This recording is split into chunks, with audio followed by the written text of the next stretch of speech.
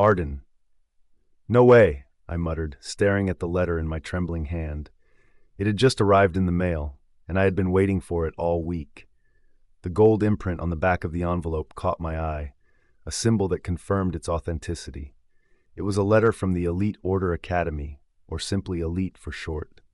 By the time a werewolf turns 20, they can apply to Elite, a name that speaks for itself. Reserved for the most skilled young werewolves in the entire country, it represents the pinnacle of excellence. For 2 transformative years, they are molded into the leaders of their packs, equipped with skills that ensure a promising future. Ever since childhood, I had dreamed of becoming one of the elites. In fact, it seemed that every young werewolf aspired to gain acceptance. However, the stakes felt higher for me. My parents had graduated from there. So had my 2 older brothers, one of whom was now in his final year. As the youngest in the family and the so-called black sheep, I was met with skepticism at every turn. It was no surprise that my mother had urged me to apply to the local academy, believing that was all I was good for.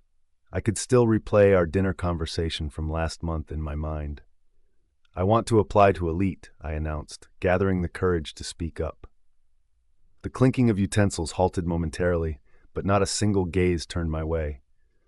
Good luck with that, I guess, my mom loyally remarked, inspecting her nails with disinterest. Lucian, my oldest brother, pursed his lips. Do you really think you can do it? Yes, I replied, my voice steady despite my racing heart. Kieran, my brother just a year older, let out a mocking chuckle. I shot him a glare, but it had little effect. Oh, sorry, he said, though he didn't sound apologetic in the least. It's just funny. We all came from Elite. That doesn't mean you should too. It's called Elite for a reason. My dad, Dominic, nodded in silent agreement, his attention glued to his phone. Just apply to the local academy. I'm sure they'll accept you based on your last name alone. I shook my head, pushing the memory of that bitter conversation away. Then, with trembling hands, I opened the letter that had arrived, my future contained within its folds. Everyone else had received their acceptance or rejection letters last week, except me. My mom had claimed that I performed so poorly on the written exam that they didn't even bother to send a letter. But here it was. I closed my eyes for a moment, fear gripping my chest. When I finally opened one eye, my heart raced as I spotted the word, accepted. I nearly leapt with joy. Instead, I stifled my excitement, covering my mouth with my hand to suppress a grin. Out in our expansive garden, I was alone, but my family was still inside the house. As much as I wanted to share this incredible news with them and prove them wrong, I needed to tell someone else first, the person who had always supported me, even when my family turned their backs. Jaxon Trevane, my mate and the future alpha of the West. We had known we were mates since we turned 18, and he had been my unwavering ally since that day. Despite the disapproval of his parents regarding our relationship, he consistently made me feel valued and accepted. He never asked for much, except for one thing, my virginity. Since the moment we met, he'd been patiently waiting for me to be ready. And now, with this news of acceptance, I felt it was time to give him the reward he had longed for. As I made my way up the grand staircase of their mansion, my heart raced wildly, the letter clutched tightly in my hand. He's going to be thrilled, I whispered to myself, a smile creeping onto my face. When I reached his door, a wave of dread rolled through my stomach. I brushed it aside, placing my hand on the handle and twisting it open. The smile vanished in an instant. There lay Jaxon, naked, and beneath him lay none other than my best friend for the past decade, Sienna Graves. Ah, Jaxon! Right there! I froze, my feet rooted in their spot. My throat went dry and I felt numb. I was sure that all of the color from my face had also drained. I unconsciously clenched my fists, my acceptance letter getting crinkled in the process. That prude won't even let me touch her, Jaxon growled, devouring her neck. She thinks her body is a prize just because she's a virgin. I've been treating her kindly for 2 whole years because of it. I felt my heart break. The one person whom I trusted and loved never loved me after all. I shook my head, the tears threatening to fall. However, I bit my lip, not allowing myself to show some weakness. And you will never get to touch me, I spat. That was when they finally noticed my presence. Their eyes widened and Jaxon pulled himself out of Sienna, making me grimace. Arden, Jaxon muttered. However, there wasn't an ounce of regret on his face. Sienna, on the other hand, turned to the side to suppress her smile. So you've never loved me after all? Jaxon pursed his lips. Then he sighed. How can you expect me to love you when you can't satisfy my needs? Aside from that, I'm going to Elite soon. We won't see each other then. I softly nodded, feeling my knees grow weak. So you won't even apologize, I muttered. Fine, I said, holding my chin up high. I reject you, Ardenstone, as my mate, Jaxon said, beating me to it. I felt undeniable pain go through my body, my heart feeling like it was getting ripped out of my chest. I took deep breaths, trying to lessen the pain. Then I saw his expression, a small smirk playing on his lips. Sorry, Arden, he said, walking closer to me, still with the same unapologetic look. You and I weren't a match anyway. Arden, I ran out of the house like a fire was chasing me down. I felt the urge to cry, but I didn't want to give them the satisfaction of showing my tears.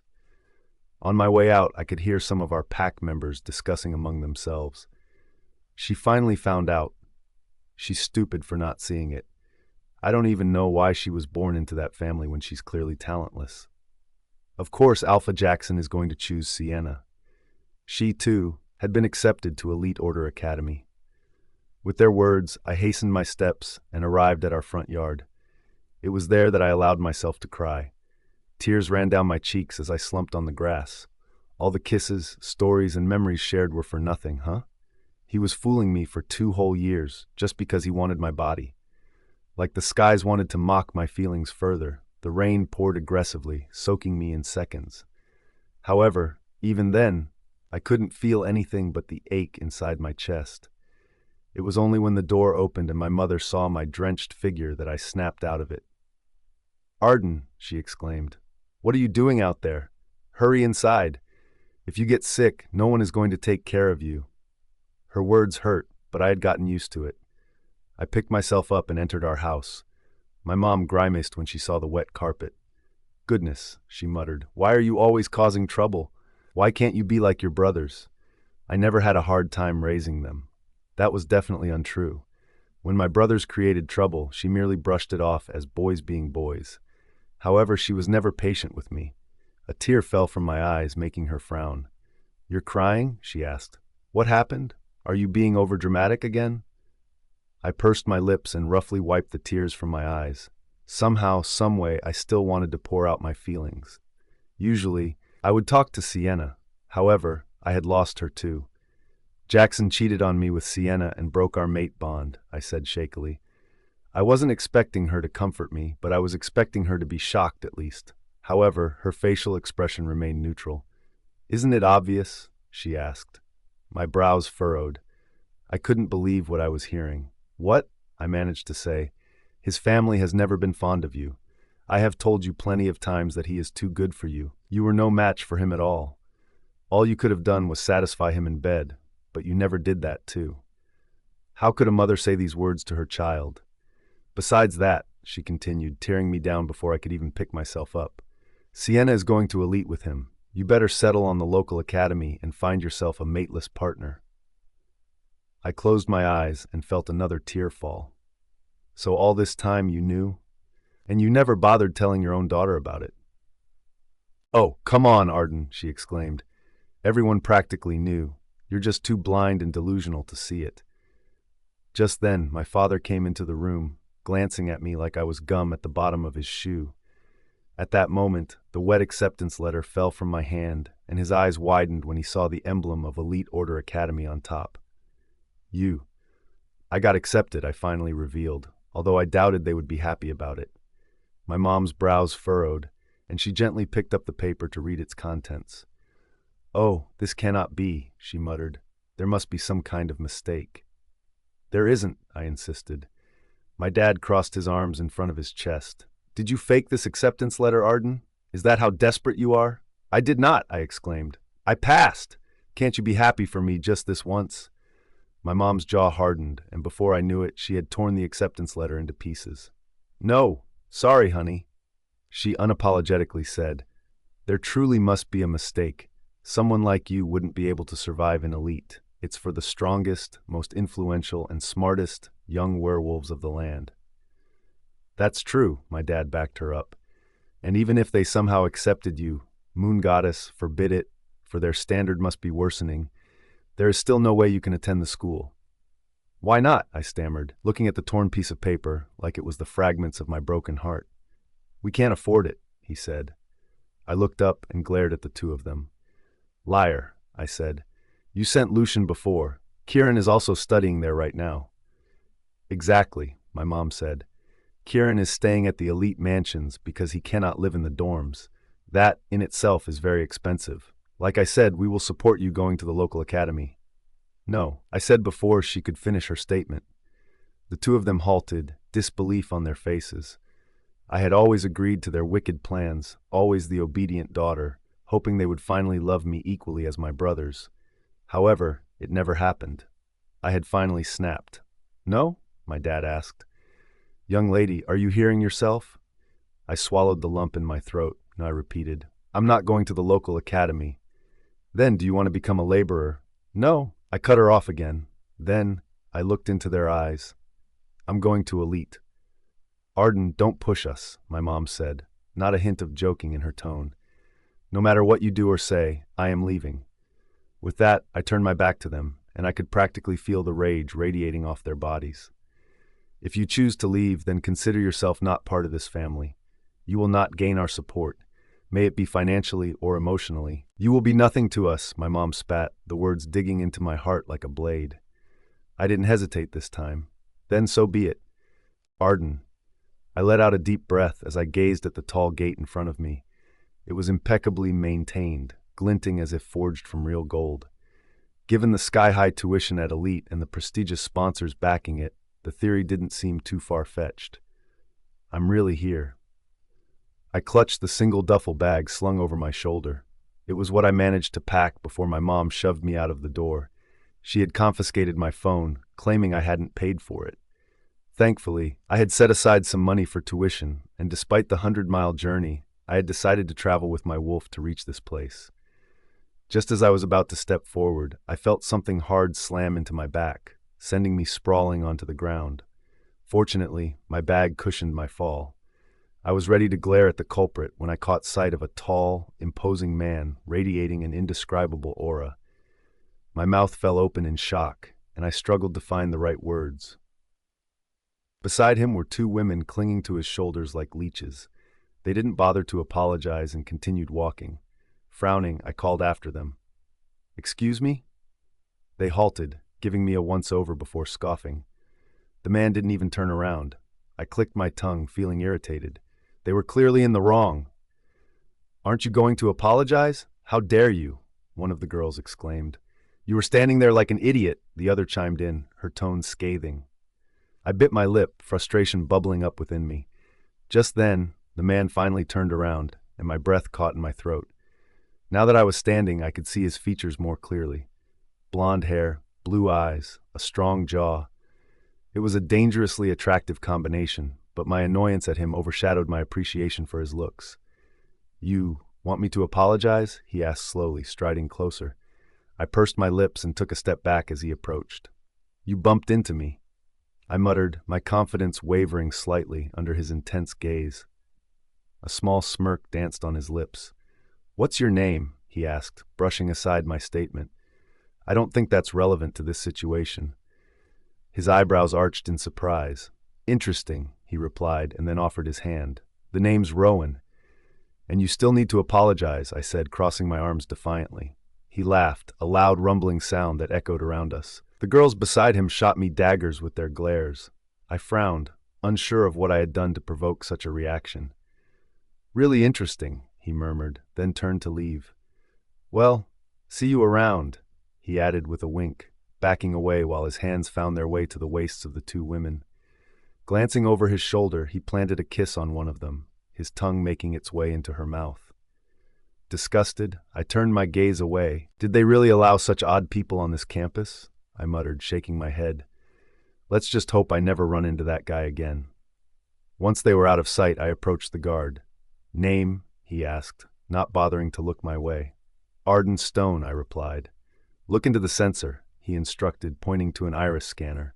I complied, holding my breath as the scanner processed my identity. After a few tense moments, it turned green. I sighed in relief. There was no mistake. I was really admitted. "Go in," he said, finally meeting my gaze. I smiled and stepped inside, the air feeling different compared to the outside. I inhaled deeply, taking in my dream school. The campus was so vast that it would require a car just to navigate. On the far right were the elite mansions, reserved for the creme de la creme, those who could afford the outrageous fees. When I found out how much a single room cost, I nearly fainted. It was even pricier than the tuition. I had heard that's where alphas, betas, and the offspring of wealthy tycoons stayed. And that's where my brother was residing. I shook my head, feeling the familiar pain of unfairness. My parents claimed we couldn't afford it when they easily paid for his accommodation. With determination, I turned my focus to a large map a few steps away. I needed to locate the Hades dorms, the cheapest option, though it had received mixed reviews. "Where is it?" I muttered, scanning the enormous map. "Aha!" A frown creased my forehead as I realized its distance. "It's at the farthest part," I mumbled, estimating it must be around 20 kilometers away. "It's a whole marathon," I chuckled to myself. It was the only housing I could afford, so I had no right to complain. Besides, I was already here. With renewed resolve, I embarked on my journey to my new home for the next 2 years. Unfortunately, in my distraction, I bumped into yet another person. This person was solid, and I found myself losing my balance, but a pair of strong arms quickly wrapped around my waist, steadying me. A shiver ran down my spine, making me bite my lip. "I'm sorry," I began, realizing I was at fault this time. "I was just in a hurry." My words caught in my throat when I looked up into the eyes of the person next to me. "Pretty," I murmured before I could stop myself. His eyes, the shade of stormy skies, gray, neither too dark nor too light, held a depth that seemed to shimmer despite their dullness.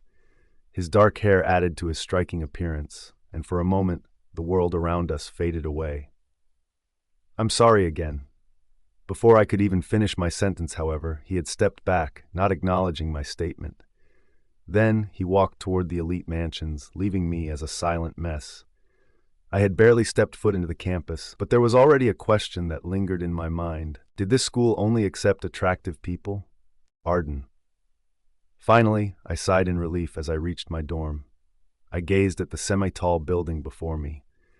With its 7 floors, it stood out as a bit more worn compared to the rest of the campus infrastructure. But I can't complain. It was the most affordable option available.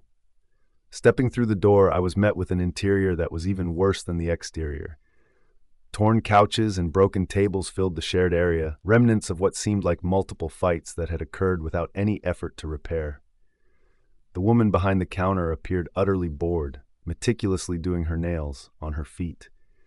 I cleared my throat once, but she held up a hand, silencing me as she focused on her intricate design on her smallest toe. It seemed to be a cherry. How will that fit on such a small nail? After a moment, she sighed in relief and finally looked at me, still with her foot on the table. "What do you need?" she asked. I'm a new tenant," I replied, managing a small smile. "Arden Stone." With another sigh, she peered at her laptop and squinted her eyes before nodding. "I see your name. You've paid the initial deposit?" "Yes," I said. She hummed. "Make sure to pay your rent on time. We don't want another fight to break out. Hades does not appreciate those who make late payments." My eyes widened. "What?" She raised an eyebrow. "Will you be a problem?" No. I quickly answered, shaking my head. "Good," she smirked. "My name is Maisie, and I am the dorm leader. If you have any problems, speak with me between 8 and 10 a.m. and p.m. only, strictly. I am also a student." I nodded again. She rummaged through the drawers and handed me a rusty key. "Room 707, she said. "It's a shared room, you know that, right?" "Yes," I confirmed. "Can I take the elevator?" She burst out laughing, leaving me confused. "Oh, honey, our elevator has been broken for 5 years. Take the stairs." I raised an eyebrow. A school like Elite had such living arrangements? Still, it seemed like she was on the verge of a tantrum if I asked another question. So I nodded and made my way, taking the stairs to the top floor. The journey was less than pleasant. Shirtless men and women lounged in the hallways, some even kissing and borderline having sex. Beer bottles littered the ground. and tissues with unknown substances clung to the walls. I shook my head and hastened to my room, sighing in relief when I found that the seventh floor wasn't as chaotic as the others. I inserted the key and twisted it, quickly shutting the door behind me and leaning against the hard surface. "Rough, right?" someone suddenly asked. I jumped in shock, coming face to face with a striking woman with light skin and wavy hair. "Don't scream," she said. "The walls in here are paper thin." I pressed a hand to my heart. "I'm sorry, I just didn't expect anyone to be here." "No worries," she said, rising from the floor where she'd been arranging her belongings and offering her hand. "I'm Tessa, and I think we're roommates." A small smile crept onto my lips. I already had a good feeling about her. "Arden," I said, shaking her hand. "Nice to meet you." She covered her mouth for a moment. "You're so pretty," she declared. My eyes widened and I shook my head. "That's too much," I shyly replied. "You're definitely prettier." "Trust me," she said, patting my shoulder. "You're the prettiest girl I've ever seen." My cheeks flushed as I looked away. "Anyway, are you also a freshman?" she asked. I nodded, setting my bag on my side of the room. "Same here," she smiled. "Let's hope we have the same schedule. The moon goddess knows I need a friend in this place." I chuckled and nodded. "It's a good thing we don't have classes today, right? We can rest." She tilted her head, looking thoughtful. "We do have to attend the General Assembly, though." "Huh?" I asked, turning to her with furrowed brows. "The General Assembly. They posted it on the Echo, the school's page." "Crap," I muttered. My mom had taken my phone before I could check it. "What time is it?" Just then, sirens wailed across the campus, causing me to freeze. Tessa's eyes widened. "Now," she exclaimed, grabbing my wrist and pulling me out the door. Wait, I protested. "Do we have to run to the main hall?" She frowned slightly. "Run? Are we going to shift or something?" She giggled, shaking her head. "No, silly. We have a free shuttle for all. Come on, let's go." The hall was already packed when Tessa and I arrived. We settled into the back seats, which suited me just fine. I spotted my brother and Sienna sitting near the front and center, and I wanted to avoid them at all costs. But where was Jaxon? I shook my head, dismissing the thought. I didn't want to give that jerk a single moment of my attention. "Phew," Tessa sighed in relief. "We made it. We can't miss the announcement of the alphas for each faction. We need to choose wisely so we can have a peaceful stay at school." My frown deepened with every word. "Choose an alpha?" I asked. She looked at me in confusion. "Yes," she replied. "That would be most ideal. You automatically have a clique, and you can build connections." "What are you talking about?" Her brows furrowed. "Don't tell me you don't know these things." "No," I said. She let out a small chuckle of disbelief. "Were you sheltered all your life?" I pursed my lips. "Well, my parents did restrict me much more than they did to my brothers, practically controlling my life like it was theirs." "I'll tell you all the details," she said with an understanding smile. "For now, focus on the front. The alphas are about to be introduced." Arden, a middle-aged, handsome man with hair as white as snow, stood on the podium with a microphone pressed to his lips. "Good morning, everyone. Please settle down." The noise didn't subside. It seemed they didn't care much for this man. Nevertheless, he continued speaking. "My name is Alan Winters, the headmaster of Elite Order Academy. Today marks the start of another semester. To all the seniors, welcome back, and to all the freshmen, welcome. You are the chosen few, and we are honored to have you here. First and foremost, you've been chosen not only for your intelligence, but also for your potential." "This will take a while," Tessa said. "Headmaster Winters is known for his long speeches." I turned to her with raised eyebrows. "How much do you know about Elite?" she suddenly asked. I tilted my head to the side. As I thought about it, I realized I didn't know much. My parents and brothers never bothered to share any stories. All I knew was that it was the most prestigious school, and young wolves who graduated from it were placed on a pedestal. For most of my life, I had wanted to prove myself to everyone who had underestimated me. I thought graduating from Elite would be the best way to do it. "That it's the best school in the country?" I muttered. Tessa clicked her tongue. "So not much then. Well, you're in for a wild ride. Elite Order Academy isn't what it seems on the surface. For most, it's where you build your strengths, shed your weaknesses, and become some of the most influential people in the werewolf world. However, what they don't tell you is the process involved, she began. I listened intently. As you already know, our country is divided into 4 factions. It's the same here. 4 chosen leaders run the school. Most people stick with their factions. For example, if you're from the South, you choose the Alpha of the South. However, choosing another Alpha has become more common, especially if they are known to be the strongest. Like I said, choosing your Alpha is crucial. They must accept and respect you.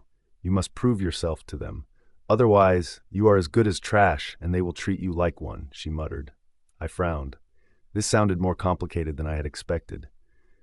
Here's the first Alpha, Tessa said, nudging my shoulder. The Alpha of the East, Mr. Winters began. Elias Rue. The hall erupted in cheers as a tall, lean man with black-rimmed glasses matching the color of his hair, with lips pressed in a tight line, came to the front. Even from a distance, I could tell he possessed something extraordinary. Elias Rue, Tessa continued, the youngest son of the current Alpha of the East. Even though he is the youngest in the family, he is expected to become the heir due to his remarkable intelligence. His IQ is out of this world, and his strategies are top-notch. He's here as a freshman and has already dethroned his older brother, who is a senior. The Alpha of the South, Mr. Winters announced, introducing the next Alpha, Rowan Renmore. My brows furrowed as a familiar figure walked onto the stage. This guy, I muttered under my breath. The audience's excitement increased, with squeals that far exceeded those for Elias. A wink from Rowan sent the crowd into a frenzy. Tessa let out a sigh, shaking her head. Rowan's still a playboy, I see. I turned to her. Rowan Renmore, she explained. He's the oldest son of the South, notorious for being a player. He's also in his first year here. It's said that hundreds of girls line up for him in their packs. He doesn't even have to try. Moreover, he comes from immense wealth. His family owns multiple businesses. Right from the start, many people want to get on his good side, hoping for a little spare change, which would easily surpass our rent in the Hades dorm. I observed him nodding slowly. The way he dressed spoke volumes. Alpha of the West, Jaxon Trevane. My gaze snapped to the stage at the mention of a name I dreaded. My fists clenched unconsciously at my sides as cheers erupted once more. Jaxon waved and smiled, blissfully oblivious to the chaos he had left in his wake. Jaxon Trevane, Tessa began to introduce him, but I raised my hand. I already know about him, I murmured. Oh, are you from the West? I nodded. Well, at least I can share what others think about Jaxon, she continued. He's the only son of the West and is treasured by your faction. Jaxon is known to be reliable, kind, and, of course, strong. He's said to be formidable in battle, whether in his human or wolf form. He was also a cheater, but of course, everyone had covered that up, or perhaps they simply didn't care. Even though I was the one being cheated on, they still believed I was the seducer. I couldn't deny Tessa's claim that he was strong, though. Next to Elias and Rowan, both already muscular, he appeared even more buff. Before the last Alpha was announced, whispers swept through the crowd. I glanced around, noting the excited expressions on their faces. He's finally here. I saw him a while ago. He's so handsome. I focused intently on the front. And last but not least, Tessa began, her tone filled with anticipation compared to the other introductions. The Alpha of the North, the best bet. I pursed my lips. Since the formation of the factions, the North has always been regarded as the most superior. Their numbers were unmatched, their resources abundant, and their land the most expansive. It hadn't always been this way, but the North's leaders were known for their efficiency, which had propelled them to success. Everyone wants to be on his good side, and of course, in his good graces. If the other alphas possess a notable merit, this alpha has it all. In a survey conducted right after the acceptance letters were sent, it was revealed that he was the most popular choice among alphas.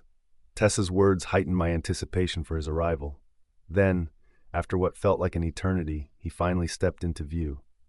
The Alpha of the North, Caden Callahan. A small gasp escaped my lips. Dark brown hair, striking gray eyes. He was the one I had bumped into at the entrance. Arden. Cade took his spot next to Jaxon, completing the 4 alphas from the different factions. Seeing them like this, I could feel the immense aura radiating from their bodies. They didn't glance at each other, but the competition between them was clear as day. These four will determine our stay for the next 2 years, Tessa continued, her eyes fixed on the stage with a determined expression. This year, the stakes are even higher. I finally turned to her. What do you mean? It's a monumental moment, she replied, because all of the true alphas are here. True alphas. How could I forget? Once upon a time, our country, Fenra, didn't have any factions. I was born after the breaking, so I never knew a united Fenra, only stories of the old days when one alpha ruled everything. But the power was too concentrated, and many fell into turmoil. Wolves rose in protest, demanding freedom from absolute rule. After much struggle, the public claimed victory. To quell the chaos, Fenra was split into 4 sovereign factions. Each of Fenra's 4 factions is made up of dozens of packs, but above them is a bloodline everyone bows to, the true family. The Trevanes were the true family in the West. I didn't know much about the other true families, but it seemed they timed their pregnancies close together as all of their sons were now here. But to keep the peace, there's the united faction, formed by the true families, the most competent workers, and a handful of noteworthy individuals. Together, they form the spine of Fenra's fragile harmony. At the center of it all is the Praetor, an individual elected by the citizens of Fenra. Neither bound to a faction nor loyal to a bloodline, the Praetor serves as the middle ground, the neutral voice, the face of the people. One of the united faction's most powerful institutions is Elite, an academy built for the brightest and strongest of Fenra's youth. That was as much as I knew about the school, and also why I admired it so much. This year, the future alphas of each faction have joined us, Mr. Winters exclaimed, snapping me out of my thoughts. This only happens once in a blue moon. I can't believe we've finally reached a century where this is happening. An excited glint was visible in his eyes through the large screen. Classes will officially start on Monday, he continued, prompting cheers from the student body. In the meantime, I want you to familiarize yourselves with the campus. Oh, and how can I forget? All students who attended the General Assembly will receive 50 points each. Dings echoed across the room, followed by even louder cheers from the crowd. Thank you, everyone, and have an elite day ahead, he concluded, ending his speech. With that, students began to file out of the hall, but I remained rooted in place. Points, I muttered. Tessa glanced at me with pursed lips. It seems you really don't know much about Elite, huh? She held out her hand. Want to grab some food so we can talk about it? Sure, I replied, running my fingers through my hair. I definitely needed food to process everything. We began walking through the halls, and I was about to enter the first cafeteria when Tessa suddenly pulled me away. What are you doing? She asked, wide-eyed. Going to eat? Not there, silly, she said. That's reserved for the elites. But aren't we elites? I tilted my head to the side. Not officially, she replied. The opulence cafeteria is reserved for the wolves with the highest points, or in the freshmen's case, the richest ones. The segregation is insane. Tell me about it, Tessa muttered. But for now, we follow the rules. Come on, the common cafeteria is this way. We entered the cafeteria, and I quickly scanned the room, searching for the person I wanted to avoid. But he was probably in the opulence hall, so I relaxed a bit.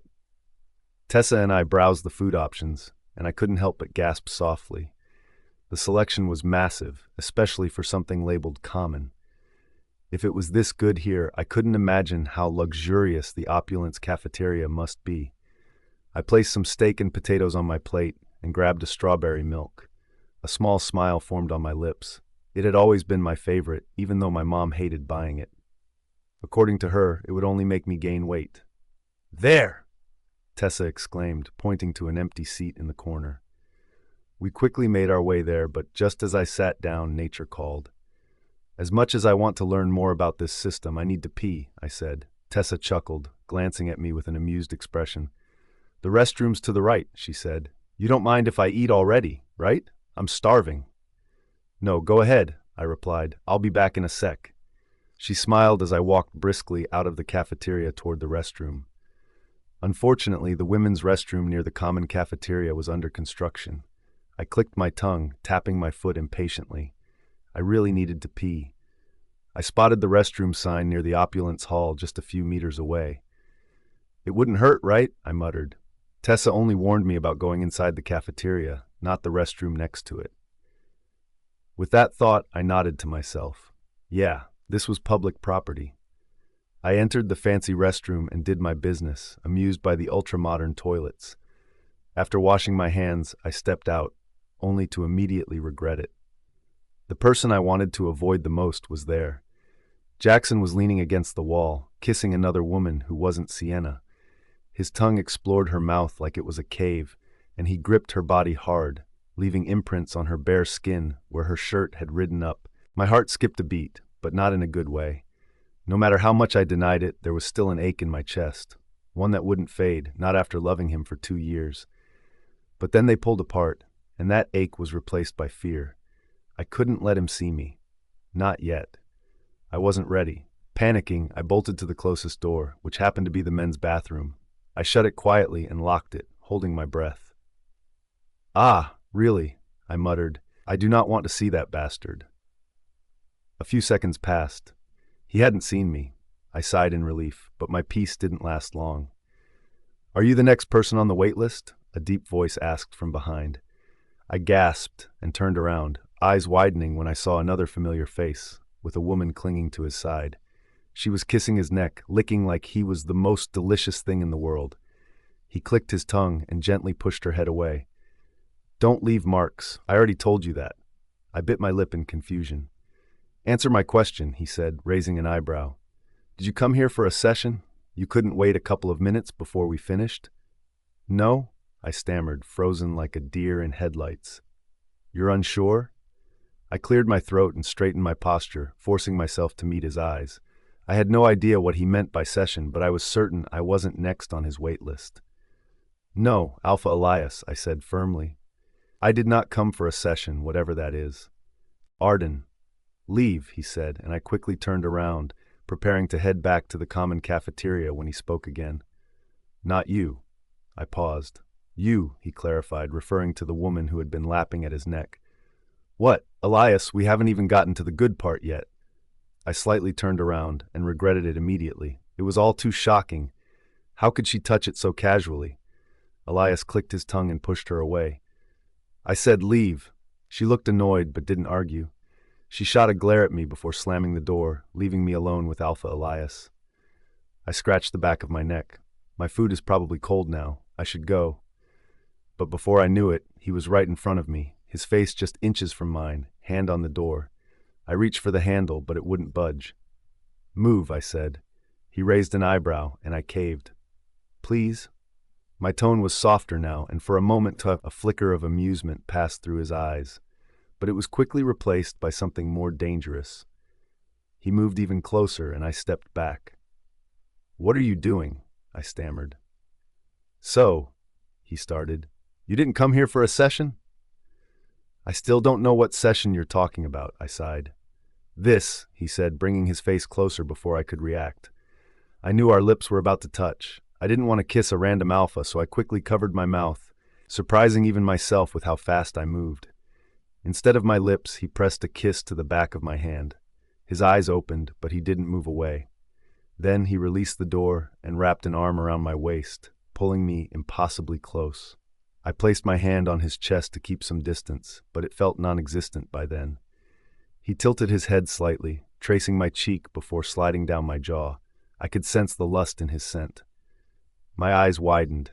With all the strength I had left, I finally managed to push him away. He looked at me strangely while I glared at him. You smell good, he suddenly said, making me cover my neck where my scent gland was. I sighed in disbelief and shook my head. With that, I twisted the knob and walked out without saying anything else. I hurried back to the cafeteria, hand still over my scent gland. That was close. I could smell his scent turning muskier when he got that close, a clear sign he was losing control. Why are all the alphas so weird? I muttered. When I finally returned to our table, Tessa was nearly done with her meal. Where have you been? She asked mid-chew. Your food's cold. I sighed and sat down, shoving the steak into my mouth. Even cold, it still tasted good. I ran into someone, I muttered. Someone you knew? She asked, curious. I shrugged. Not really. It was Alpha Elias. What? She shouted, catching the attention of nearby werewolves. My eyes widened. Is it really that shocking? Her cheeks flushed under the stares. Sorry, she muttered. Did you just say Alpha Elias? I hummed, continuing to eat. You met him this early on? She whispered. Most people don't even see the alphas before the Ivory Solstice. Ivory Solstice? She smirked. It's an all-night party where all the students get to know the alphas better. It happens next month. I see, I whispered. You seem to know a lot about Elite, don't you? She bit her lip. You could say that. Anyway, going back to your meeting with Alpha Elias, she said, eyes gleaming. What happened? Did you two talk? My mind went back to our encounter. He's strange. Strange, she echoed. How so? I shrugged. I don't know. Maybe it's just me, but he was kissing someone in the bathroom. My thoughts drifted further. Now that I think about it, the other alphas were acting weird too. Jaxon was kissing some random girl, and Rowan had 2 girls hanging off his arms. Are all the alphas playboys? She sighed, crossing her arms. I guess they've already started, huh? And it's only the first day. Then again, it's to be expected. I frowned. Started what? Tessa tilted her head. Her lips curved, but there was no humor in her smile. The game, she said. A breeze rustled the banners hanging from the stone posts. In the distance, the students looked like gods and monsters. There's a system, she continued. Every werewolf plays the game at Elite, whether they admit it or not. And there are only 3 ways to earn points: strength, intellect, and sex. I blinked, trying to process it. Sex, strength, fighting, combat tournaments, physical trials, intellect, grades, council debates, placement exams. You earn points through all of that. But the fastest way up? It's the last one, she said with a dry laugh. My throat tightened. There's a ranking for that? Echo, she nodded. It's our school's internal network. It updates every midnight. Tracks how many fights you've won, how many points you've gained, and who you've slept with. I stared at her, stunned, but she kept going. Sleeping with someone gets a guy 20 points. For girls, it's different. We get half of whatever the guy's worth. So if he's top tier, we get more. Everyone wants the alphas. They're untouchable in strength, unbeatable in intellect, and worth more than anyone else in the system. I wanted to say something, but what could I even say? If a guy sleeps with the same girl more than once, he only gets half of the 20. Do it again, and it's half again, she added.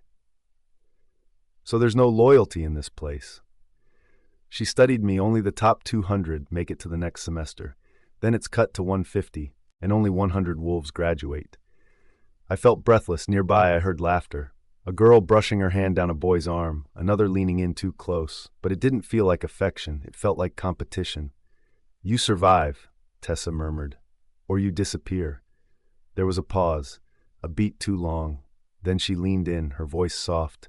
But there's one prize, she whispered, one that makes everything else look worthless. I looked at her. A virgin, she said with a small smile. A virgin is worth more than sleeping with 100 other girls. Arden, how do they even know about such data? I asked, furrowing my brows, my heart racing as a sense of vulnerability washed over me. How can they know who's a virgin or not? They collected the data during the entrance exam, remember? Tessa replied, and I froze. The memory surged back. One of the questions had been about it. But others could lie, I countered, attempting to brush aside the gnawing fear. But they won't, Tessa insisted. Virgins have a mark on their scent glands that sets them apart. The school can easily verify the truth. Isn't it strange, though? I asked, tugging my hair closer to my scent gland. The notion of hiding the mark for the entirety of the semester hung heavy in the air. It is strange, Tessa sighed, but it's been this way since Mr. Winters took over as headmaster. He said it was an ode to the moon goddess, who symbolizes purity. A leader who can claim someone's purity is deemed worthy. I exhaled a shaky breath. But virgins aren't that rare, are they? They are, Tessa replied, glancing at her own scent gland, now devoid of its marking. Each werewolf's mark represented their purity, unique to the individual. Mine was a swirling symbol of a storm, stark white against my skin. Since Elite accepts students over 20, most who arrive here have already met their mates by 18. Those who haven't usually explore their sexuality. You know how it is. Wolves have an insatiable libido. It's in our nature. I fell silent, processing her words. Tessa raised an eyebrow. Arden, are you all right? Oh, yes, I chuckled nervously, though it felt forced. You just seem a bit on edge. I sighed, tucking my jittery hands beneath the table. It's just a lot to take in, I mumbled. I can only imagine, Tessa replied softly. I was even worse when I learned all this from my sister. So that was how she knew about the school. My situation was different. My brothers kept me in the dark. Anyway, who do you choose? Tessa asked, pulling me from my thoughts. We have to choose? Tessa nodded. It's for our safety. Once we're divided into factions, things change. Being claimed gives you a buffer. No one crosses someone under the Alpha without consequences. Remember the Ivory Solstice? That's when we usually choose an Alpha to be under. My stomach tightened. I thought of the looming ceremony, where each of us would have to declare allegiance to an Alpha. I didn't think we'd be forced to choose so soon, I murmured. Most already know who they're going to, Tessa said, resting her chin on her palm. They choose their own factions, but it's not unusual to choose the strongest Alpha. Her voice lowered. But it means pulling away from everything you know, which is why it's thought about really well. Are you considering Alpha Jaxon? He'd be the safest bet, especially since he is your true Alpha, she added. No. The disgust in my tone was unmistakable. I was resolute in my decision to steer clear of Jaxon. Tessa blinked in surprise, but thankfully didn't pry further. Then what about Alpha Elias? My initial impression of him wasn't good already. I shook my head, meeting her gaze. What if you don't choose? Disbelief flashed in her eyes, finding the question amusing. What do you mean? That cannot be. What's truly at stake? I murmured. It's not like you'd be forbidden from graduating if you aren't tied to an Alpha. She opened her mouth, hesitated, then closed it again. You're right. I felt a wave of relief wash over me. But it won't be easy, she cautioned. Elite is brutal enough to those deemed low. Not belonging means you're practically asking to die. So you should choose one, Arden. It'll be your best protection. I hadn't slept well for the last couple of nights. Elite was far from what I had expected, and there were plenty of moments when I reconsidered my decision to come here. However, thinking about my parents' smug faces if I retracted my decision pulled me back each time. Are you ready for the first day of class? Tessa asked, jolting me from my thoughts. I turned to her and managed a small smile. Yeah, I muttered. I'm glad we have nearly all the same classes. Me too, Tessa chimed. But wait, don't you have any friends in your faction? I froze at her question. She must have noticed my nerves as she quickly deflected it. Don't worry, she exclaimed. We're on the same page. The wolves from the south aren't too fond of me either. Weird, I said. You're the most pleasant person I've ever met. Same here, Tessa smiled. Let's stick together until the end. Are you ready to go? Yup, I said, standing from my bed. She wrapped her arm around mine, and together we made our way to our first class, Pack Psychology and Bonding. We boarded the bus, and I gazed out the window, a small smile appearing on my lips. That's right. There was nothing to worry about. For the next 2 years, I was determined to emerge as an elite graduate. It didn't matter if I graduated at the top of my class. I wanted my school life to be as peaceful as possible. Lay low, blend in, gain new knowledge and skills. I had already been robbed of that in high school, always lingering in the shadow of my brothers. When I found out that Jaxon was my mate, I thought it would be easier, but it only became more complicated. I seemed to have a target on my back, and come to think of it, Jaxon hadn't done much to protect me after all. I should have broken up with that bastard sooner. Did you hear? The passenger next to Tessa suddenly said, not even attempting to sound discreet. What? Her friend turned to her with a curious look. I heard from my friend who has another friend in the school records department, and she said that a virgin is among us this year.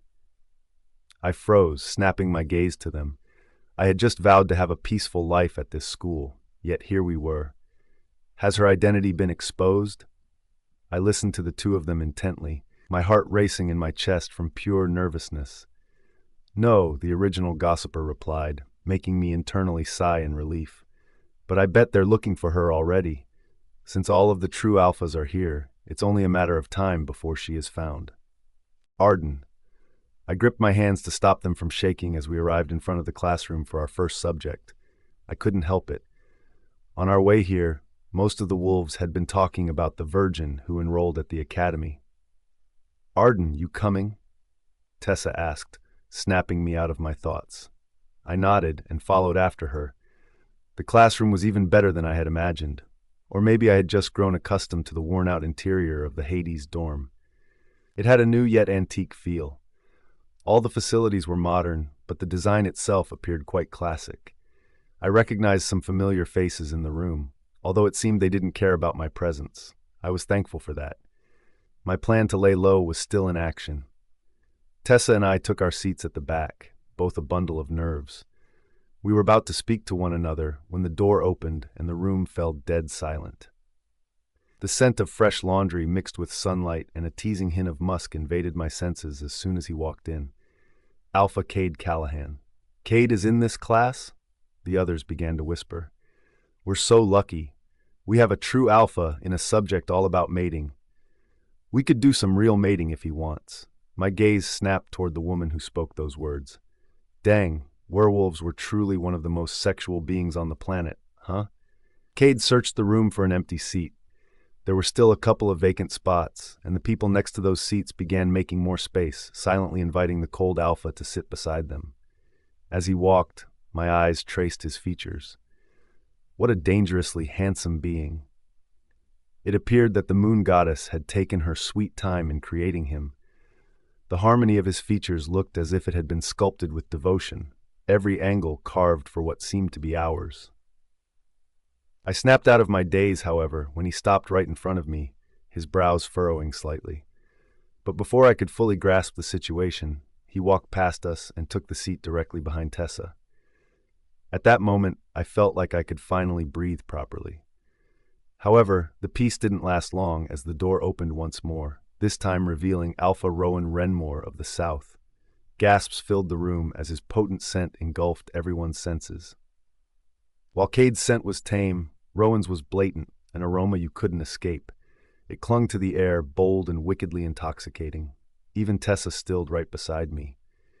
"We have 2 true alphas in our class. Have we maxed out our luck? I don't mind that this class is in the morning, after all."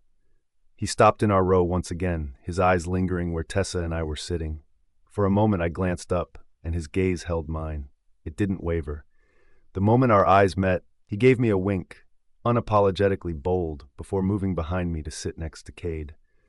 I heard Rowan greet him, but the Alpha of the North didn't budge. I stayed in my spot, ensuring I covered my mark with my hair. I had concealed it with makeup, making sure it wouldn't show, but I wanted to be 100% sure. "Good morning, class!" A middle-aged woman dressed in colorful frills entered the classroom. She had a wide smile, her red lipstick accentuating the curve of her lips. Her blush was heavily applied, but it seemed deliberate. It suited her well, too. "I am Miss Lovely Loveson," she greeted, her name appearing on the board behind her. I held in the urge to gasp at the cutting-edge technology. "And I will be your teacher for pack psychology and bonding for the entire year. The subject is divided into 2 parts, psychology and mating. The first is more complicated, and since you're all newbies, we will focus on the latter topic for the first semester." The class cheered, making the eccentric teacher chuckle along with them. "Hold your horses, or in this case, your wolves," she said. "I know you young ones are excited about this topic, and rest assured, I will do my best to teach you in a more practical manner." She winked. The room erupted into excited whispers. I turned to Tessa, who was quieter than usual, and nudged her shoulder. "Do you think that's a good thing?" I asked. She snapped out of her daze before tilting her head. Sure. Yeah, practical teaching is better than plain lectures." I chuckled and focused my attention back to the front, where Miss Loveson continued explaining the course's gist. "With this in mind," she continued, "I will not be having a lecture for the first month of my subject. I want you to discuss the topics instead. You are all grown-ups, so I'm assuming you are not clueless about the mating process." She then brought out a small, colorful box and began shaking its contents. "I will divide you into groups of 4, and a representative will choose a topic for discussion. By the end of next week, I want you to give me and the class a comprehensive presentation. Then right after, we'll have a quiz on everybody's presentation." As most of the wolves who made it an elite were intellectuals, no complaints arose across the room. Just then, a short-haired woman raised her hand. "Can we choose our groups?" Miss Loveson smiled, a suspicious glint in her eyes. "As much as I value autonomy, I also believe in stepping out of your comfort zone. I will be choosing the groups," she said, her tone not leaving any room for argument. "There are 4 columns with 8 rows each. You will be grouped according to your seats, which will be permanent, by the way." Tessa and I visibly froze when everyone turned toward us, jealousy burning in their eyes. However, at that moment, I was willing to give up my seat for literally anybody else. I slowly turned around, already feeling breathless, despite not having done anything strenuous. The 2 alphas radiated overwhelming auras, and I couldn't even look at them for more than 10 seconds. How much more if we actually started working for this project? "So we're in a single group, huh?" Rowan said, leaning on his elbow and meeting my gaze. "Arden." The chairs scraped against the pristine wooden floor as individuals faced their groups, the wide space alive with small chatter about gossip and future plans. Yet amidst the voices I could distinctly hear the rapid beating of my own heart. We found ourselves entrapped in an awkward silence. Cade was gazing out of the window, his thoughts drifting far beyond the classroom. Beside me, Rowan's eyes were glued to the side of my face, his intense stare making my cheeks flush. Meanwhile, Tessa acted engrossed by her laptop, completely immersed in whatever was displayed on the screen. As the silence lingered, I pursed my lips, desperately searching for an opening statement that could ease the tension. Fortunately, the moment was shattered when Miss Loveson came to our group, her cheery demeanor breaking through the suffocating surroundings. Well, if this isn't an interesting team. Alpha Cade of the North, Alpha Rowan of the South, and 2 beautiful ladies, she greeted, a warm smile illuminating her face. "Tessa and Arden," I quickly added, feeling the need to assert our presence. She turned to me with raised eyebrows, prompting me to clear my throat and repeat in a quieter voice, "I'm Arden, and she's Tessa." Miss Loveson's smile broadened, though I noticed she still had a hint of surprise in her expression. "All right, my apologies. I'll remember your names. Anyway," she continued, reverting to her enthusiastic tone, "choose your topic." She handed me a small, colorful box while I turned to the rest of my group mates. Tessa nodded in agreement, and I noticed Rowan's faint smile, while Cade remained fixated on the view outside the window. With nervousness and excitement, I plunged my hand into the box and retrieved a piece of paper. As I read it, my breath caught in my throat. I turned to Miss Loveson with hopeful eyes, but she merely shook her head with an encouraging smile. "Good luck," she exclaimed, moving on to the next group. I placed the piece of paper on the table between us. Nodding, my luck seemed to have deserted me. As anticipated, Rowan was rather pleased with the topic. "So, how do we start?" he asked, crossing his arms across his chest expectantly.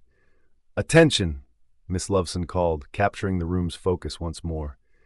"I don't want a half-hearted presentation. All of you are in elite for a reason, so prove it.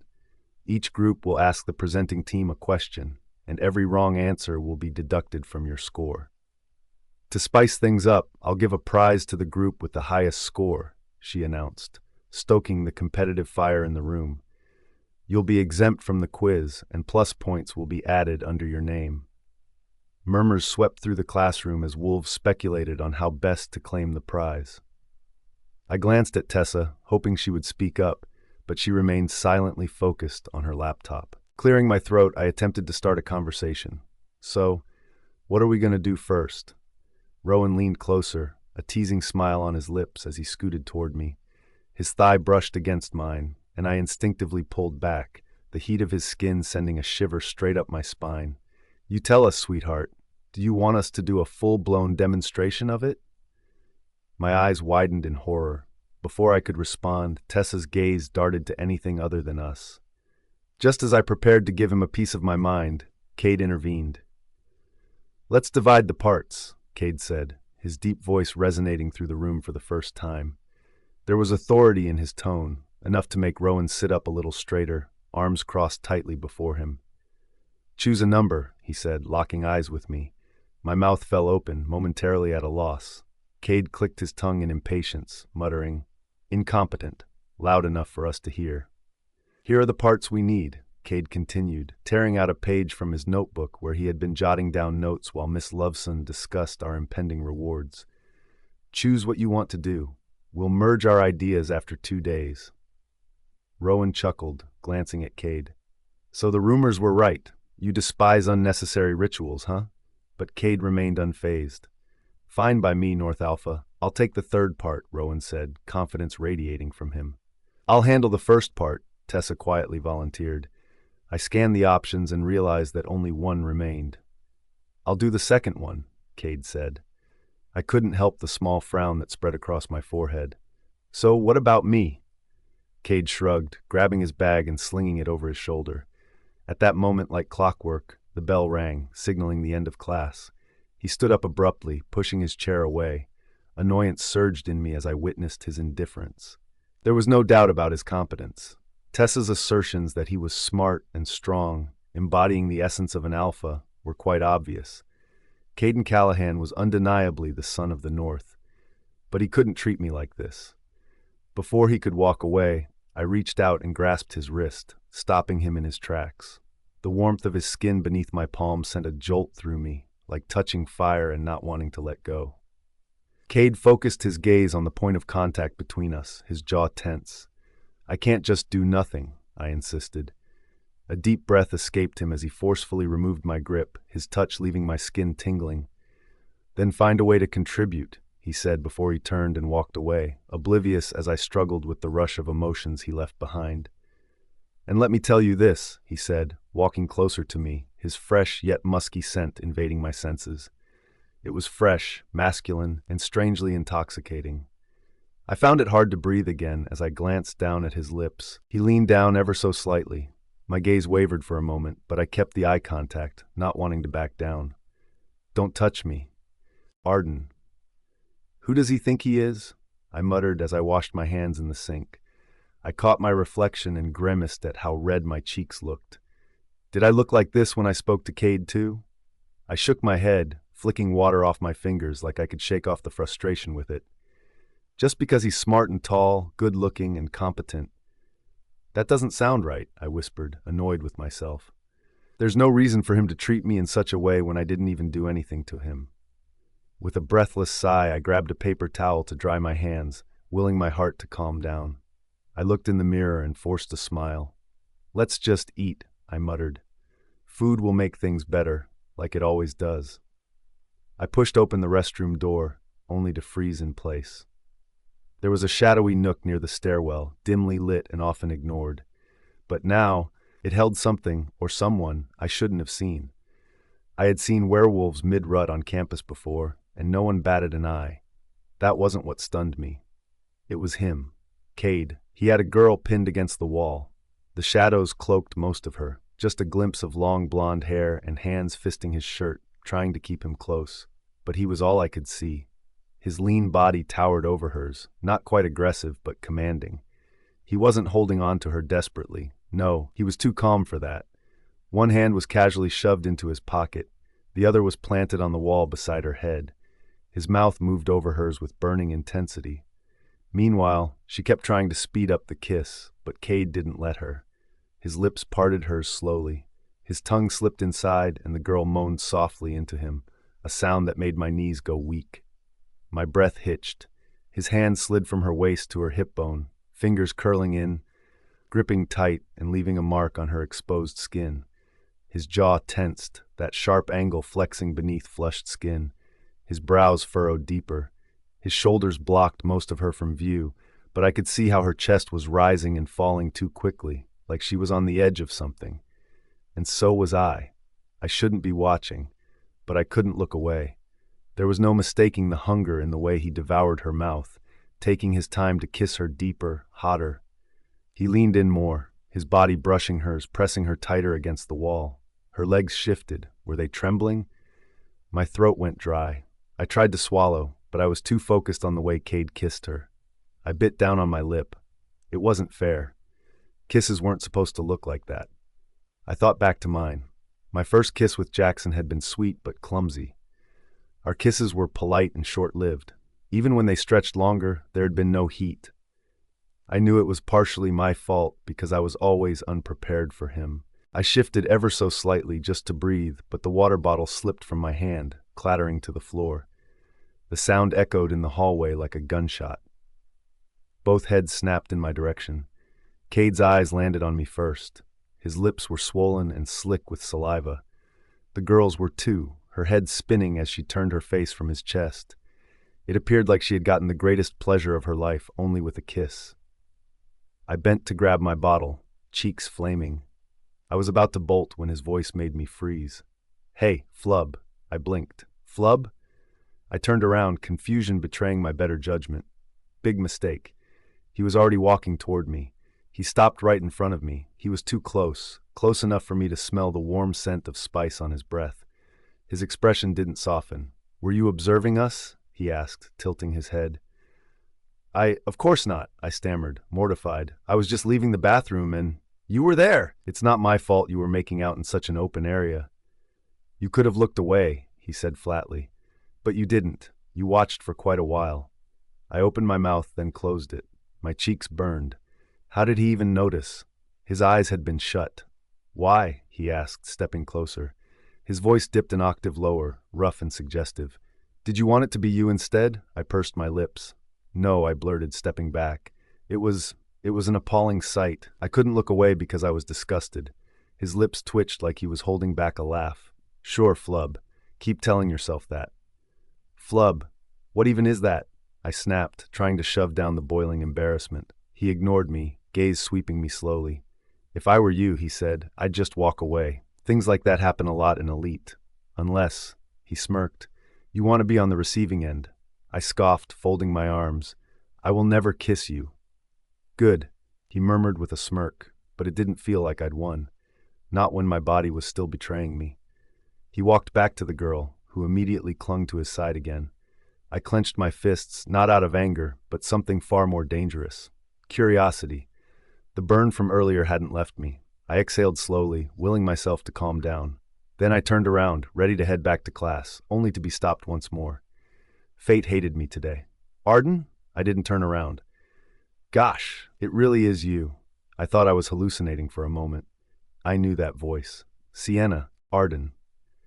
At first, her face showed a look of surprise. It seemed she didn't believe it was me.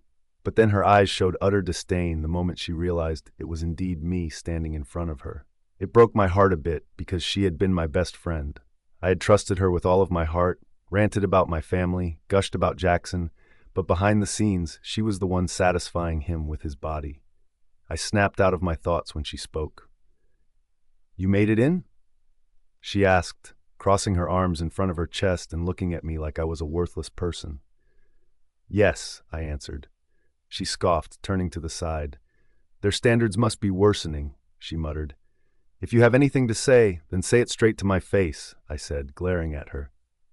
"Oh, sorry," she chuckled. "I just didn't want to hurt your already fragile feelings. After all, I captured Jackson's heart when he's your mate. Do you know that he's the one who came on to me? I didn't even force him, but he desperately begged on his knees." Every word felt like a stab to the heart, but I knew she wanted a reaction, so I kept a straight face. "Have you seen him?" she asked, and I could sense the insecurity in her voice, though she tried hard to mask it. "No," I answered. "I don't have any plans to."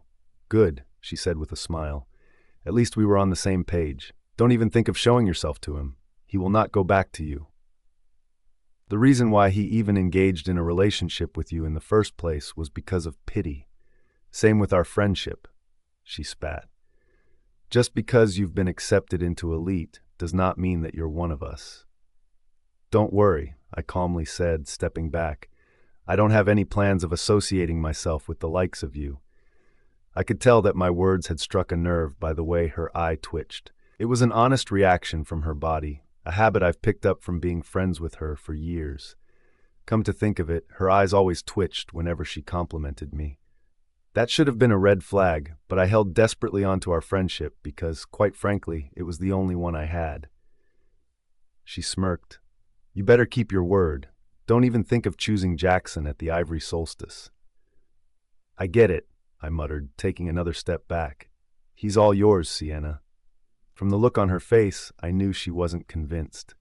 I didn't want to partake in the conversation anymore, and thankfully, Tessa came right on time. "Hey, our next class is about to start," she said. Then she turned to Sienna, who still had that cocky look on her face. "Would you look at that?" Sienna chuckled, looking at the two of us. "I guess birds of a feather do flock together." Tessa frowned slightly. "Pardon?" Sienna sighed and shook her head. "Well, losers will always attract losers. I hate that elite aims to be inclusive sometimes, but hey, I admire that they help the less fortunate." Tessa's frown deepened, and she was about to speak, but Tessa beat her to it. "Goodbye, Arden. Keep your word, all right?" she said in a cheery tone, like she was completely erasing her bad attitude. She waved at the two of us before strutting away, finally making me breathe. Tessa's frown remained, and she looked at me with inquiry. "Who was that?" "Don't even ask," I said, massaging my aching head. Her perfume had left me with a stuffy nose, even though our contact was short. "She seems nice," she sarcastically said, making me chuckle. "Yeah, she's the greatest, but she's definitely one I want to avoid. Let's hope we don't run into her anymore." "You're right about that," Tessa smiled. "Anyway, let's go. We still need to get changed for sports and combat." I nodded and followed after her, heading to the gym for our last class. It seemed we had spoken too soon. Tessa and I were just discussing how to avoid Sienna, yet here she was, right in our very own sports and combat class. She was getting dressed in skimpy shorts and a crop top, a clear violation of the academy's dress code. But if there was one thing I knew in this school, it was that the rich and powerful were exempt from such rules. Being the daughter of one of the betas in the West, Sienna was definitely given preferential treatment. She glanced at us with smirks, chatting with a clique of friends who seemed as influential as she was, before heading into the gym. I shook my head and slammed the locker shut, joining the rest of the class. The boys began to arrive. My heart sank when I spotted a familiar face at the back. We had not just one, but two classes together. Talk about bad luck. The girls around me started whispering, "Cade is in this class. It's already my favorite. I want to get physical with him in a different way," the others giggled. I glanced over at Sienna and noticed her tucking her hair behind her ear, a look of innocence and seduction flitting across her eyes. Cade scanned the room until his gaze landed on mine. For a moment, his eyes stayed on me, but it was gone in an instant. Tessa nudged my shoulder. "Did he just look at you? I'm sensing some romance blooming." I scoffed and shook my head. "As if," I muttered. "He's so full of himself." "He's hot, though. You have to admit it." I glanced at him once, and his side profile appeared as if it had been sculpted by the moon goddess herself. I didn't say anything and focused my gaze to the front while Tessa continued to tease me. Just then, a very burly man, the human embodiment of a wolf, entered the gym. The room fell silent as he stood before us, his presence commanding attention. "Afternoon," he greeted briefly. "I'm Isaiah Thompson, and I will be your teacher for sports and combat. I'm not a fan of diddling around. This subject won't focus on theory, but action. We'll head straight to the practical tests, and for your first day, we're going to start with a round of dodgeball." Excited murmurs rang through the gym, and the guys glanced at each other, squaring their shoulders to size up their opponents. "However," Mr. Thompson continued, a smirk playing on his lips, "this is no ordinary dodgeball. We have an equal number of men and women in this class. This is King Dodgeball, where the men must protect the women. The men will attack. It won't matter if they get hit. The second a woman's body is grazed, you're out." "Now," he glanced at the entire class, smirking, "I'm sure you have people you're comfortable with around here, but I'll be choosing your partners." I looked around and saw the others' eyes glued on Cade, but I was hoping for someone completely different. Anyone besides Cade would be nice. "You," Mr. Thompson said, snapping me out of my thoughts. I pointed at myself, wide-eyed. He smirked and nodded. "Yes, you." Then he pointed at the person I dreaded the most. "Partner up with Callahan." "Arden." I could feel Tessa's teasing gaze as I stood next to Cade. He hadn't spoken to me once while the others were partnering up. Additionally, I could sense Sienna glancing at me from time to time, her gaze sharp enough to cut through glass. "You again," I muttered. A small smirk made its way to his lips. "Shouldn't I be saying that, flub?" I clicked my tongue, crossing my arms in front of my chest as annoyance surged through my veins. Why do you keep calling me that? He merely shrugged, not bothering to answer my question. I sighed and focused my gaze on Mr. Thompson, who had just finished partnering everyone up. As you know, he continued, I won't let you do these things without merits. The pair who wins will get 10 points each. Murmurs of excitement echoed across the gym.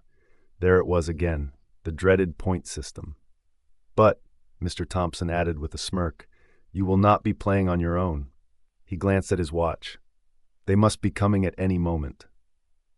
What's happening, sir? Sienna asked, raising her hand. I've talked to another teacher in this subject, and we decided to join the 2 classes today for a grand game of King Dodgeball. However, they are not freshmen like you, he concluded. Right on cue, like the heavens were listening to Mr. Thompson's announcement, the gym doors opened, and the scent of experience wafted through the air. Unfamiliar faces arrived, but among them, one person stood out. I froze, my pulse quickening and bounding against my nerves. I began breathing heavily before I could stop myself. Kieran, over here! Wait a second, he chuckled as he tied his shoe, jogging over to his group of friends. It was a voice I had heard many times, but hearing it now sent a shiver down my spine, and not the good kind. For the first time, Cade glanced at me, but I was too consumed by fear. Kieran was someone I wanted to avoid at all costs. At times, he was even worse than my parents, making me feel like I didn't have a place in our family. If he knew I was here, I shook my head, not wanting to think about it. Hey, Flub, Cade said, snapping me out of my thoughts. I turned to him, biting my bottom lip. His eyes glazed over my lips once, and I swore his gray eyes darkened, but I could be wrong. He sighed and massaged the bridge of his nose. It's about to start, he said. Do you even know the rules of the game? I slowly nodded. Cade shook his head. Why did I have to get stuck with someone as incompetent as you? I couldn't even retaliate. Get behind me. I didn't waste any time. If I wanted to avoid Kieran, then hiding myself from Cade was my best shot. I saw him through my peripheral vision, and it seemed he still hadn't noticed my presence. Good. I wanted to keep it that way. With that, Miss Thompson blew on the whistle. I held on to Cade's shirt as he evaded the attacks effortlessly. It seemed we were their greatest targets. They wanted to get Cade out first, because if that happened, they would have a higher chance of winning. My vision quickly grew blurry with how fast he was moving. Slow down, I managed to utter after a while, but he merely clicked his tongue. You can't even keep up with this? Just then, a very fast spike came toward our way, and it was aimed right at my side. And of course, it was by none other than my brother. I felt my grip loosening from Cade's shirt, so I naturally did what I could have done, wrapped my arms around his torso. A small gasp escaped my lips as I felt his hard and toned body. Hands, he said through gritted teeth. Are you enjoying groping my abs? And no, I exclaimed softly. I have no choice. You're moving too fast. Cade placed his hand over my arm, and I gasped once more when I felt how cool he was against my warm skin. However, he had no time to remove my grip as another ball came toward us. A string of curses left his lips, and he began attacking recklessly, eliminating 3 couples out with just one throw. The others began murmuring in amazement, but it still wasn't finished. I kept my arms around his waist, not because I wanted to, but because I had no choice. This was the best way to hide my face, too. I peeked through his shoulders once, but found that my brother was still in the game. I quickly hid my face behind Cade's back once more. Seriously, he said, you're really enjoying this, huh? I'm not, I weakly said. Please, let's just make this quick and win. He subtly shook his head. You don't even have to tell me. With those words, he began moving in lightning speed, and I could barely keep up. However, we had gone too far into the competition to stop now. Besides, there was a nagging voice in my head that made me want to beat my brother at this game.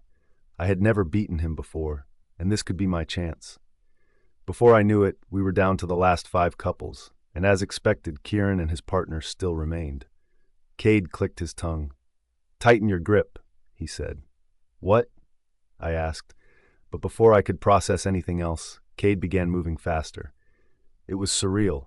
For a werewolf, it was even faster than I had ever imagined. I truly struggled this time, and before I knew it, my grip on him loosened. I felt adrenaline surge through my veins. That was another ground of elimination, being separated from your partner.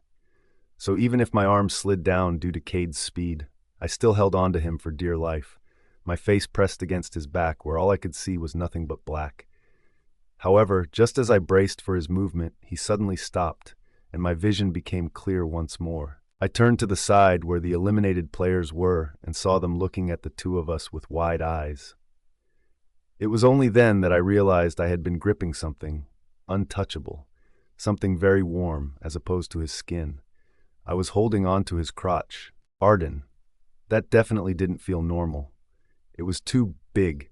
It felt more like a water bottle than a cock. However, it was softer than a bottle, so I knew I had made a mistake. I was about to retreat my hand away, separating the two of us, but he held onto my wrist and brought it right back up to his torso. He clicked his tongue in annoyance. "Seriously, can you do anything right?" he asked. My cheeks flushed deeper crimson, and instinctively, I buried my face against his back.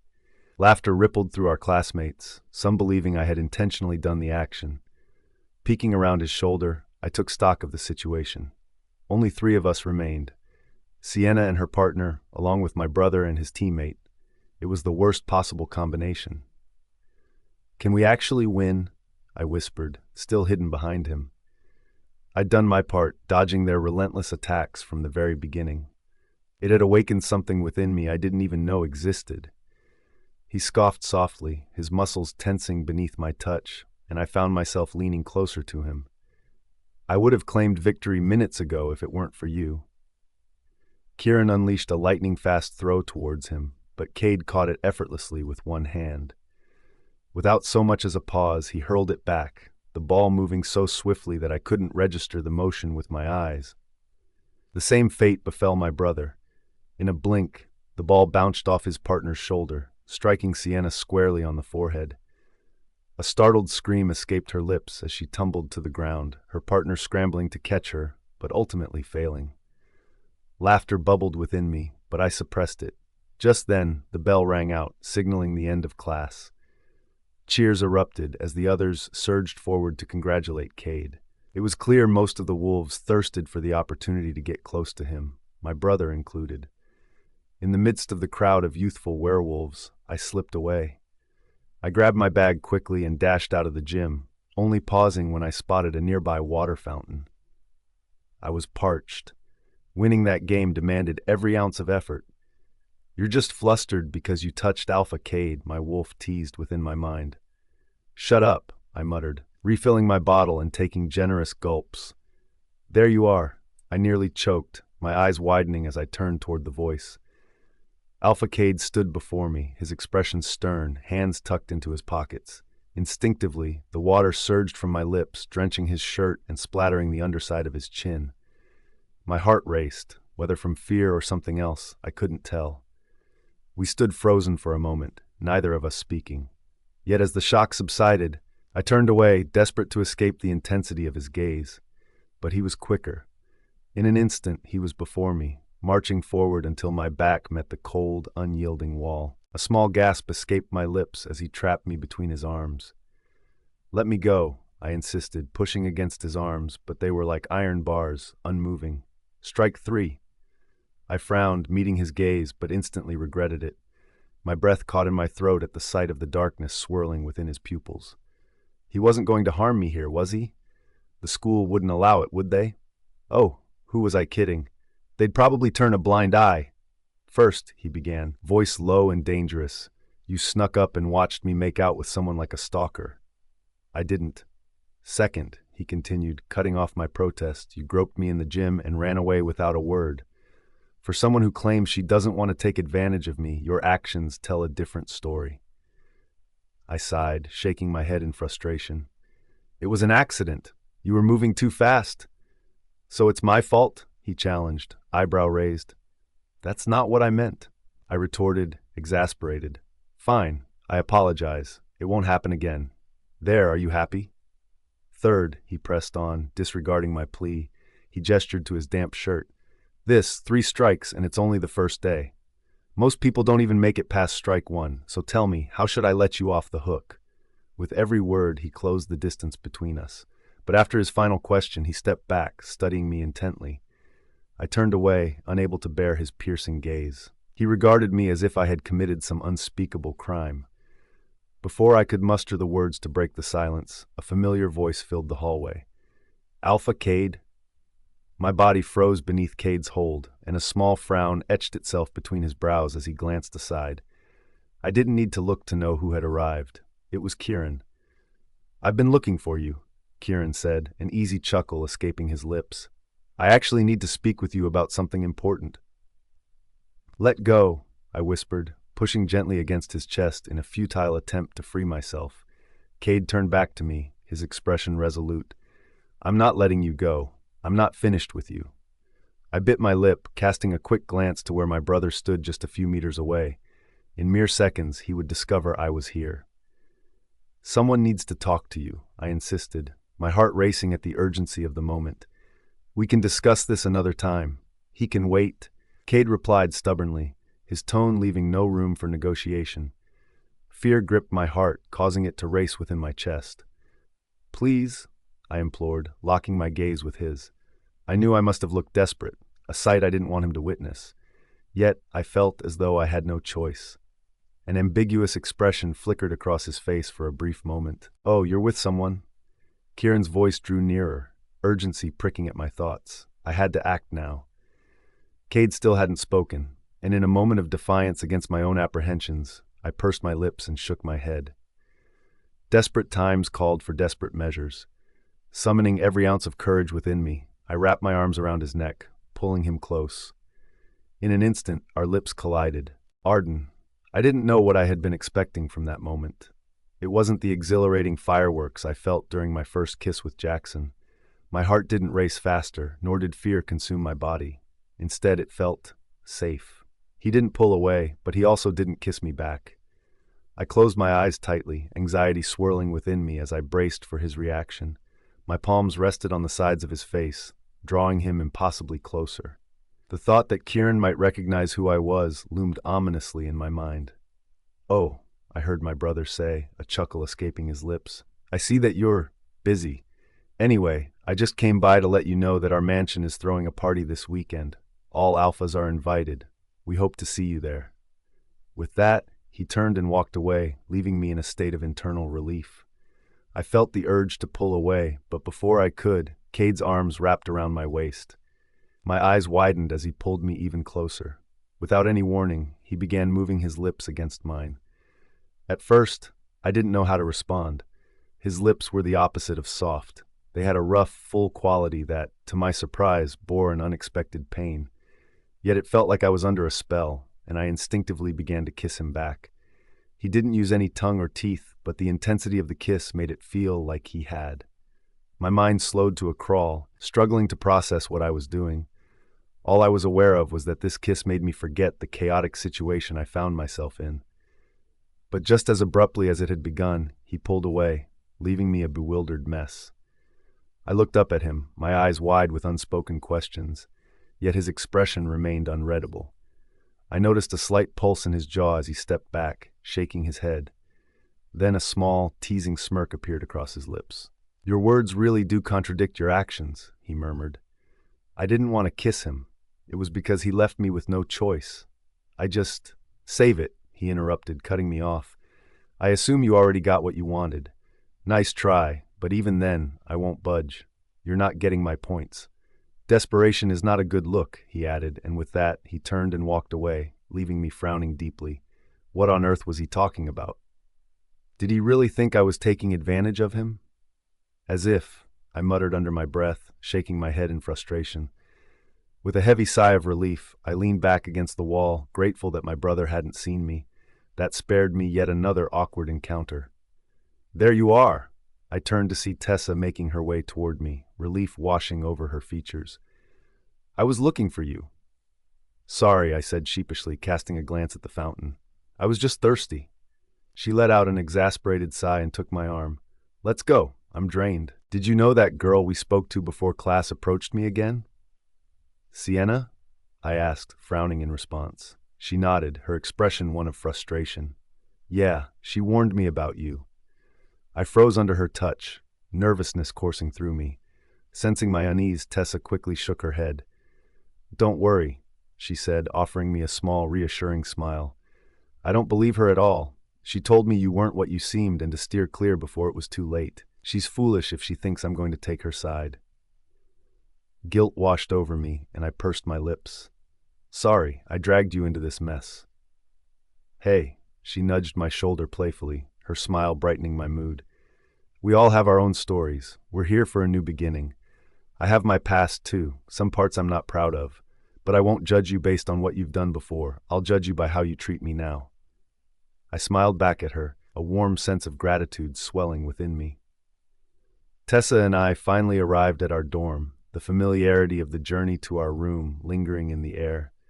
The atmosphere was charged with energy, particularly because of the wolves in Hades' dorm, each one possessing an insane libido that they were not shy about displaying in the hallways. "I don't think I'll ever get used to witnessing scenes like this," I muttered under my breath, shaking my head in disbelief. But then, the image of making out with Cade invaded my mind, causing my cheeks to redden. I buried my face with a pillow to get rid of such thoughts. There was no use thinking about a man like him. Tessa glanced over at me from her bed, amusement in her eyes as she chuckled softly. "You'd better get accustomed to it." I clicked my tongue in annoyance, propping myself up on the edge of my bed. "I still don't grasp it completely." "It's more complicated than it seems," Tessa sighed, now sitting up and leaning against the thin wall that separated our rooms. "The point system has been in place since the inception of Elite. Originally, it centered around academic merit. As you know, graduating from Elite is no easy feat." I nodded in agreement, recalling my father's struggles to graduate, stories I'd heard, well eavesdropped, from my oldest brother, Lucian. "Yeah," I said thoughtfully. "I heard that the standards have only gotten tougher over the years." "That's primarily due to a quota," Tessa explained, a serious look crossing her face. This revelation piqued my interest. "The ultimate goal of graduating from Elite is to secure a position among the high-ranking officials in our respective packs. Being recruited into the United Factions, the governing body of our country, Fenra, represents an even higher aspiration. But even then, the available seats are exceedingly limited. Elite aims to recruit only the best and brightest, and so they've established a cap on how many students can graduate. Initially, it was challenging to measure students' merits solely based on academic grades. That's when Mr. Winters became the headmaster and implemented the point system, because in his words, it was more tangible and it didn't cage students within their academic capabilities. "This is absolutely insane," I said, feeling overwhelmed by the barrage of information. "They never covered this in the General Assembly, did they?" "Of course not," Tessa replied with a knowing smirk. "They don't openly acknowledge it, but you can find all the details in the Echo, the school page I mentioned earlier. There, you'll see the corresponding points laid out. Just check your phone." I bit my lip nervously, turning slightly to the side. "I don't actually own a phone." "Arden." "What?" Tessa exclaimed, shock seen in her eyes. She acted like I had just uttered some unspeakable horror. In this day and age, it was downright absurd to think there was a werewolf without a phone. We had fully embraced the human culture, and in this country, we even had to deal with the mischief of tablet pups. "Well," I hesitated, choosing my words carefully, "let's just say my mom is a little controlling?" Tessa pursed her lips thoughtfully, then began rummaging through her bag. Moments later, she took out a worn-out phone and tossed it to me casually. "It's my old phone," she said, "but just a heads up, it has a mind of its own." I stared at her, my eyes wide with disbelief. "This is way too much, Tessa. Are you sure?" Without letting me finish, she waved me off dismissively. "You're actually doing me a favor by taking it," she insisted. "I've wiped all the previous data so you can start fresh right away. Trust me, this is a good thing. It's been my phone for so long, and I couldn't bring myself to just throw it away. Handing it to you makes it feel like it's not going to waste," she added softly. "Oh, and I've even added the application for our school's page," she added, brightening the atmosphere a bit. A small smile appeared across my lips as I unlocked the phone and navigated straight to the app that required me to register my ID number to create an account. I found myself pressing the screen multiple times for each letter to appear, but I couldn't afford to complain. My finances had been drained dry for first semester tuition and the dorm lease, so I definitely couldn't afford a brand new phone. The ranking is on the home page, Tessa pointed out. I nodded, spotting it immediately. There was an overall ranking, then one designated for men and another for women. With the school year just beginning, I didn't expect to see any startling statistics, but what I found made my heart sink. At the very top of the overall list was Jaxon. How is this even possible? I muttered under my breath. I felt the bed dip beside me as Tessa leaned in to scrutinize the screen. How does he have 200 points already? I questioned, astonished. It's only the first day of school. Tessa chewed on her lip thoughtfully. Well, I heard he's racking up points early by sleeping with different women. He wants to overtake the list pretty quickly. I pursed my lips. Was I blind for the 2 years I loved him? How did I not notice he was this desperate? And he was with Sienna too, but I doubt she was upset about this. The second name on the list somehow made my heart drop too. Cade was close behind with 190 points. I sighed and shook my head. He's also an alpha, and I saw firsthand how he made out with that woman before. Rowan was third and Elias was fourth. They were already dominating the list. I diverted my attention back to the screen, trying to search for my own name. It took quite a bit of scrolling before I finally realized. My name isn't listed here. Yours isn't either. Tessa sighed deeply. That's because this list only shows the students most likely to rise to the top. Only the top 100 among both freshmen and seniors. Don't worry, this list is more for pride's sake. You can check your own ranking at the homepage. I clicked on my name right away and saw the measly 10 points I won with Cade during the dodgeball game. Arden Stone, rank 365. It's so complicated, I groaned. If only I had known it was like this. I caught myself and swallowed the thought. No, this was my only option. I couldn't stay with the pack any longer. What were you going to say? Tessa asked. Nothing, I muttered, deflecting her question. It's going to be a cutthroat competition, Tessa continued, leaning back against the bedrest, her voice taking on a serious tone. It's only going to get more challenging each day. So the fastest way to climb the rankings is to have sex with the highest-ranking alphas. I didn't respond, continuing to navigate through the school page. My eyes suddenly landed on a small black option at the very top of the homepage, nestled quietly within the navigation bar. Without a second thought, I pressed on it, but immediately regretted my impulsiveness. The room was filled with moans. Ah, right there! Jaxon, fuck me harder, please. You like that, you little slut? A video played automatically, and it was of Jaxon and a woman that definitely wasn't Sienna. It didn't seem to be an edited video. It was raw footage, almost as if it was live. He like an animal in heat. The woman took it without any complaints. Yet as I scrolled further, I found this wasn't the only video. I tried to turn it off, but Tessa's phone wasn't cooperating. So this was what she meant by the phone having a mind of its own. My cheeks flushed crimson as I flung the phone underneath the pillow, prompting Tessa to erupt into a fit of laughter. I wasn't doing anything. I just clicked on one of the buttons, and it led me to that. I swear, I didn't mean to. Her uproarious laughter interrupted my frantic defense. Oh, Arden, you're so adorably naive. You've only stumbled upon the aftersound. Aftersound? I echoed, confusion lining my voice. Exactly. If there's an echo, then there's an aftersound. That's where the students of Elite reveal their proof of sexual points. It'd be all too easy to fabricate a story about sleeping with the alphas or anyone else, which is why this system is in place to ensure authenticity in claiming those points. And no one thinks this is even slightly strange? I exclaimed incredulously. Isn't this beyond weird? It can only be accessed using a valid student ID number. Everyone here is pretty chill about it. It's what we signed up for in Elite. I bit my lip in frustration. Crap. What have I gotten myself into? Arden. Come on, there's no time to process everything, Tessa said, offering her hand. What now? I groaned, already wanting to sleep. Now that you have access to Echo, you can become updated with the school events. The different clubs are recruiting this time. This is another thing that doesn't rely on faction loyalty, but it could still lead to us getting points. I quickly stood. That sounded like the elite I dreamed about. Tessa chuckled. Arden, you're adorable. You suddenly came to life. Let's go, I said enthusiastically, leading Tessa out of the door and out of our dorm. She shook her head in amusement as I continued to drag her.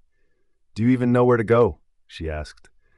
I stopped in my tracks and smiled sheepishly before turning around. It's this way, she said, leading me to the labyrinthine gardens, where plenty of clubs had set their booths. Hundreds of freshmen wandered around the garden, looking for the club that best suited them. I looked at the signs one by one. Elite combat, I muttered. That definitely wasn't for me. There were also a lot of sports teams, but then again, I wasn't gifted with that physicality. Just then, I stopped in horror when I saw a booth with a long line. ONS Club? I said, capturing Tessa's attention. It wasn't the name that caught me off guard, but the vulgar photo of two werewolves in their animal form having sex. One Night Stand Club, Tessa introduced. They're meant for having sex within their members in order to increase their points exponentially. I smelled a familiar scent and found Jaxon bypassing through the line to input his name in. The others squealed in excitement as soon as they saw him. Are you interested in? I cut Tessa's question off by dragging her away from their booth. Well, I'm assuming you don't like that club. I shook my head. It's a breeding site for infections, I muttered. She chuckled, throwing her head back in amusement. Do you have anything in mind then? We can join multiple clubs, by the way. I think I'll just stick to one for now, I said, and she nodded in agreement. Just then, her eyes brightened when she saw the Theater Wolves Club. Can you sing or dance? She asked. I quickly shook my head. Not at all. I've never been gifted in those aspects. Do you want to join? She slowly nodded, making me smile. Go then, I said. I'll look around on my own. Tessa tilted her head. Are you sure? I can just sign my name and we can go. I shook my head with a reassuring smile. Get to know the members better, I said. Let's just wait for each other in the dorm. All right, she said after much reluctance. See you later then. I nodded and waved goodbye as I continued to navigate my way through the booths. Just then, I saw the last one at the very corner, with not much werewolves lining to sign up. I read their sign intently. Silver Quill Society. Hey! A lanky, tall man with thick-rimmed glasses and equally thick lenses greeted. Are you interested? I grabbed one of the flyers and began reading what their club was supposed to be for. It's an academic club, he began explaining as I read. We focus on increasing our grades and academic standing in elite. We also join competitions within and outside of the academy. Math, English, debate, you name it. We're one of the most prestigious and exclusive clubs in the school. I turned my attention back to him, a small smile on my lips. I was never too good with the extracurriculars, but I was proud of my academic achievements. I believed it was my greatest strength.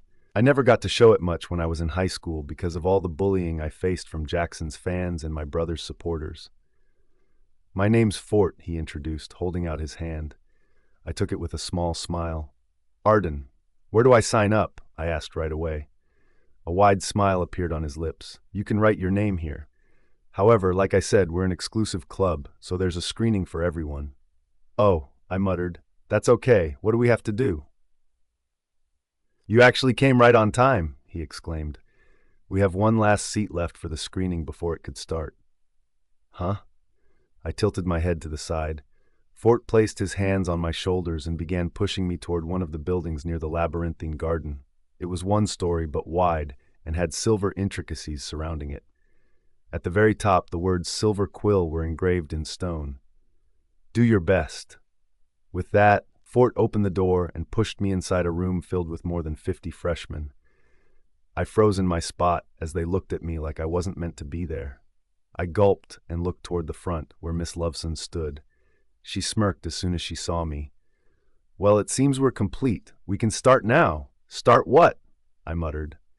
Arden, please take your seat. I gasped softly when she said my name. She remembered it? The others, too, appeared to be on edge when she called my name, eyeing me with intensity.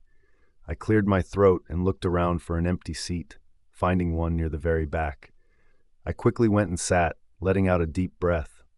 Fort didn't explain anything to me just yet. I shook my head, but even then I couldn't deny the loud beating of my heart. I was pretty excited for this, and with Miss Loveson as the club advisor, I was willing to do my best. "You still smell good," I heard the person next to me mutter. I quickly turned to the side and saw Elias looking at me with his head slightly tilted, a smirk playing on his lips. "I didn't expect you to be someone who would join this club. You don't look much like an intellectual." My brows instinctively furrowed. Well, maybe there was one person that didn't make this club so great. Arden. Miss Loveson cleared her throat, abruptly robbing me of the chance to retort to what Elias had said. Instead, a deep sigh of frustration escaped my lips. Why were these alphas making everything so unbearably annoying? "Silver Quill is looking for 20 new members from the freshmen," Miss Loveson announced with a smile, her enthusiasm radiating throughout the room.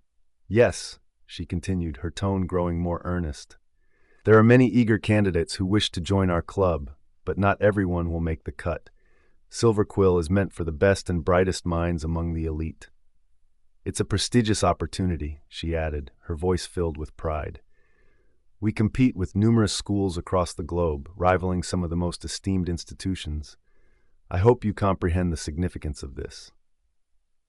I surveyed the room and noticed that most of my peers had a fiery determination ignited in their eyes. They weren't nervous. They were ready for the challenge ahead. In fact, they even appeared excited. My gaze drifted to Elias, who wore a lazy smirk that suggested he believed he belonged to an entirely different league compared to the rest of us. If Tessa's words held any truth, then perhaps he truly was. She'd told me that Elias Rue was one of the most formidable strategists in the East, with a reputation dating back to his youth, when he had devoured an entire library's worth of books.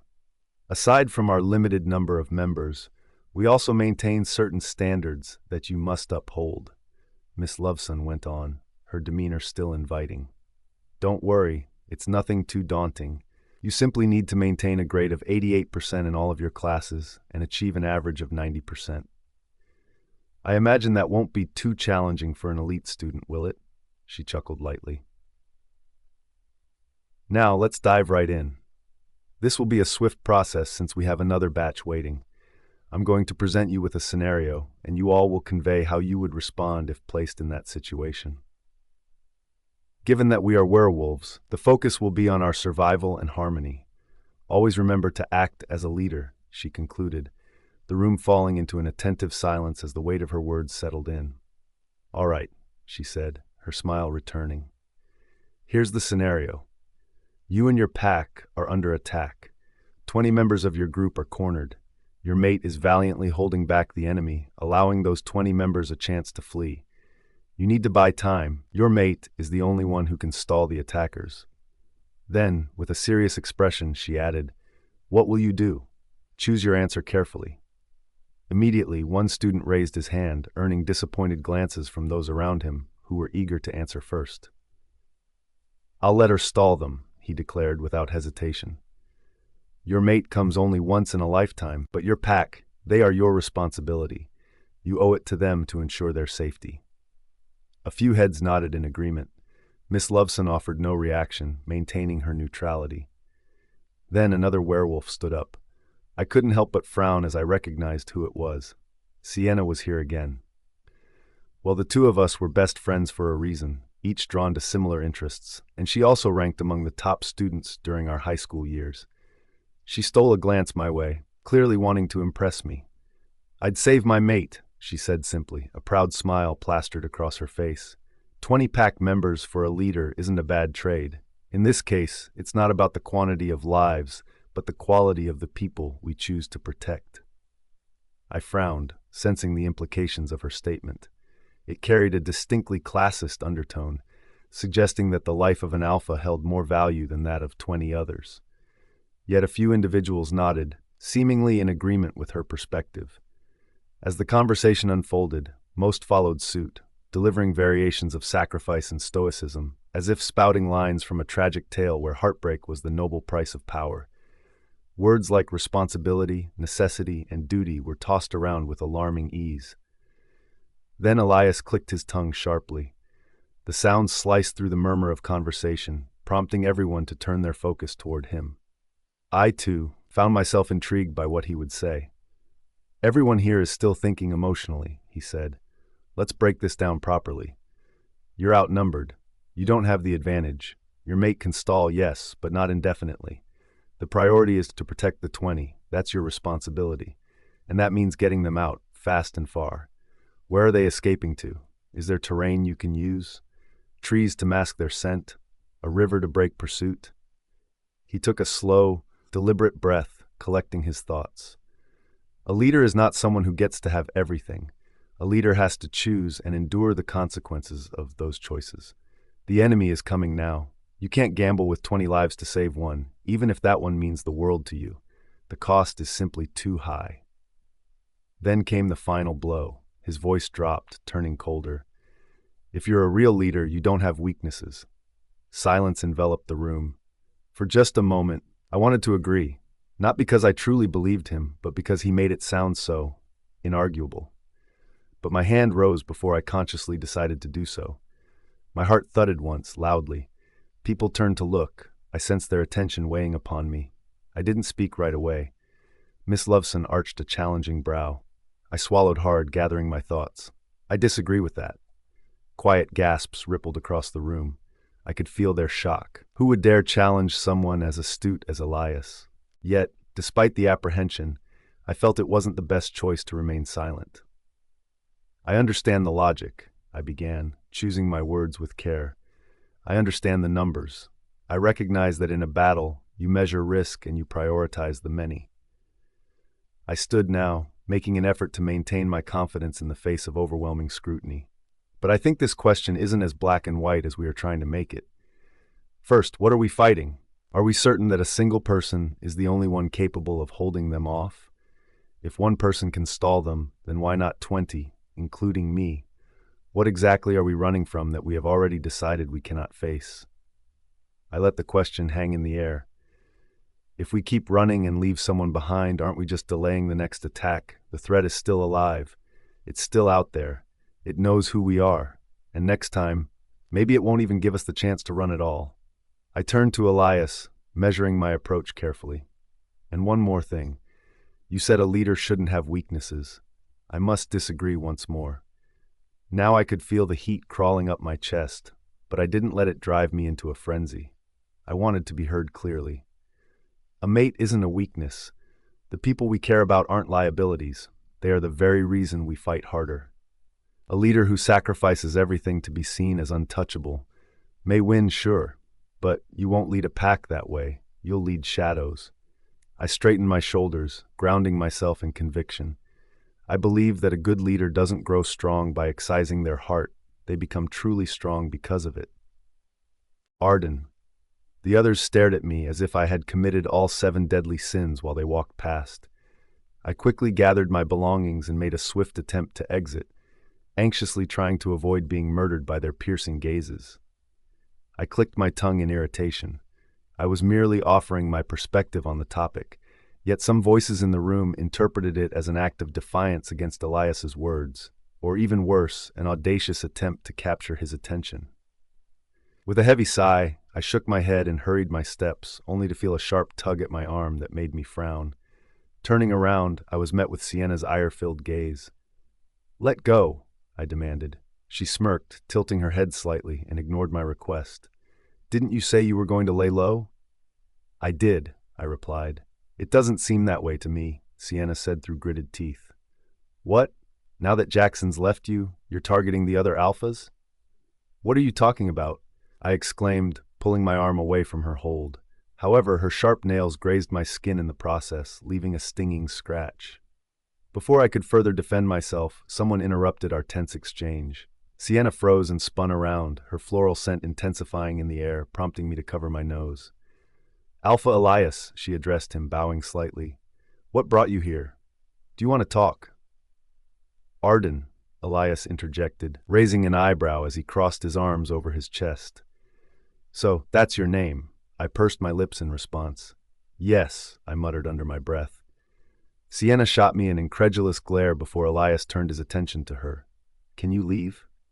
Sienna's face flushed a deep crimson, and after a long pause filled with tension, she finally stalked off, though not without shooting me one last contemptuous look. I sighed in relief, grateful to have her gone. But now I faced the task of dealing with Elias.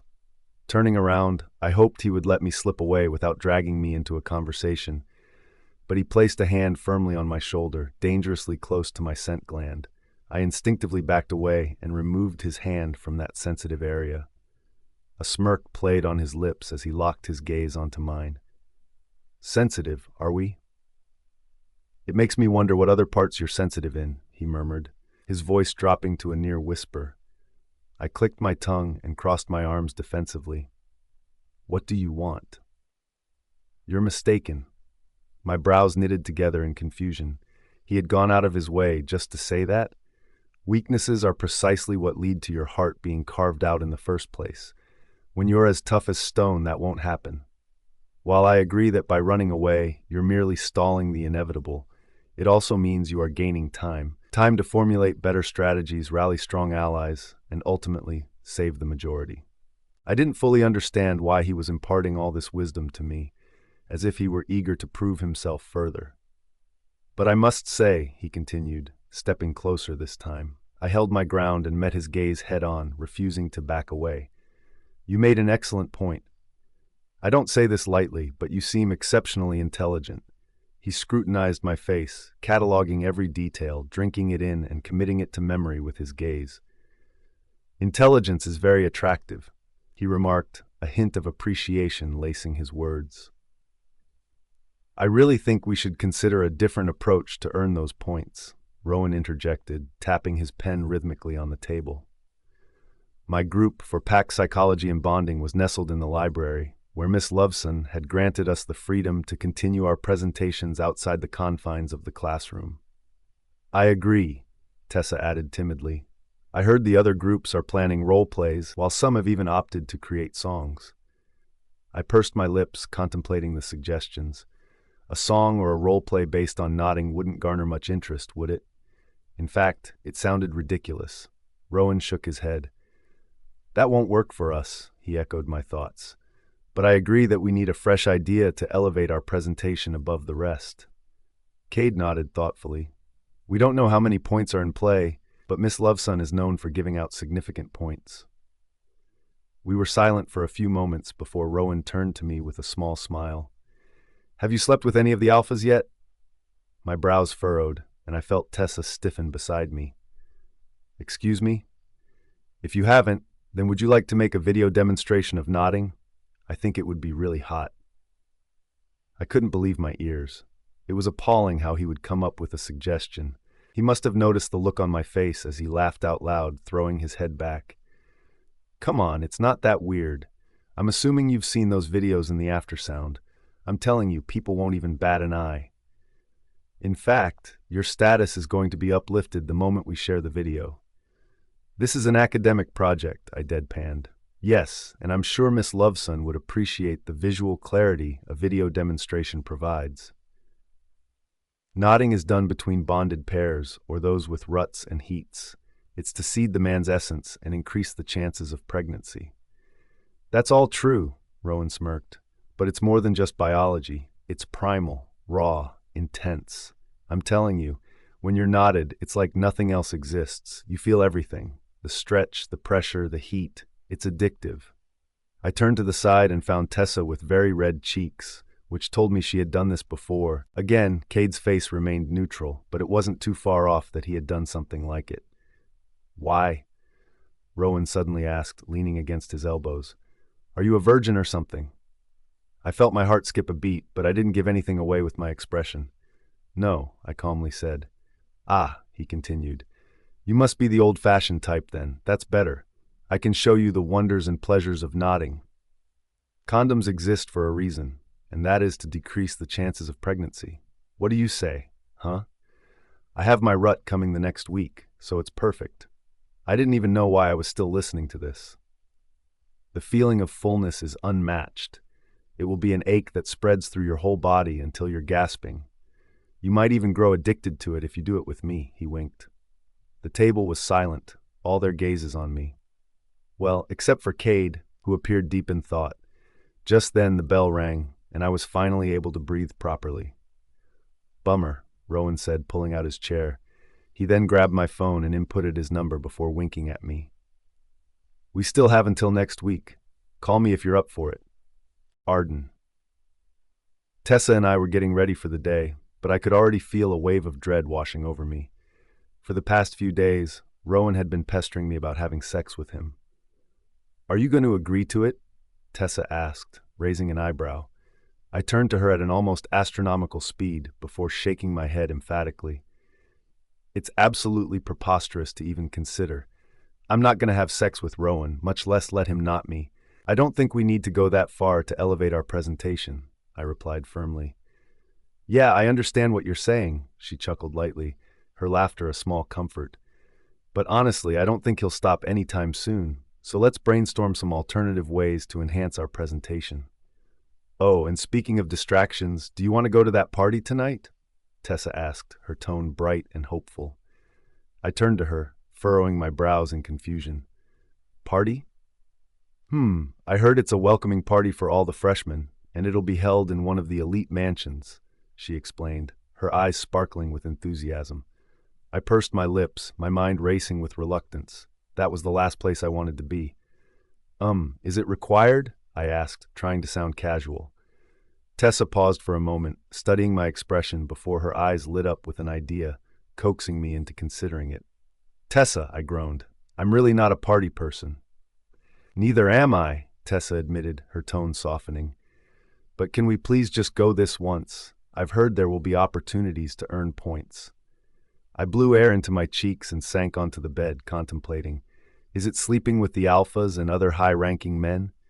Tessa scratched the back of her neck nervously. That's certainly a possibility, but I think some teachers will be there too. They might give out points on a whim.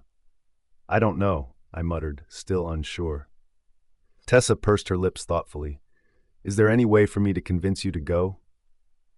My silence served as an answer, and I could see her shoulders slump in defeat. With a resigned sigh, she settled down on her bed and began scrolling through her phone. We still had some time before our first class, so there was no rush just yet. Suddenly, Tessa stood with a loud gasp, diverting my attention back to her. Concern crept into my voice as I asked, "Oh my goodness, what's wrong?"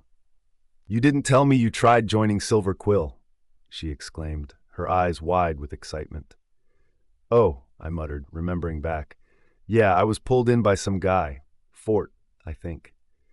"It's one of the most difficult clubs to get into," she exclaimed. "That's why the line isn't too long. Most people know that no matter how smart they are, those who get into Silver Quill are practically untouchable." "They only accept 20 students per year," she added, nodding with a serious expression.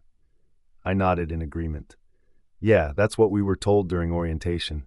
How did you even find out I tried out, by the way?" She walked over to me with a bright smile, showing me her phone, which displayed the announcement page of Echo.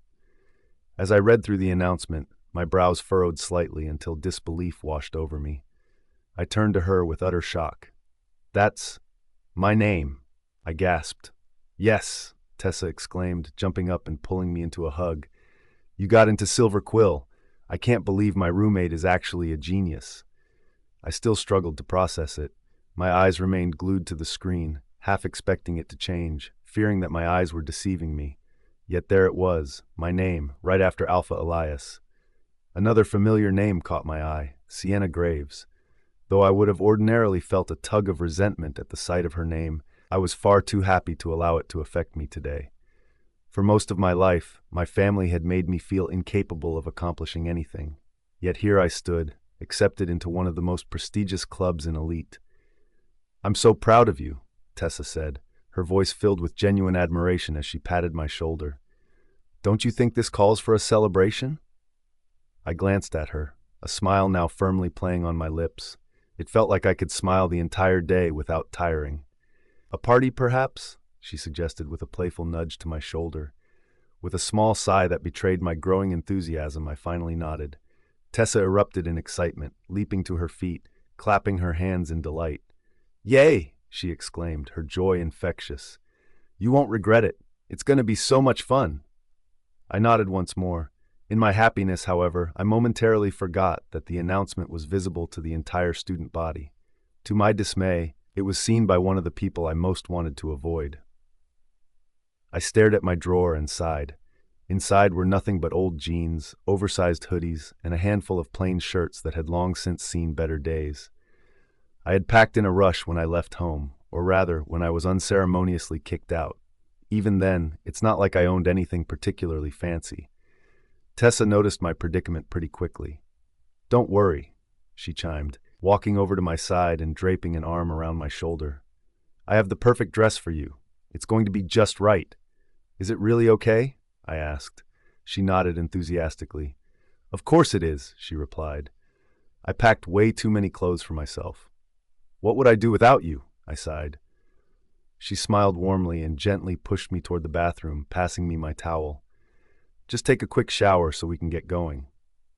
I nodded and entered the bathroom, turning on the heater. However, the water was cold, again. What did I expect? That was just how things operated in Hades' dorm after dark. The heater only worked reliably in the morning, and after that, the water felt like it had come straight from the Arctic. I dried off quickly, hating how the cold clung to my spine even after I wrapped the towel securely around myself. By the time I stepped back into our shared room, Tessa was already waiting, holding the dress with an eager smile. It was stunning. A white dress, silky and completely unlike anything I'd ever worn before. She handed it over with a proud grin. "You would look like an angel in this." I held it up and blinked. There's like 100 strings on this thing." Tessa laughed. "Don't worry, I'll help you once you get it on."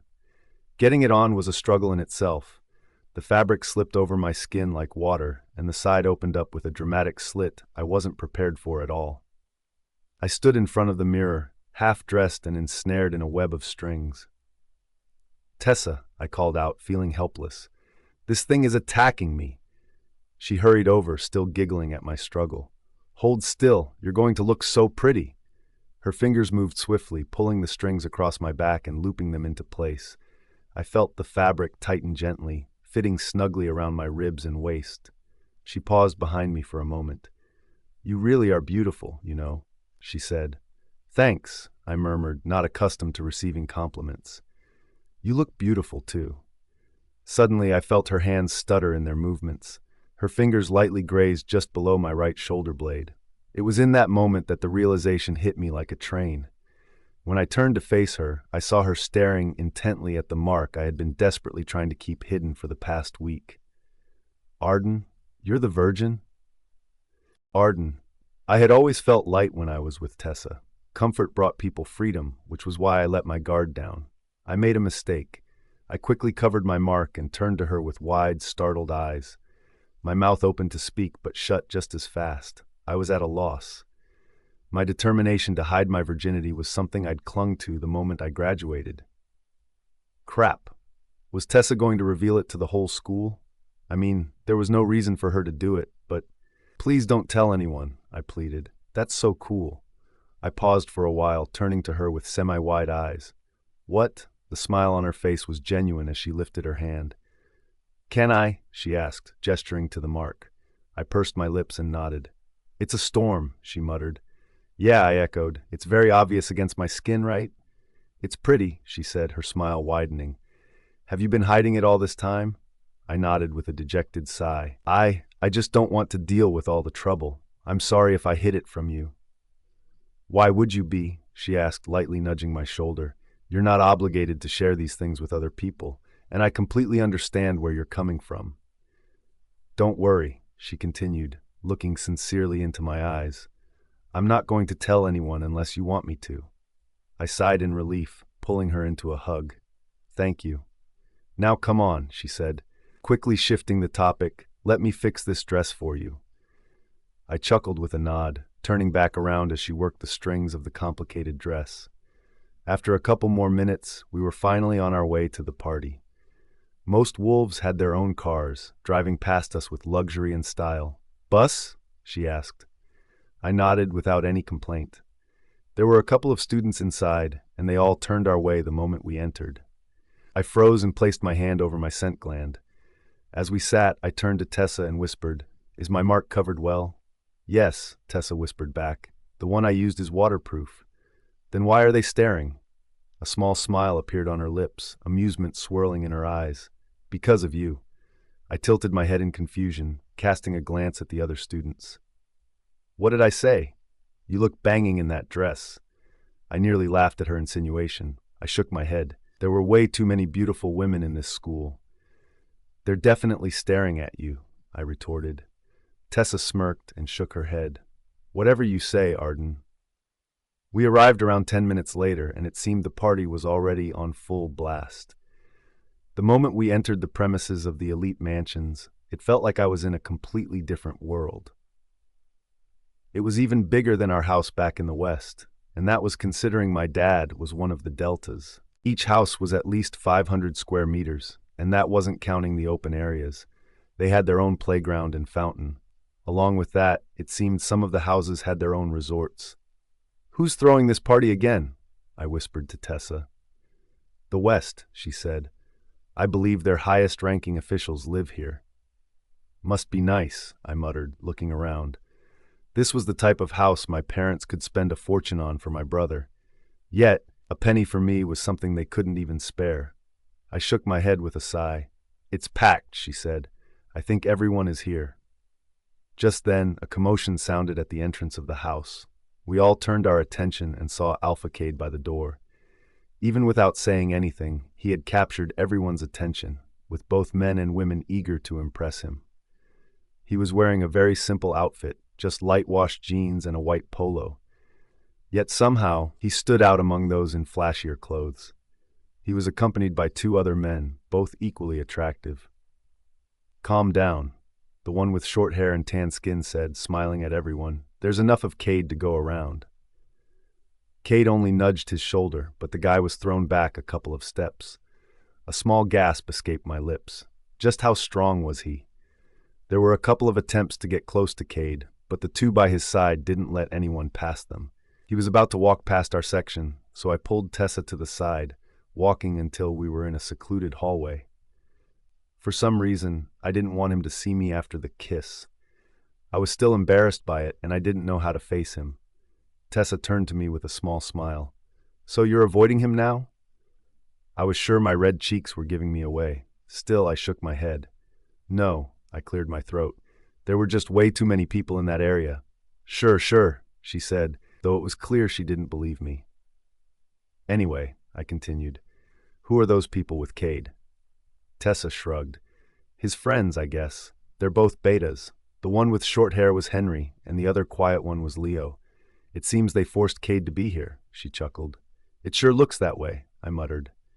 Do you want to go back to the party now? She asked. I nodded with a small smile. Everyone should see a beauty like yours. You need to grace them with your presence, she teased, making me roll my eyes. Talk about yourself, I said, glancing at her in her dark blue dress. She looked like royalty with her hair up. There were a lot of people at the party, and it was easy to get lost in the crowd. Slowly, the fear of getting recognized by my brother or Jaxon began to wash away. In the sea of people, there was a very low chance we'd run into each other. However, I swallowed those words quite soon when a chilling voice interrupted our conversation. I thought I was going crazy when I saw your name on Silver Quill, but it turns out you're really here. Tessa was the first to turn around. I couldn't bring myself to. I felt like a whole bucket of water had been thrown on me. No, I felt submerged. The person I cared about most, the one I wanted to avoid at all costs. You're not even going to turn around? He asked with a light chuckle, like he hadn't betrayed me before. My mate, Jaxon, Arden. The sensation was strange, like déjà vu laced with dread. Both familiarity and unfamiliarity crashed over me, rooting me in place. His old, empty promises echoed in my head, and my body refused to move. You're the prettiest woman I've ever laid eyes on, Jaxon said gently, tucking a loose strand of hair behind my ear. I laughed, not out of flattery, but disbelief. It was easier to laugh than to accept. He caught my tone. Wrapping his arms around my waist, he pulled me into his chest, his toned biceps forming a wall around me. I'm serious, he murmured into the crook of my neck, his breath ghosting across my skin. I felt his gaze dip to my scent gland, lingering on the mark. Then he kissed it. A shiver ran down my spine, and before I realized it, I leaned into him, surrendering to his warmth. "Happy 1-year anniversary," he whispered, slipping out a ring that looked like it could buy all 3 of my brother's cars. I turned to him stunned. "Jax, I can't accept this." "Why not?" he asked, brow furrowed. "Your family," I said quietly.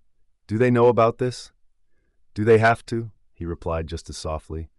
"I bought it with my own money. Just take it, Arden. It would look beautiful on you." My heart slammed against my chest. Was this love? I wasn't sure. I'd never really known it. But if love felt like this, I wanted to hold on. My arms found their way around his neck, his locked around my waist once more. We held each other like that, clinging to the illusion. "I love you," I whispered. He tightened his hold before stepping back, carefully sliding the ring onto my index finger. "Next time I'm putting one here," he said, lightly tapping my ring finger. Our eyes met. We laughed, nervous and giddy. "Arden, you okay?" Tessa's voice sliced through my memory. I blinked, and the illusion vanished, but Jaxon was still standing there. I turned to her. "Can you give me a second, please?" She must have heard the edge in my voice because she nodded immediately. "I'll be in the garden. Call if you need me." I watched her retreat, worry still seen on her face, and then I turned around to face the ghost of my past. Jaxon stood there, a familiar smug smirk curling his lips as he drank me in from head to toe, a glint of appreciation flickering in his eyes. "So, you're really here," he said, his eyes not once leaving the outline of my figure. Under his gaze, I suddenly felt exposed. I folded my arms across my waist, and something in his expression faltered. "Why didn't you tell me you got in?" he asked, stepping closer. I scoffed. "Maybe I would have if I hadn't caught you screwing Sienna behind my back.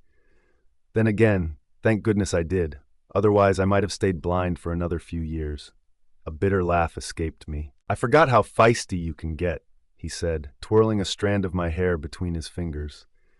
I slapped his hand away. He didn't flinch. If anything, it only amused him more. "I kind of miss it." "I don't," I said flatly.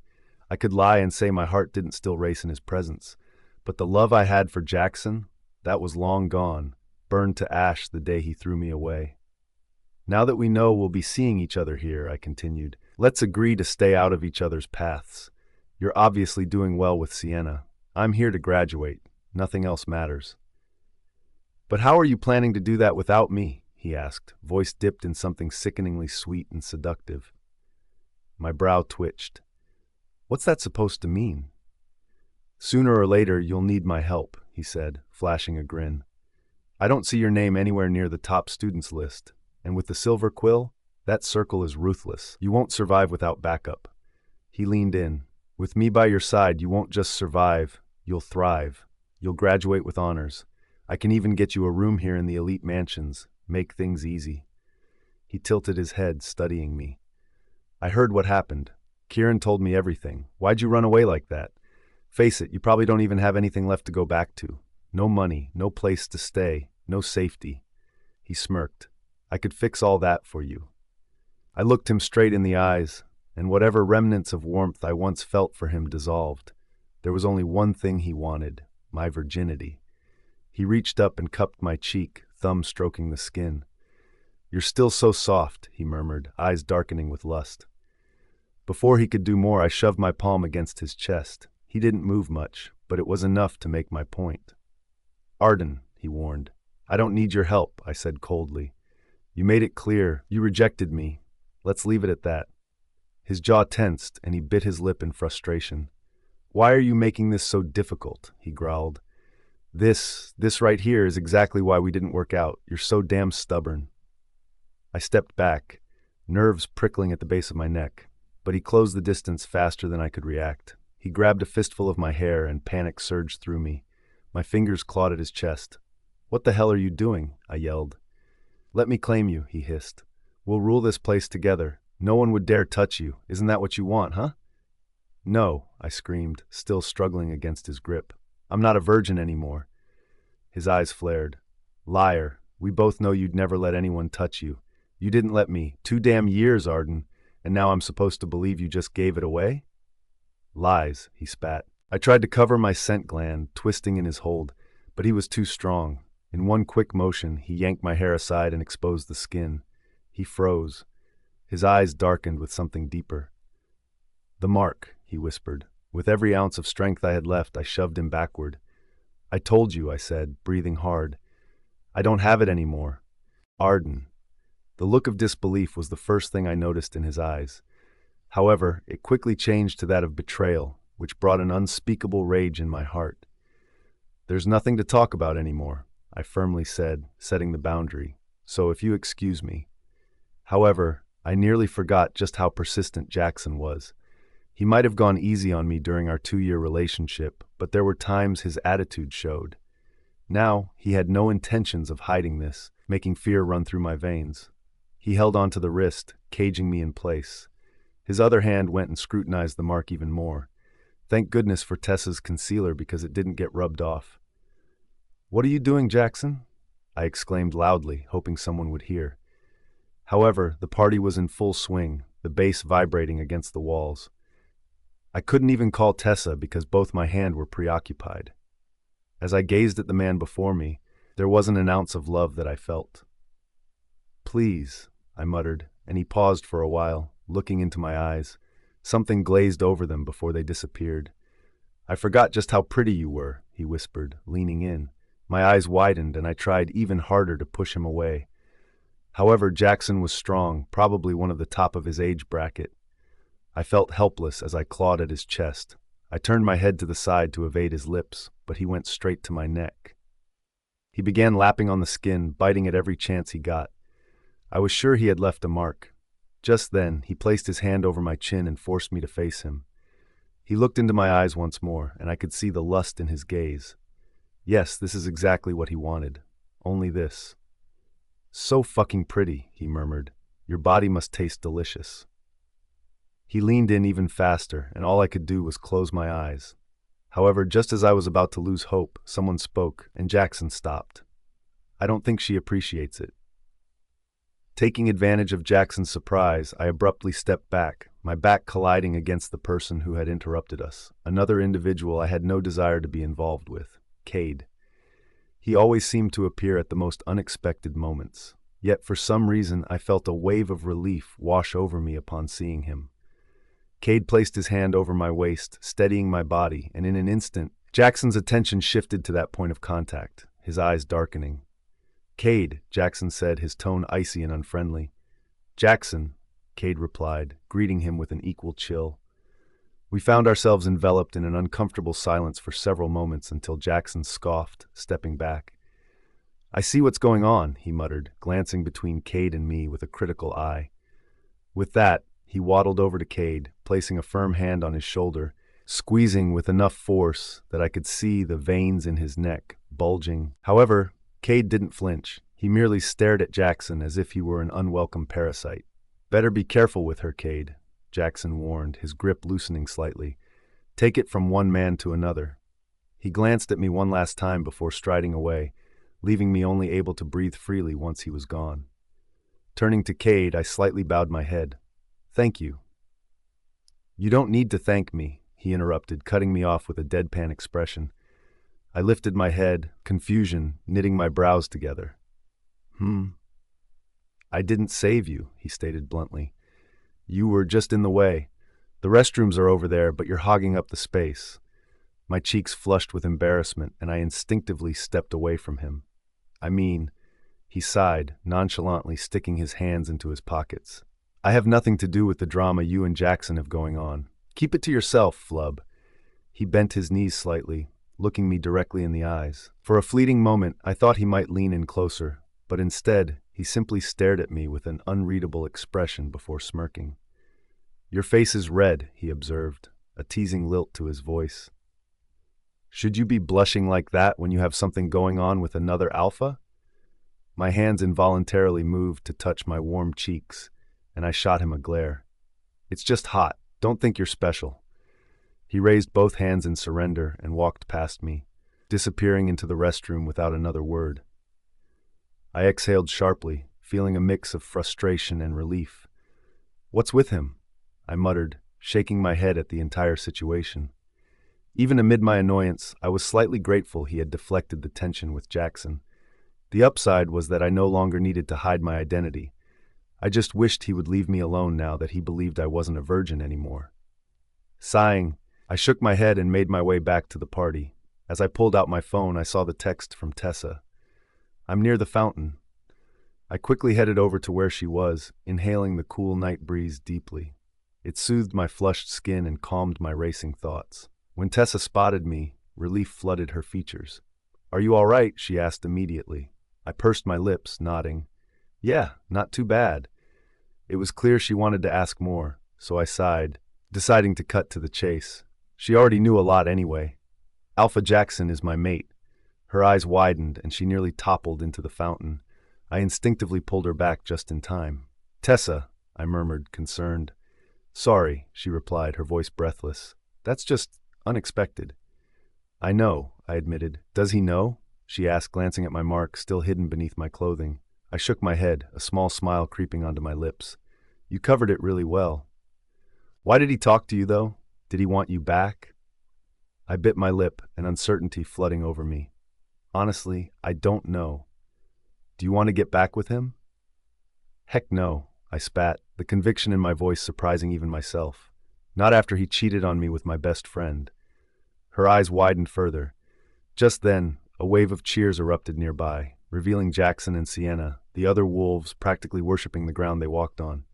Something clicked in Tessa's mind. "Cheers to Alpha Jaxon for hosting this party," someone shouted, and the crowd erupted into a frenzy of celebration, patting Jaxon on the back as he basked in the glory. Sienna clung to him like a leech, her presence suffocating. "That girl," Tessa muttered. "No wonder she has such a heavy aura." I nodded, turning away from the spectacle. "Anyway, do you mind if we leave? I know we just arrived, but—" "Not at all," she said, offering me a reassuring smile. "It's actually pretty boring, and I'm not looking to sleep with anyone at this point." "Thanks," I whispered, grateful for her companionship. Just as we were about to leave, a shout pierced the air. "Watch out!" Before I could react, Tessa's pristine white dress was stained a vivid red. "Arden." Everyone turned to me in an instant. I could see how Jaxon attempted to walk over, but Sienna held him back. I glanced down at my dress and noticed it was stained with the wine sloshing in Sienna's hand. "I'm so sorry," she exclaimed amidst the noise of the party. "I didn't see you there." I pursed my lips, choosing to remain silent as I grabbed Tessa's hand and started to walk away from the scene. Their laughter lingered behind me like a bitter echo, but I tried my very hardest to tune them out. I wasn't a stranger to such antics.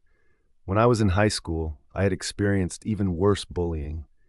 However, it stung even more when it was your past best friend orchestrating this kind of chaos. We made our way out of the sprawling mansion and onto the empty streets. There weren't many signs of life. It seemed all the excitement was contained within the confines of that party. "What a bitch," Tessa muttered under her breath, reaching into her bag for a handkerchief and beginning to wipe the stain off my skin. "Is Jaxon really your mate?" she asked. A small smile appeared on my lips as I nodded. "It's hard to believe, isn't it?" "Yeah," she murmured, her expression growing more serious. "He's supposed to protect you. A mate only comes once in a lifetime." That's what I thought too. But then again, I added, an attempt at humor creeping back into my voice, I dodged a bullet, don't you think? Even my joke couldn't completely mask the trauma I was feeling. Tessa's eyes softened with empathy, and she pulled me into a warm hug. "You don't have to pretend that you're okay when you're not. You've endured so much, haven't you?" Her words triggered something deep within me, emotions I had hidden for far too long. A tear escaped my eyes, and before I knew it, I was crying into her shoulder. There," she soothingly murmured, comforting me like a mother would a child. "Those losers are nothing but losers." I couldn't help but chuckle at her bluntness, and after a while, we finally separated. "Well, it seems my concealer isn't waterproof after all," she said with a wry smile, glancing at the smudges on her makeup. "Or at least it isn't tear-proof." I chuckled once more, dabbing the corners of my eyes with the back of my hand. "I'm sorry about the dress," I said. She stepped back. "You still pull it off really well. Anyway, it's not something that bleach couldn't fix. We need to soak it ASAP, though." "Let's go back to the dorms," I suggested, eager to escape the remnants of that painful encounter. She nodded in agreement, wrapping her arm around mine. We began our walk to the bus stop, but again, the streets felt remarkably deserted, like an unsettling ghost town. Tessa glanced down at her watch. Why aren't the buses coming at regular intervals? Could it be because of the party? I ventured, looking at her with curiosity. She sighed. It must be. The intervals are probably longer because they assume nearly all the students are at the elite mansions. I don't mind waiting, I said with a small smile, trying to lighten the mood.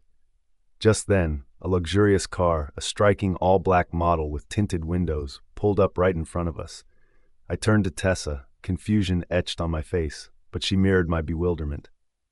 I instinctively stepped back, feeling a sense of wariness. The window rolled down, revealing Alpha Rowan, leaning casually against the frame. "Need a ride?" he asked, a playful wink accompanying his words. I pursed my lips, glancing at Tessa, who appeared to be frozen in place. I hadn't fully noticed it before, but there was a certain tension about her, especially every time Rowan was near. But then again, she was from the south, too. It only made sense that she might feel some awkwardness around the true alpha of her faction. "The buses aren't going to come until midnight," he stated matter-of-factly. "They do this during parties. Unless you want to stand around for another hour, I suggest you come with me." "Right?" he added, now turning to Tessa for confirmation. She cleared her throat and nodded. "Yeah, it's getting cold out here." I let out a resigned sigh and nodded in agreement. "But you better not do anything weird." Rowan raised both hands in mock surrender. "You don't have much faith in me, teammate," he teased, referring to our group project for Miss Loveson's class. I didn't respond, simply following Tessa to the back seat. "Only one person can ride in the back," Rowan remarked casually. "It's filled with my stuff." Tessa glanced at me before biting her lip thoughtfully. "You can take the front seat," she suggested, a hint of hesitation in her voice. I sighed, finally entering the front seat, where Rowan greeted me with a disarming smile that showcased his perfectly white teeth. The moment I settled in, his scent enveloped me. It was intoxicating. But alongside it lingered something more provocative, an overwhelming aroma of desire and lust, which prompted me to instinctively cover my nose. He chuckled softly as he began to drive. "Sorry about that," he said, amusement twinkling in his eyes. "Someone wanted a quickie before I left. I can't really turn down someone when they're in the mood, you know?"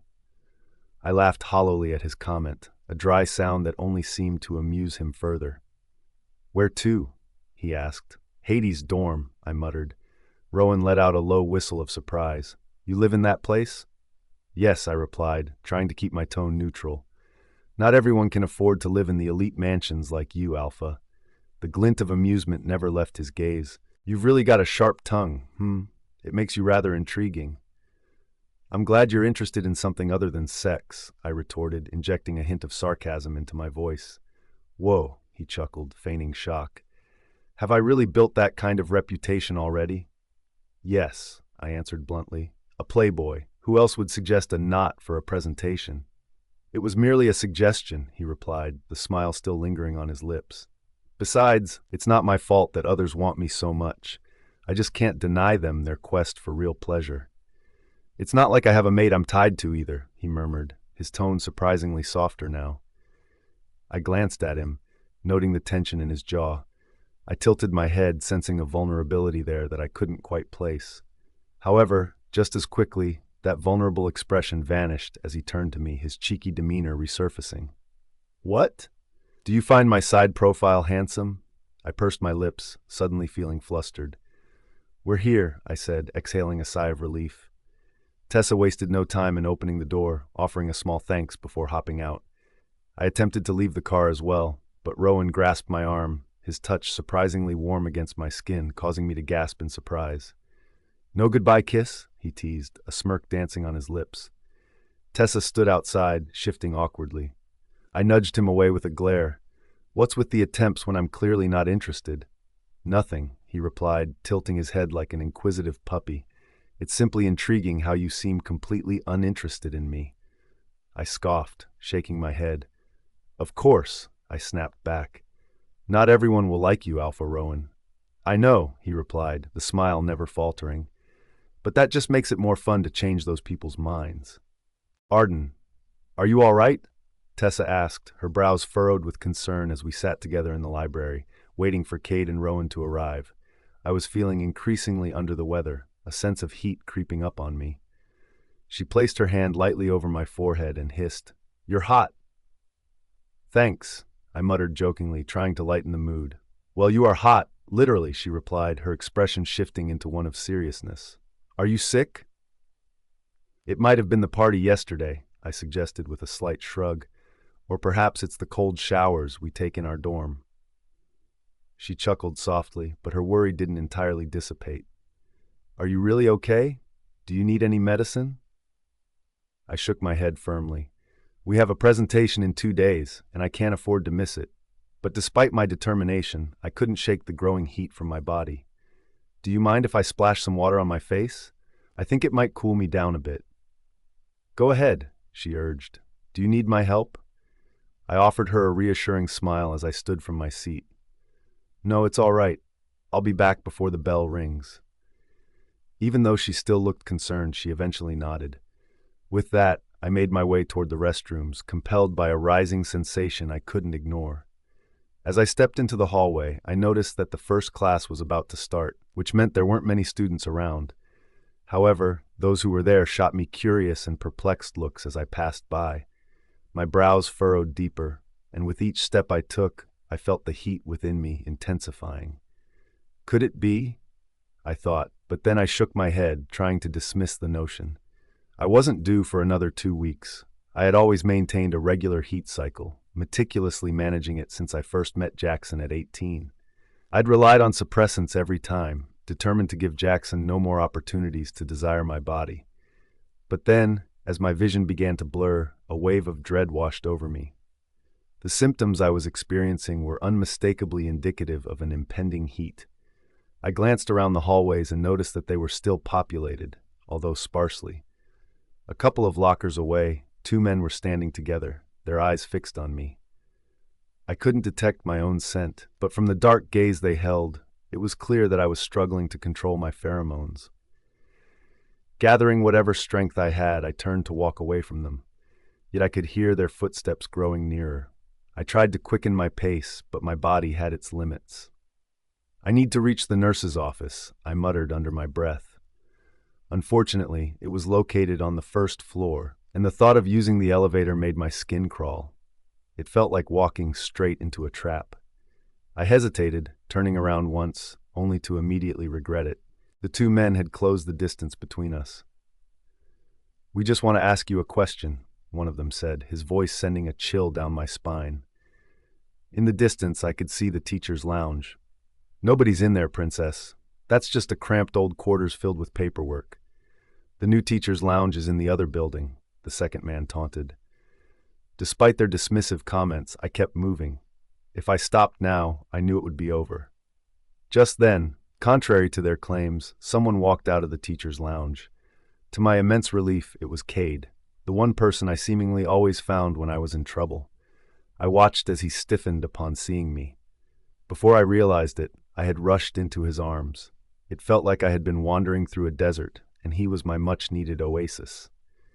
His cool skin against my overheated body was a welcome relief, and I closed my eyes, feeling the effects of my condition intensifying. Cade paused, taking a moment to assess the situation before his gaze shifted to the 2 men who had been pursuing me. "What are you doing?" he demanded. With that one question, the 2 men backed away. A soft chuckle escaped one of them as he shrugged. "We were just trying to help, but it seems you can handle it better, Alpha." Cade didn't respond verbally. He simply nodded, and that was enough to make the 2 of them leave. However, I noticed that the warmth in my body didn't subside. In fact, it felt like it was reaching a scalding peak. His scent was fresh and invigorating. I glanced up at his face and saw how dark his eyes had become.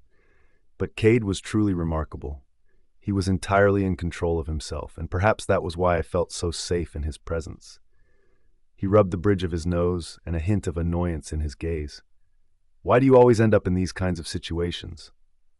"I don't," I murmured, although I knew that ever since I arrived at Elite, such incidents had seemed to follow me. "It's only because you're always there," he scoffed, shaking his head. "So now it's my fault?" No, I stammered, anxiety creeping into my voice. Can you please just help me? His lips pursed as he stepped closer, steering me to a more secluded area. Where are your suppressants? He asked. We were nearer now, and I became hyper-aware of his presence. My gaze inadvertently shifted to his lips, those very lips I had kissed before I turned my head away, engulfed in embarrassment. The heat radiating from my body was becoming unbearable. I don't have them, I confessed. A flash of annoyance crossed his features. How could you not have them when you're clearly in heat? It wasn't supposed to happen this early, I muttered defensively. He shook his head in exasperation and rubbed the bridge of his nose again. I sensed that his emotions were flaring, and his scent grew more potent. Before I knew it, a small moan slipped from my lips, escaping without my permission. Cade froze, his attention snapping back to me, his eyes darkened by dilated pupils. I could see the veins in his hands standing out, likely a testament to his struggle for control in this charged moment. My knees buckled slightly with the way he looked. His breath hitched before he reached for something in his pocket. Suppressants. Did he always have them lying around? Take this, he said, and I could feel he was on the verge of losing control. However, I was in the same situation. Cold. His skin was so cold, soothing against mine. I wrapped my arms around his, the world blurring around us. Flub, he muttered. Get off me right now. You're going to regret it if you don't. However, I couldn't hear anything. All I could feel was how his body felt so compatible with mine. Arden. I felt like that was the first time he had properly called my name, and a small smile appeared on my lips. Fuck, he cursed, his body already hard as rock. Then, just as I was about to succumb to the pleasure of it all, losing full control of my body, I felt myself get separated from him. A whine escaped my lips, and I looked up at him with the same glassy eyes. He placed the suppressant into his mouth.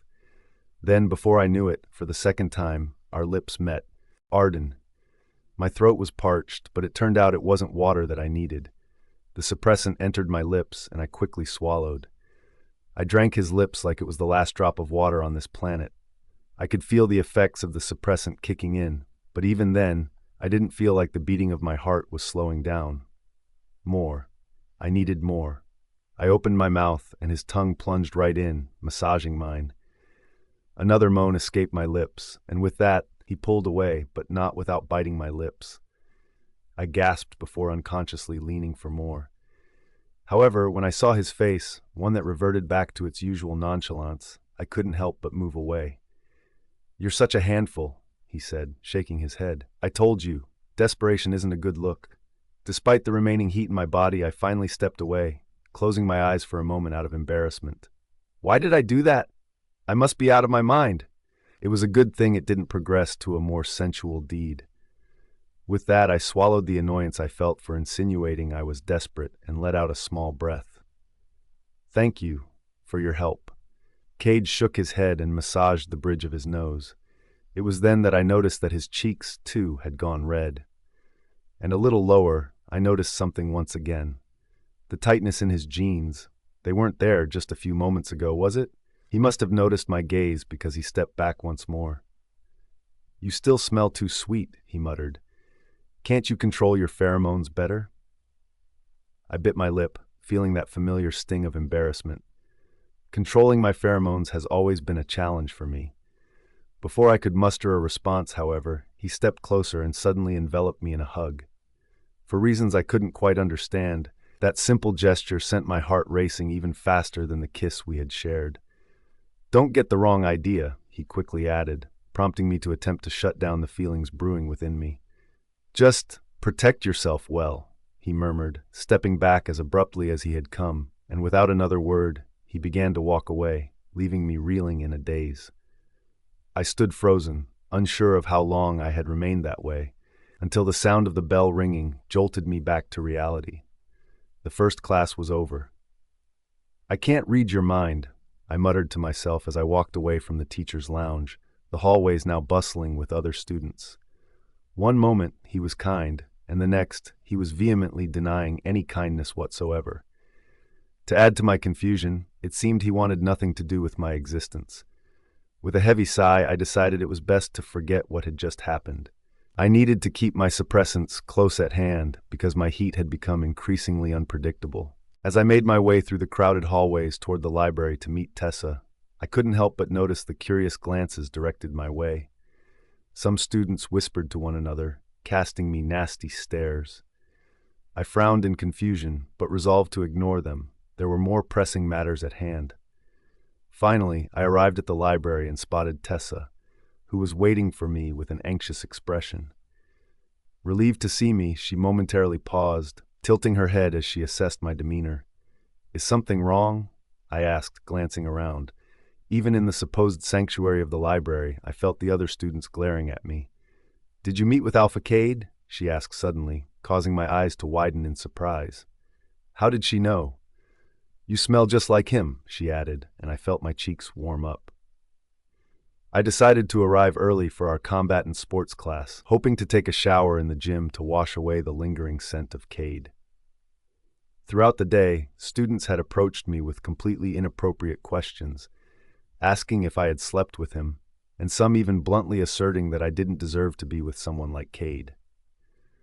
No matter how earnestly I denied those claims, the attention wouldn't wane. In an attempt to cover his scent, I even drenched myself with my own cologne. Unsurprisingly, it paled in comparison, and Cade's scent still permeated everything, triumphing over my efforts. So, here I was, alone in the showers, scrubbing vigorously, desperate to wash away his lingering smell. At least, that was the plan until I heard heavy breaths from outside the shower stall. I froze. Those did not sound like female footsteps. Turning off the water, I held my breath and listened intently. "You think you can hide yourself in the women's shower? That's pathetic," a familiar voice spat. My heart sank as I recognized it was my brother, Kieran, flanked by two other werewolves. Peeking through the small gap in the door, I felt my breath hitch in my throat. Standing in front of them was a man, smaller, nervously pressing against the wall, wearing glasses that slipped down his nose, his hair hanging over his forehead. "I just went into the wrong room," the boy stammered, his voice shaky.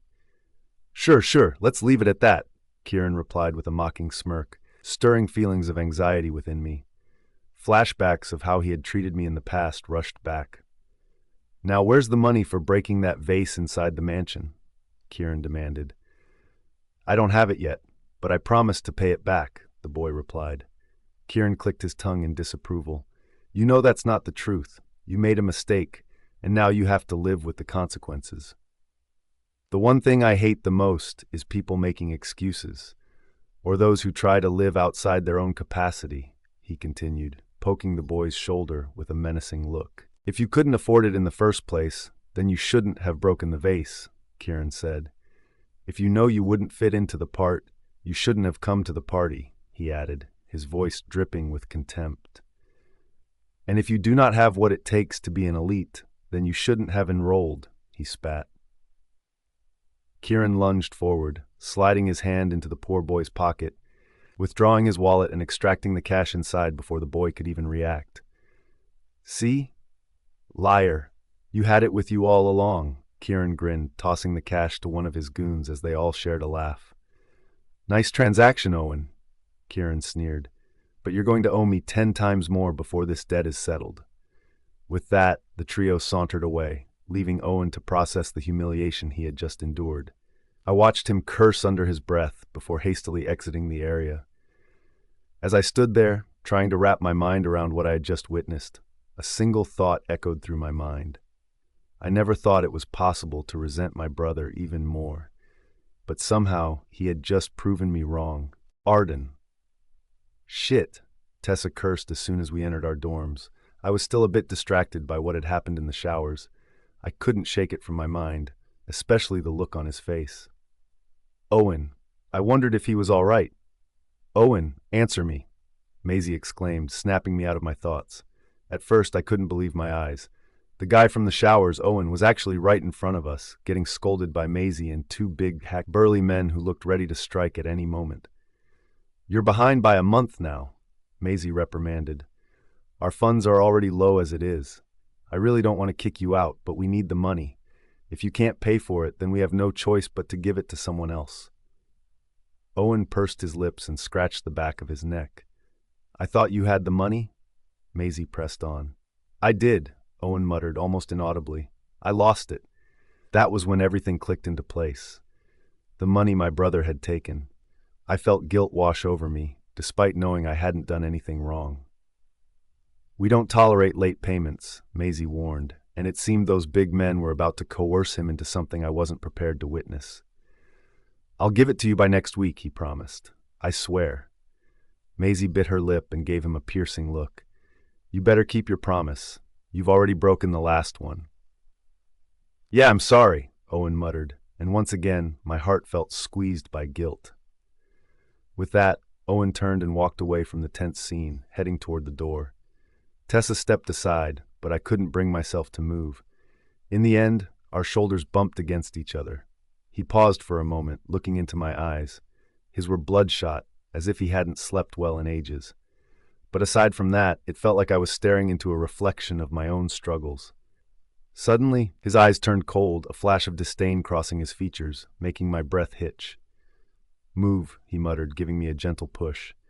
Tessa caught my shoulders, steadying my stance. With that, the two of us walked to our room. Isn't it a bit brutal? I murmured, turning to Tessa as she opened the door. What do you mean? She asked, glancing back at me. Maisie, I replied, my voice low. It is pretty harsh, she conceded, closing the door behind us. However, I get where she's coming from. The dorms operate on the fees they collect from residents. This dorm is already the cheapest option among everything here at Elite, but we still have to pay the same dues to the school. That's why our utilities are so subpar. What about those two men? I inquired. They're residents here too, Tessa explained. I don't think they're going to harm anyone. They'll just coldly throw out those who don't pay on time. I sighed and leaned against the wall, feeling utterly drained. My worry for Owen lingered, and I wanted to do something to help. However, I realized that I was in the same predicament as him.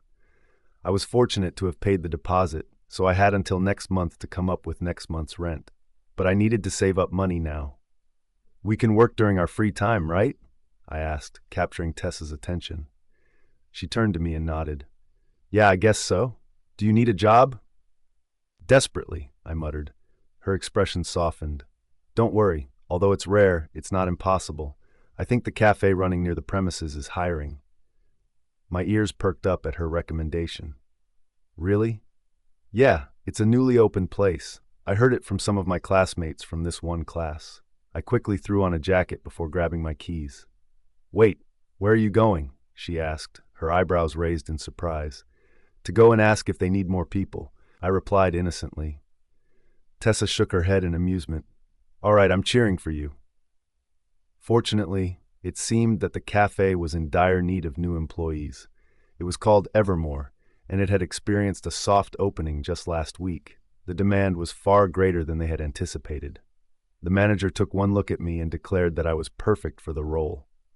I wasn't sure whether to take that as a compliment, but I was glad I could begin the next day. I tied the apron around my waist and pushed my hair back, smiling at my reflection in the mirror. Glancing around the staff quarters, my smile widened. With this job, I would be able to cover my dorm fees and start saving up for my tuition for the next semester. As I shut my locker, I was greeted by a surprising sight. Owen, the guy from the showers, walked into the room, making his way to his locker while sipping from a water bottle. He wore an apron, a hairnet, and had flour dusted all over his clothes, so I assumed he must be working in the kitchen. You're working here? I blurted out before I could stop myself, eager to strike up a conversation. Having a friend on the job didn't seem like such a bad idea after all. However, he merely glanced at me, closed his water bottle, and shut his locker before exiting the room. I puffed air into my cheeks and shot a semi-glare at the door as it swung closed. Would it hurt to answer with just one word? I muttered under my breath. Quit trying to make friends with random people, honey. Why would you need to do that when I'm already here? A startled scream escaped my lips as I turned to the side, or rather, to the ground. There, on the bench in front of the window, someone was sleeping with a book covering his face. My heart raced. Since when had he been there? I hadn't sensed his presence at all. He lifted the book from his face, and I instinctively stepped back. What are you doing here? I exclaimed, staring at him in horror. Rowan merely smirked, casually lounging as he leaned his elbows against his lap. He looked me up and down, licking his lips in an appreciative manner. "You look really nice in that apron." "Answer me," I insisted, attempting to brush off his compliment. A loud laugh erupted from his lips. "You never fail to amuse me." My brows knit together in confusion. What was there to find amusing? "Answer me, or else I swear I'm going to report you to the manager," I warned, frustration bubbling inside me. He simply smirked and leaned back against the wall. "Sure, go ahead. I'm sure the manager will only report it back to me, though." "Huh?" I stammered, taken aback. "I'm the owner of this cafe, honey." "Arden. Thank you. Have a nice day," I said with a bright smile as a customer snatched her drink from the counter. She was preoccupied with her phone, reaching out instinctively for the cup. I had to aim it into her hand, ensuring she could grab it without looking away from her screen. With that, she strolled out without any further acknowledgement. Still, I maintained my smile. It beat the countless men trying to shove their numbers at me any day. I glanced out the window and noted the darkening skies. The cafe was nearly empty, with only a few stragglers coming in for takeaway coffee as closing time approached. I sighed in relief and smiled softly to myself. I had survived my first shift. You know, I've never done it in a cafe. Sex, I mean. I've been adventurous in various places, but not here. Wouldn't it be thrilling to fulfill that fantasy? Well, almost. Out of everyone I encountered today, my boss might just be the worst of them all. I ignored him, focusing on wiping the counters clean. My gaze flicked to the clock. Only 10 minutes left. I could endure his relentless flirting until then. At least, that's what I thought. After serving the last customer, I wrapped up some final tidying before heading to the locker room. To my dismay, Rowan was still lingering there. He crossed his arms in front of his chest, leaning nonchalantly against the wall, a smirk plastered across his face. "Does the owner really have to be here all the time?" I asked, trying to sound nonchalant. His smirk widened. "Well, it's the owner's prerogative, don't you think? After all, he does own this place." I removed my apron and stashed it in my bag, reordering my items and gearing up for departure. However, Rowan stepped in front of me, blocking my path. I sighed in frustration, pinching the bridge of my nose. "Don't you have something better to do? Like, I don't know, raising your points or something?" Rowan glanced casually at his watch. "Actually, someone did call me to her dorm tonight, but you could always take her place if you're interested." "No thanks," I replied deadpan. "I'd rather head home." "Want me to give you a ride?" he offered, a hint of playful mischief in his tone. "Nope," I shook my head firmly. "The buses are still running." He laughed, tilting his head back against the lockers. Such blatant rejection. I pursed my lips, trying to maintain my composure. "Can you please move, sir?" "Ooh, I like it when you call me that," he teased, eyes glinting with amusement. I sighed heavily and ran my fingers through my messy hair in exasperation. "Do you really have to turn everything into a sexual innuendo?" "You know, I'm genuinely curious," he said suddenly, redirecting the conversation. "Why are you working here?" "Like I mentioned before, not everyone has the financial means to study here," I muttered, glancing away in irritation. "It's strange, though," he continued, unfazed. "Isn't Kieran your brother? From the West?" I froze at the mention of his name, the casualness of his inquiry sending a jolt of unease through me. "How do you know that?" He shrugged nonchalantly. "I heard it from a girl I was fucking from the West." I bit my lip in frustration. "Anyway, I don't think it's any of your business."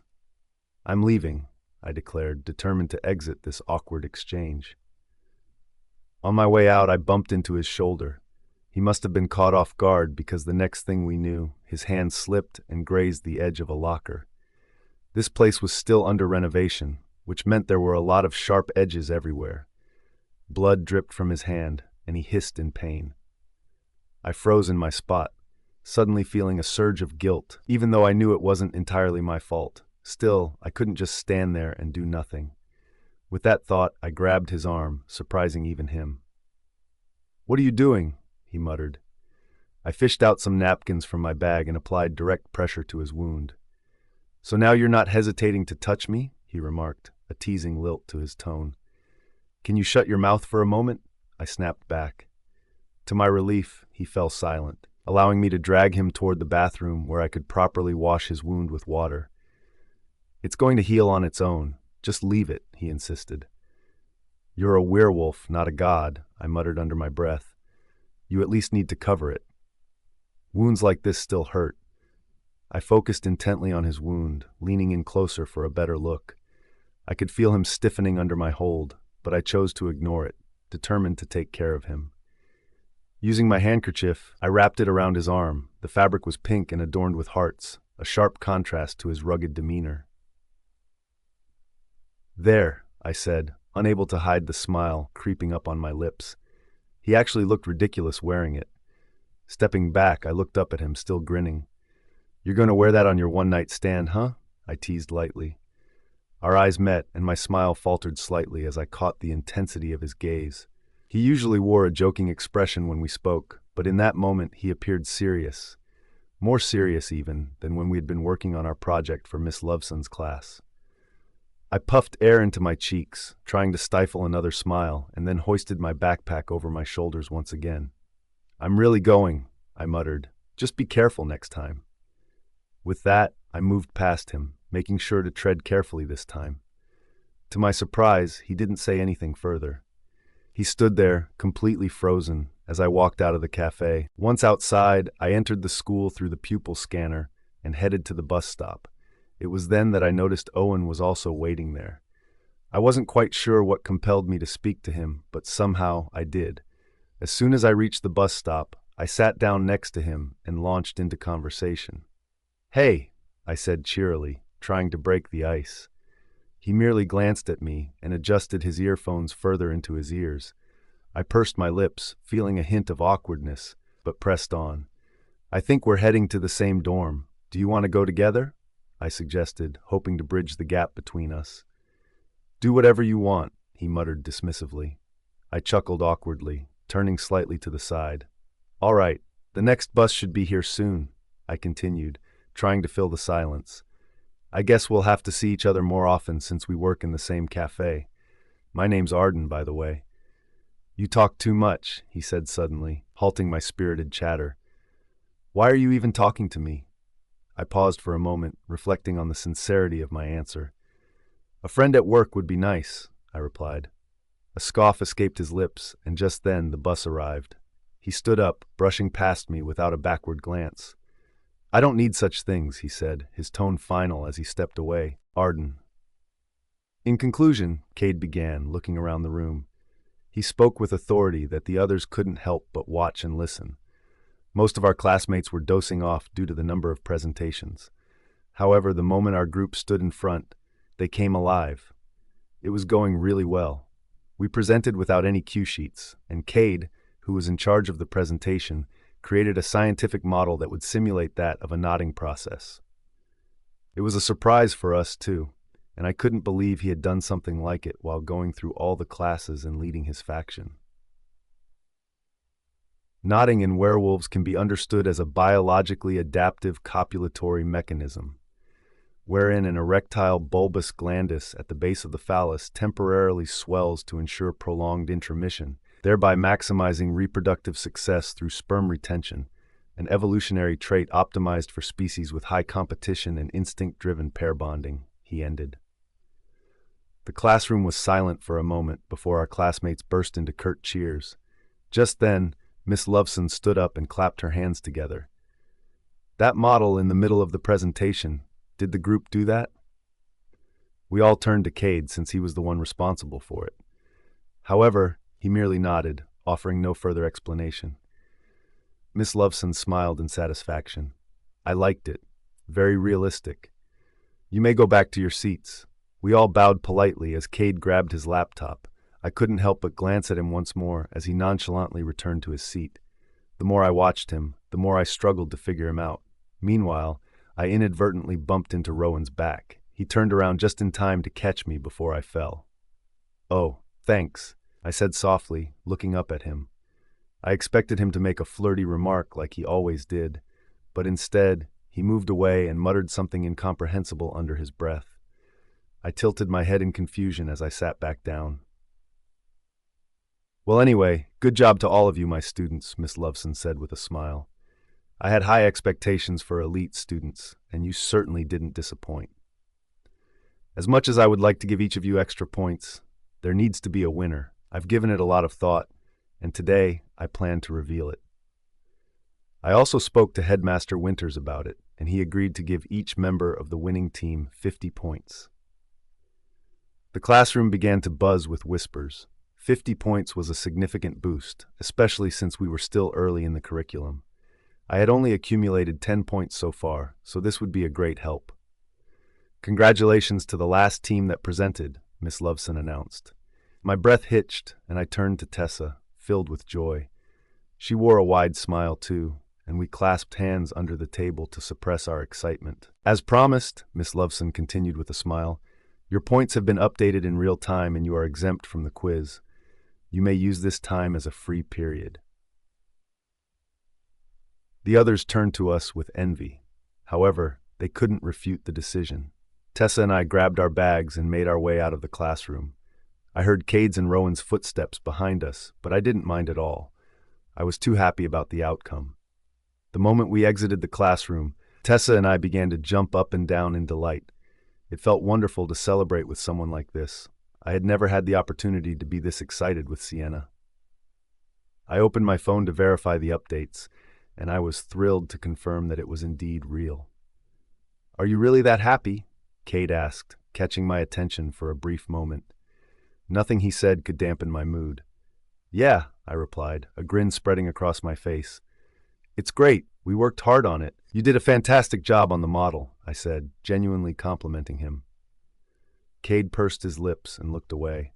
I then turned to Rowan and gave him a thumbs up. You did great with the introduction, too. We wouldn't have captured everyone's attention without you. Once again, instead of responding with a quick, flirty remark, he turned to the side. I noted the way his ears turned red, but I inferred that he was also pleased about the outcome. It's just a presentation, Cade muttered, but I still heard it. Is my happiness that shallow? I asked, tilting my head as I looked at him. He didn't respond, which left me puzzled. Even if that's the case, I think we should celebrate the small victories. The elite program is already as competitive as it is. If we downplay such accomplishments, wouldn't it be even sadder? I know these points may seem insignificant to the two of you, but I still wanted to congratulate our team, I added, glancing between the two of them. Tessa smiled and chimed in, Yeah, we did great. Cade was looking at me with yet another unreadable expression. It seemed he was drinking in my features. I couldn't handle his gaze, so I absent-mindedly wiped my face. Do I have something on my face? I whispered to Tessa. She quietly shook her head. With that, Cade walked away without another word, leaving me feeling confused. Rowan followed quickly after him. See you later at the cafe?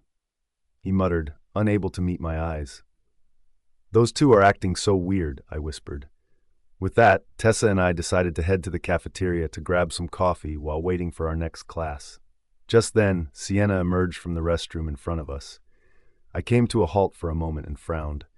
Then, she strolled past the two of us, but not without uttering a parting shot. Attention, whore.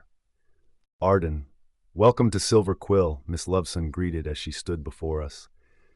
I noticed Fort standing to the side. As soon as our eyes met, he waved. I returned the gesture with a brief smile before shifting my focus back to Miss Loveson. This is a highly independent group, and as I, too, carry many responsibilities as a teacher, I need someone to act as the representative for the freshmen. Fort, over here, has the highest grades among all seniors, and consequently represents them. Now, who would like to volunteer among the freshmen? Most students turned their attention to Elias, and I found myself glancing at him, too. To my surprise, he was looking back at me with a spark of curiosity. Part of me longed for such responsibility. Yet with the demands of school and my job, I knew I couldn't commit. Elias was undeniably well suited for it, but it seemed he had other plans. I'm busy with my other clubs, he stated firmly. I don't want to be the representative. The others respected his decision without protest. Just then, a hand shot up. Me, Sienna declared, a small but confident smile adorning her lips. I graduated as the valedictorian in high school and have participated in numerous extracurricular activities. I believe I am the best fit for the role, just after Alpha Elias. Her confidence was infectious, and the others were quickly convinced. "No objections?" Miss Loveson asked, glancing around the room. "All right," she clapped her hands together. "Miss Graves will be the freshman's representative then." Sienna beamed with pride, shooting a glance in my direction like she was seeking my approval. "Like any other normal club, I expect you all to get to know one another. In fact, the sole purpose of this first meeting is to facilitate that," she continued. "I need to step out for a moment for a meeting with Mr. Winters. You may leave once the group session is over." With that, she waved us off before exiting the room.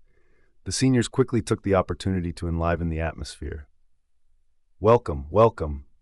There's a lot of competition here, but outside of that, I hope we can all remain civil," Fort began, casually settling down around us. "Let's take turns introducing ourselves, shall we?"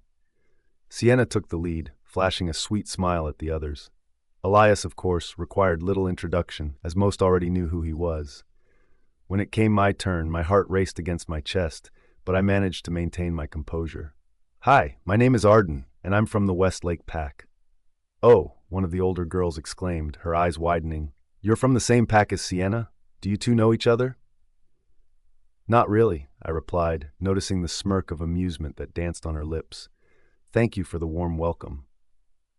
I settled back down while the others continued their introductions. "When are the competitions scheduled to begin?" Sienna asked eagerly.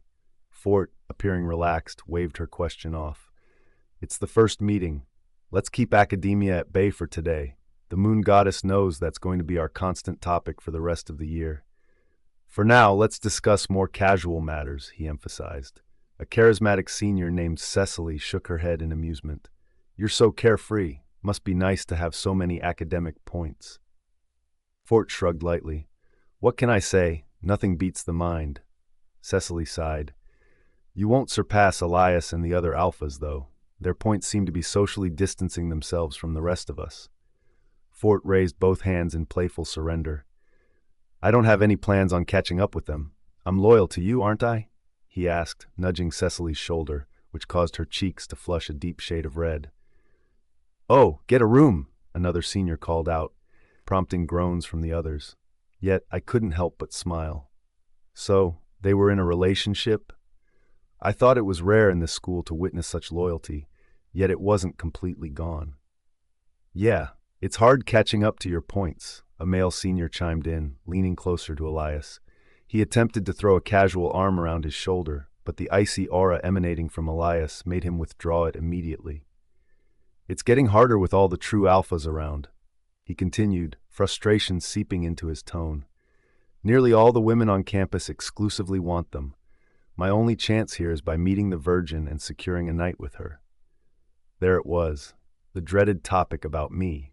Why were they so obsessed with it in the first place? Before I could stop myself, I opened my mouth to speak. Why? Does the school have this system? And what's with the obsession surrounding someone's purity? The conversation fell into an uncomfortable silence, and I pursed my lips, suddenly regretting my question.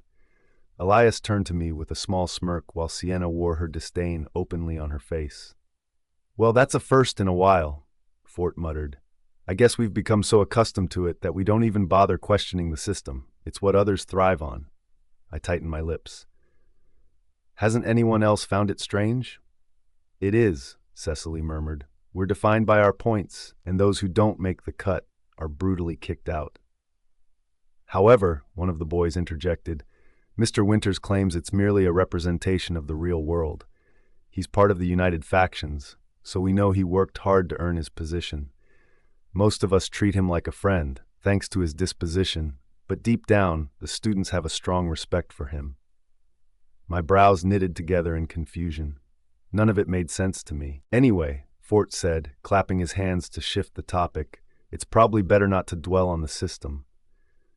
"Yeah," Sienna added with a smirk, "those who can't handle it should just leave. This has been the way for years. It's not going to change anytime soon." I nestled deeper into my thoughts and glanced away. Was I really the only one who found this unsettling? Did I just need more time to get used to it? My reflections were interrupted once more when Fort broke the silence. "But the Virgin's identity still hasn't been revealed, right?" "Yeah, that's strange," the male senior replied, scratching his head. She should have outed herself the moment it started. The true alphas would have their eyes on her, and she'd essentially become a prized possession. I bit my lip to keep from voicing my thoughts. They talked about being treated like an object to be flaunted, as if it were something to take pride in. I noticed Cecily biting her lip as well, clearly in disagreement with the male senior's views. Anyway, he persisted, nudging Elias with an elbow, I'm sure you've already got your hunch. So tell me, Alpha, do you know who she is yet? Elias kept his gaze fixed on the table, but a sly smirk flitted across his lips. With that single expression, his next statement sent a chill through my body. I would be lying if I said I didn't have a clue. Arden. Does he know?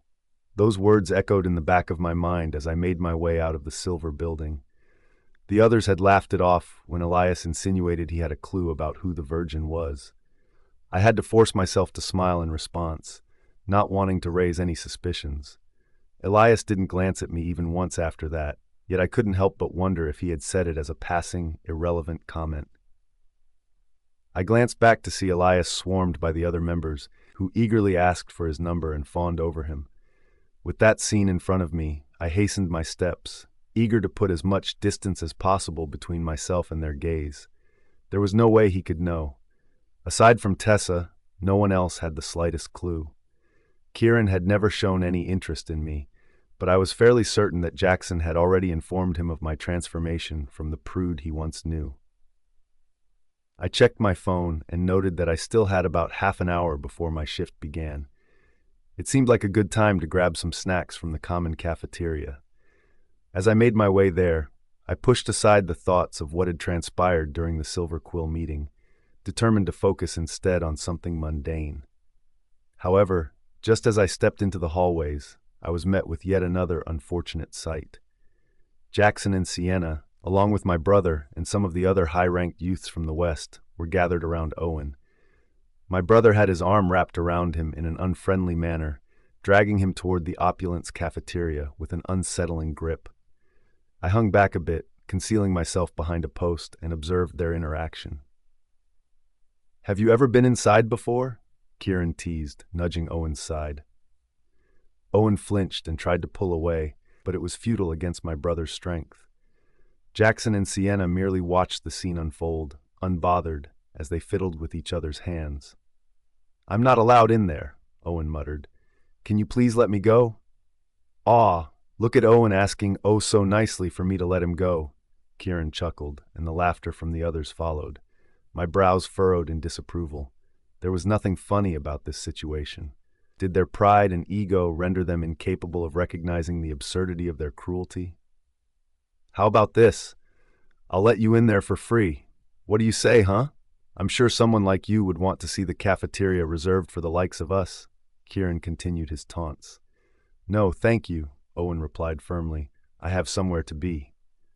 With that, he managed to slip away with surprising speed, but Kieran didn't take kindly to his escape. In an instant, he grasped Owen again, wrapping his arm around Owen's neck and pulling him close. Kieran dragged Owen toward the opulence cafeteria, and my hands clenched tightly at my sides. I found myself in a dilemma, torn between the urge to intervene and the daunting reality of my brother's overpowering presence. Others walked past the scene, seemingly oblivious to the turmoil unfolding, some even giggling with amusement. I felt compelled to intervene. How could I criticize these bystanders while I remained a passive observer at this damn post, too? Before I fully processed my thoughts, I found myself striding toward the opulence cafeteria, my initial hesitation giving way to a surge of courage.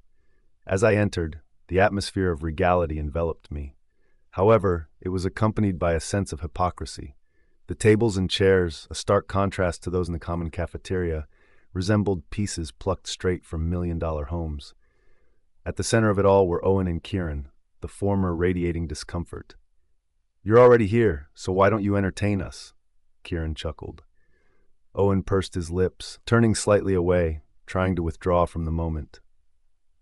"You didn't think you'd come here for free, did you?" Kieran taunted. Then he stood and grabbed a piece of steak, shoving it into Owen's mouth, which only drew laughter from the others seated nearby. My heart raced at the vile display of bullying taking place before me. I scanned the room, hoping to find at least one person with a semblance of sanity. While a few were entertained, most cast their eyes downward, appearing afraid of the repercussions of standing against Kieran and his crew. "I even provided you a meal," Kieran chuckled. "Show the hand that feeds you some kindness by performing for us. What are you guys in the mood for? A song? A dance? An act?" he asked, parading around the room, pointing at others as he did. "Monster," I muttered under my breath, my hands shaking from an emotion I couldn't quite identify. Fear? Disdain? "Make him act like a dog!" Sienna exclaimed carelessly while reapplying her lip gloss. The others jumped on board, chiming in with suggestions, their enthusiasm frightening. It felt like a betting ground filled with the most depraved college students imaginable. "The crowd has spoken," Kieran announced, his voice rising to command everyone's attention. "Act like a dog for us, Owen." Owen's lips were pursed tightly, and from my vantage point, I could almost see a black cloud gathering over his head. I didn't pity him. I felt a fierce anger rising within me.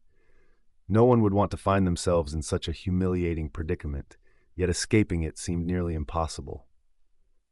Owen remained motionless, casting his gaze downward in silence. Kieran, embarrassed by Owen's lack of response, gripped his shoulder, causing Owen to flinch. "Don't embarrass me now, you rascal," he said through gritted teeth.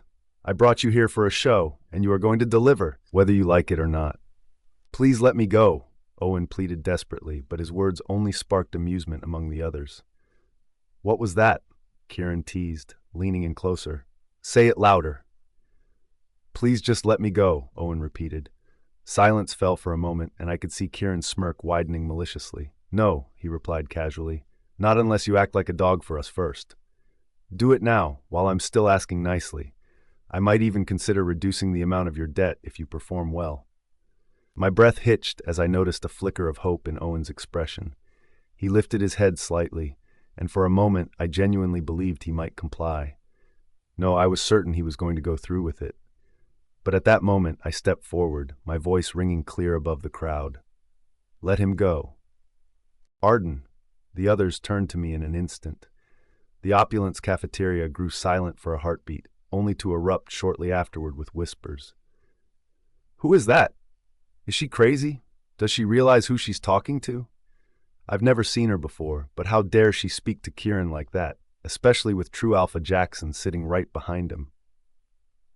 People were quick to question my audacity and credibility, coming out in defense of my brother and his friends, who had clearly sinister intentions, all due to their status in our social hierarchy. Despite my racing heart, I mustered the courage to walk over to them, swallowing hard as I placed distance between Owen and my brother. A flicker of surprise crossed Kieran's eyes, but it was quickly replaced by a look of disgust. He clearly had never seen me like this, standing my ground. Sienna quickly seized the moment to break the tense silence. "Are the likes of you actually allowed in here?" she exclaimed. "I'm sure you're aware that this cafeteria is reserved for the top students and those wealthy enough to afford its fees." I ignored her, focusing instead on Kieran. "You're still the same," I muttered, ensuring only he could hear me. A small, twisted smirk crept across his lips. Meanwhile, I could sense Sienna fuming from my lack of acknowledgement. I took a brief glance at her and noticed how red her cheeks had turned. She quickly turned to Jaxon for reassurance, but his gaze remained fixed on me, brow furrowed and jaw clenched. "What a disgusting bunch you are," I spat, and gasps erupted from the onlookers. "What is this?" Kieran suddenly chuckled, amusement heard in his voice. "We were merely joking with a friend, but you took it so seriously. The fun in this school is slowly evaporating. What a shame." He flashed a smile and turned to his friends, offering them high fives. "Am I right?" he called out. They all joined in laughter, chortling among themselves as they continued eating, completely unfazed. Owen cast his head down in defeat, but I held my chin high. "If this is your definition of fun, then you must truly be a pathetic creature," I declared. His expression shifted, momentarily caught off guard. "You think you're superior to everyone else simply because you can afford to be here. You insulted him, extorted him for money, and made him act like a dog stripped of dignity," I continued. "You flaunt your confidence like a diamond, but in reality, You are nothing but rotten on the inside. You possess only your pride, projecting your insecurities onto someone innocent. It's utterly pathetic, I cursed. And of course, you and your friends hype each other up because you share the same 3 brain cells. The cafeteria fell silent once more, in disbelief as they processed my audacity in addressing someone as influential as Kieran. Even Sienna was left speechless, a rare occurrence for someone with such a fluency of insults at the ready. I expected Kieran to erupt in anger, as he often did. He was the middle child, but he acted like the youngest, whining when he didn't get his way, punching walls when frustrated, and breaking more plates than I could count in moments of rage. However, to my astonishment, he replied with calmness. Who cares? Those 2 simple words dripped with a nonchalance that sent my frustration bubbling over. I have the money, I'm capable, and I rank in the top 100 students with the most points. That's why I'm here, he continued, his eyes glinting with self-satisfaction. How about you? He challenged, and the silence was filled with the mocking chuckles from his entourage.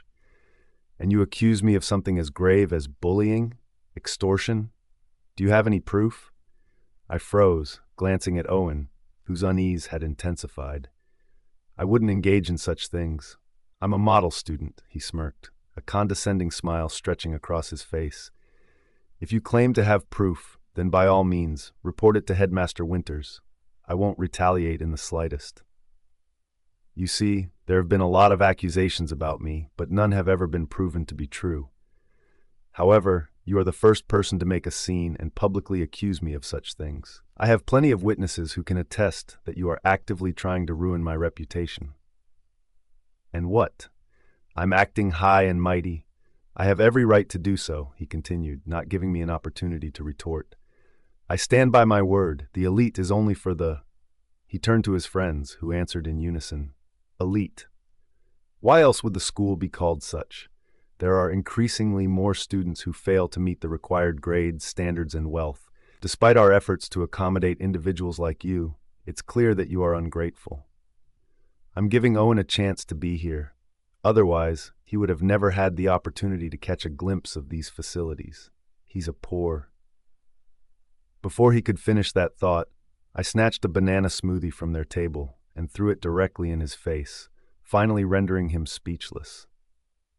Some of the smoothie splattered on the students sitting nearby, causing them to stand and gasp in shock, staring at me in disbelief. Kieran stood there, banana smoothie dripping from his perfectly coiffed hair, the shock on his face gradually shifting to fury. His friends didn't dare laugh now. In fact, a heavy silence fell over the table. I wiped my hand on the napkin beside his untouched dessert and locked eyes with him, not backing down. Entitled, I said flatly, my voice echoing throughout the room. That's all you are. He opened his mouth to respond, but I didn't allow him to speak. If this is your notion of what makes someone elite, throwing your weight around, humiliating others, and hiding behind your status and privilege, then I'm grateful to not be part of it. I turned to face the entire room, meeting the stares of the students who sat frozen in their seats, wide-eyed. If this school believes this is the standard, I continued, raising my voice, then perhaps it's the system that truly needs changing. A chair scraped against the floor as Jaxon stood, his true alpha aura commanding attention. But I didn't even glance at him. Instead, I focused on Owen, who was trembling. I took his wrist and began to walk away. By the door, leaning casually like they'd been there the entire time, were the 3 other true alphas. They had been watching from the beginning, choosing not to intervene. But even then, I didn't stop. I held Owen's hand tighter and pulled him out, never once looking back. Arden. I continued dragging Owen away with no final destination in mind, muttering curses under my breath. It was only when he pulled his hand away that I finally came to a halt. I let out a deep breath and turned to him. He didn't say a word, but I could clearly see the relief in his eyes. With that, I ran my fingers through my hair and closed my eyes, attempting to steady my breathing. "Are you always this courageous?" he asked, breaking the silence that had settled around us. A small smile crept onto my lips. "No," I muttered, "not really." "That's hard to believe," he replied. "You really didn't have to do all of that, you know," he added. "I told you, I don't need help." Let's just say I didn't do it to help you, I clarified, but because I was genuinely annoyed by Kieran. He sighed, crossing his arms defensively before turning to the side. There's no use arguing with people like him. It's only going to make things worse. I promise he'll come back even stronger than ever. My brows furrowed deeply in frustration. We can report them to the administration. There's something that can be done to seek justice. A scoff escaped his lips as he looked deep into my eyes. It must be nice to have some kind of hope. I'm afraid your mindset is far from reality, he said with a dismissive tone. So, I'd appreciate it if you didn't try to help me anymore. I'm already having a hard enough time as it is. I pursed my lips, feeling a sudden sting in my heart. I was just trying to help. You're not helping at all, he snapped, anger suddenly filling his voice. Yet even in that moment, he didn't leave. Despite the pain swelling in my chest, I made an effort to understand him.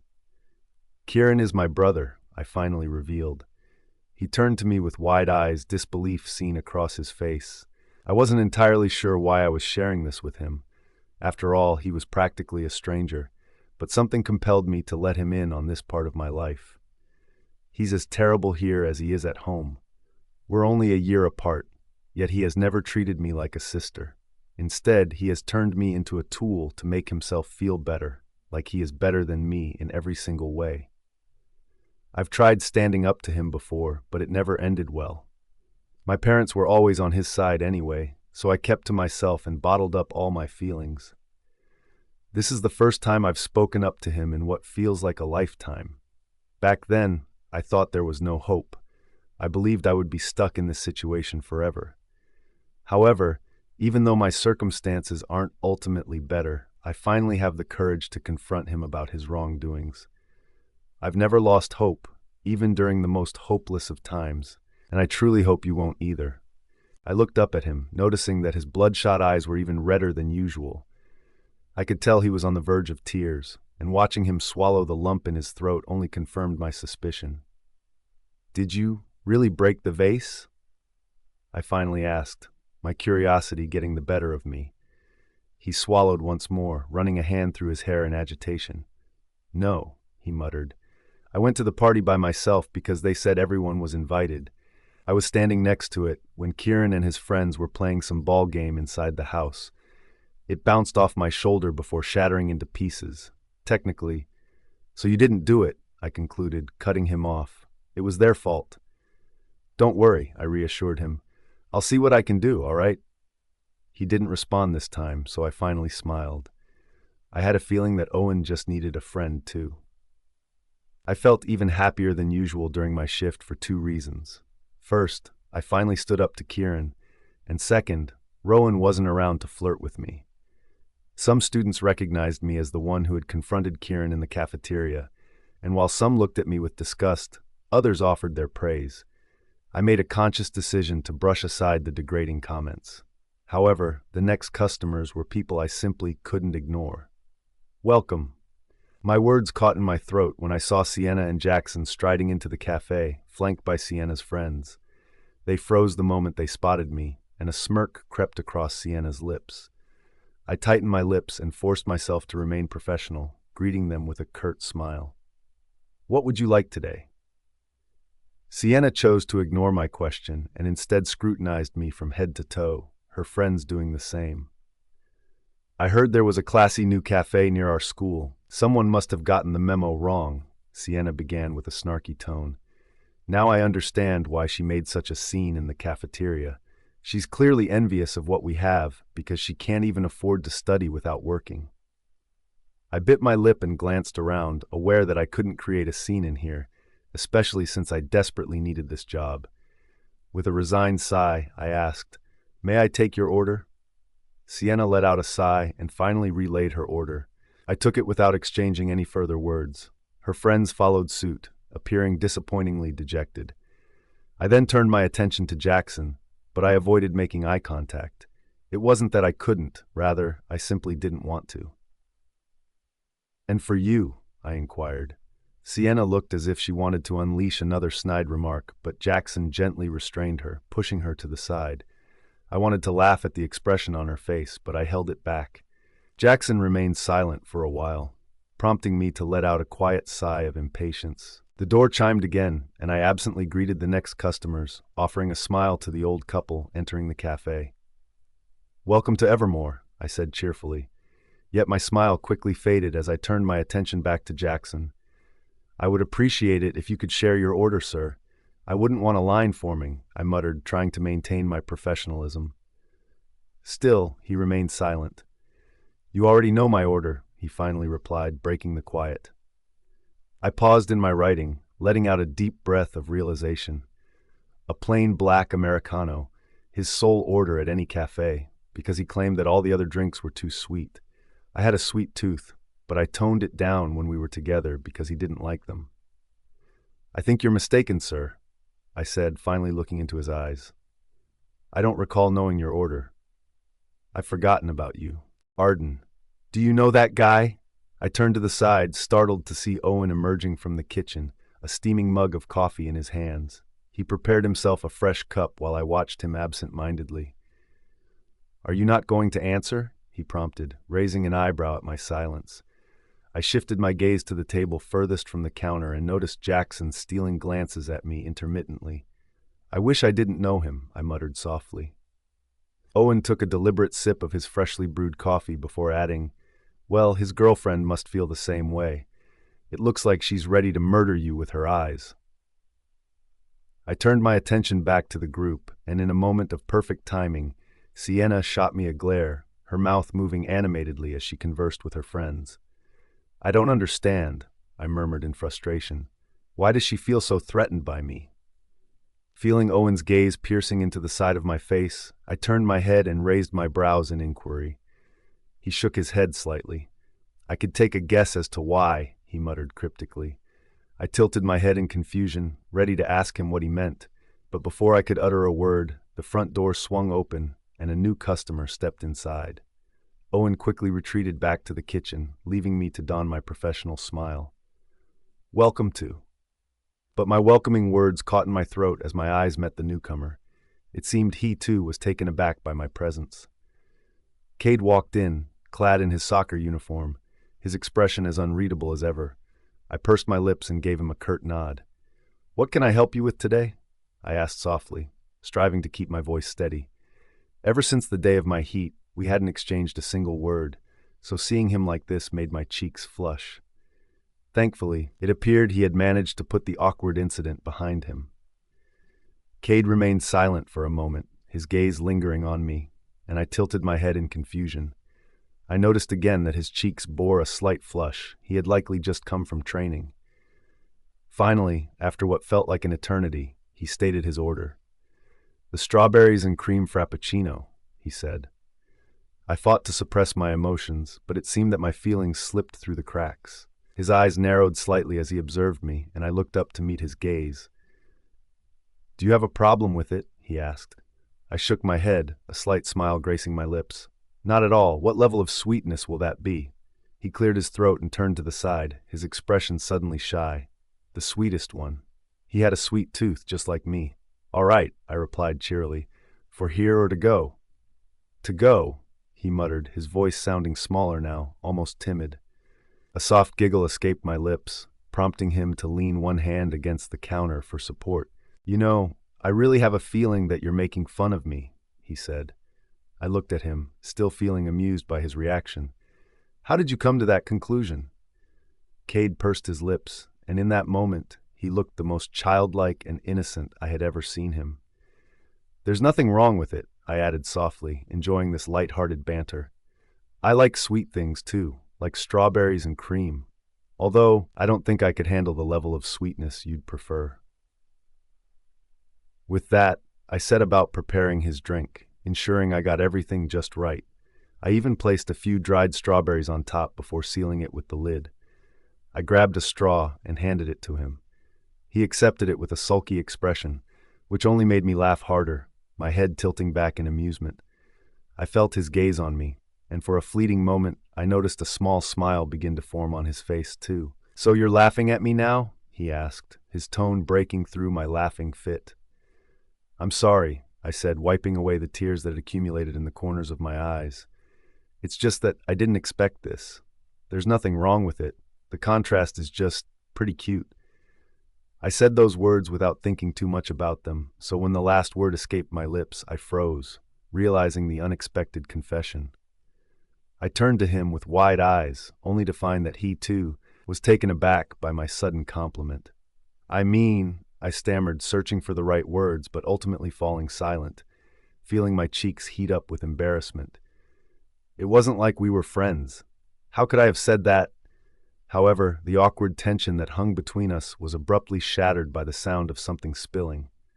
"Oops!" I heard one of Sienna's friends exclaim. I snapped out of my daze and turned to see her frantically attempting to clean up a coffee spill on the floor. I pursed my lips, already suspecting that the spill was no accident. After giving Cade his change, I grabbed the mop from by the lockers. As I stepped outside, I noticed that Cade was being cornered by the very friend who had spilled her drink. I quietly approached the scene, doing my best to be discreet. "Here's my number, Alpha Cade," she said, slipping a piece of paper into the pocket of his uniform. Her hand lingered there a second longer than usual, but I reminded myself that it wasn't any of my business, so I focused on cleaning up the mess. I bit my lip to stifle a curse. It was definitely deliberate. It appeared to have been poured before it actually spilled, increasing the area of the mess. Still, I kept silent and merely sighed as I squeezed out the mop. I could feel Jackson's gaze on me as I worked, but I ignored him, intent on finishing the task. "There's still some over here," Sienna called out. I nodded quietly and walked to where she was stationed. However, the friend who had just given Cade her number pretended to lose her balance and suddenly pushed me toward the ground, feigning innocence. The events unfolded rapidly. The floor was still slippery, and I couldn't manage to regain my balance. I felt myself falling, anticipating the impact. Yet, even as I braced for it, the fall never came.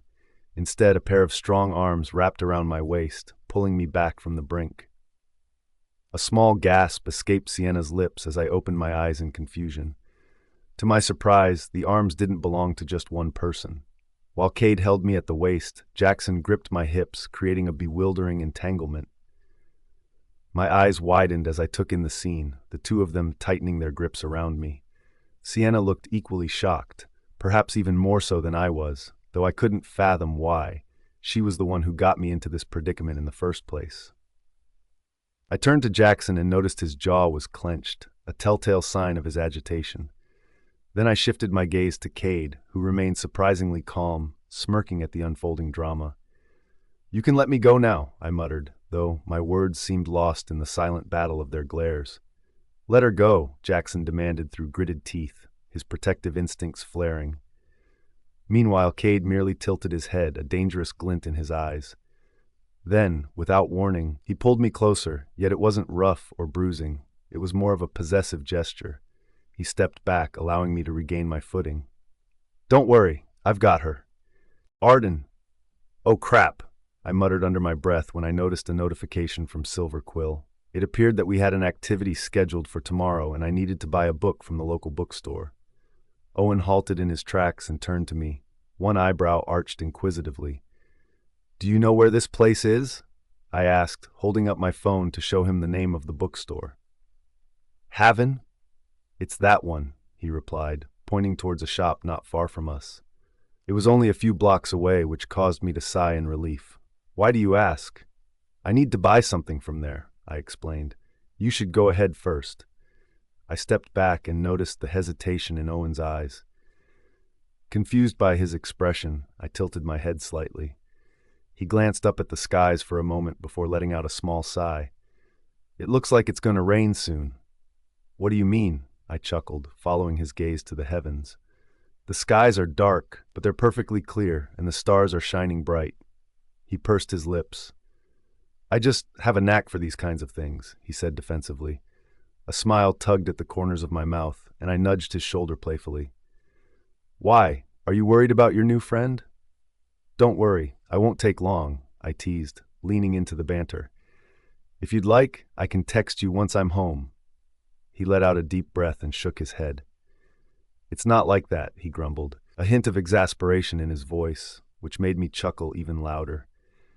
I had never had a younger sibling, but I imagined that this might be a slice of what it would feel like to have one to provoke and tease. "Whatever," he muttered, a hint of annoyance creeping into his tone. "I warned you. I'm going right ahead." With that, he turned around and started walking toward Elite. "See you tomorrow, Owen," I called out, but he didn't look back, which caused another giggle to escape my lips. I walked over to Haven and quickly entered, a chime ringing above my head. As I stepped inside, I couldn't help but gape at the enchanting scene before me. From the outside, it seemed like such a modest store, but within, it felt utterly magical. The shop had only one floor, but the shelves reached all the way to the ceilings. An antique ladder wound its way around the place, and artful vines twisted around it, appearing as if they were free of dust despite the store's age. Along with that, the air was infused with the scent of both fresh and old pages, a combination that evoked a sense of nostalgia. I closed my eyes for a moment, inhaling deeply and relishing the fragrant atmosphere. When I opened my eyes, I nearly jumped back in surprise upon spotting a stunning woman with olive-toned skin and wild, curly hair pulled into a half-up, half-down style. She seemed just as astonished to see me. "Oh, hey there," she chuckled awkwardly, her cheeks tinting slightly. Right. I must have forgotten to flip the sign at the front. We're already closed," she said, scratching the back of her neck sheepishly. I bowed my head slightly in apology. "My apologies," I replied. "I didn't realize. I just needed to buy a book for Silverquill, but I can come back tomorrow." Her expression softened when she saw how genuinely apologetic I was. A small smile crept onto her lips. "For Silverquill? I guess it's all right then. The book for your club is already behind the counter. It's just a quick transaction." "Are you sure?" I asked, unsure if I should press my luck. She nodded, still smiling. Her light and carefree personality brightened the already lively atmosphere of the bookstore, and I found myself willingly following after her. "No worries," she chimed cheerfully. "Here you go. That will be $4.99. I handed her a $5 bill, and she quickly returned my change before presenting me with the packaged book. I smiled widely as I received it from her. "Thank you." "Elara," she answered with a glimmer of enthusiasm. "That's a pretty name," I muttered, finding myself captivated by her charm. "Not as pretty as you," she winked light-heartedly. I felt a warm flush creep across my cheeks at the compliment coming from someone so vibrant. "I'm Arden, by the way," I introduced myself, extending my hand. She took it and offered a gentle shake. "Nice to meet you, Arden. I believe this is your first time in Haven?" "Yes," I responded, glancing around the cozy shop. "It certainly won't be my last. If I had known there was a place like this near the school, I would have visited much sooner." "Right?" she chuckled, a sparkle in her eyes. "I'm glad I found this job too. I get to earn money for college while doing something I love." "Oh, do you go to Elite as well?" I inquired, curious to know more about her. Elara quickly shook her head, her expression animated. "Goodness, no. Aside from not meeting the academic standards required to pass, my brain just doesn't function on the same level as the ordinary student there. Plus, I definitely can't afford it." "You're selling yourself short," I replied, genuinely feeling that way. "I'm not," she insisted, maintaining her radiant smile. "I'm well aware of my limitations. You, on the other hand, must be very smart. Silverquill, huh?" A playful warmth spread through my cheeks. "It's not that special, I guess." "Trust me, it is," she affirmed. Clearing my throat, I changed the topic. "So, which school do you attend?" "A local college around half an hour from here," she replied. "Although my house is quite far from this store, I opted to work here anyway because the pay is excellent. Being situated near Elite is certainly a privilege." I nodded in agreement, as my pay from Evermore had also far exceeded a typical cafe wage. Realizing I had taken up too much of her time, I bowed my head slightly in apology. "Oh, sorry, I must have rambled on." She shook her head, her genuine smile still in place. "Not at all. I actually appreciate the conversation. It would be lovely to speak with you again." Excitement bubbled in my chest. I hadn't realized that making friends could be this easy. It had always seemed so difficult in the past, or perhaps that was just due to being stuck with Sienna. Regardless, I felt a sense of pride for having struck up this conversation. "I'll see you around, Elara?" I called out enthusiastically as I started to make my way to the door. She waved her hand at me, her wide smile making my heart flutter. "Yeah, see you, Arden." As I stepped outside, the door chime echoed behind me. A smile lingered on my face as I headed back to campus. Just then, as Owen had predicted, the skies began to rumble ominously. My eyes widened, and I glanced up instinctively. In that very moment, the downpour began. This was no gentle drizzle. It was a torrential rain. I cursed quietly under my breath, relieved that my backpack was waterproof. I ran toward campus, but soon discovered that the bookstore wasn't as close as I had initially thought. Pitter-patter. My feet splashed through small puddles that had rapidly accumulated on the uneven sidewalk. Suddenly, I felt an unsettling presence looming behind me. I didn't stop, but a gnawing feeling built at the back of my throat. I dared not turn around, aware that someone was there. I could faintly hear his footsteps and smell his scent. However, both sensations were largely overshadowed by the strong rain drumming around me.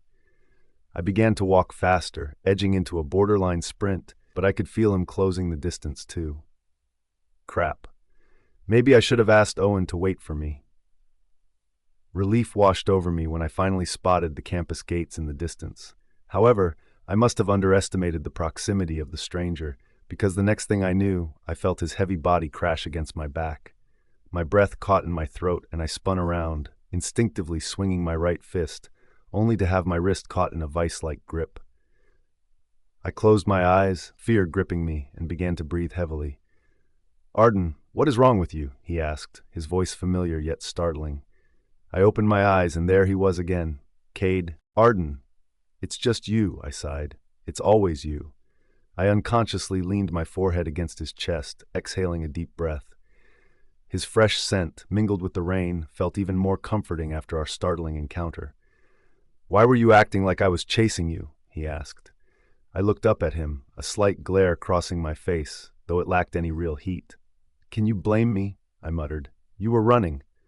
"That's because the rain is getting heavier," he retorted just as the sky opened up, the rain pouring down even more violently. He cursed under his breath. He grasped my wrist, making me gasp softly, and pulled me toward the gates of Elite in the bus stop, where a shade offered refuge. "The forecast didn't mention anything about rain," he complained, his voice laced with annoyance as we stepped back into the cover. I couldn't help but admire his side profile, the way his hair clung to his forehead, dampened by the rain. Normally, his hair was perfectly styled, always looking pristine and put together, but in this slightly disheveled state, he appeared younger and more approachable, a side of him I didn't mind seeing. Before I could stop myself, I reached out and poked his cheek with my finger. He turned to me instantly, a slight furrow appearing between his brows.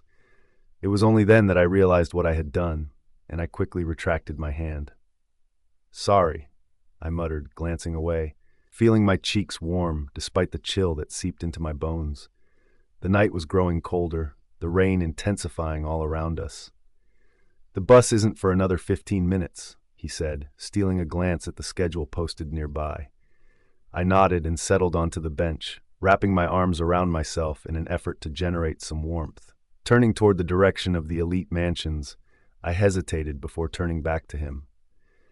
"You should head out first," I suggested softly. "Don't you live here?" I was referring to the mansion sprawling behind us. He sighed, running his fingers through his hair in frustration, still not meeting my gaze. "I'm drying off," he replied. I shrugged, scooting back on the bench until my legs dangled freely. I began swinging them back and forth in a bid to create more body heat. "Can you stop that?" he asked, his tone slightly exasperated as he clicked his tongue. I frowned at him in disbelief. How could he hear it? "You're free to leave if you want," I shot back, a hint of defiance creeping into my voice. He sighed again, shaking his head, his silence a wall between us. "You know, I really don't get you," I finally voiced the confusion that had lingered since our first meeting. His silence encouraged me to continue, and I found myself pressing on. "You're the true alpha of the North. Respect is yours, even from the other alphas, because the North is truly a remarkable place. I feel like I understand you, but then I don't." "You don't have to understand me," he muttered, though I caught his words. "I've never asked anyone to try and understand me, it's just futile." A lull enveloped us, yet I was compelled to ask another question. "Why did you come to Elite?" He finally turned to look at me. You're seriously asking that? I pursed my lips, suppressing an instinctive response. Why don't you answer it first? He asked suddenly, his tone somber and darker than it had been a moment before. A chill ran down my spine, yet for reasons I couldn't decipher, I found myself speaking. To escape? I finally ventured, my voice quivering slightly. I want to prove myself and show that I'm worth something.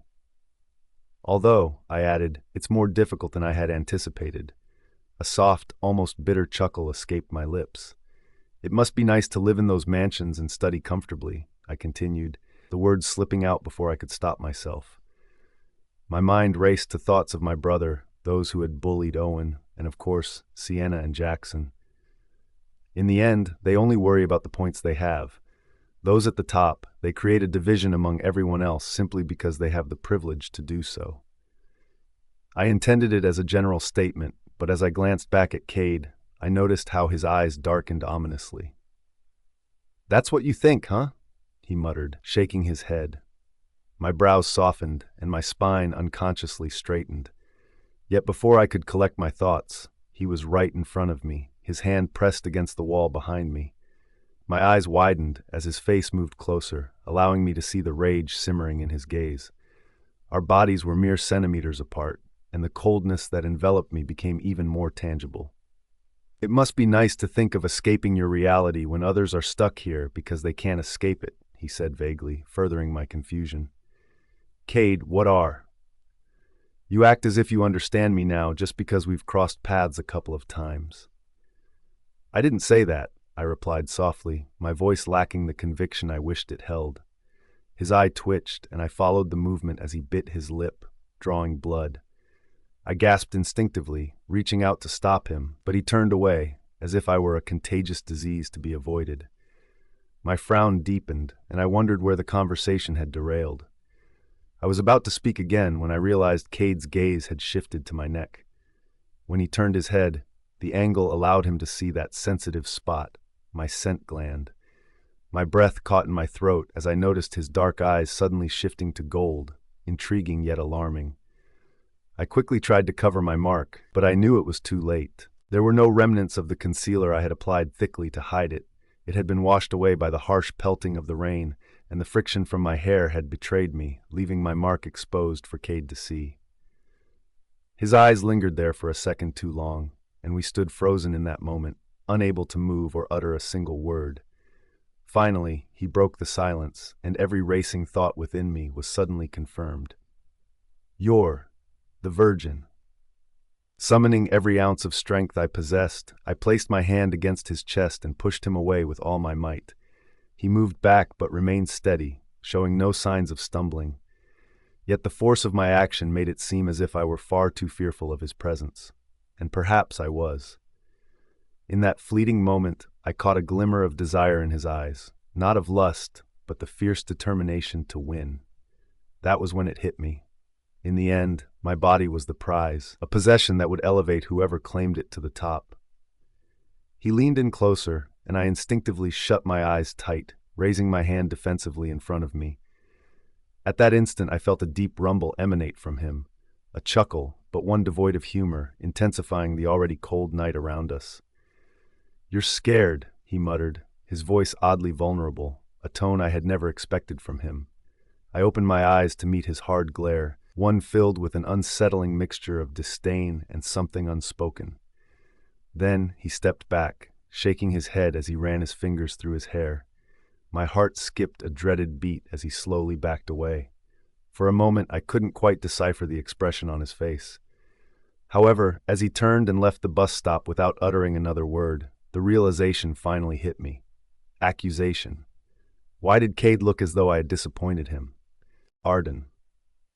What happened at the bus stop yesterday still lingered in my mind. The conversation had taken a downturn so suddenly, and even then, I couldn't help but wonder what I had said so wrong for Cade to react that way. It was strange how I was more fixated on his response than on the fact that he now knew I was a virgin. I didn't know what he would do with that information. Would he treat me differently? That was how I predicted things would go. However, much to my surprise, he seemed to ignore my presence altogether.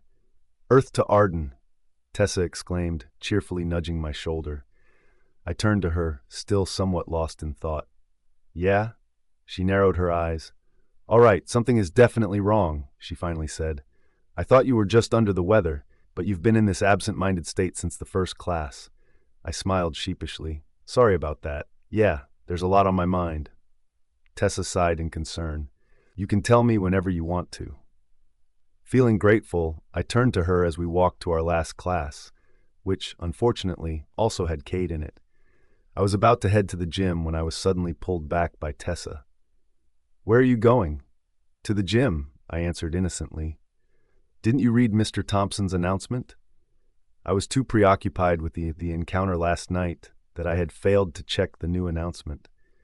We're going to have a swimming class today. The moment she mentioned the sport, my body went rigid. Suddenly, I felt myself being transported back to a traumatic past, of drowning, of being submerged, unable to breathe until the capillaries in my lungs felt like they were burning. Whoever holds their breath the longest underwater is going to win. A small yet precociously large Kieran exclaimed as we played in our new bathtub. Lucian was outside, absorbed in another book. Kieran wanted to play with him, but the older brother refused, so in the end, he had coerced me into joining him. Little old me liked it, of course. It was rare for my brothers to ask me to play with them. I don't want that, I remembered muttering in a small voice. Pussy! Kieran exclaimed. I was taken aback by his choice of absurd words, especially since our parents valued respectful language. He wouldn't stop taunting me with such insults, so eventually I relented. I had always liked playing in the water, but that moment changed everything. My lungs could only endure so much deprivation of air, so when I needed to come up for air after a couple of seconds, I couldn't. I was trapped, not because of my own body, but because someone was holding me back. I felt Kieran's hands on my head, forcing me to inhale the water in the shallow tub. Before I knew it, I lost consciousness, and when I woke up, I found myself in the General Hospital of the West, receiving treatment for a water inhalation injury. I thought I would be consoled the moment I woke up. Instead, I was met with harsh words. Kieran had twisted the narrative. He had blamed my competitiveness and desire to beat him as the reason I had drowned. No matter how much I explained, it was futile. The blame was already on me, even if I was the one who had nearly died. Since then, I had never attempted to swim again, despite my initial fondness for it. Are you really all right? Tessa asked, appearing more concerned now as she squeezed my arm. Do you want to go to the clinic? I gulped and shook my head. I'm fine, I managed to squeeze out. But I was wondering if it would be all right not to participate for this class. Tessa fell silent for a moment before a look of realization appeared on her face. I'll ask for you, she said. I shook my head. I'll ask, I insisted. Can you please accompany me? Of course, Tessa said supportively, leading me toward the swimming pool this time. As soon as we arrived, the first person I saw was Cade, getting dressed on the bleachers. He removed his shirt, revealing a toned and muscular body for everyone to see. Tessa and I had to stop in our tracks, and for a moment, the fear of having a swimming class completely escaped my mind. His body wasn't as muscular as Jaxon's, however, it felt undeniably more defined. While Jaxon appeared more like a fighter, Cade emanated the essence of a Greek statue. Coupled with his striking handsomeness, it was quite the sight, and our classmates didn't hesitate to appreciate his visuals. I quickly snapped my gaze away from him when Mr. Thompson finally arrived. Sir, I called out to him, hoping to grab his attention. He stopped in his tracks, raised an eyebrow, and turned to me. Yes, Miss Stone, he asked. What can I assist you with today? Tessa stood right by my side, serving as my silent anchor through this ordeal. Is it all right if I don't participate in this activity? I asked, trying to keep my voice steady. He frowned, clearly confused, but before he could articulate a response, I interjected again. I'm willing to handle any paperwork related to swimming or contribute in whatever way possible aside from participating in the water. And why is that? He asked, crossing his arms in front of his chest, a look of skepticism spreading across his face. I do not excuse students without a valid reason. I bit my lip, reluctant to reveal my phobia of swimming. Instead, I hastily concocted a different excuse. It's my time of the month, I stated with surprising confidence. The flow is very, very heavy, by the way. It's quite bad, I muttered, hoping my embarrassment didn't show too much. Mr. Thompson seemed taken aback by my candidness and momentarily turned away, clearing his throat as he collected himself. Well, he managed, regaining his composure, the previous quiz for all the classes, could you check that for me instead? He added. A small sigh of relief escaped my lips as I nodded eagerly. I'll handle it really well, sir. Mr. Thompson pursed his lips before he finally nodded. However, I am awarding points to the fastest swimmers today, so you're missing out on that. It's all right, sir, I replied without hesitation. It wasn't as though I could earn the incentive even if I participated. Go to my office and get the papers, he instructed, handing me the keys. Then come back here to complete the task. I nodded, turning to Tessa, who offered me a subtle thumbs up. I'll get dressed, she whispered before joining the others. Meanwhile, I made my way to the teacher's office, a smile playing on my lips. I felt a wave of relief wash over me that Mr. Thompson hadn't asked any further questions. I arrived promptly, as the gym was only a short distance from theirs. The words, "Only faculty allowed," were plastered on the wall, and for a brief moment, I hesitated. However, empowered by the keys in my hand, I unlocked the door and stepped into the empty room. I stood still for a moment, gaping at the expansiveness of the space. It was even wider than the gym. Dozens of tables were laid out, meticulously organized in uniform. I quickly scanned the room for Mr. Thompson's table and grabbed the unchecked papers on it. Just as I was about to leave, something peculiar caught my attention. Amidst the modern tables, there was one that appeared quite old, worn out, and distinctly out of place in the contemporary interior. For a moment, I found myself entranced. There was something about it that drew me in, compelling me to take a closer look. So I did. As I approached, the intriguing nature of the table became even more pronounced. Just as I was about to touch the antique wood, a light yet startling voice interrupted my thoughts. "Student? What are you doing here?" I gasped and quickly stepped back, the stack of papers slipping from my grasp and tumbling to the floor. I turned to face the voice and felt my heart race with nervousness. "Headmaster Winters," I stammered. A slight frown adorned his brows, yet a small smile soon emerged on his lips. Somewhat disconcertingly, that contrast sent a shiver down my spine. However, his expression softened again, and he seemed kinder than before. I hurriedly picked up the papers from the floor, bowing slightly in his direction. I was just getting some quiz papers from Mr. Thompson's table, sir." He tilted his head slightly and glanced toward the old table. "It doesn't seem that way," he mused. "You were about to inspect the old table, weren't you?" I quickly shook my head, my heart racing. "No, I was just trying to see it up close." Mr. Winters fell silent for a few seconds, his attention making me feel even more anxious than I already was. Then he suddenly chuckled, causing me to look up at him with wide eyes. He exuded an eccentric vibe that felt difficult to interpret. I had heard from Tessa that he was well loved and respected by the student body for his down-to-earth personality, but perhaps I was simply unaccustomed to such warmth. "No worries," he exclaimed cheerfully, stepping over to the old table. "It's just a table that holds a special place in my heart, so I kept it here." He opened the drawers and gestured for me to come closer. "See, there's nothing here," he remarked, his voice brightening the atmosphere. I quietly nodded and stepped back, my hands held in front of me, my neck at a subtle tilt to show my respect. "What's your name?" he asked suddenly, breaking the silence that hung in the air. I gulped, still with my head slightly bowed. "Arden, sir," I murmured. "Arden," he whispered, the name rolling off his tongue with a certain fondness.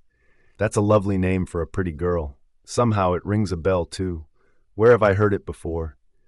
He snapped his fingers, searching for the answer in the recesses of his mind, but ultimately fell short. "Ah, as expected, I'm not as sharp as I once was. I can't seem to recall such details. No need to worry, though. I'll be sure to remember your name."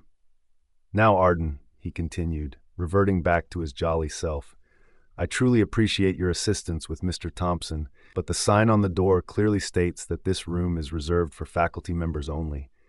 Keep that in mind, all right?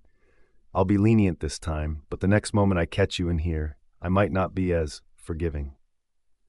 He delivered the last words with a cheery tone, but beneath it I could sense his seriousness. I quickly nodded in acknowledgement. "I apologize again, sir."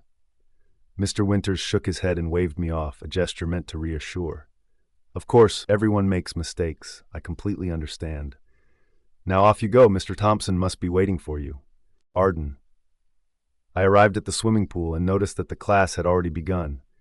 The men were shirtless, clad only in their swim shorts, while the women sported tankinis in the school's colors. Spotting Tessa, I waved at her, and she smiled back. Mr. Thompson merely glanced in my direction before gesturing toward the bleachers, silently indicating that I should check the papers there. Nodding, I quickly got to work, stealing glances at my classmates from time to time. Surprisingly, the process of checking papers proved to be quite enjoyable, and I found myself breezing through them with ease. I was on the last set when Mr. Thompson's voice caught my attention. "All right, now we're going to hold a competition," he announced. "You'll have the chance to win 30 points for this, one winner from the boys and one from the girls." Excitement buzzed among the students, and I couldn't help but look more frequently at the unfolding scene than the papers I was meant to be checking. The boys were up first, divided into 4 batches, and by the last batch, I spotted Cade among them, standing in the first lane. My hands stilled mid-check as I focused my full attention on the scene before me. The swim shorts he wore were wet, clinging to his very toned thighs and buttocks. I felt my cheeks warm at the thought. I didn't even want to discuss the front part of his shorts. It already looked impressively large, even in its non-erect state. However, I already knew firsthand just how big he could get.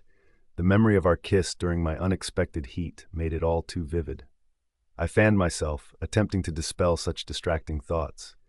The whistle blew, and all the boys dove into the water. Right off the bat, there was a clear front-runner. Of course, it was Cade. His speed was simply unmatched. While the rest of the competitors seemed to share relatively similar speeds, he pulled ahead by at least a meter, further widening the gap at the turnaround.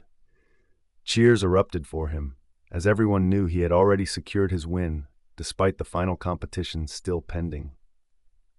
As he emerged from the water, the others were still making their way back, and at that moment, it felt like every single pair of eyes had locked onto him. He ran his fingers through his damp hair, and the droplets cascaded down his chiseled body. My breath hitched, and I once again found myself looking away. After that, the boys had a final competition with the winners from the previous batches, and unsurprisingly, Cade reigned supreme. I watched as Sienna handed him a towel, and the brief moment their gazes met, I felt something squeeze in my heart. Feeling flustered, I returned to my task of checking papers. Now it was the girls' turn, and I found myself rooting wholeheartedly for Tessa. She was quite the swimmer, triumphing in her batch and advancing to the finals. However, there was another formidable competitor to consider: Sienna. Unlike my fear of water, Sienna thrived in it. An athlete at our high school, she was often deemed the best among the ladies. Naturally, I didn't want her to triumph this time. Tessa was leading during the first lap. However, in a surprising turn of events, Sienna pushed herself to the limit and touched the wall first.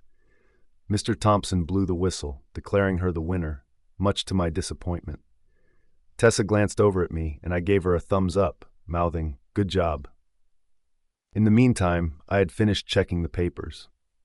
"All right," Mr. Thompson exclaimed, capturing everyone's attention. "For the rest of the period, you can clean up."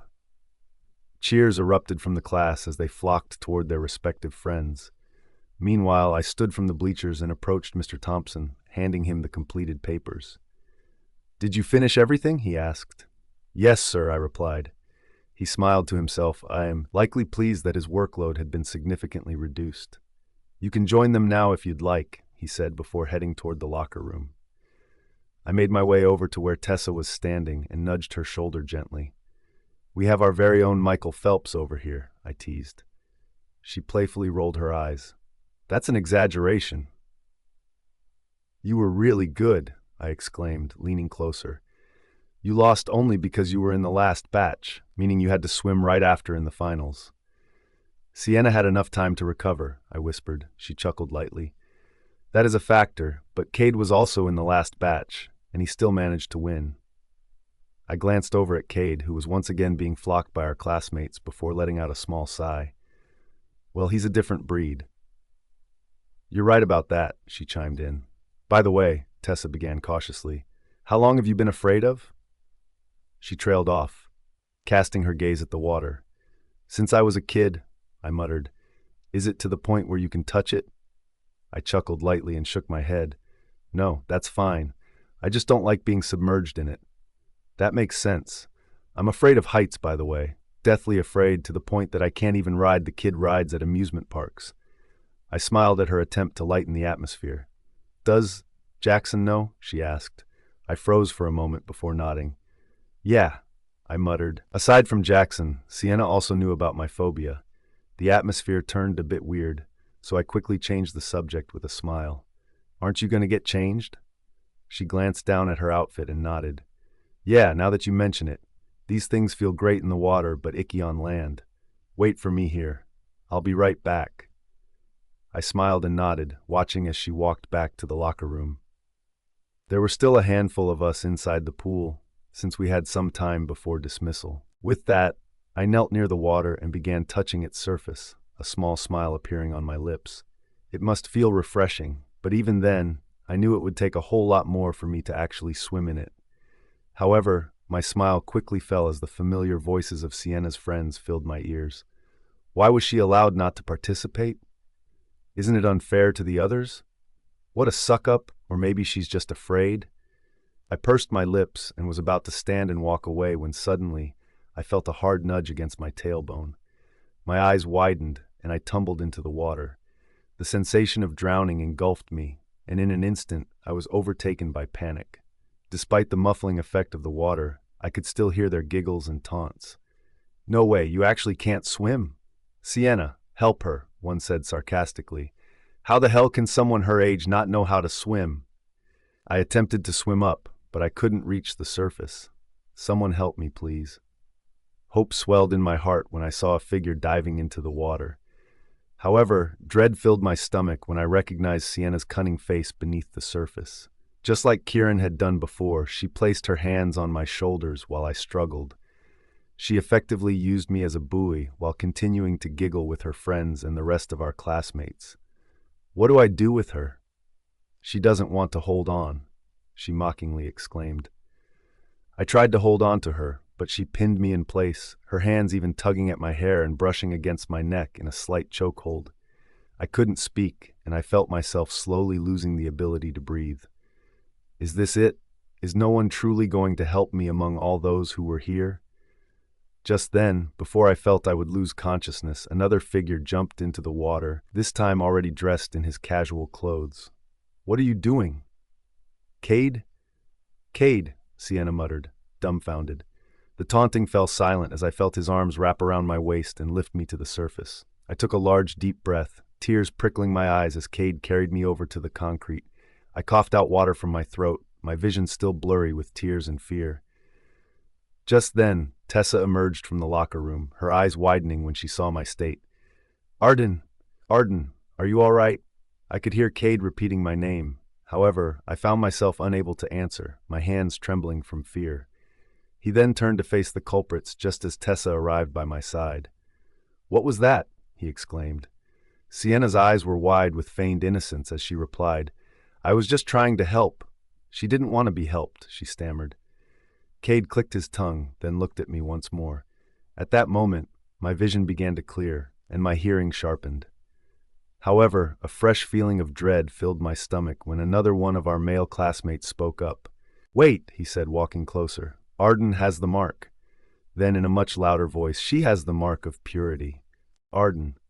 Hey, are you really? I weaved through the crowd of people who kept quizzing me about my virginity once again. The moment it was revealed, people didn't take it lightly. I darted out of the swimming pool with Tessa hot on my heels, and as soon as we reached our dorm, the information was already plastered on echo for the entire student body to see. I genuinely dreaded coming to class this morning, and for good reason. Nearly everyone had their eyes on me. Curious, disdainful, and worst of all, hungry. Can't they get the memo that you're not interested? Tessa muttered under her breath after I shooed away yet another man, someone I had never even talked to before, blatantly asking me for sex. They understand that, Owen chimed in, looking up from his lunch. That won't stop them from trying, though. Wow, that's the first time I've heard you speak, Tessa remarked casually before pivoting back to the topic at hand. If you think about it, the point system has always favored the privileged, whether that privilege comes from money, skill, or mere public perception. The more you possess these, the higher your chances of graduating at the top of the class, Owen continued. However, there is one outlier in all this, he continued, pausing mid-chew to lock eyes with me. You. My breath hitched in my throat. A virgin is worth 20,000 points. The highest points ever achieved in this institution since the system was implemented was 43,000, I believe, and that was by a graduating senior. Securing 20,000 points through just one easy transaction is finally their chance to ascend to the top. Tessa sighed, unable to argue against what Owen had just laid out. Deep down, I knew he was right, too. So, Arden Stone, Owen concluded as he took a final bite of his food, you just became the most desirable woman in the entire school. There was a heavy silence for a moment before I slumped onto the table, my arm draped over my forehead. Just then, someone entered the common cafeteria, drawing the attention of everyone present. I was too lost in my thoughts to look at the newcomer. However, a few seconds later, I sensed that this person was walking in our direction. I finally lifted my head, and a soft gasp escaped my lips. It had been a few days since I last saw him. Rowan stood before our table, his eyes locked onto mine, appearing strangely breathless. It was at that moment I could hear whispers among the others, wondering what he was doing here. Has he ever come to the common cafeteria? Some asked. I think it's his first time here, and he came just for Arden. Straightening my back, I asked him, Can we help you? Owen stifled a laugh at my awkward attempt to initiate conversation. It seemed we all knew why he was really here in the first place. So it's you, he muttered, still gazing into my eyes. I pursed my lips and turned to my food, feeling increasingly uneasy. I really don't want to discuss this right now, I said through gritted teeth. I already had enough people asking about my virginity since the morning. However, he ignored my statement and sat next to Owen, so he was directly facing me. Gasps rippled across the room, and I felt my cheeks flush from all the unwanted attention. Seriously, what do you want? I asked while biting my lip. However, that seemed to be a misstep, as his attention immediately zeroed in on the soft tissue, his eyes darkening in the process. I grabbed my water and downed it in one go. I knew there was something special about you, Rowan smirked, leaning on the table with one elbow and slightly inclining toward me. His usual flirty bravado had returned, and my breath hitched again, mirrored by Tessa beside me. I hear you're not on good terms with Jaxon, he continued, and I also heard that the person who pushed you into that pool was someone from the West. It seems like you're not exactly on friendly terms with your faction. Therefore, I welcome you to the South, he said, his smirk transforming into a full-blown smile. You know, the moment I met you, I could tell we had great chemistry. I pursed my lips, giving him a steady gaze. Rowan, I said slowly, locking my eyes with his. For just a moment, the flirty facade slipped away, leaving me feeling even more confused. However, I pressed on with my conviction. You're just like everyone else. Just tell me if you're approaching me to increase your points. Rowan's smirk returned, but he shook his head in response. Then, to my surprise, he stood from his seat and moved closer to where I was sitting, my eyes widening as he trapped my body against the table. He leaned in so closely that I found myself intoxicated by his scent, leaving me with no choice but to hold my breath. You know I was interested in you before your purity came into light, he muttered, his hot breath against my lips. Then his smirk widened. Besides, I think the two of us will have great sexual chemistry, don't you think? I have a lot of experience, he continued, his hands suddenly inching toward my waist, staying there for a couple of seconds, teasing, before he finally let go. I'll make you scream in pleasure. With that, he pressed a light kiss on my neck, right where my mark resided. An electric shock jolted through my spine, and I bit my lip once more, struggling to compose myself. Tessa gasped behind me, while murmurs of speculation rippled through the crowd. He leaned back, flashing a wink before sauntering away from the common cafeteria, leaving a whirlwind of chaos in his wake. Once he was out of sight, I finally exhaled, feeling as though I'd been holding my breath the entire time. Owen was now sipping his cola, looking utterly unfazed by the scene. "I almost forgot about the big guns," he remarked casually. "Not only will the general population of guys try to get with you, but the alphas will stop at nothing to claim you as well." Then he broke into the brightest smile I'd seen all day. "I have some insider information on who's the best in bed. Want me to spill the details?" I pushed myself away from the table, closing my eyes as I shook my head. "I need to think," I murmured, grabbing my belongings and casting one last apologetic glance at my friends before navigating my way out of the suffocating cafeteria. With still some time remaining before our next class, I walked swiftly toward the maze garden. Fortunately, it was empty, granting me the solitude I craved to sort through my thoughts. Or maybe I had spoken too soon. I halted in my tracks when I sensed a familiar presence and caught a whiff of that scent I desperately wanted to forget. He too paused, but I had no intention of turning around. "Jaxon, what are you doing here?" I called out. "Arden." I turned around and saw the only man I have ever loved standing before me. However, the safety I once felt in his presence had now been replaced by a twinge of fear, and the butterflies in my stomach that once soared with giddiness now felt more akin to dread. "Arden," he said my name in the same way he always had, yet his tone starkly contrasted with our last two encounters. We were alone in this maze-like garden, and I instinctively took a step back. To my relief, he made no move to close the distance between us. "Where's Sienna?" I finally asked, my voice taking on a slightly mocking tone that emerged unconsciously. He sighed deeply and ran his fingers through his hair. "Sienna and we're not together." My eyebrows shot up in disbelief. "Oh, so it was just a one-night stand? You were merely messing around?" He pressed his lips together, hesitating. Then he stepped forward, his gaze locked onto mine with a sincerity I never believed him capable of anymore. "You know how it is in my family. They've never been fond of you," he said. This had long been an understood issue within our pack, but we had never addressed it in our relationship. "My parents are questioning my capabilities as an alpha, so I needed to prove myself," he explained. "By sleeping with my best friend." He ran a hand over his face in exasperation, before sighing heavily. "I didn't want to, but I was blinded. You're the person who knows me best, my insecurities, my struggles with my identity within this family. Despite being their son, I feel like I have to prove myself time and again as a capable leader. When I slept with Sienna, it was one of the darkest moments of my life. I truly didn't know what I was doing. And yet, the two of you came to school together this morning," I recalled. His eyes widened in surprise, but he quickly deflected my accusation. "I talked to her. I said we needed a break. That was the only reason," he asserted. At this point, he had closed the gap between us, fingers entwining around my wrists. Despite the rejection of the mate bond, I couldn't deny the familiar sparks that ignited with our skin's brief contact. I closed my eyes, allowing frustration to course through my veins. "I don't understand you," I muttered, pulling my hands away. For a fleeting moment, I noticed the hurt flicker across his face, but I swiftly pushed it out of my mind. "You were the one who cheated on me. You rejected me right after, and now you're telling me you want me back?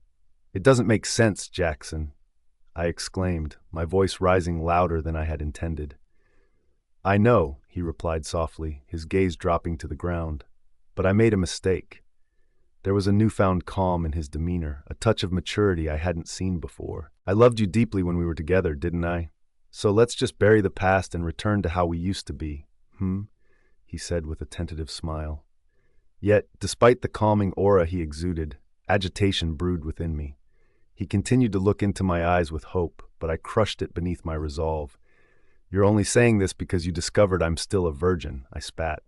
"Even now, you're just using me to achieve what you truly desire, power." Slowly, his expression fell, and I began to back away. "And what?" I pressed on. "You want us to return to the way things were?" "Jaxon, you know that could never happen now." "Jax," he interrupted, his jaw tightening with what appeared to be frustration. "You can still call me by that name." I sighed and turned away. Not anymore. We cannot go back to the way we used to be because I am not the same person you once knew, and clearly, you are no longer the person I have come to love. I watched as he stiffened, but I continued to speak. We will never return to the way we were because you ruined that. I'm not going back to you just because you broke up with Sienna. Quite frankly, I wish you a very happy relationship. His lips were pressed together so tightly that they appeared a shade of blue. So, don't come near me ever again. We're bound to live different lives from this point forward. With that, I stepped to the side, attempting to leave him behind. However, to my utter dismay, he gripped my wrist tightly. Let go, I spat. We were in a secluded area, and Jackson's sudden change in demeanor reminded me that he was capable of much more than I cared to consider. He didn't listen. Instead, he placed his hand on my waist, pulling me unnervingly close until I could smell the distinct scent of his breath.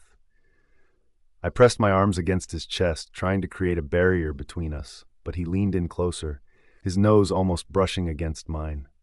He began, his eyes trailing down to my lips, was the one who ever truly devoured your lips. I was the one you turned to when you needed to vent about your family, the one you cried to in moments of despair, the one you laughed with during good times. Your first date, your first kiss, your first flowers, your first taste of attention from a man, it all came from me. No matter how hard you try to deny it, we are mates, Arden. We are intertwined by an undeniable bond crafted by the moon goddess herself. So at the end of the day, you are mine, Arden, he declared through gritted teeth, the warmth of remorse in his eyes slowly morphing into a dangerous determination. You might deny me now, but mark my words, you will choose me soon. Just then, he placed his hand on my neck, his finger grazing over the mark on my gland. I couldn't help it. My body stiffened, and I bit my lip to suppress the sounds that threatened to spill forth. His smirk widened as he observed my reaction, and despite my best efforts to glare at him, it felt futile. I despised how my body still responded to him, even after everything I had done to resist. Let go, I commanded, this time with more conviction. Fortunately, he finally released me. I'm letting you go, for now, he said, stepping back. But just know, Arden, at the end of the day, you will be choosing me at the ivory solstice. I'll make sure of it. Arden. So, we're going to have an assessment today, Miss Loveson announced, her gaze lingering on me from time to time. It seemed that the teachers were aware of the tension in the air as well. 2 weeks after the ivory solstice, we will hold a competition in our school, inviting every eligible university to participate in various contests ranging from sports to academics. This assessment will be focused on general knowledge. It's the main event of all the quiz bees. From both the freshman and senior levels, 4 representatives will be chosen for this category. Fort Sienna, please help me distribute the papers, she instructed. The 2 of them stood, grabbed their stacks, and began handing them out to the members. I opted to sit alone at the very back. However, just then, someone abruptly pulled the chair next to me. I initially ignored them, but the persistent glances forced me to acknowledge his presence. With a small sigh, I turned to him. "Can I help you?" I muttered, my patience already wearing thin. He smiled, revealing a set of straight teeth. "I don't think I've properly introduced myself. The name's Kyle. I'm the 3rd best among all the seniors, and trust me, I could use an apprentice." He winked, his confidence radiating from him. "No thanks," I replied, turning my gaze back to the front once more. "If you need any help with this assessment, I'm more than willing to lend a hand. It would be fantastic for us to represent our respective year levels," he persisted. I let out a heavy sigh, choosing to ignore him completely. At that moment, Sienna arrived at our table and dropped the papers onto it with an unforgiving force. She shot me a glare before walking away, prompting yet another deep sigh from me. "Whoa, what's her issue?" Kyle chuckled as he reached for one of the test sheets. "Beats me," I grumbled under my breath. She was the one who had exposed my virginity for the entire school to see, and now she was throwing a fit because Jaxon suddenly broke up with her? Shaking my head, I redirected my focus to the test in front of me instead. Kyle continued muttering under his breath while he worked through the questions, and I felt his hand brush against mine on several occasions. I simply ignored him and scooted to the very end of the table, hoping for peace. Minutes later, Elias stood from his seat and submitted his paper. I noticed the number of questions I still had left and sighed. Kyle proved to be a distraction, continually interrupting my train of thought and rhythm. One by one, the others began to submit their papers. Fortunately, I managed to hand mine in right before the time limit, being the last one to finish. As I returned to my seat, Kyle scooted closer once more and playfully nudged my shoulder. "It was pretty difficult, wasn't it?" he smirked. "I told you I was willing to help. I don't need your help," I finally snapped, which prompted him to raise both hands in mock surrender. "Let me check these papers, and I'll announce the representatives in just a few minutes," Miss Loveson said, and the room erupted into quiet conversations. In the meantime, I stood from my seat and started walking to the bathroom just outside of the Silver Building. Once inside, I took care of my business and stepped out to wash my hands. To my surprise, the door swung open and there stood Kyle once more. I instinctively stepped back, narrowing my eyes at him. "What are you doing here?" Kyle chuckled and leaned casually against the sink. "Don't worry, I'm not here to cause trouble. I just wanted to talk to you." I sighed, running my fingers through my hair, trying to mask my annoyance. At that moment, Kyle froze, gazing at me with wide eyes. "What?" I snapped. He shook his head, lightly slapping his cheek as if trying to refocus. "You're actually very pretty." I was becoming more confused by the minute. Why on earth was he suddenly acting like this? "You don't have the flashy look, but the more I observe you, the more I realize how beautiful you truly are. It's appalling that I didn't notice it sooner," he said earnestly. I clicked my tongue in annoyance. "Let's be frank, you've only noticed me now because of my virginity." He scratched the back of his neck sheepishly.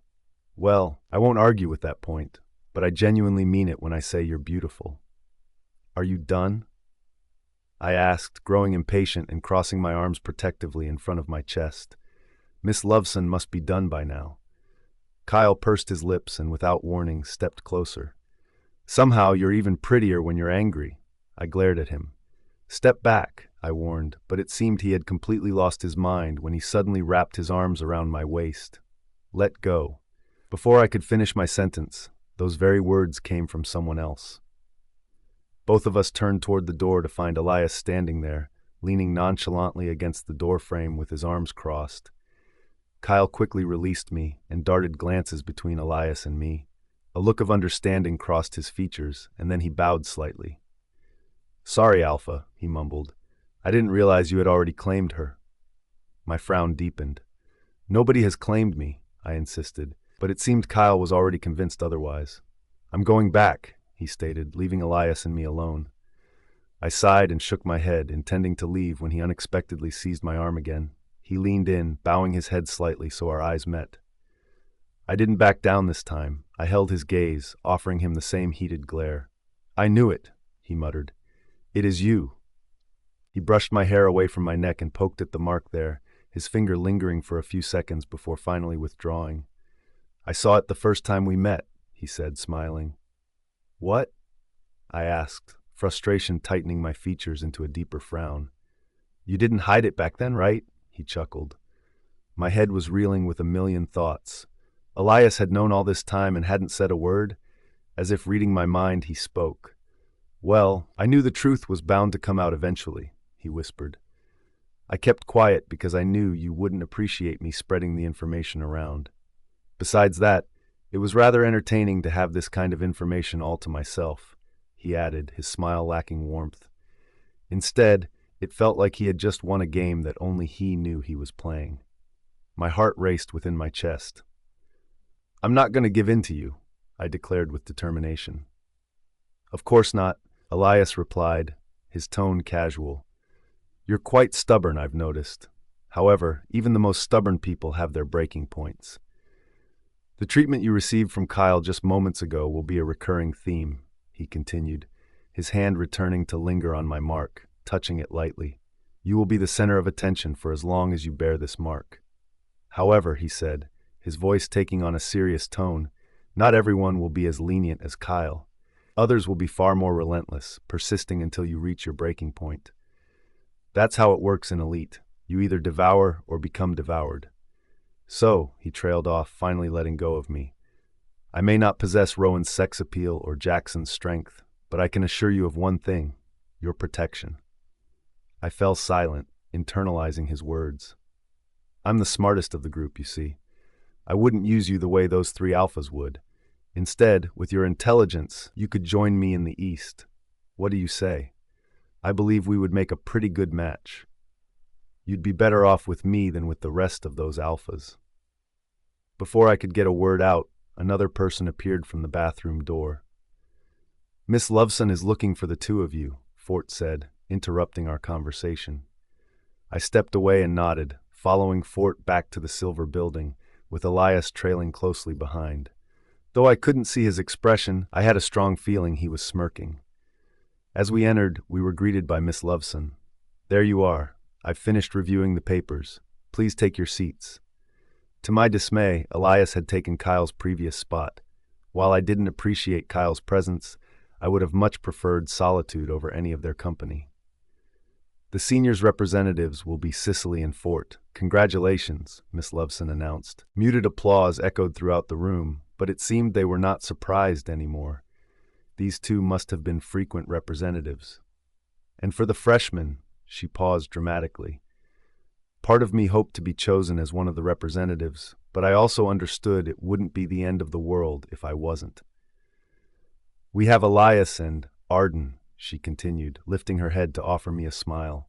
My eyes widened slightly as a rush of excitement surged through me. Once again, applause filled the room, though it sounded more forced this time.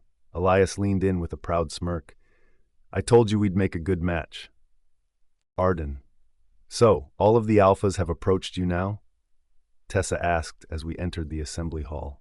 For some inexplicable reason, Mr. Winters had called all students together for an important announcement, thereby canceling our first class of the day.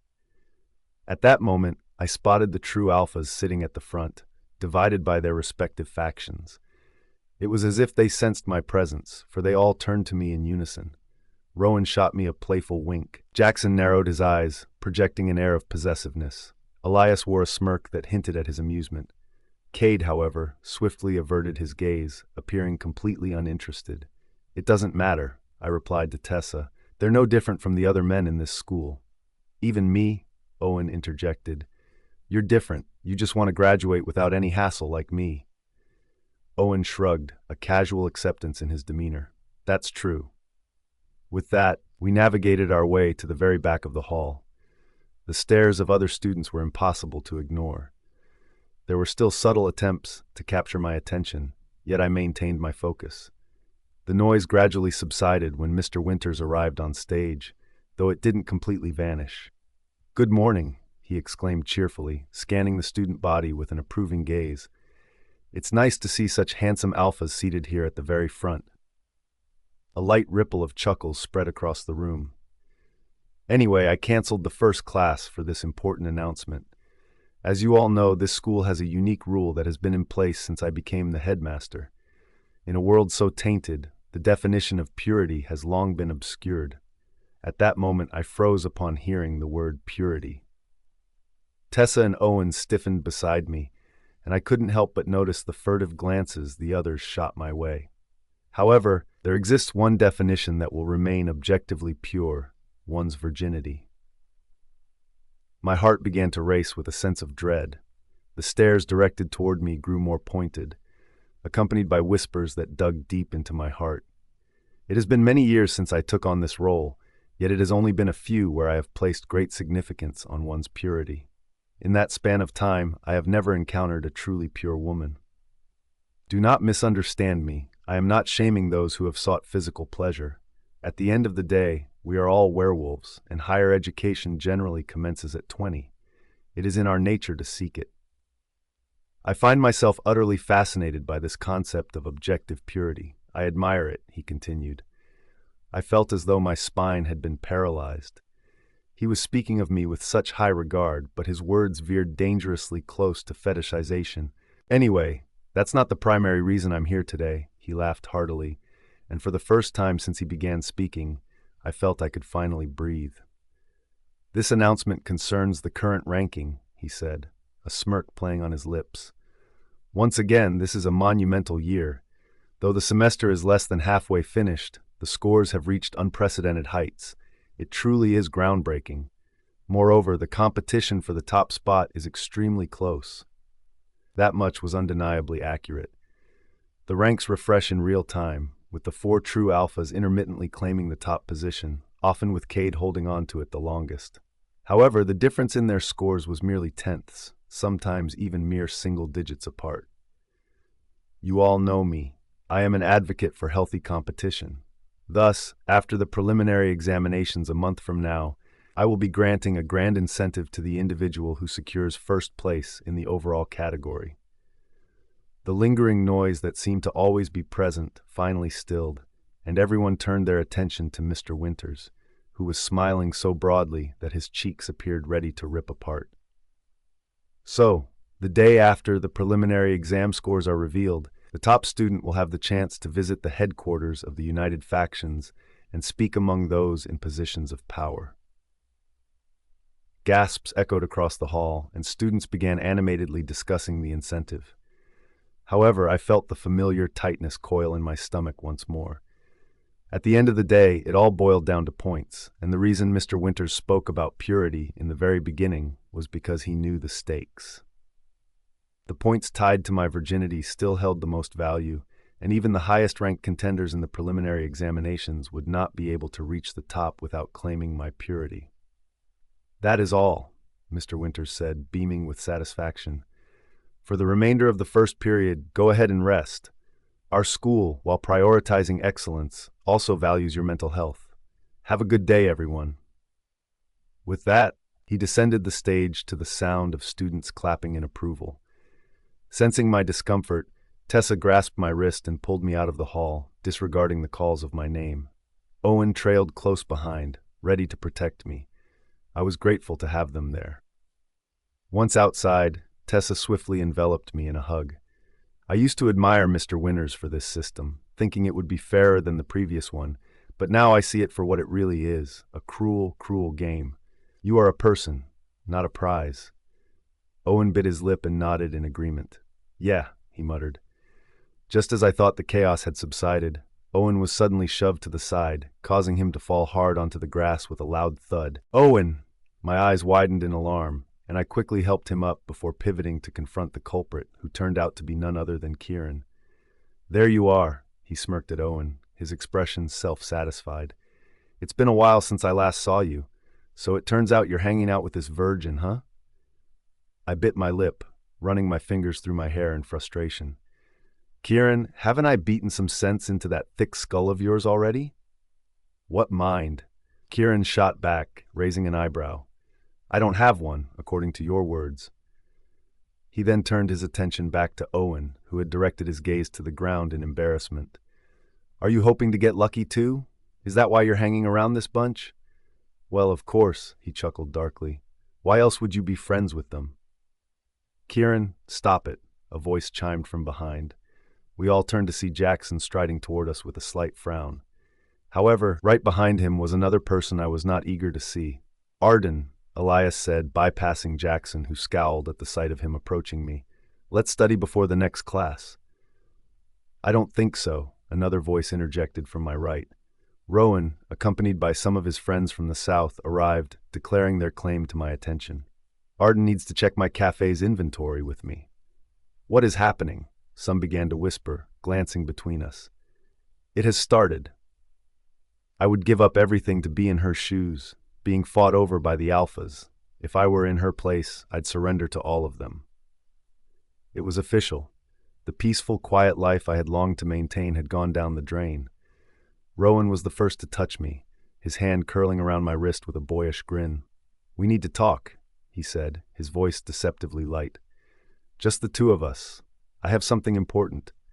She has something important with me, Elias cut in smoothly, yanking my other wrist in the opposite direction. We're representing the school together, remember? Oh, come off it, Rowan scoffed. You're just trying to keep her to yourself. You're literally doing the same thing. I'm the one she needs to speak with. Jackson's voice cut through, adding more to the chaos. Jackson's hand slid firmly around the small of my back. This isn't how we settle things. You, he looked pointedly at the others, are making a scene. I could barely understand what was happening. Everything was too loud, voices blending together, people watching, whispering, judging behind their hands. Tessa tried to step in, positioning herself protectively in front of me. "Back off," she snapped. "Let her breathe." I couldn't breathe. It was all pressing in on me. I closed my eyes, trying to retreat inward, but even that small haven felt like it was collapsing under everyone's attention. And then, everything stopped. A hand closed around mine. I didn't have to look to know who it was. Cade. He pulled me gently out of the circle of noise, away from the grabbing hands and venomous stares. No one said a word. Even the alphas fell silent, stunned that he had stepped in. I didn't say anything as he guided me behind the admin building, grasping at the calm he offered, however fleeting it was. We stopped beneath the trees, the leaves rustling in the breeze. For the first time that morning, I could hear myself think. "Why are you talking to me?" I finally asked, sounding confused. "After everything you said to me last week?"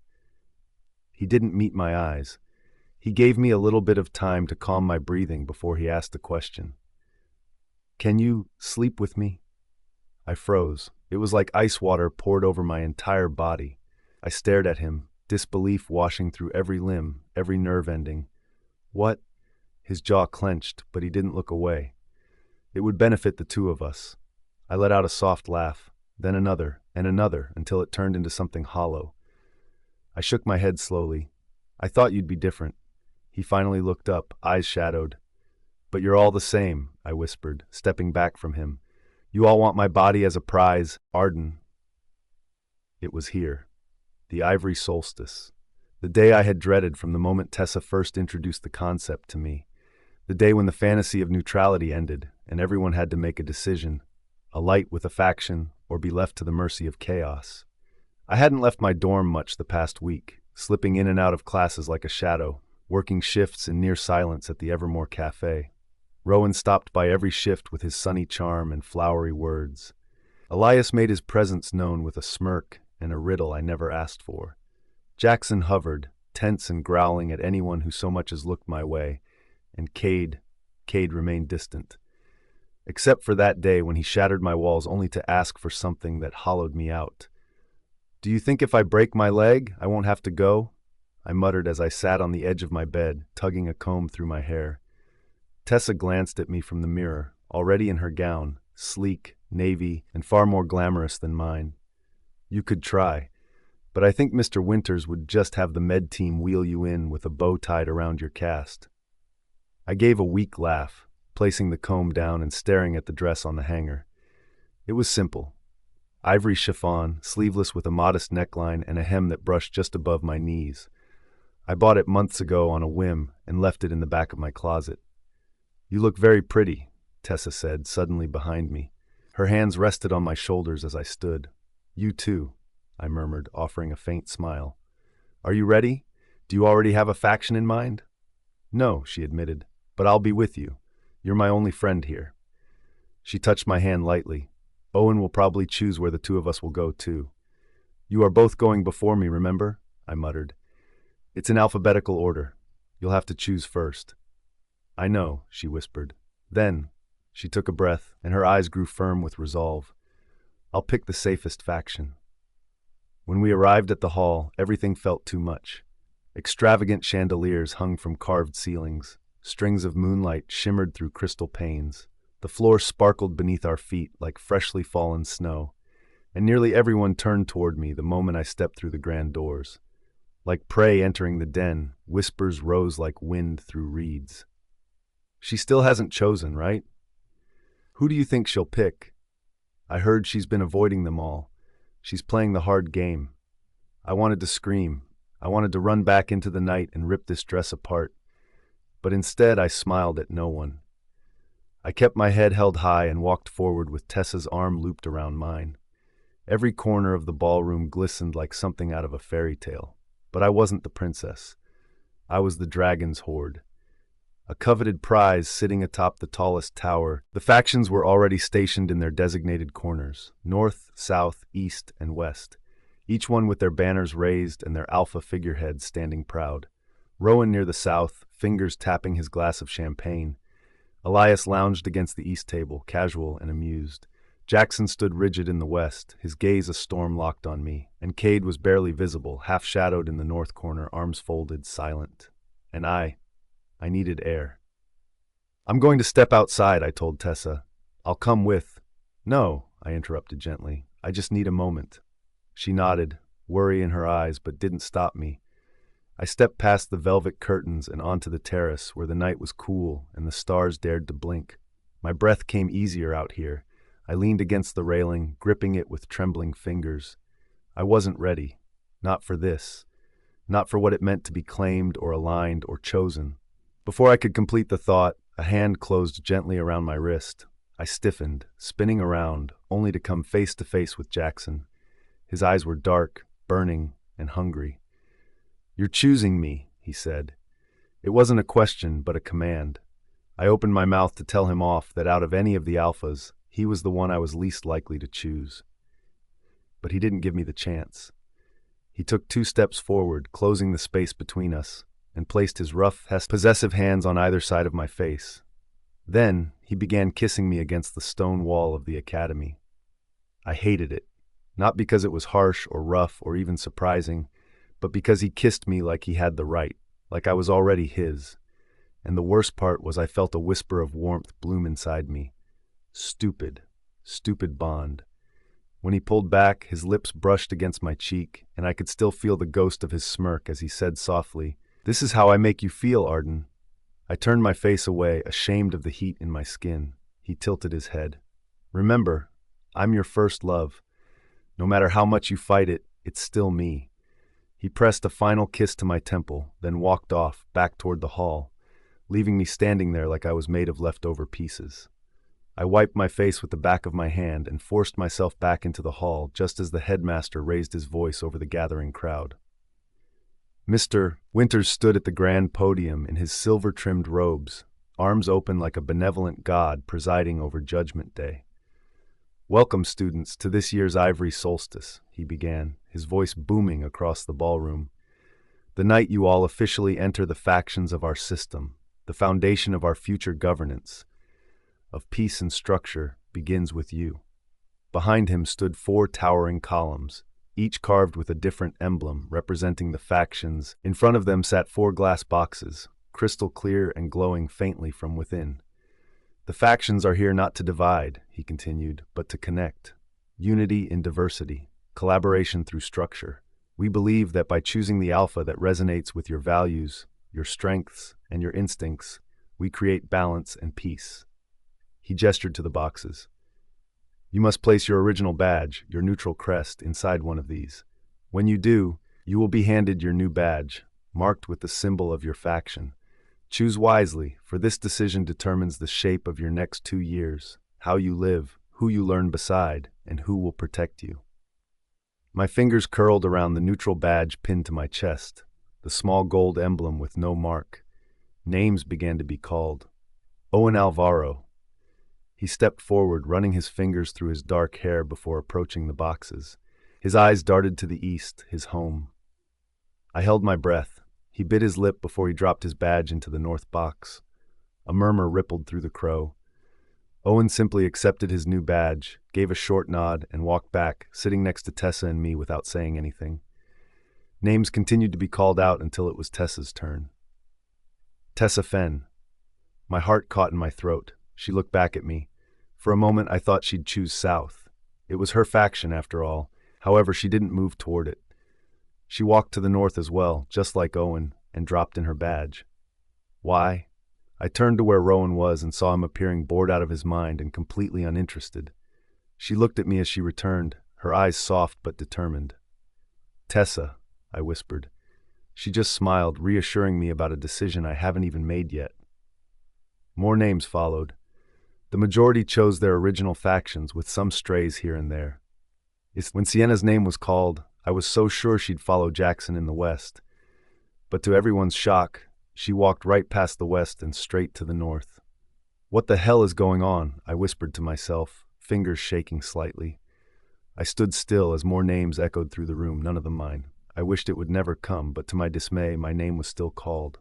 Arden Stone. Silence fell, every head turned, and every gaze landed on me. I took one step forward, then another. The hush that fell across the room was deafening.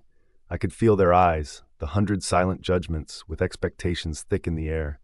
This was the moment they'd all been waiting for. The girl who hadn't chosen. The girl, they said, was still pure. Whispers had floated all week, that I was holding out, that I was playing hard to get. For what? For whom? That whoever I chose tonight would claim more than just my faction. They'd claim me. My heartbeat slammed against my ribs, but I kept walking. I passed rows of students with their fresh faction emblems glowing on their collars. I passed Owen, who looked at me with concern. I passed Tessa, whose brows furrowed gently. I passed Jaxon, arms folded, lips curled with confidence like he already knew what I was about to do. The 4 true alphas sat at the front, like kings waiting for their queen, waiting to see which kingdom I'd hand myself to. I reached the boxes, my neutral badge burning against my chest. This choice would seal my fate, but I didn't come here to be sealed. I came here to prove I didn't need a protector to have worth. I came here to prove I could do it alone. My fingers gripped the badge. The murmurs started again, and I took a deep breath. Then, slowly, I pulled the badge from my collar.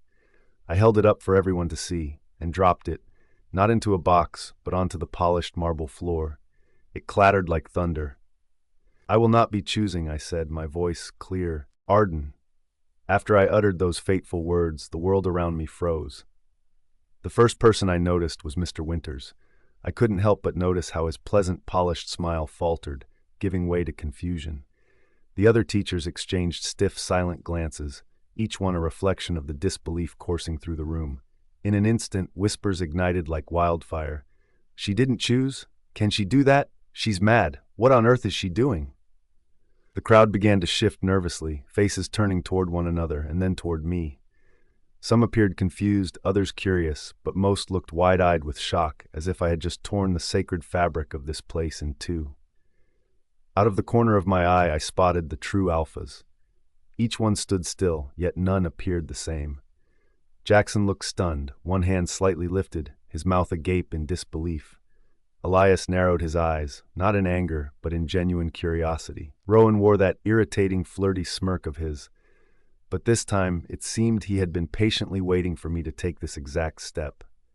Cade remained as unreadable as ever, wrapped in his usual enigmatic demeanor. Before I fully comprehended my actions, I made my way down the stage, ready to flee without a badge in hand.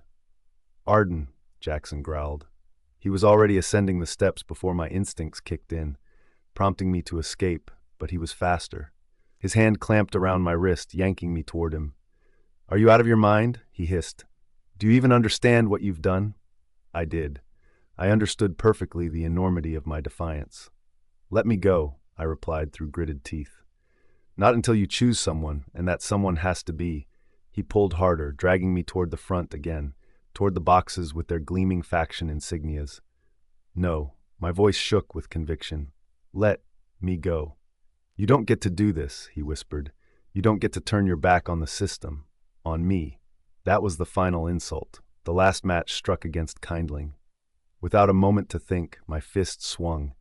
A clean, sickening crack rang through the hall. I punched him. I punched Alpha Jaxon Trevane. Gasps sliced through the crowd like lightning. Jaxon staggered backward, one hand pressed against his jaw, more surprised than hurt. I stared down at my hand, burning with adrenaline, trembling, my breath coming in quick bursts as if I'd sprinted 10 miles. Then instinct kicked in, and I ran. I bolted from the grand hall, not stopping even when someone shouted my name, Mr. Winters, or maybe one of the alphas. But in that moment, I didn't care. I ducked into the back hallway, then slipped into the hidden passage behind the West Wing stairs, finally emerging onto the gravel path that led to our dorms. I didn't even pause to consider taking the bus. I just ran, hoping that the act of sprinting the kilometers would help me escape the chaos swirling in my mind. My key shook violently in my hand as I jammed it into the lock, flung the door open, and slammed it shut behind me. I leaned against the door, chest heaving, swallowing hard as I felt the silence close in around me. I should be terrified. What I had done wasn't just reckless, it was utterly unforgivable. I had disrespected the order, defied years of tradition, and struck an alpha. But for the first time in years, maybe in my entire life, I felt free. They had made me a pawn to be passed around, claimed, whispered about behind my back while smiling to my face. They saw me as a trophy, a prize to be won. But I wasn't a prize. I was the storm they never saw coming, and I didn't regret it, not one bit. I sank down onto the edge of my bed, staring at my trembling hands. The knuckles were slightly red, a reminder of my defiance, and I knew the consequences would come. They'd come knocking on this door, hell, maybe even break it down, and drag me back to answer for what I had done. But until then, I was standing firm in my decision. "You don't have to go to class today," Owen said by my side, sounding concerned. Tessa nodded in understanding. It was only yesterday. I remained silent, aware that their worry came from a place of care. Before I could gather my thoughts or express my feelings, Mr. Thompson approached, biting his lip. "Arden," he began, "Mr. Winters would like to see you." Tessa gasped beside me. Although I was prepared for this, my hands trembled slightly. "Arden," she whispered, concern etched on her face. I turned toward them, summoning a small smile to assure them that I would be okay, despite my own uncertainty. "I'll see you at the first class," I said, before trailing after Mr. Thompson, who maintained a heavy silence as he led me to Mr. Winters' office. "We're here," Mr. Thompson announced once we reached the door. He opened it for me, allowing me to step inside. Upon entering, I noted that Mr. Winters' office mirrored the rest of the school, prestigious and cold. "Ah, Miss Stone," he said without lifting his gaze, flipping through a folder. His voice was smooth, polished as always, but that smile never quite reached his eyes. "Please, do take a seat." I stepped forward and settled into a chair, maintaining a respectful distance from him. Finally, he looked up, his smile still firmly in place. "You made quite the impression last night." I clenched my jaw. He gestured casually with his pen. "Punching a fellow student, especially an alpha, is not a trivial matter, you know. It's precisely the kind of offense that could lead to expulsion if this were any other school." I squared my shoulders, holding my head high. Before the ivory solstice, Alpha Jaxon Trevane kissed me of his own volition. Mr. Winters paused, arching an eyebrow.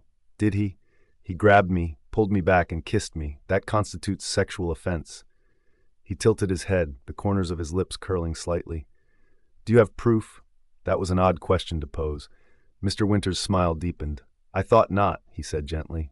"However, we do have proof that you punched him." My hands curled into fists again, yet this time I resisted the urge to act on the fire igniting in my veins.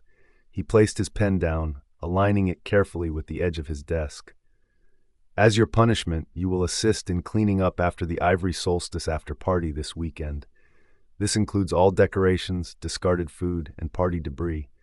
You'll be joined by other students who have accumulated punishments this term. Consider it character building." I remained silent, my heart pounding in my chest.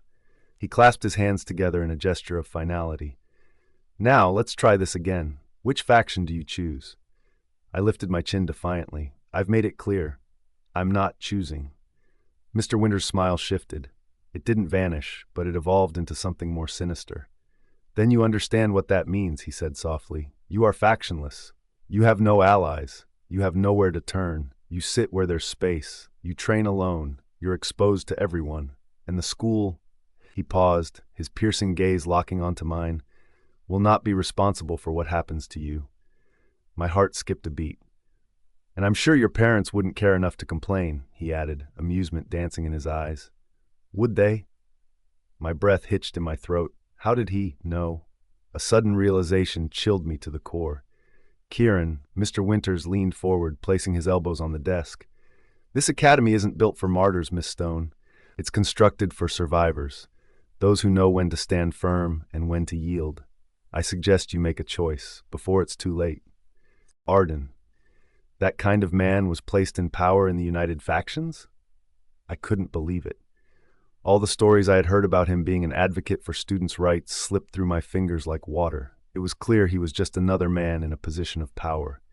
As I stepped out of his office, I suddenly understood what I had become. Fodder. A factionless freak. Still, I held my head high as eyes landed on me.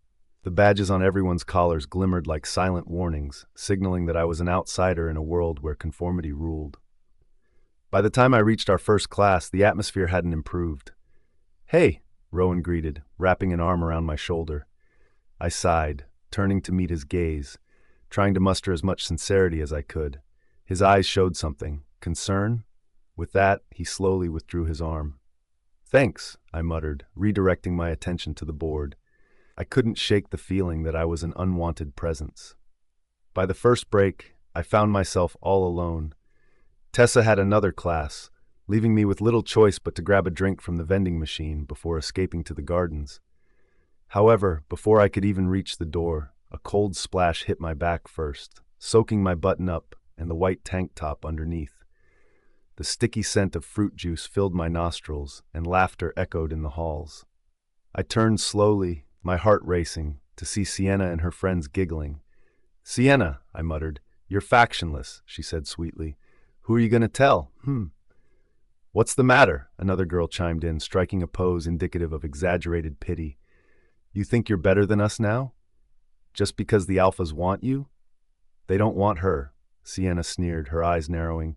"They want her body. That's all. That's what you're good for, isn't it, Arden?" I met her gaze head on, swallowing the bitterness rising in my throat.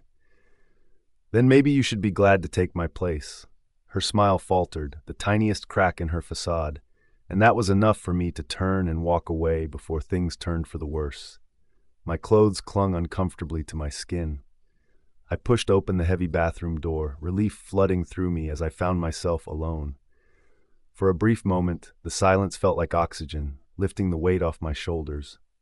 I stood under the harsh lights, staring at my reflection in the mirror. I sighed, removed my button-up, and ran it under the cold water. The coldness sent a shiver down my spine, but I scrubbed every last drop of the pink drink they had flung onto my back. Then I leaned forward, using the hand dryer to try and dry my tank top. The hot air blasted the damp fabric, intensifying the way it clung to my skin. "She's in here." I froze, the cotton clinging to my fingers forgotten as the voices of two guys grew closer. Panic surged through me as I walked to the door, leaning slightly to listen. "She is?" one asked. "Yeah. Sienna said she went inside and hasn't come out." No. Their scents were approaching, so I quickly locked the door and backed away, covering my mouth with my hands to stifle any sound. The doorknob jiggled and I shut my eyes tightly for a moment, bracing myself against the wall as their teasing voices filtered through. "You're filming, right? Go live on the aftersound already." My heart raced as I desperately hoped for their laughter to fade away. "Come on, Arden," a low voice said outside. "You don't have to throw yourself at alphas. I've got a decent score too. I'll make you feel good." My blood went ice cold. I opened my eyes as adrenaline coursed through my veins. The doorknob continued to jiggle, persistent as a dog barking for attention. "She locked it!" Bang! A loud slam reverberated through the room, making my heartbeat quicken. "Don't worry, I'll break it down." Panic clawed at my throat like a desperate animal. I backed away instinctively, my eyes darting around. I spun in place, frantically searching for anything that might help me escape. Then, in the corner of my eye, I spotted a glimmer of hope, an air vent.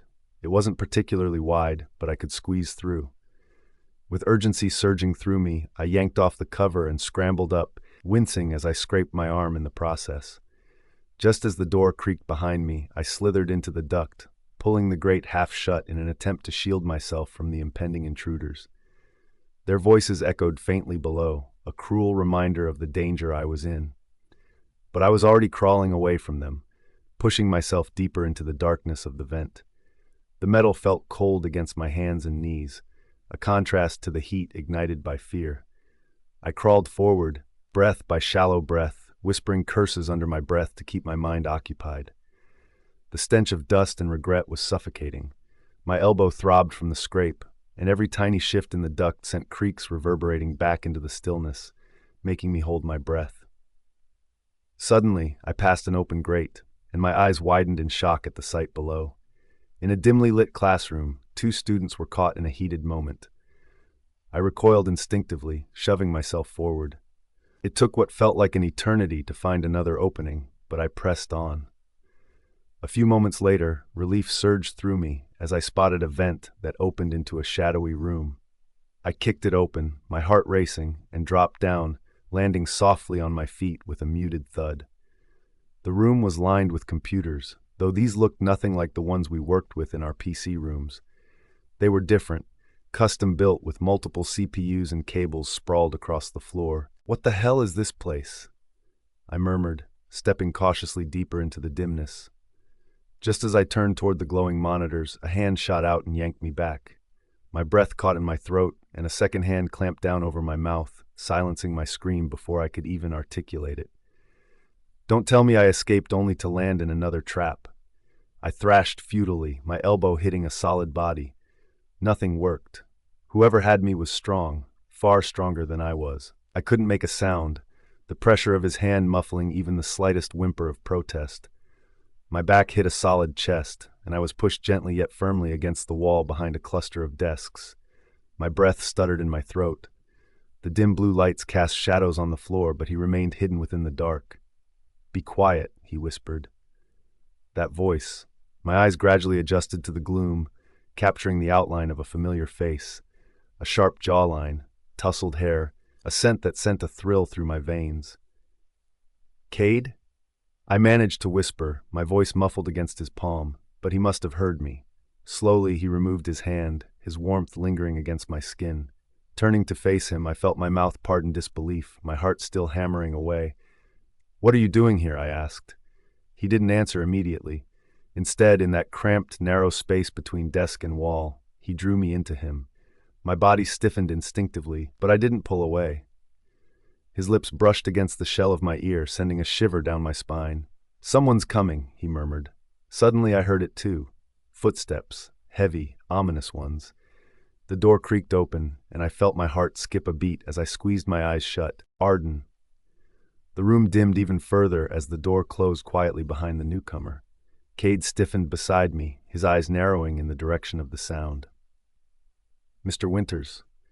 I recognized that silhouette even before the overhead glow from a monitor illuminated the sharp angles of his face. He moved calmly, exuding the confidence of someone who had all the time in the world and nothing to fear.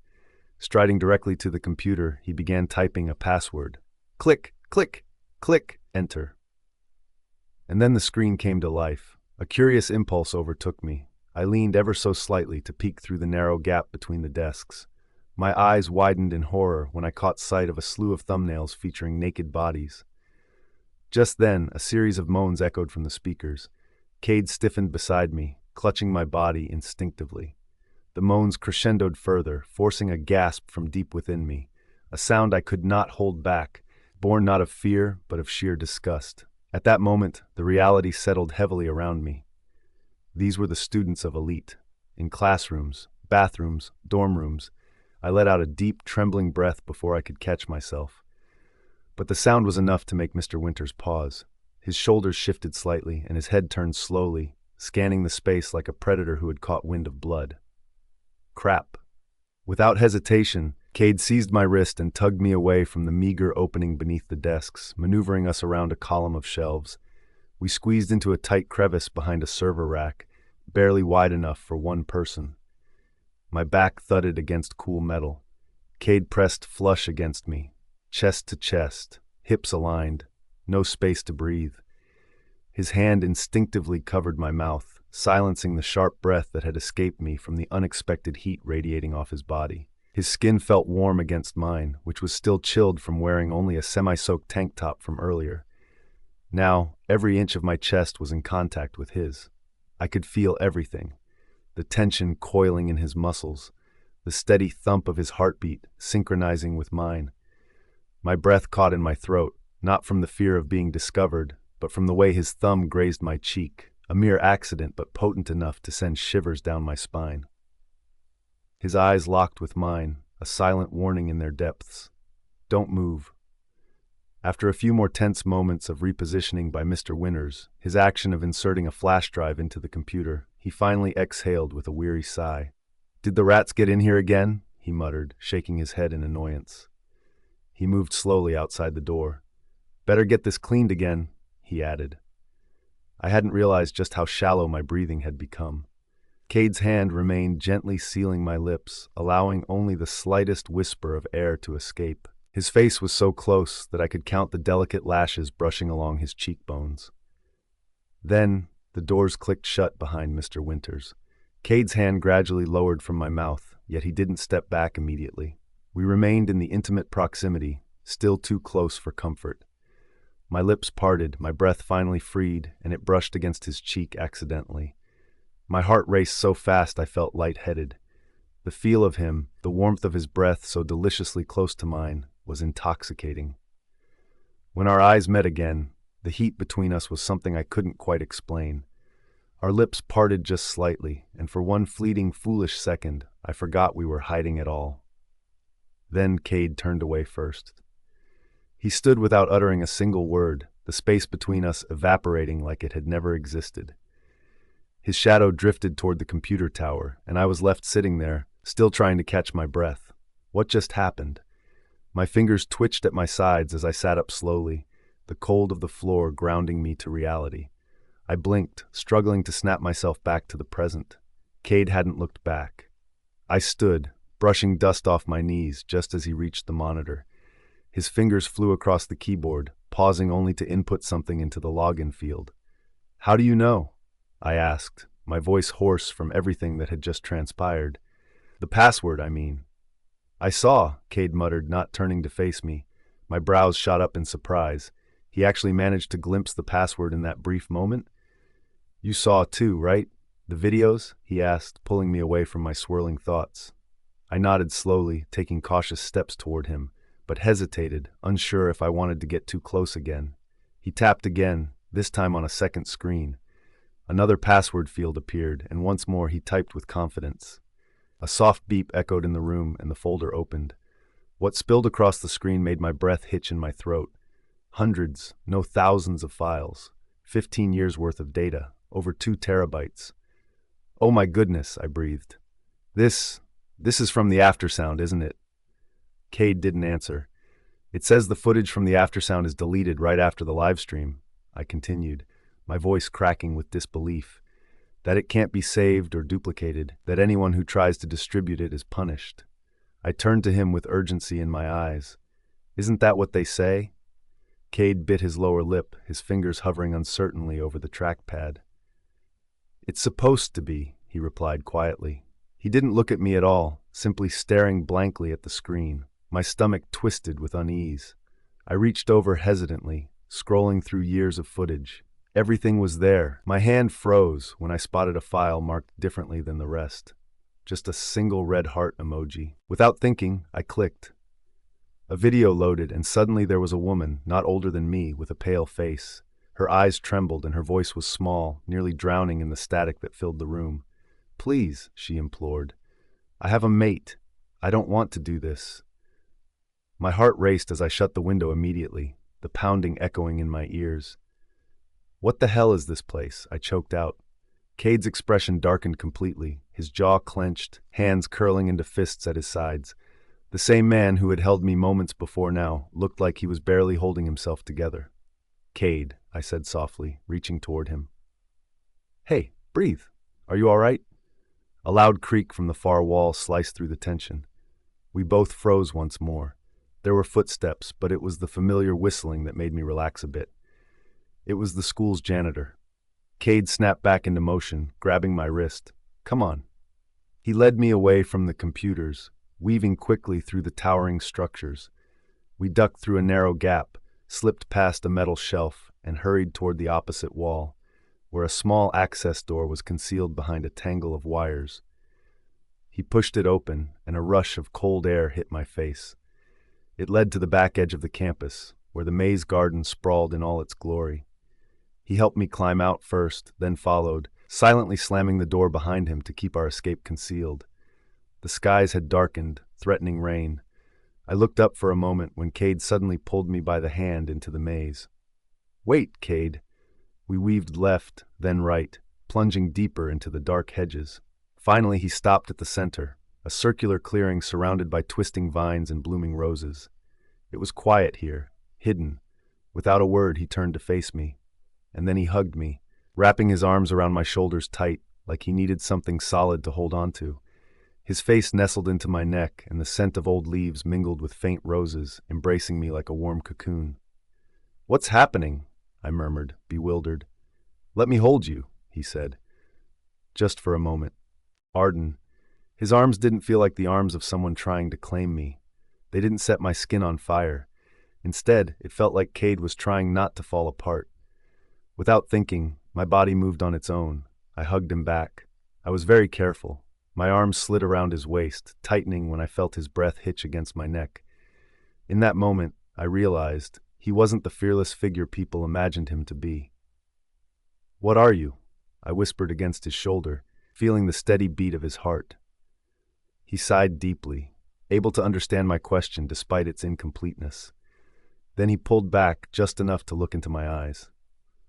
"What were you doing there?" he asked. Meeting his gaze, I couldn't find it within me to bluff. I stumbled upon it, I admitted honestly, holding his stare even as my heart fluttered. I was just trying to get away from a group of boys who were attempting to break into the bathroom while I was all alone. His eyes searched mine, looking for something to catch me on. However, I knew there was nothing to hide. "You're not lying," he said slowly. "Why would I lie about it?" His jaw tensed again, though this time it was driven by something else, perhaps wonder. "You're really," he began, "innocent." A bemused smile tugged at my lips. "What does that mean?" "It means you're prone to trusting people," he replied. "And trusting people makes you prone to getting hurt and exploited." I crossed my arms over my chest. Trust is the foundation of life. Without it, love and happiness would cease to exist. Something in him cracked at that. His lips twitched slightly, and a small, ghostly smile emerged. "And what are you doing there?" I asked, narrowing my eyes playfully. Just like that, the smile vanished. His shoulders stiffened again, the weight returning to him tenfold. He didn't answer. I sighed, turning away. "So I'm the only one who gets interrogated? You can ask questions, but I can't." He looked at me with eyes sharp and fiery. "Are you not going to tell anyone?" he asked. I turned to face him again, my heart racing inside my chest. I trust because I want to be trusted. He dragged a hand through his hair, exhaling a heavy breath. "You came here to escape," he stated firmly. I heard a ding inside my mind. He remembered what I'd told him back then. I nodded slowly, and he continued speaking. "Meanwhile, I came here because I can't escape my reality.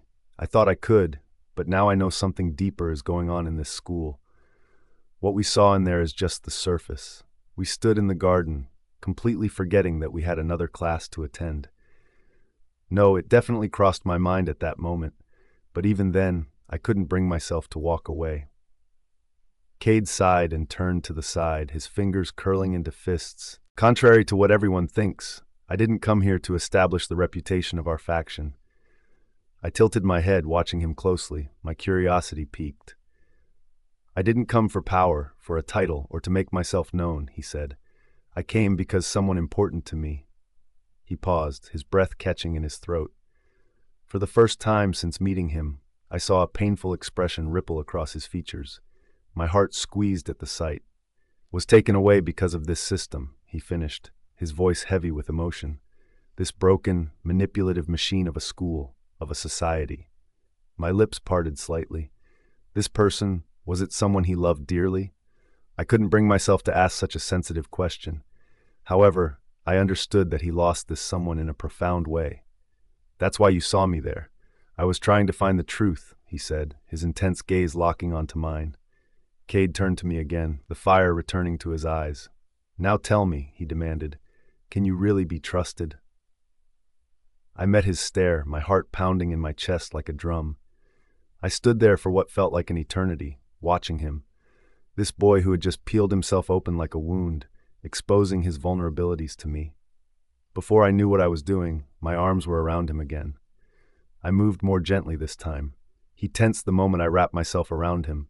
His breath brushed against my hair, and I could feel every tremor in his chest. His arms didn't lift. However, I could sense how his body slowly relaxed beneath my embrace. Then, after a long beat, reality struck me. I realized what I was doing and, more importantly, how close I was to him. I broke the hug immediately, clearing my throat as I stepped back. My face flushed hot, and I couldn't bring myself to look at him properly. He didn't say anything either. The silence stretched long between us, and I didn't dare to break it.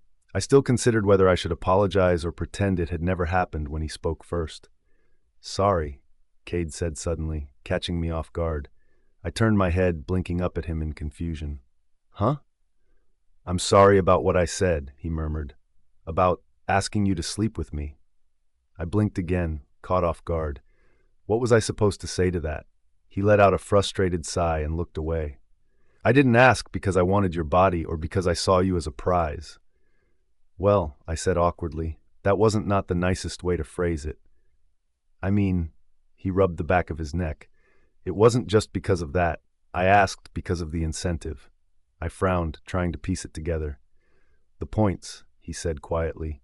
"It would help secure the first spot, and the top rank gets a chance to visit the united factions."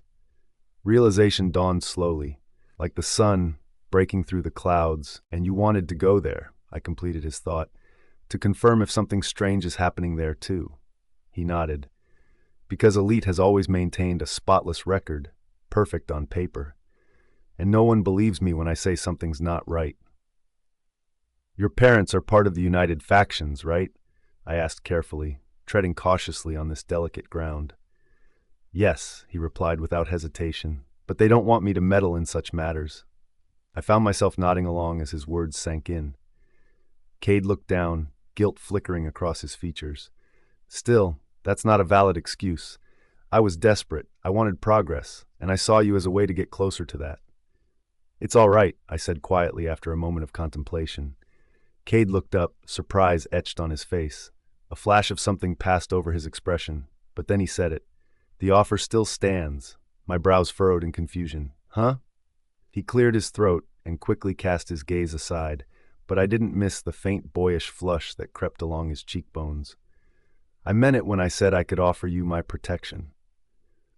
"You must have already spoken to Mr. Winters. He probably told you what it means to be factionless, right? And you mentioned running," Cade added thoughtfully, "trying to escape those men. That's how you ended up in that hidden room." My mouth went dry at his insight. He wasn't wrong. "I can help you," he continued. "I have the rank. I possess enough influence within my faction to keep you safe, even if we're not." He trailed off, his gaze slipping toward my exposed shoulder, still slightly damp from earlier. I crossed my arms, suddenly hyper-aware of how thin my tank top felt against my skin. "I'm not offering this because I want to claim you," he finished. "I just don't want you to be alone in this, and in the process, you'll also be helping me." Arden. I sat on my bed, knees tucked to my chest, mulling over the conversation Cade and I had in the garden. He had offered to sleep with me again, but this time, it didn't sound offensive. Instead, it felt as though he had thrown an anchor into the stormy waters of my mind. With a groan, I sank backward, pressing a pillow to my face with a muffled whine. Why am I even thinking about this? Tessa, just emerging from the shower, the scent of her honey body wash wafting through the room, leaned against the doorframe. "You all right?" she asked, her tired smile doing little to mask her curiosity. I slid the pillow away from my face and turned to her. I simply sighed and sat up. "I'm just thinking." Tessa gently closed the door behind her. "About Cade? I saw him walk you to our third class this morning. You also smelled like him during class." My face flushed at the memory of how he had silently guided me to class after our conversation. "What? No, I mean," I caught her playful smirk. "Okay, maybe, just a little." She settled cross-legged on the bed, tilting her head. "Why does it bother you?" I shrugged. "He offered protection again. And this time it didn't feel so bad. He explained himself. I know, in a way, he would still be using me, but I feel like it's for a good reason. Am I making sense?" I picked at the edge of my blanket, lost in thought. Tessa nodded, giving me more time to think. "I mean," I added quickly, "I'm not saying I'm agreeing. I just... I don't know. Sounds like you're considering it." I groaned again, throwing my head back. "Why am I like this?" Tessa chuckled softly to herself. "Because you have feelings?" We sat in silence for a moment, my thoughts racing until I finally turned my head toward her. "Why did you choose the North?" Her expression faltered slightly. Then she exhaled, long and slow. "The South isn't really my place, at least not anymore." I waited, sensing she was choosing her words carefully. I'm not well liked there, she finally admitted, because of something I'm not ready to discuss. I gave her a small nod, respecting her desire to keep that part to herself. We all had our secrets. I didn't want to choose the West because of Jaxon, she continued after a pause. I'm aware of his past with you, and frankly, he's an asshole. I snorted with agreement. Yeah, that he is. And Cade, she hesitated, looking thoughtful. He's exactly what I said the first time. He's the safest option. I frowned, incredulous. Cade? Safe? Tessa shrugged, her expression earnest.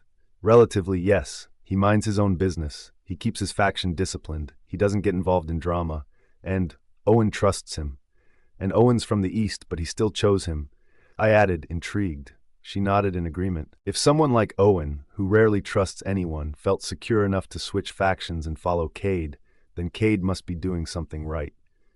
I leaned back on my palms, letting that realization permeate my thoughts. He also has the highest points, I muttered, my brow furrowing. Probably because he slept with a bunch of people already. Tessa raised an eyebrow, her expression turning serious. I don't think so. Huh? I turned to her, surprised. She met my gaze with a knowing look. I don't think Cade sleeps around, at least, not in the aftersound. That made me sit up straighter. What do you mean by that? I've frequently gone on the aftersound, and the videos get deleted right after the live stream since it's only for proof. I often see the other alphas there, with Jaxon being the most active. However, I never see Cade. Not even on a weekend night or during a party? I asked, curiosity piqued. I wanted to ask why Tessa was monitoring the aftersound in the first place, but my mind was stuck on her initial insinuation, that Cade might not be sleeping around. But he has so many points. Is it really possible to accumulate all of those just from the school? I think so, Tessa muttered, now drying her hair with a towel. But I can't be 100% sure.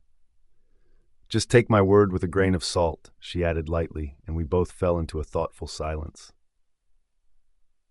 Thank goodness the after-party for the Ivory Solstice wasn't mandatory. I didn't have to go. Wrong.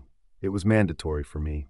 And here I was, wielding a trash bag, attempting to dodge red cups, clouds of cigarette smoke, and the occasional drunken confession. The Grand Elite Mansion. How redundant. It wasn't even officially named that, but students referred to it as such because it resembled a mall.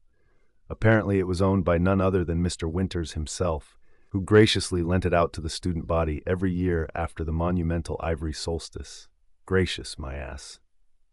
Ugh, I muttered as someone dry-heaved beside the potted fig tree. Without a second thought, I quickly offered him a barf bag.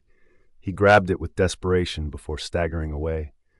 I wore a plain black mask over my nose and mouth, not only for sanitary reasons, but also because I wanted to remain unrecognized. The fewer interactions, the better. The faster I got this done, the sooner I could leave.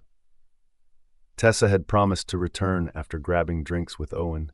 She insisted that I shouldn't be alone for too long. But with the direction this party was heading, I doubted she'd make it back anytime soon. I glanced around and, of course, spotted Rowan. He was surrounded by his usual entourage of girls, clustering around him like petals on a rose, all of them laughing at something he had said. One girl leaned in too close, whispering in his ear while her fingers traced down his chest. A few feet away, Elias lounged on a plush leather couch, drink in hand, enveloped by students eager to impress him.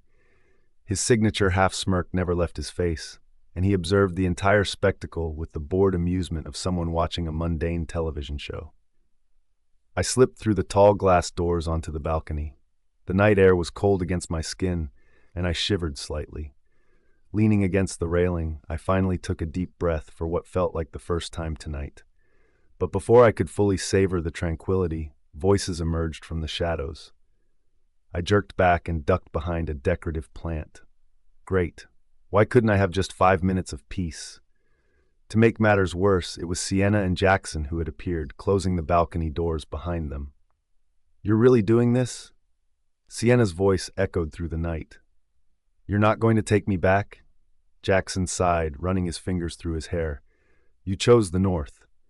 That's because you broke up with me, she snapped, her voice rising with agitation. We were never together, Sienna. You know that. Silence hung in the air for a brief moment. Oh, I see. It's because of Arden again, isn't it? She spat, her tone dripping with venom. I internally groaned. Was it too much to ask for one day without Sienna dragging my name into something I wanted no part in? Do you still love her, is that it? Sienna pushed, relentless in her probing. Jaxon remained silent. I shrugged, fully expecting him to remain tight-lipped. In fact, all my expectations of him had long since gone down the drain, so this wasn't a surprise. Whatever, Sienna huffed, frustration radiating off her. Just go with Cade, Jaxon continued, his tone surprisingly calm. That's what you want, right? With that, Jaxon turned and walked away, dismissing her whines and protest as if they were nothing more than background noise. I waited a few extra seconds to ensure they were both truly gone. Finally, when I felt safe enough, I stood up, brushing the dust from my pants and stepping out of the shadows.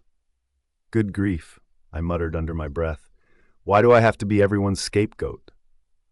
With that, I pushed open the balcony doors and was about to leave to tend to my other duties.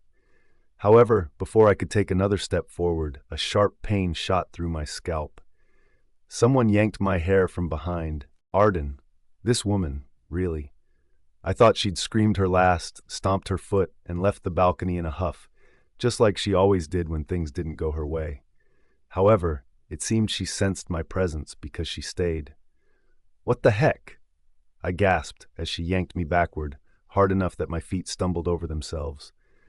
You're not satisfied being an attention whore, and now you're eavesdropping on Jaxon and me? I sighed and gripped her wrist. I was on the balcony first. If you don't want anyone overhearing your fights, maybe you shouldn't do it in public. She bit her lip in frustration and seized me by the hair, dragging me across the hall like a rag doll. Let go of me, I yelled, clawing at her hand. But she was stronger than I had anticipated, powered by something far more nefarious than mere rage. Pure obsession, perhaps. I tried to dig my heels in, but she was already shoving open a door near the bathroom wing. The room smelled like barf and sweat, mixed with a chemical cleaner that didn't quite do the job. Sienna finally let me go, shooting me a glare that could have melted steel. You really think you're the best now, huh? She snapped, cornering me against the wall. I straightened my posture and casually brushed my hair back with my fingers. What is your problem? You're my problem, she hissed. I was done with this woman. What have I ever done to you, Sienna? You were the better one between the two of us. Back in high school, you were popular. You had followers, friends other than me. Meanwhile, you were the only friend I had. Your parents actually cared about you. And now you have Jaxon. You're with my mate, and I don't give a damn about what you do with him. So what the heck do you want from me? You think I have him? Her voice cracked, brittle and ugly. I don't. You do. Even now. I stepped forward, challenging her stance. No, Sienna. What you really want is someone to blame for your own emptiness. I want you to leave, she growled through gritted teeth. What? I want you gone, she spat. Removed. Forgotten. Treated like a piece of disposable trash. Until that happens, I'm not going to shut up. And now that you're factionless, she leaned in, eyes filled with rage. I will exploit that. I'll make sure every last person here knows you're nothing. I stared at her in disbelief. This wasn't just anger. She was downright insane. She wasn't thinking straight, or maybe she was, and that was the scarier part. I slowly scanned the room, trying to conceal my plan to escape. That was when I spotted a familiar item sitting on the edge of a utility sink. A barf bag. I glanced at it once and then back to her. This is what she deserves. You really think you can scare me? I whispered, a daring smile creeping onto my face. She smirked, confident. I already have. I smiled sweetly back at her. Good. Then this won't come as a surprise. I grabbed the barf bag and, without a second thought, hurled it straight at her face. What the hell? Sienna shrieked. It splattered all over her hair, down her neck, and onto her silk top. She screamed again, a high-pitched, throat-shredding wail. I didn't stick around for anything worse to occur. I shoved the door open and bolted, nearly tripping on the uneven tile. My breath burned in my throat, but I didn't stop. The moment I burst into the chaos of the party, Sienna's shriek faded into the background. And with that, I couldn't help but giggle at her reaction. She definitely deserved that. The mansion's corridors had emptied. The music and laughter slowly receded into silence. Broken beer bottles and bits of confetti littered the floor, surrounded by the students tasked with cleaning up the aftermath. Most students had migrated to their own homes, and the aftersound was in full swing again, with people filming their sexual endeavors and amassing points like it was a game. With cleaning nearly completed, I had told Tessa and Owen to head home, insisting I'd nearly finished the cleanup myself. I was working alongside a few others, mostly those caught cutting in line or skipping classes. One guy I vaguely recognized, Trevor, Kieran's friend, kept casting glances my way. Well, that was my cue to go home. I gathered the last bits of trash from my area into a bag before attempting to locate my belongings. However, just as I was about to leave, a hand shot out and grabbed my wrist. Seriously, I hissed, yanking it back. Let go. He tightened his grip.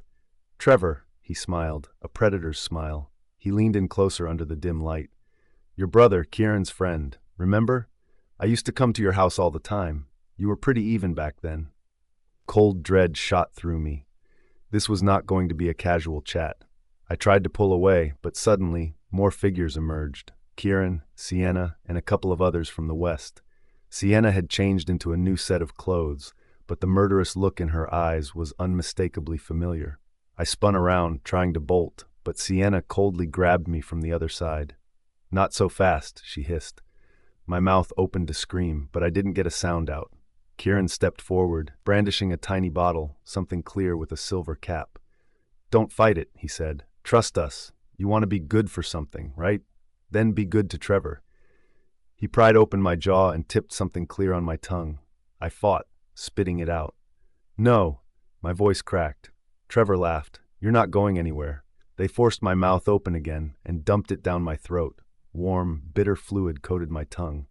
The world instantaneously spun, and terrors flared in my mind. Kieran and Trevor forced me upright and began marching me down the hall toward one of the large bedrooms. No, please, I choked, fighting their grip.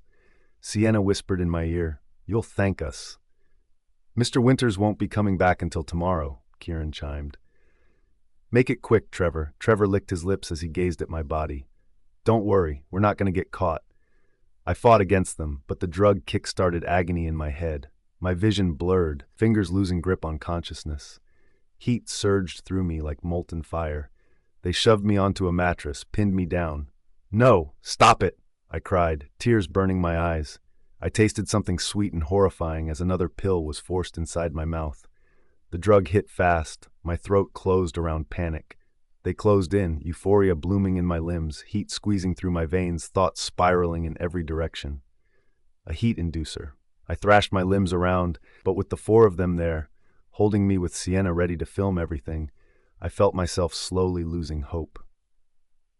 I turned to Kieran once, and there wasn't an ounce of regret in his gaze. How could he do this to his own sister? Did he hate me that much? I began to cry, tears streaming down my face. Trevor began unbuttoning my blouse while the other two held my arms, waiting for the full effect of the heat inducer pill to push through. However, just before I was about to lose hope, the door slammed open. What the fuck are you doing? Arden, I felt the grip on my wrist loosen as Cade's voice resonated throughout the expansive room. Instead of the disgusting, clammy body of Trevor pressing against mine, Cade enveloped me in his warmth, removing his jacket and wrapping it around my shoulders. Safe. I felt safe again. Alpha, Cade? Sienna stammered, hastily putting her phone down and shoving it into her pocket. I asked, What the hell are you doing? He demanded. Kieran was the first to respond, his tone lacking any hint of seriousness. It felt like what he had done was just a casual affair, which only made me want to hurl in disgust. Calm down, Alpha. We came here, and it was like this already, he said nonchalantly. We were just trying to help him film because proof is needed in the aftersound. We're being very good friends. Cade's frown deepened, and my heart quickened as I felt his body tense against mine. Is that so? Yes, Kieran replied shamelessly, appearing proud of his actions. Pathetic, Cade muttered under his breath, evoking a frown from Kieran. You can't even attract a woman without resorting to such vile methods, yet you take pride in what you've done. And you, he continued, turning his piercing gaze towards Sienna, didn't you choose the north? Sienna was at a loss for words. She stuttered incessantly before finally managing to whisper a yes. Just then, an intense wave of heat surged through my body. It was overwhelming, so much so that it hurt, and I instinctively sought more warmth from Cade. He glanced at me for a moment, concern seen in his eyes. Then, a smirk crept across Cade's face as he shook his head before looking back at Sienna. "I have plenty to discuss with you, but I'll hold off until tomorrow." With that, he slid his arm beneath my leg and the other around my waist, lifting me effortlessly into his embrace. I stifled a moan as I wrapped my arms around his neck, burying my face against him and inhaling his fresh yet musky scent. "Hey," Trevor called just before we exited. "I know you're an alpha, but that doesn't give you the right to barge into our space. I had her first. If you want, you can have her after I'm done with her." Cade remained silent for a moment. However, Trevor then placed a hand on his shoulder, attempting to pull him back. "Let's all play fair here, Alpha. Hold on for a second," Cade whispered into my ear. I had no idea what he was planning, but I followed his lead diligently. He removed his arm from my waist and turned around, only for me to feel a sudden force coming from him. But it wasn't directed at me. It was aimed squarely at Trevor. A loud crack echoed through the room before Trevor yelled out. My vision blurred momentarily, but as I peeked over Cade's shoulder, I caught a glimpse of blood streaming down Trevor's nose. Cade quickly placed his arm back on my waist and began walking out of the room. After that, everything became a blur. However, I could feel we were moving farther away from the mansions, so I mustered the strength to tap his shoulder. He hummed, his voice softer than I was accustomed to hearing from him. "Where are we going?" I managed to say, despite the debilitating heat coursing through me. "My house," he replied simply. I froze, silently shaking my head. "I don't want to be in the mansions of the North," I murmured, fully aware that some of his faction members would be there. I didn't want anyone else to see me in this vulnerable state, not even Tessa. I didn't want to worry her more. "Don't worry," he reassured me gently. "We're headed to my apartment outside the school." My body relaxed slightly at his words, yet the uncertainty of what lay ahead lingered. A few minutes later, we finally arrived at a condominium. Cade stepped inside the elevator and pressed the button for the highest floor. We were enveloped in silence, and the heat I was feeling showed no signs of easing. Once we reached the top, he opened the door. "Can you walk now?" I nodded despite the uncertainty swirling in my mind. Cade let me down slowly, but it seemed the drug they had given me was potent because my legs betrayed me before they even touched the ground. He clicked his tongue in frustration and scooped me up once more. "Don't push yourself," he sighed, a hint of annoyance threading his voice. My cheeks reddened further as he carried me toward what I presumed to be his room. How did I know? The room smelled overwhelmingly of him, which wasn't helping with the heat. It had become unbearable to the point I struggled to breathe. Cade paused, about to leave, but I instinctively grasped his wrist. At that moment, thoughts of his earlier offer flooded back into my mind. Out of every alpha, no, out of every man in the school, only Cade could make me feel this safe. So, even though the other alphas had offered protection, I sensed he was the only one capable of truly providing that for me. I didn't know if it was the drug clouding my judgment, but I found myself contemplating his offer. Despite knowing he had come to this school with someone significant in mind, those concerns were overshadowed by my burning desires. Cade turned to face me. I bit my lip in desperation, struggling to articulate the thoughts racing through my mind. In the end, I settled on a single word: please. Despite the dimness of the room, I could see the way his eyes darkened with intensity. "Please what, Arden?" I closed my eyes, feeling a warm tear slip down my cheek. "Please, make the pain stop." In an instant, I felt myself caged by his presence. He was on top of me, his arms positioned next to my face, gazing into my eyes as if he were holding back every fiber of his being. "What do you want?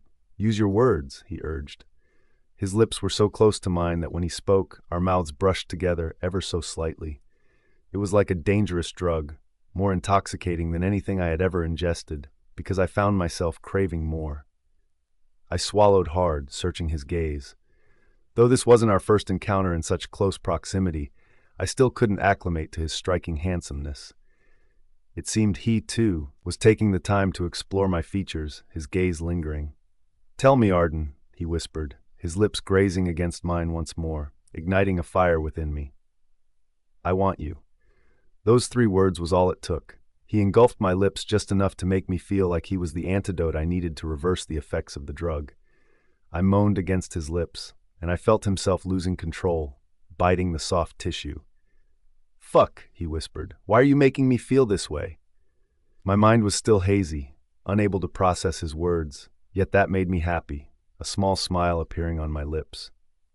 We continued kissing, exchanging saliva, biting each other's lips without the pain that came with it. I found myself craving for more despite being in the moment. This was bad. This was really bad. It was ridiculous because it was just the slightest touch, yet the effect felt too much. It seemed I wasn't the only one affected because he cursed under his breath, throwing his head back, allowing me to see how his Adam's apple bobbed. "Please, please," I continued to plead. For what? I wasn't sure. However, for now, all I knew was that I wanted him. He devoured my lips again, and I was slowly growing impatient. Dazed, I looked up at him with a disappointed expression. "We're not doing it?" I vaguely asked. His pupils were as dark as ever, almost taking over his entire eye.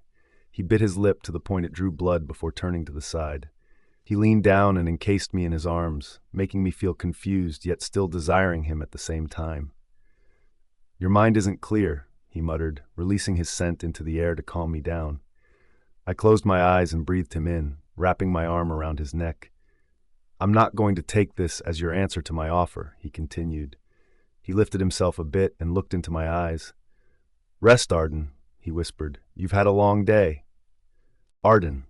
I woke up feeling warmer than usual. Has someone fixed the heater inside the dorm already? With that, I snuggled deeper into the warmth, feeling myself falling into slumber once more.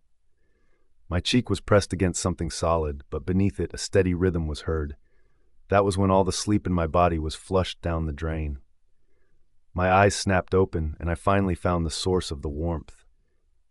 Cade, in all his shirtless glory, was lying in front of me. One of his arms was under me, while the other was placed lazily on my waist. I gasped quietly and tensed. His arms loosened, but he didn't wake. He looked peaceful, brows slightly furrowed even in his sleep. Unconsciously, I reached and smoothed out the lines between his brows.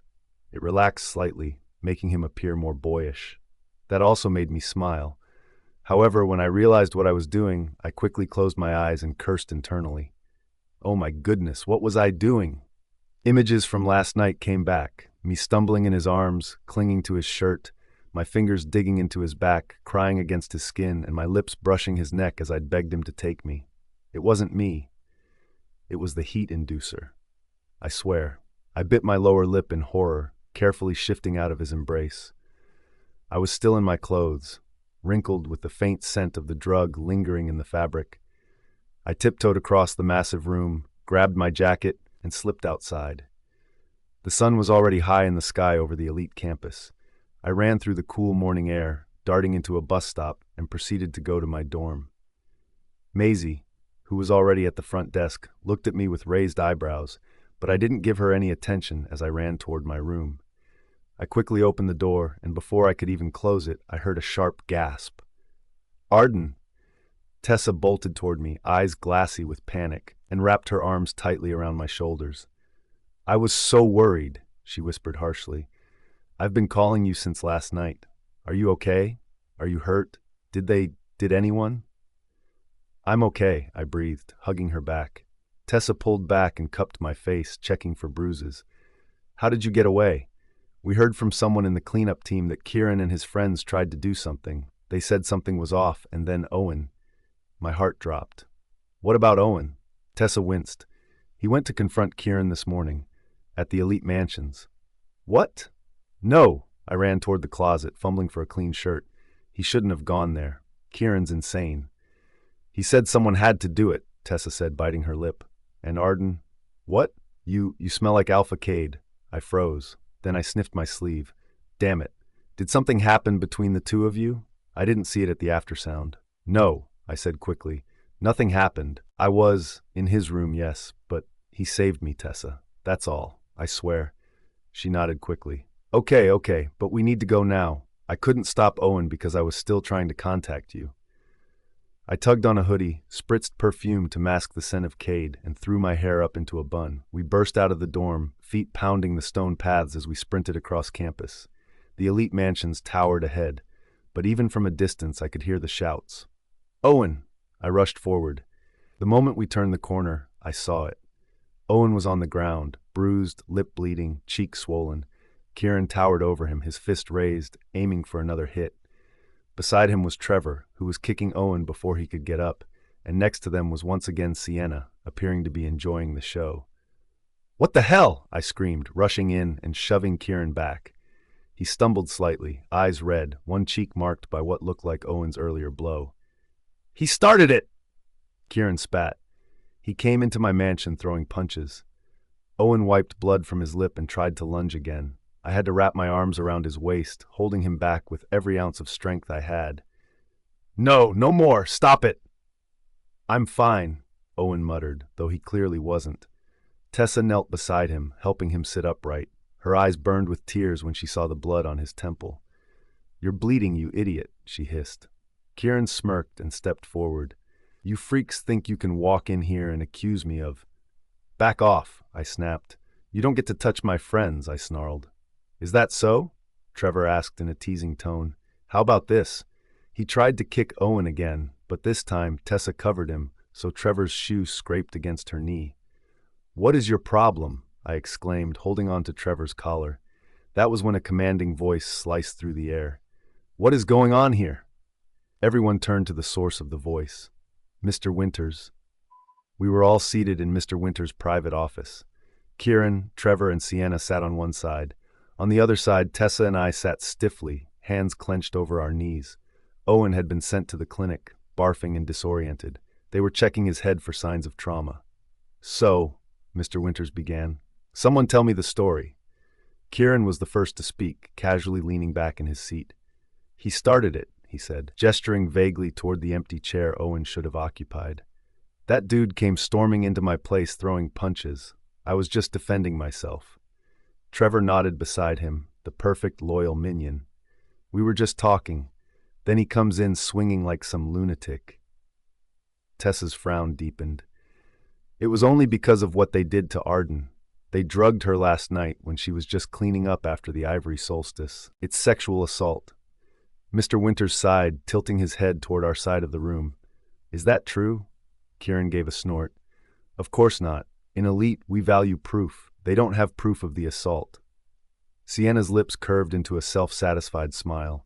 And Arden is factionless, she added, sounding fake sweet. So the rules of the school factions don't govern over her. My jaw clenched. I wanted to slap that smirk right off her face. Mr. Winters tapped his fingers against the desk. She's correct. What? I blinked. It's a crime. How is this even a discussion? Did something happen? Mr. Winters asked evenly, gaze narrowing. Did they really assault you? I was there at midnight, and no students were left in my mansion. I pursed my lips. In a way, nothing had happened because Cade saved me before they could do some genuine damage. They drugged me, I said finally. We just gave her a drink. Trevor shrugged. She drank it willingly. If it was forced, then something else would have happened, right? I turned to him with a heated glare. You know that's not the truth. Mr. Winters sighed, but didn't speak. Instead, he picked up a remote and pressed a button. This is the footage we recovered from the mansion entrance, he said. The video played silently. There was Owen marching toward Kieran's place, fists already balled. Then, he punched Kieran cleanly across the face. I closed my eyes. Kieran's right, Mr. Winters said. It was an act of self-defense. But they ganged up on him, I snapped. Clearly Owen's the one in jeopardy now. He's barely conscious. He only has a scrape on the cheek, Tessa muttered bitterly, pertaining to Kieran. And what about Tessa? I added. She got kicked by Trevor. Mr. Winters rubbed his temples, tired. Regarding that, the nature of the violation surrounds Arden, a factionless, so in theory, this does not fall under standard protections. My mouth went dry. As for the injuries, since Owen initiated violence but was the one who was hurt more, I would suggest that they talk it out. Let's not escalate this further, shall we? I couldn't believe what I was hearing. My fists shook. Across from me, Kieran grinned. Trevor glanced down, smug, while Sienna ran her manicured nails through her hair like this was just another win in her perfectly charmed life. I hated them, every single one of them. And worse, I hated how powerless I was. How, even now, Tessa had scraped her knees trying to protect me, and Owen was sitting in the clinic with a busted head because of me. My eyes fell shut. The door suddenly burst open with a loud slam. "I have a complaint to make." "Alpha Cade," Mr. Winters said slowly, sitting up. "What are you doing here? We're still not finished with this meeting." "Cade?" I whispered the moment he entered the room. The others also straightened, surprised by his presence. Cade remained expressionless. "I just heard you agreed to come to a settlement, right?" "Perfect," he muttered. "That means I can now make my complaints." His eyes fell on Sienna. "Regarding Miss Sienna Graves." "What?" she asked, her voice faltering for the first time. Cade stepped inside. "She's part of my faction," he started off. "And per Clause 3(6) under faction law, a faction leader may remove any member from their faction for behavior deemed disloyal, criminal, or disruptive to faction integrity. I have proof she helped facilitate the drugging of a factionless student, Arden." He pulled out a data chip and placed it neatly on Mr. Winters' desk. My eyes widened. "How did you?" He glanced at me but didn't answer. Mr. Winters inserted the chip. The screen changed to footage from the hallway where they tried to drug me, clearly without consent. Cade continued calmly. "Additionally, I'm proposing an equal settlement for the conflict that had just happened. Owen shall pay for Kieran's hospital fees, and Kieran and Trevor shall pay for Owen's." Kieran scoffed. "I barely have a scratch." "That's how a settlement works," Cade said simply. "Isn't it, Mr. Winters?" Mr. Winters' eyes darkened. "Mr. Callahan, I suggest you do not get involved." "How can I not?" Cade's voice dropped. "When one of my members has committed a crime, not just by elite standards but by general law, this means that even if Arden is factionless and these actions are not covered by the laws of elite, I'm sure it violates the rule of our land." "Would you rather this video gets out to the public?" He stepped forward, now just a few feet from the desk. "Or we settle it here and now, quietly?" "Arden." The door to Mr. Winters' office swung shut behind us with a heavy thud.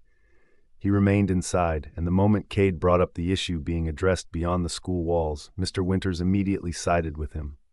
Figures. That man only cared about the school's well-being. As we stepped into the hallway, the tension didn't dissipate. It trailed behind us, refusing to let go. Sienna hurried after Cade, her heels tapping frantically against the polished floor. "Cade, wait, please. You can't just kick me out of the faction like this." "You barely know who I am," she added, her voice filled with urgency.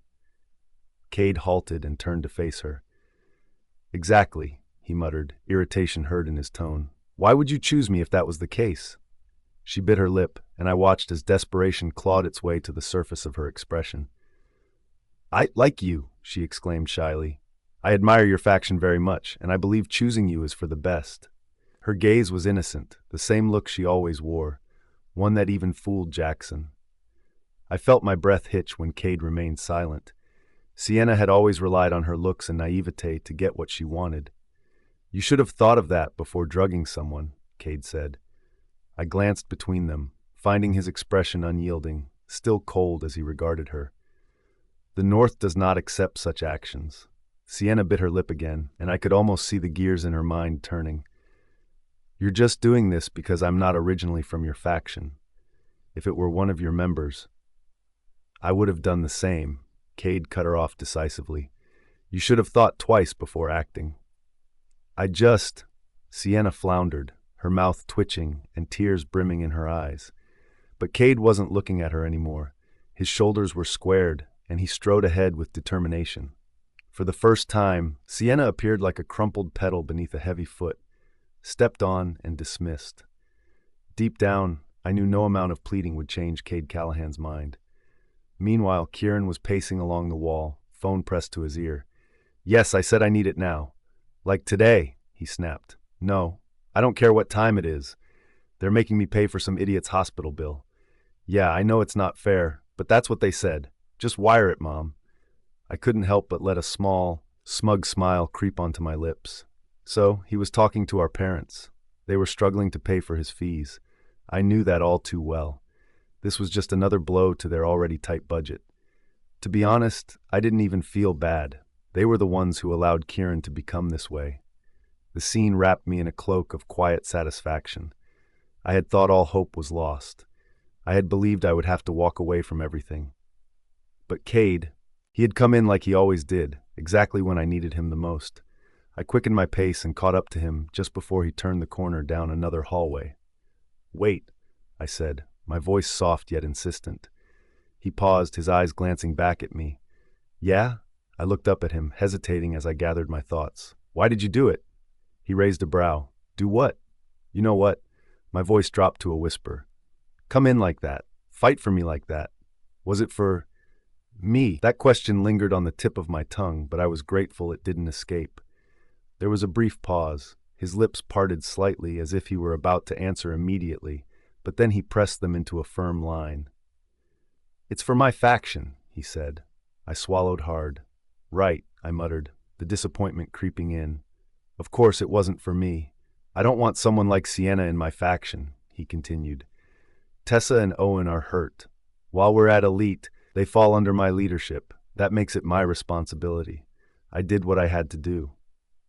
"Of course," I replied, nodding, my admiration for him reluctantly resurfacing. "You're a great leader." Cade studied me for a second before speaking again. "Go see your friend," he finally said, stepping away. "Make sure he's all right." And with that, he walked off, turning the corner and disappearing into the bustling noise of the school.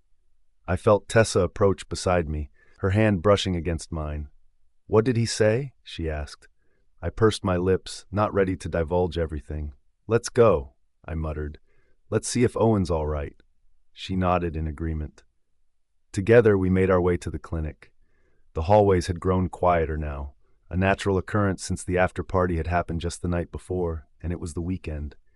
The scent of floor wax and sterile air filled the medical wing. As we entered, the nurse looked up from her clipboard and offered us a tired, gentle smile. "He's resting," she said softly. "Is he all right?" I asked as I peeked through the curtains where Owen lay. "Tessa and Arden, right?" the nurse inquired, her tone friendly. The two of us nodded, unsure of where this conversation was heading. "He kept telling me to keep you two safe," she chuckled softly. "Anyway, he's all right. His guardians aren't picking up, but I heard that all the medical expenses will be taken care of by the school." I exhaled, a sigh of relief escaping my lips. However, her next words caused my breath to hitch. "He has a mild concussion, so we're transporting him to the hospital for further evaluation and treatment. Nothing too serious, but he'll need to miss school for a few days, probably a week. Light activity only after that." My eyes drifted to the bed where Owen was, eyes closed, an IV inserted in his arm. A bandage was wrapped around his forehead, a reminder of the violence. Tessa crossed her arms, biting her lip as worry etched across her face. "He'll be okay, right?" The nurse nodded reassuringly. "We'll monitor him until the ambulance arrives." I settled into a chair by his bedside, my gaze fixed on the slow rise and fall of his chest. He didn't have to do it. He didn't have to show up at that mansion, ready to fight for me. And now, he was paying the price with bruises, scars that weren't even his to bear. A tight knot formed in my chest. "Oh, honey," the nurse said softly, noticing Tessa's injury. "That wound will leave a scar if we don't treat it immediately. Please have a seat for a moment." Tessa needed care too. I bit my lip, wrestling with my thoughts. I could handle my own pain just fine, but how long would my friends continue to suffer because of me? Tessa and Owen were hurting. Cade's voice echoed in my mind, a haunting reminder of the choices that had led us here. I blinked back, the sting of tears threatening to spill over. It wasn't enough to be protected anymore. It wasn't sufficient to simply watch from the sidelines while others fought my battles. I needed to be more. I had to step up and protect them too. And there was only one person I could trust with that kind of fight. Before I knew it, my feet began to move on their own accord. "Where are you going?" Tessa called after me. I paused only briefly, turning to glance back at her. "Please, just take care of Owen for now," I said, breathless as I dashed down the corridor. I had no clear sense of direction, no map in my mind, nor destination in my heart, just an instinct, a pull deep in my gut. My footsteps echoed against the quiet stone floors as I hurried through the halls, past the empty courtyards, and toward the one place where I felt safe. The maze gardens. I wasn't sure how I knew he'd be there. Perhaps it was because the two of us often found solace in this serenity. Or maybe it was simply one of the last quiet places left within the chaos of Elite. But as I stepped into the garden, my breath caught in my throat at the sight before me. Cade. He was sprawled across the curved stone bench beneath the arch of ivy and moonflowers, one arm casually folded behind his head. However, the moment I stepped onto the gravel path, his eyes fluttered open. "What are you doing here?" he asked. I swallowed hard, my chest rising and falling in rhythm with my racing heart. The bitter taste of helplessness washed over me. Then there was Cade, who, even when I hadn't asked, always stepped in to shield me from the storm. I walked closer, feeling the leaves brush against my arm as I passed. His gaze remained fixed on me, unwavering as I drew near. Taking a breath, I steadied myself. "I've made my decision," I whispered. Cade tilted his head slightly, waiting for me to continue. "I'll sleep with you." Arden. The view from our seat was absolutely unreal. Cade and I found ourselves at a hotel half an hour away from Elite, where he had ordered an impressive spread for our dinner.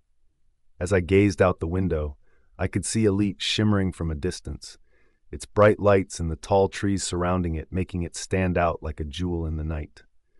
Turning back to Cade, I noticed he was silently cutting up the steak. "You didn't have to bring me here, you know," I said, awkwardly pretending to fixate on the massive chandelier above us rather than acknowledging the significance of this night. He gave a small nod and pushed the plate of meat toward me. My eyes lit up at the sight, and I immediately seized a piece with my fork. "I know," he muttered, crossing his arms over his chest as he watched me devour my food. "But I don't want to catch my unit on camera, and I'm guessing you wouldn't want your first time to be in the Elite mansions." I swallowed my bite. Fair. I couldn't refute his claims. Yet the reality hit me all over again. We were going to film ourselves as proof.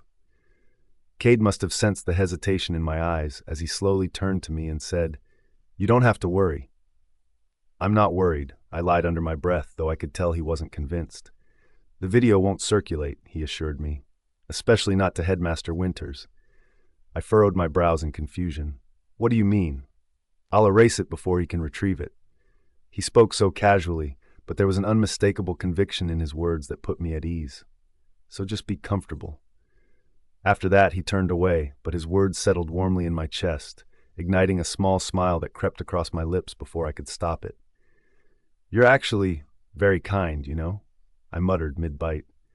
He froze, wine glass halfway to his lips, and slowly turned to me with a frown. "What are you talking about?" "I mean," I hugged my arms around myself, trying to gather my thoughts. "Why are you going out of your way to do this?" His frown softened, but he didn't answer immediately. Instead, he cast his gaze down to his hands and shook his head slightly. "Because it's the right thing to do," he replied vaguely. I noticed the flicker of guilt sweep across his features before he shook it off with a breath. Oh, he must be thinking about his special someone. His gaze lifted back to mine. "But why did you change your mind?" he asked. "It seemed like you were convinced not to sleep with anyone until you graduated." I opened my mouth to respond, then closed it again, unsure how to explain the heat that still lingered on my skin from that night, the way I had clung to him, and how even now I felt safer standing in this space with him than I could have ever imagined. "I just have a feeling that you can protect me," I finally answered. My response hung awkwardly for a moment. Clearing my throat, I added, "Besides, after this I wouldn't be seen as desirable by the other men, especially the true alphas anymore. For sure, they wouldn't pester me after you've claimed my virginity." Cade tilted his head at me, an amused glint in his eyes. "I'm not so sure about that," he whispered, making me wonder if I'd heard him correctly. "Huh?" "Nothing," he muttered quickly, grabbing his water and finishing it in one go. In that moment, the air between us became charged with tension. He held his gaze on me a moment longer before placing the glass down and stepping closer. His hand extended toward me, and his voice dropped to a low, inviting tone. "So," he asked, "do you want to go?" I looked at his palm. The light from the chandelier caught the veins in his wrist, illuminating the way his fingers flexed ever so slightly, waiting. I placed my hand in his. His skin was warm, and his grip was steady. When he gently pulled me toward our room, I instinctively followed. The moment we arrived at the hotel room, the reality of the situation felt more tangible than ever. "Seriously, how do people do this?" I muttered, already feeling awkward. I had just finished showering, and now I was waiting for Cade to emerge from the bathroom. A few moments later, he stepped out, his upper body bare and only a towel draped over his lower half. He sat on the edge of the bed, his damp hair falling messily over his forehead, his skin flushed from the hot shower. He radiated an aura of casual confidence, unbothered by the moment. Of course, he must have done this multiple times before. Meanwhile, I was in a robe that felt paradoxically too thin yet too heavy all at once. "I'll only turn on this light," he said, reaching toward the bedside lamp. "That way, we won't be as visible." I nodded, though I wasn't entirely sure if I understood what he meant. The warm amber light flickered on, casting a soft glow across the room. "Okay," I murmured. Cade sat back again, resting his forearms on his thighs, and his gaze drifted over to me. "Are we live yet?" I asked, trying to make a joke, though it came out breathless and uncertain. He shook his head. "No, I figured you might need more time." "You figured right," I replied, biting the inside of my cheek in nervousness. There was a long pause during which neither of us spoke. Goodness, could this get even more awkward? How do people just start doing these things? Then, somewhat awkwardly, I suggested, "Should we start with a kiss?" Cade looked up slowly and nodded once. "If that's what you want." I stepped closer, hesitant. My bare feet padded softly against the carpet as my hand instinctively reached out, brushing against his shoulder before resting lightly on his chest. His skin was warm beneath my palm, firm and solid. He tilted his head just slightly and leaned forward. When our lips finally met, it was slow. Slower than I'd anticipated. He kissed me gently, without any pressure or force, seemingly waiting to see if I would pull away. But I didn't. Instead, I leaned in. My hand slid to the back of his neck, fingers threading into the damp ends of his hair. Cade's hand found its place against my waist, not pulling me in, just grounding me where I stood. His mouth moved over mine again, this time deeper. Although we had kissed multiple times, there was something different about this moment. Maybe it was because his skin was bare beneath my touch, or because my robe had loosened slightly at the collar, or perhaps I just wanted to forget everything else that didn't matter right then. He pulled back first, his breath brushing against my cheek. "You okay?" he asked, concern heard in his voice. He had become kinder since the moment I first met him, but I still wasn't used to receiving this kind of warmth from him. I nodded, my lips tingling. "Yeah." It didn't feel bad at all. In fact, I found myself feeling hot, as if I somehow wanted to rush things along. "No, bad idea, Arden. This was just a transaction." Still, I wrapped my arms around his neck and looked deeply into his eyes. "All right," I whispered, a sense of determination rising within me. "Let's do this." "Arden." I glanced at the phone and knew it wasn't filming just yet. However, why did Cade appear quite passionate about this already? His hands moved through my body, caressing every inch and making me shudder with each contact. "Do you really have to do this?" I asked, covering my eyes with my arms. He sighed and removed them gently. "Of course, I need to," he muttered. "It's going to hurt, but with this it wouldn't hurt as much. You need to feel pleasured as early as possible." "You're not going to start recording?" I muttered. "No," he said. "The shorter the live stream, the better, don't you think?" I nodded in agreement. However, for a while, I couldn't feel his touch on my body. With that, I slowly removed my arms from my eyes and looked at him with confusion. It was hard to make out his expression in the dark, but I could feel he was holding back. "What's wrong?" I asked softly. He sighed and ran his fingers through his hair, which was still a little bit damp from his shower. "Are you sure about this, Arden?" he whispered. My heart skipped a beat. So he was waiting for another approval. I stifled a giggle. At this moment, he appeared more like a dog than a wolf. "Yeah," I finally answered, my heart pounding in my chest. Cade's hand reached out, his fingers gentle as they brushed against my cheek. He leaned in, his lips meeting mine in a soft, tentative kiss. I responded, my lips parting slightly, inviting him in. His tongue slipped inside, exploring and tasting me. I moaned softly, and my body pressed against his. His hand then moved down, gently caressing my neck before moving down to my arms. Was this really necessary to prepare me? It felt really good, though, so I let him continue. He traced the line down my chest, and I felt a shiver run through my spine. I felt embarrassed for reacting as such, so I turned to the side and bit my lip. I trembled, and I wondered if this was what it was supposed to feel like. My body tensed at the contrast in temperatures. His finger felt cold against my heat. "Relax, Arden," he whispered in a soothing tone. I nodded, my body slowly relaxing under his gentle touch.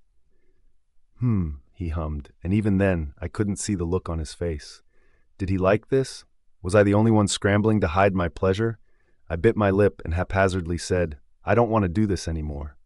Cade stopped, his body stilling. With that, he began moving away. "Wait, where are you going? You said you don't want to do it anymore. If you're not ready." "It's not that," I quickly reacted. Goodness, he took my words too literally. "You have my full consent," I muttered. "I'm just scared. It is my first time." He sighed and went closer to me once more. "I know," he whispered. "We'll go slow as you want." He pulled back, his eyes searching mine. I reached out, my fingers tracing the lines of his chest and his abs. He shivered, his body responding to my touch. I froze. All right, maybe I really don't want this anymore. However, I was in too deep to stop now. That's right. I had already made up my mind. "You're ready," he said after a while.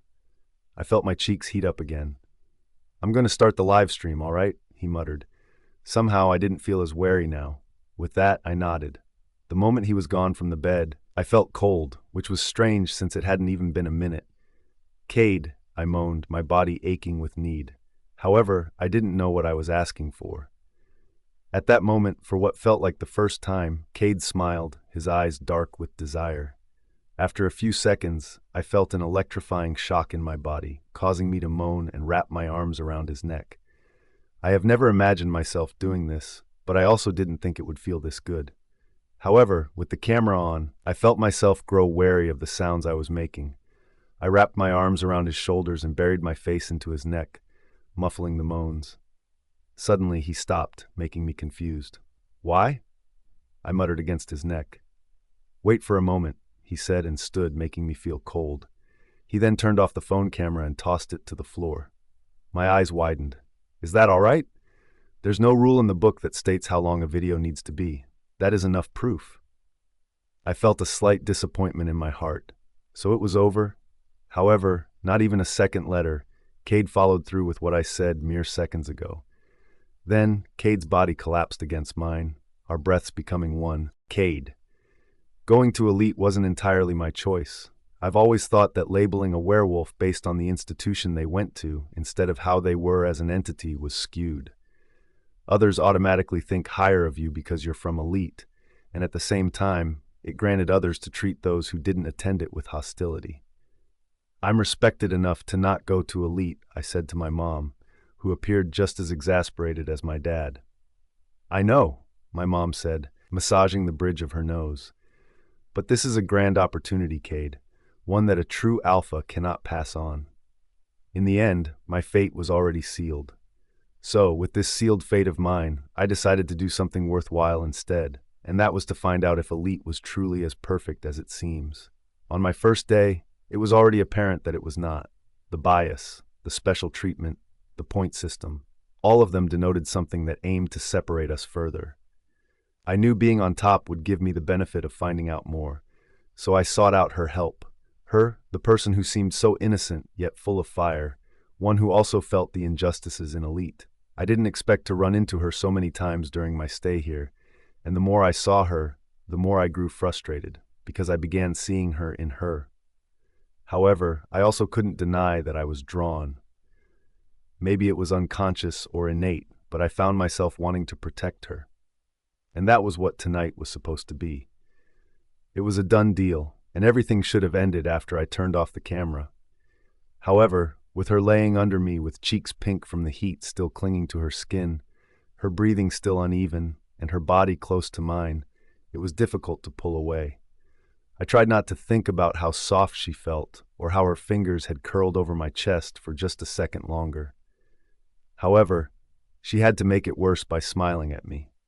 She looked up at me with those warm, vulnerable eyes and innocently said, "Thank you." My heart jolted. With that, I looked away. However, she reached out and brushed her hand against mine again, and I turned my head to see her still smiling. "It actually wasn't too painful," she said, eyes sparkling under the dim light. "Don't look at me like that," I muttered, but my voice came out softer than I intended. Her expression turned to that of confusion. "Like what?" she asked. "Like I'm the safest place in the world." I didn't answer. Instead, I leaned in. My previous actions were slow and filled with hesitation, but this time I felt hurried. She was stunned at first, but she eventually leaned forward. When our lips began moving, it felt more desperate than earlier. She sighed into my mouth, and something inside me cracked. "You're dangerous," I whispered against her lips.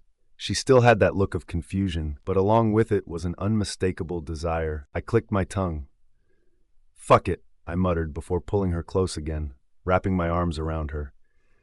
Without the pressure of anything, our hands explored each other's bodies with a newfound heat. Arden gained courage too, and she began mirroring my movements, her touch sending shivers down my spine. I cursed under my breath before my lips found the spot behind her ear. She let out a loud moan, definitely not as cautious as before. "Cade," she moaned my name without any reservations. It felt like a silent plea, and I obliged, my mouth moving down her body and tasting every inch of her skin. Sweet. Why the hell did she taste so sweet? "Cade, please," she moaned, her fingers tangling in my hair. "Tell me, does it feel good?" I asked, pride surging through my veins. She hesitated for a moment, and there it was again, the defiant look on her face that made me amused. She pursed her lips. "You're teasing me." "Answer my question. I'll stop if you don't." "Cade," she whined, and I found myself smiling at the sight. Her skin had become redder than before, probably from both embarrassment and pleasure. "It does." "I can't hear you," I continued to tease. "It does," she exclaimed, louder than I had expected. I looked up at her, our eyes meeting as I leaned in to taste her. "Oh God," she gasped. "You like this a lot, don't you?" "No," she moaned. She turned to the side and clicked her tongue. "You're really insufferable. You've done so much already, and you still want to ask." "Well, what's the answer?" "Yes, you idiot," she said. "I really hate you." "Do you feel good?" she asked this time, taking me by surprise. Then she placed her hands on my shoulders and looked at me with a genuinely curious expression. She truly did not have any edges in her personality. She was honest with what she wanted to ask, and I couldn't help but smirk in amusement. "You feel good," I murmured, my mouth finding hers in a deep, messy kiss. This time, she slept the moment it ended while I gazed at her with something I couldn't quite name. "What are you doing to me, Arden?" "Arden, how is it?" Cade asked as he lay next to me, glancing over with a curious expression. "Do you really have to ask that?" I groaned, unable to hide my embarrassment. He smirked, his gaze fixed on the ceiling. "Well, it was your first time," he muttered casually. "It's nice," I whispered almost to myself, hoping the admission would stay between us. "What was that?" he asked, but I could tell from his teasing tone that he wasn't buying my attempt at nonchalance. I nudged his shoulder without looking directly at him. A deep chuckle escaped his lips, somehow reminiscent of his moans, and it made me feel even more self-conscious. "Is it true?" I asked, attempting to shift the conversation away from the current topic. "What?" he replied, momentarily distracted. "That you weren't sleeping around in Elite." I felt him pause beside me, and when I glanced over, I saw an unreadable expression cross his face. "Why'd you ask? Were you monitoring me?" "No," I quickly exclaimed, my voice a bit too loud. I just heard from someone. That was true. Tessa was the one who told me." Sure," he muttered, though it felt like he didn't fully believe me. I groaned and turned to face him. "Just answer my question." He let out a deep breath before responding, a hint of hesitation in his voice. "Yeah," he muttered. My breath caught in my throat. "But you were kissing someone back then, in the lockers." "That was the first and last time I did that," he confessed. "So you got all your points from other areas?" He hummed thoughtfully. "Extra points from teachers, from the clubs I'm in, assessments." "It's troublesome to sleep with others," he added. I turned to him again, and this time he appeared genuinely softer than before. If it's troublesome, then why'd you sleep with me? I pressed, curious about his reasoning. He didn't respond. Instead, a small smirk appeared on his lips as he pulled the covers up over his body and turned away from me. "Good night, Arden," he said, leaving my question unanswered. The familiar warmth I always seemed to crave was the first sensation that greeted me when I woke up. I smiled to myself, feeling surprisingly good despite the early hour.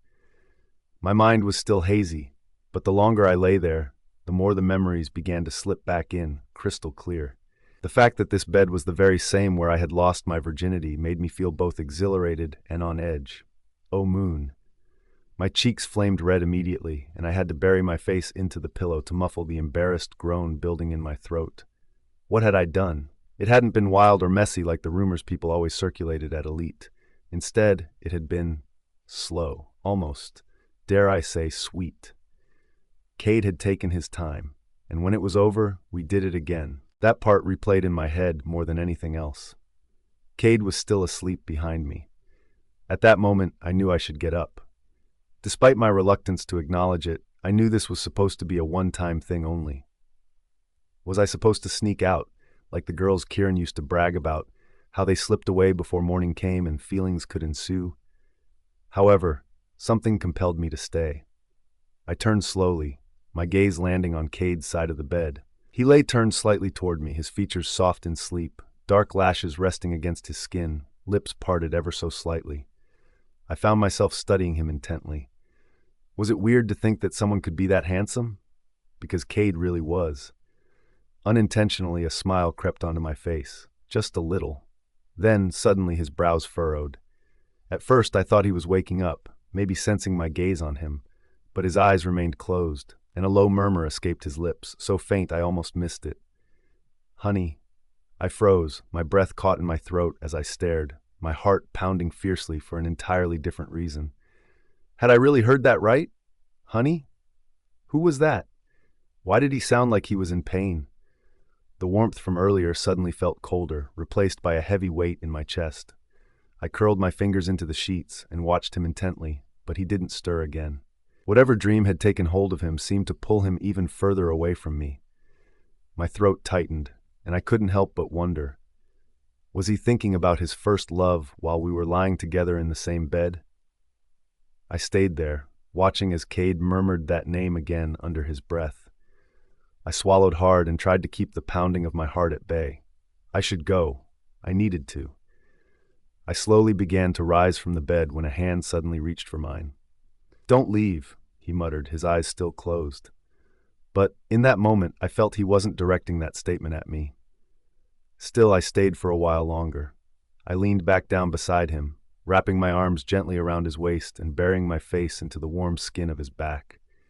He let out a small, contented breath, like the storm inside him had finally passed. His muscles relaxed beneath my touch, and his breathing evened out, lulling me into a sense of comfort that I couldn't quite shake. I stayed like that for a few minutes longer, ensuring he had fallen back asleep. When I was certain of it, I slowly slid out of the bed, doing my best not to wake him. He honestly looked like he needed a good rest. Yeah, I should really go now. With that thought in mind, I quietly gathered my belongings and tiptoed toward the door. My legs wobbled slightly as I moved, and pain shot up from between my thighs. I winced, nearly toppling over, but I managed to steady myself and open the door before shutting it quietly behind me. The hallway was blissfully silent as I stepped out. I entered the elevator, and there, a full-length mirror revealed the disheveled state I was in. My cheeks were still flushed, and there were several marks trailing down my neck. However, the distinctive white pattern of a storm wasn't mingling with the other red marks that Cade had left with his mouth. Keeping my head low, I pulled up my hoodie, obscuring my face. As I walked out of the apartment complex, the sunlight greeted me with its warm embrace. It was early enough that the streets weren't yet bustling with students.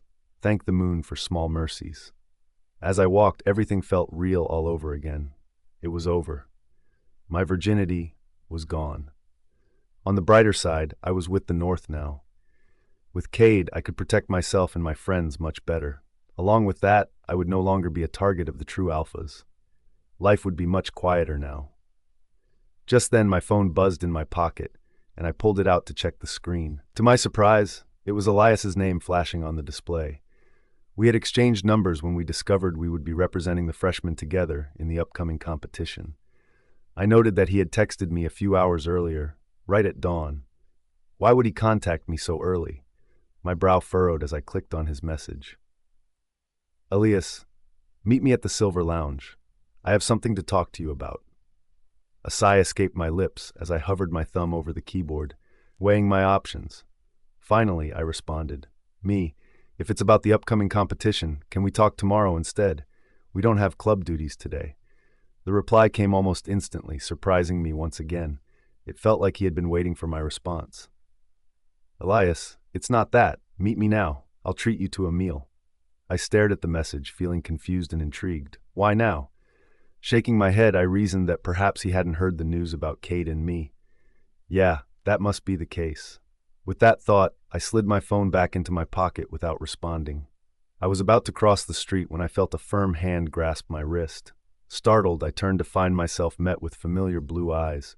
Instead of the usual spark of mischievousness, he looked more conflicted than ever. I glanced back and noticed he had just come from the Evermore Cafe. Rowan? I said, surprised. He let out a soft sigh. So, you chose Cade. Slowly, I pulled my wrist back, feeling a mix of emotions. I chose peace, I said quietly, managing a small smile. My virginity's gone, so you shouldn't want me anymore. Goodness, Arden, he ran a hand through his hair, frustration clouding his features. That's not fair.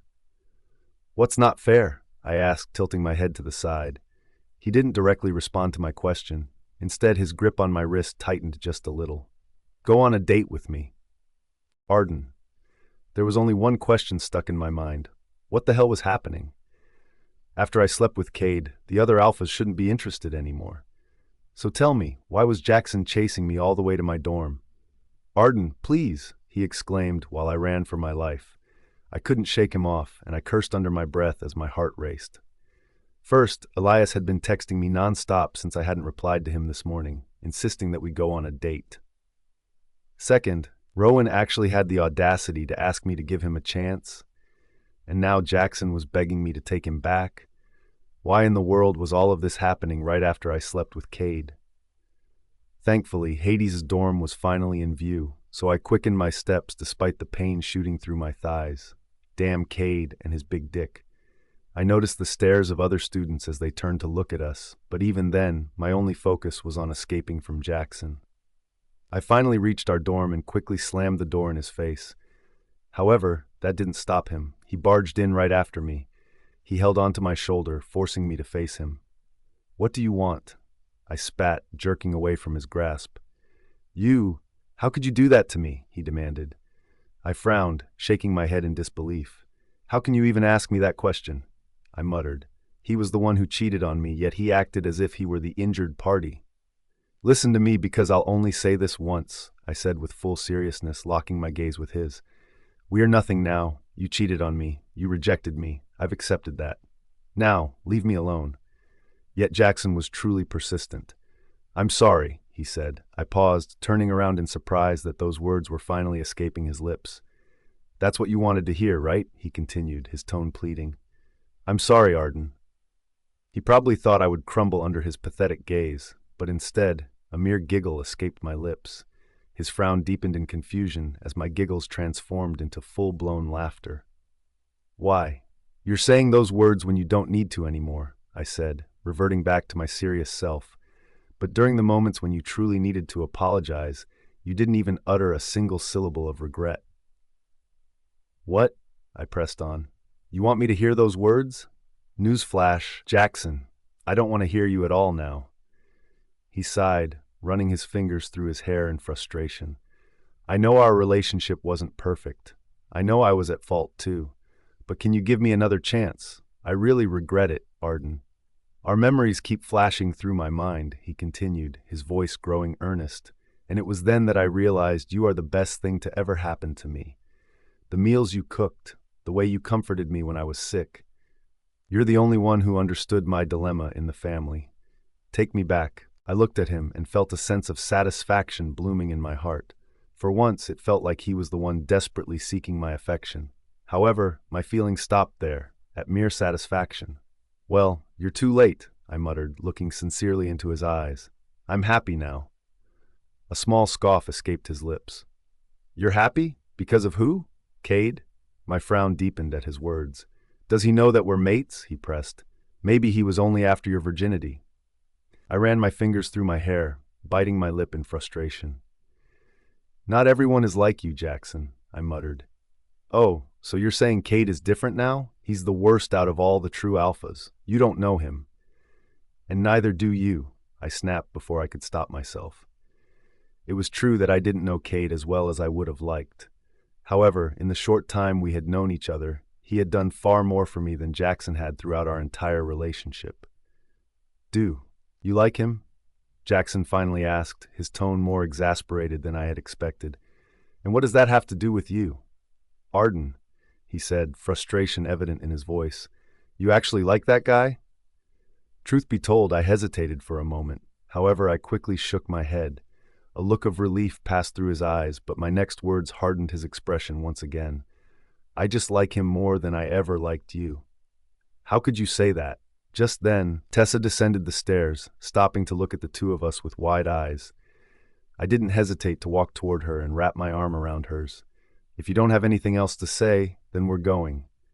With that, I dragged Tessa out of the dorm and quickly hailed a cab, fully aware of how expensive they could be, all to escape that ass of an ex, Jaxon. "Where to, miss?" the driver asked. I turned to Tessa, who chuckled. "To Elite Hospital," she responded, glancing back at me. "We're visiting Owen." The driver nodded and started driving. I saw Jaxon in the side mirror, frowning when he realized I had managed to escape. I sighed in relief and leaned back against the seat. I could feel Tessa's gaze on the side of my face, so I turned to her, my cheeks flushing with emotion. "I didn't expect to see drama first thing in the morning," she teased. I groaned. "Trust me, if I could escape the drama, I would." "I think you're still the center of it," she said with a smirk. "Elias went to the dorm this morning. Maisie even called me to the lobby." "What?" I exclaimed, turning to her with wide eyes. "Why was that?" She shrugged nonchalantly. "Beats me. He said he wanted to talk to you. What did you tell him?" "The truth, of course," she replied matter-of-factly. "You weren't home yet. He looked suspicious, but fortunately he left shortly after." "Why is this happening?" I muttered, my gaze drifting outside the window. I thought it would be over once my mark was gone. She chuckled with amusement, prompting me to turn back to her once again. "You're enjoying this?" "No," she shook her head vigorously, though I raised an eyebrow skeptically. "All right, maybe just a little. It's just that the reason why they're still chasing after you is pretty obvious." I fully turned to her, scooting closer. "Tell me." "The live stream at the Aftersound yesterday," she started, her tone growing serious. I listened intently. "Your chemistry with Cade is insane. I know it was just a short video. I think it was 2 minutes at max. But girl, your moans were practically intoxicating." I quickly covered her mouth, glancing at the driver. Thankfully, he was preoccupied with singing along to the radio under his breath. "Tone it down," I muttered. "What are you even talking about?" She continued, speaking in a softer voice this time. The video was undeniably steamy, honestly. Everyone is buzzing about how amazing it would be to join the two of you in that moment. Heck, even I wanted in on the action yesterday. A chill ran down my spine, and I was certain all color had drained from my face. "Tell me you're joking, please." However, Tessa merely smiled knowingly. "We're here," she said, paying the fare before pulling me out of the cab.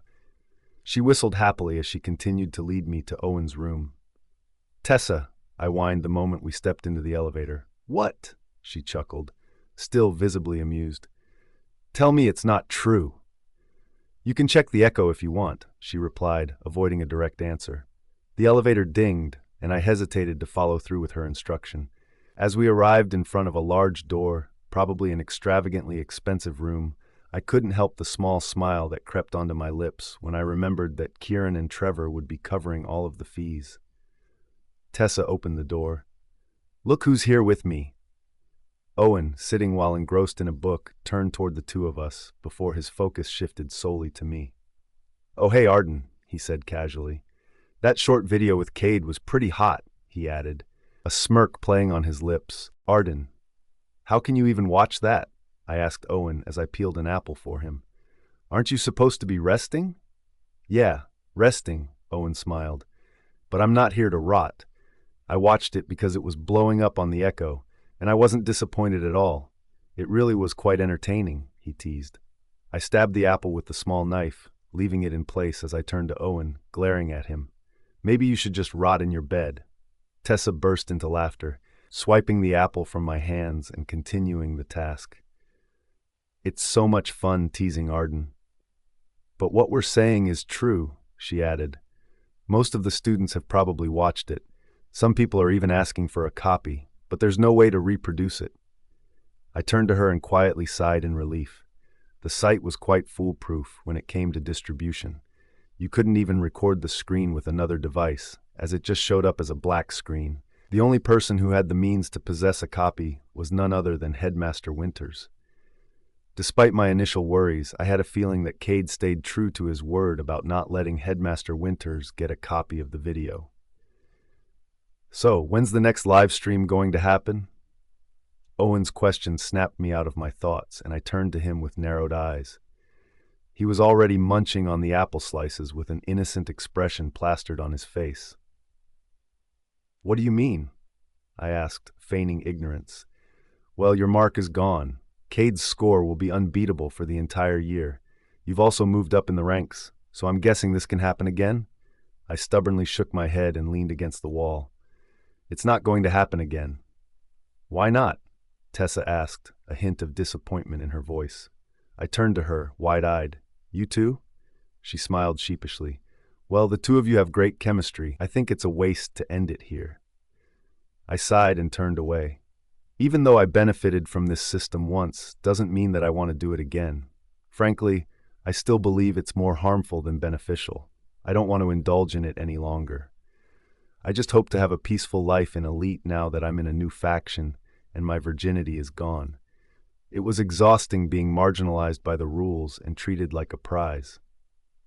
"But the Alphas are still approaching you," Owen chimed in casually. I pursed my lips. He was on a roll today, wasn't he? "They'll get tired of it soon," I said dismissively, stretching my arms behind my head. "What if they don't?" Tessa asked quietly. I was at a loss for words for a moment, so I shook my head. "That's not going to happen." Owen and Tessa exchanged knowing glances but ultimately dropped the topic. I felt a bit stuffy, so I stood up and walked to the other side of the room, right by the door, crossing my arms over my chest. "Let's change the subject," I said, almost pleading. Just then, Owen smirked, and I sensed that I was about to be thrown into another awkward conversation. "How was it?" he asked, raising his chin high. "How was what?" I asked through gritted teeth, even though I knew exactly what he was insinuating. "Your sexy time with Cade," he added casually. "There are rumors that he's the best in bed, but you're the only one who was able to test that rumor. Was he any good?" "Seriously, why are you asking these questions?" Tessa smiled, mirroring Owen's teasing gaze. "He's going to pester you until you answer his question." I clicked my tongue and closed my eyes for a moment. "Promise me you aren't going to ask any more questions after I answer this one." Then I opened my eyes and looked at the two of them, both still with those teasing glints in their eyes. "Promise me." I truly didn't want to talk about it anymore. After a pause, Owen finally nodded. All right, I promise." "You too," I added, directing my gaze to Tessa. She smiled and nodded. "Yeah, I promise too." With that, I let out a deep breath. Well, it was time to speak about this and get it out of my system so I could officially forget it. "I was scared at first," I started off. They listened intently, eyes wide open. "But it wasn't bad at all," I muttered shyly. It felt ridiculous to be vocalizing these thoughts. He wasn't harsh. He waited for me. He prepared me well, and afterward he cleaned me up without saying anything. I paused, my fingers began to fidget with the hem of my shirt as my thoughts drifted. I truly didn't expect someone like Cade to be so careful and patient.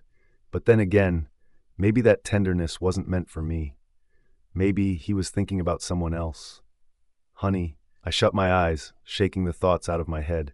There was no use spiraling into that mess. What had happened had happened. It was already done. Owen, of course, completely ignored the momentary silence and the depth of my thoughts. "All that is sweet and all, but was it good?"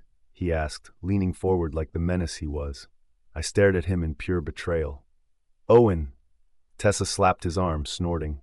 "Don't tease her anymore. You promised." Owen raised his hands defensively. "I'm just saying. The romantic stuff is cute, but that's not what the students at Echo are wondering." "I don't care about the students at Echo," I snapped, feeling my cheeks flush again. "I care," Owen said with a mischievous grin. "For academic purposes, obviously." "You're impossible." I turned to Tessa with a desperate look in my eyes. "Please control your patient." "I'm trying," she said, failing miserably to hold in her giggles. "Okay, let's be honest," Owen continued, tilting his head like he was about to deliver profound wisdom. "Did it feel good or not? No judgment." "Stop it. Just blink twice if it was a 10 out of 10. "Shut up," Owen gasped dramatically. "So it was a 10? I groaned, feeling at a complete loss. "Why are you like this?" "Because I care," he teased, appearing entirely unaffected despite how ridiculous this all was. "And also because this is the most exciting thing that's happened in the school since I answered that one question." Tessa finally stepped in. Okay, let's not push Arden. She shared already. That's more than enough." Owen pouted, crossing his arms like a child. "Not really. She didn't rate him." "Fine," I snapped, exasperation clawing at my throat. "It felt really good, all right? It was, I can't believe I'm saying this. It was great. Happy now?" Silence. Well, brief silence. Tessa suppressed a smile while Owen's face split into a smug grin. "Was that so hard?" he said, absolutely pleased with himself, looking like he just won a championship. And just then, because the universe has a cruel sense of timing, the door opened behind me. I didn't take you for someone who'd kiss and tell. I turned around so fast I nearly gave myself whiplash. There, leaning against the doorway like a walking nightmare, was Cade. "What are you? How long have you been standing there?" I sputtered, the words tumbling out of my mouth in shock. "Long enough," Cade said smoothly, not looking the least bit embarrassed. If anything, he looked amused, enjoying every second of this. "Arden, what are you doing here?" I asked, still flustered. Despite the cool air flowing through the windows, my body felt hot all over. Cade pointed at the fruit basket he was holding in his other hand. "I'm visiting my faction members," he said smoothly, stepping further into the room. His gaze then landed on Owen. "How are you feeling?" Owen, being Owen, smiled victoriously. "I'm good. I heard those bastards are going to pay for my hospital fees." "Thank you. I've never had the chance to say that to you." "It's no problem," Cade replied, placing the fruit basket on the table. "Although," Owen chimed in, a mischievous glint in his eyes that made my breath hitch, "I think you should be asking Arden how she's feeling instead." I should have launched that fruit basket directly at his face. My cheeks burned as I stood rooted to the spot, desperate to disappear. "I didn't think you'd be the one to run away after." "Having done it with someone," Cade added. I pursed my lips, unwilling to engage. "You weren't waking up." "I could have," he said. "We should have eaten breakfast together." My heart raced to the point where I had trouble breathing. The casualness of his words struck a strange chord within me. "It's done, though," I muttered, averting my gaze. "It's over." "But I'm assuming it felt good," he continued. "Really good, in fact, based on your own words." "Cade," I hissed, throwing him a sharp glare. "Stop it." He chuckled, seemingly unfazed. "I'm kidding," he said, waving his hand dismissively. Then his gaze softened, landing on mine. "It felt good for me, too." I caught Tessa and Owen exchanging knowing smiles, and a rush of embarrassment washed over me. Instinctively, I grabbed Cade's arm and dragged him out of the room and into the hallway. "Whoa, easy," he said, his infuriating smirk now permanently affixed to his lips. "Why are you really here?" I demanded. He brushed off non-existent dust from his pants. "I really just came here for that. I'm supposed to leave now because I have a lot to do." "Like, what?" I found myself asking before I could stop myself. Cade looked directly into my eyes. "Well, Sienna's officially out of the faction, and she's been pestering me non-stop to accept her again." "Are you going to cave into her request?" I asked, trying to mask the unease in my voice. He didn't hesitate. "No. Not at all. You wouldn't want that either, right? I shook my head before I even thought about it. Yeah. A strange silence hung between us. I stared down at my feet before finally glancing back up. Thank you, I said quietly. Cade raised a brow. For what? For everything, I replied. For helping me, for being there when I needed someone, for keeping me safe. He shrugged, but I noticed the slight twitch in his jaw. Don't worry about it. You don't have to be scared about the video either. I frowned. What do you mean? It's gone. I destroyed it with no backup. Before I could respond, the faint sound of sirens pierced through the air. I turned my head toward the noise, tilting it in confusion. Are those fire trucks? Cade offered me a tight smile. Just a precaution. It's not important. I stared at him, eyes wide. What did you do? Nothing you need to worry about, he smirked. I narrowed my eyes suspiciously, but he simply leaned against the wall, arms crossed. How are people treating you now? He asked, effortlessly changing the subject before I could press for further details. I don't know, I admitted, hugging myself. It's weird, but I'm just happy it's done. I don't have to stress about the point system or status or those ridiculous purity conversations anymore. He tilted his head, watching me intently. You don't want to do it again? He asked, an eyebrow raised. Yeah, I unconsciously answered, but my voice trailed off as the import of his question hit me. What? Well, it doesn't have to be the last time, he muttered casually. I stared at him, entirely unprepared for such a statement. Are you joking? His smirk returned, more playful than ever. Don't think about it too much. He stepped closer and gently pinched my cheek. I can see your brain overheating. I slapped his hand away, my cheeks flushing a deep red. You're insane. Only slightly, he replied, taking a step back toward the door. But admit it, you'd consider it. I'd consider throwing a chair at you. I'll take that as a maybe. With that, Cade exited the room like he hadn't just tossed a live grenade into my overworked brain. See you later, Arden, he waved before walking away. I returned to the hospital room only to find Owen and Tessa lingering by the door, their expressions sheepish. Were you listening in on us? Don't worry, Tessa quickly disclaimed. We only heard the latter part of your conversation. I groaned, as if that made it any better. Owen nudged my shoulder and smiled, enjoying himself. You're in so deep. Tessa and I made our way back toward the dorms, my cheeks still warm from all the teasing I had received from the two of them. Come on now. I'm sorry, Tessa chuckled. It's just so fun to tease you.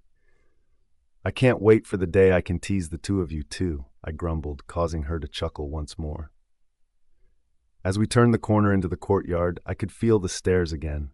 I crossed my arms and lowered my gaze, trying to walk faster. If it makes you feel better, Cade's also being treated such after that short video aired. Huh? Well, so many people want to be with Cade, like really want to be with him. It's like he's the ultimate alpha now. I frowned. He always was the ultimate alpha, everyone knew that. Sure, but this just confirmed it. It gave it visuals. She giggled. Strangely, that did not make me feel better. My steps faltered. That's ridiculous. Is it? Tessa asked, trying to hide another laugh. Before I could even think of a comeback, someone caught my wrist. I turned, startled, and met a very familiar face, Elias. What are you doing? I asked, pulling slightly. You didn't respond to my text, he said. That's because I told you we'll meet tomorrow anyway, I answered calmly. Elias sighed, shoulders dropping. Can't we just go out right now? No, I replied flatly. He stared at me, looking like someone just kicked his puppy. You know this is the first time I'm being rejected blatantly like this? Good for you, I muttered and pulled my hand from his grip, sidestepping past him. Tessa let out a full-bellied laugh. That's the first time I've seen Elias so flustered. It's fun.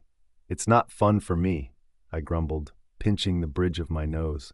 I've run into all 4 of the alphas today, and every single one of them is giving me a headache. She smiled sympathetically, but didn't deny it. Yeah, they're confusing all right. We were just about to head to the bus stop when we heard whispers and the scent of smoke wafting through the air. What's that smell? I asked, sniffing again.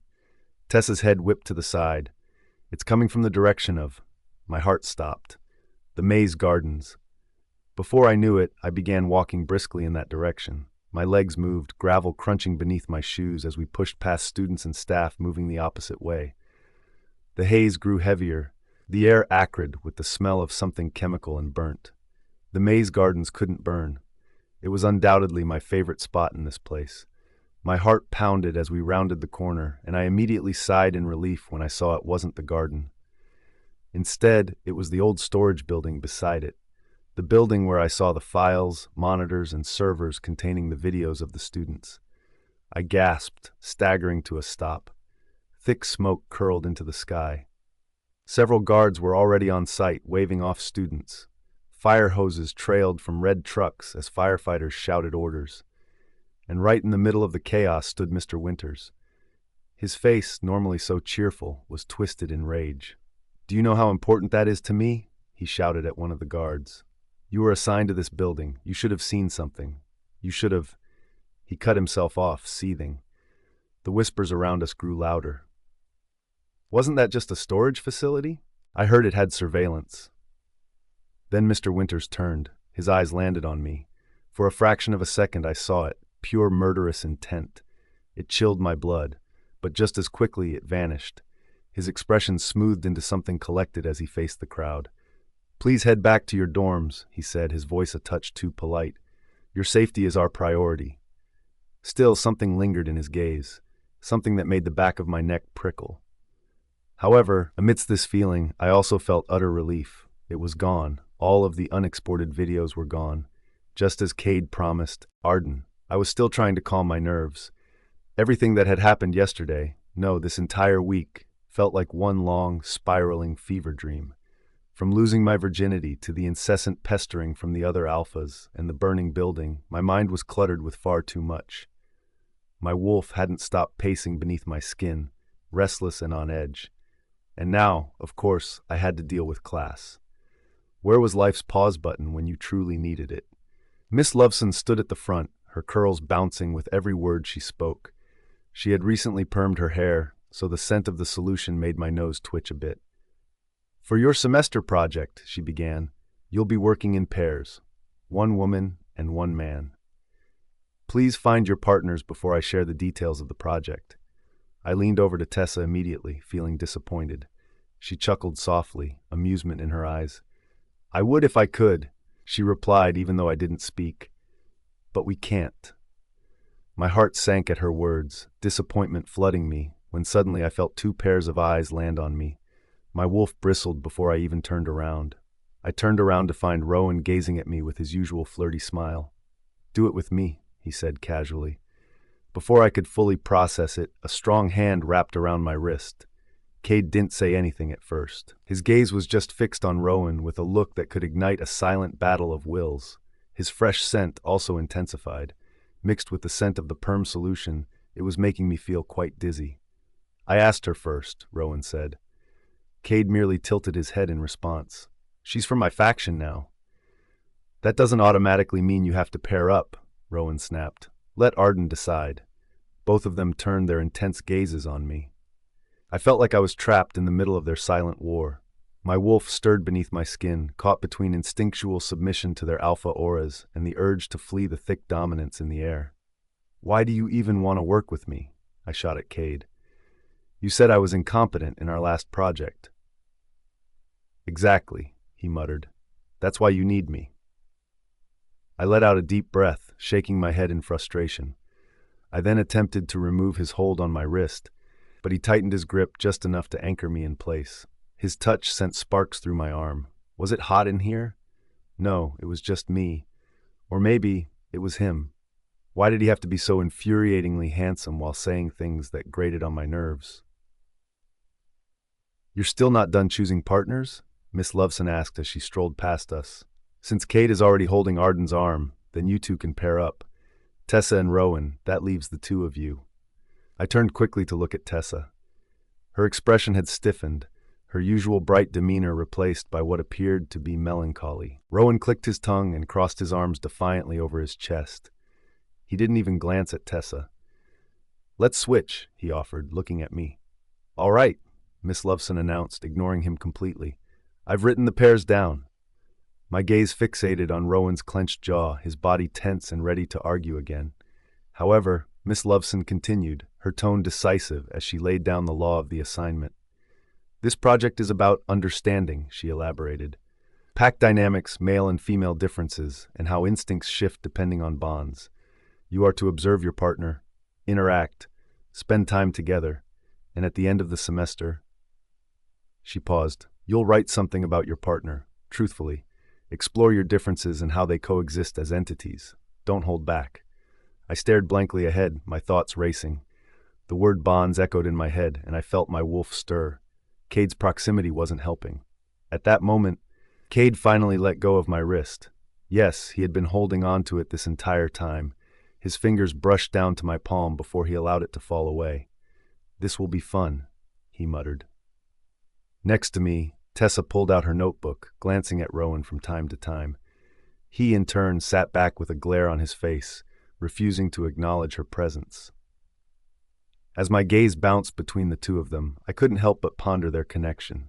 They were both from the South, yet Tessa had never mentioned being in the same pack as Rowan. Perhaps, did they know each other before? I quietly shook my head. Tessa had been patient with me all this time, and I wanted to give her all the time in the world. After all, she was my best friend. Despite my efforts to push the thought into the recesses of my mind, I couldn't help but notice it. Tessa had seemed utterly out of sorts since that morning. She barely spoke during lunch and hardly even smiled in first period, which was highly unusual for her.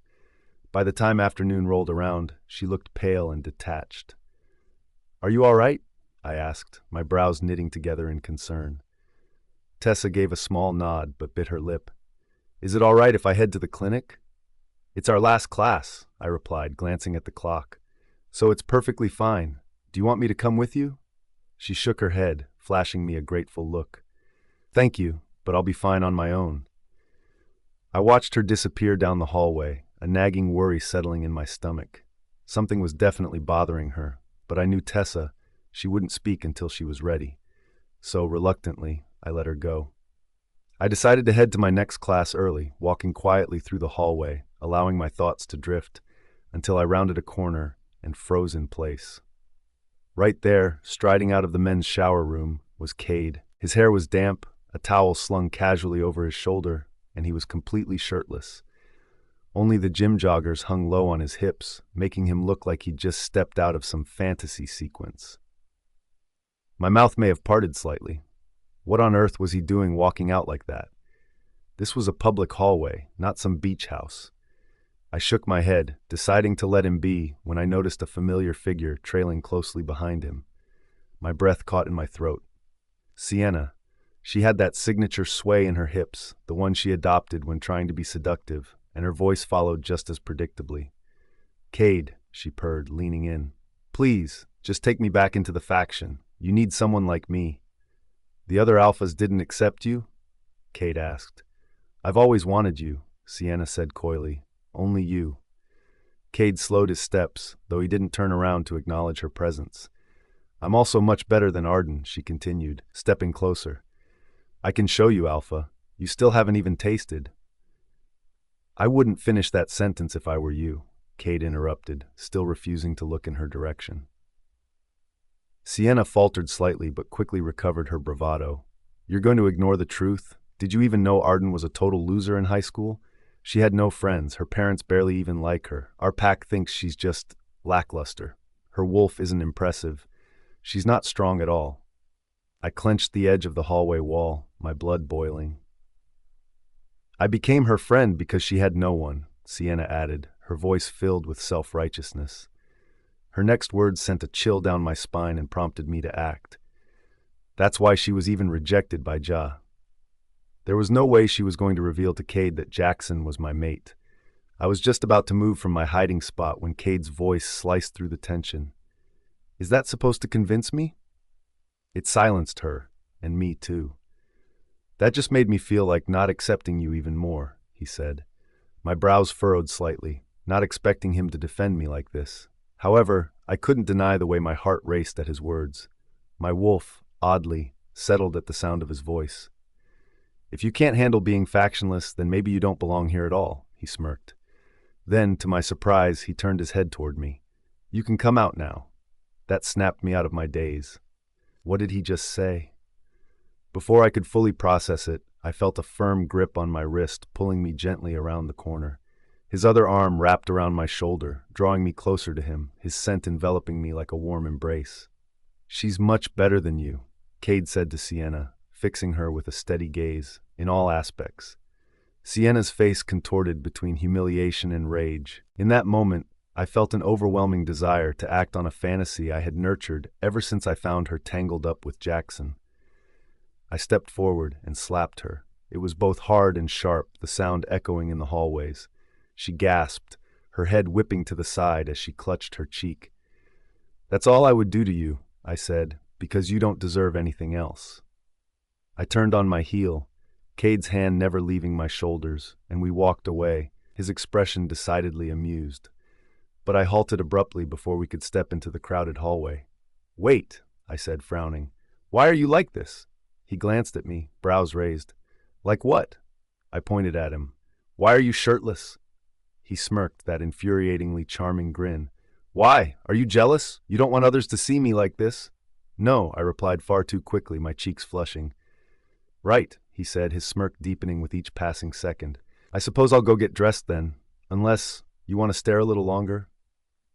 I rolled my eyes and crossed my arms in a futile attempt to contain my flustered reaction. When did he get this comfortable with me? "Anyway," he muttered, "you did a good job out there."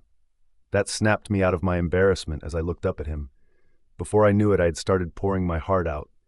"It's just so frustrating," I muttered, feeling tears form in the back of my eyes. However, I held it back. She's been annoying me all this time, and she's showing no signs of stopping. I considered her my real friend. I've always supported her, but now she treats me worse than a piece of garbage. Just then, he pulled me closer to him and encased me in a hug. My breath hitched, and again, I found myself cowling down. Unlike before, when my heart raced, I felt a slight change. It stilled. "You did the right thing," he muttered, his breath warm against my skin. Oh. "I think I may be in trouble. Arden."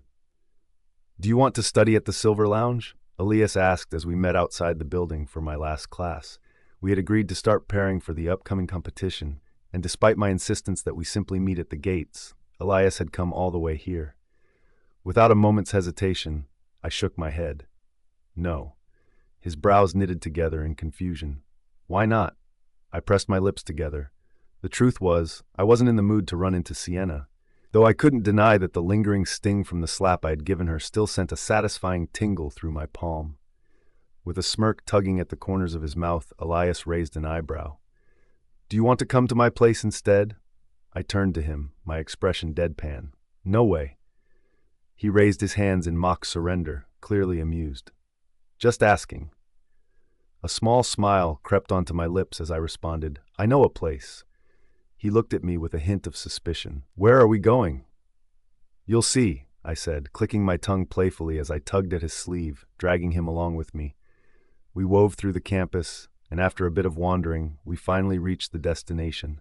As I pushed the door open, the bell chimed gently, announcing our arrival. "Welcome," a familiar voice called out.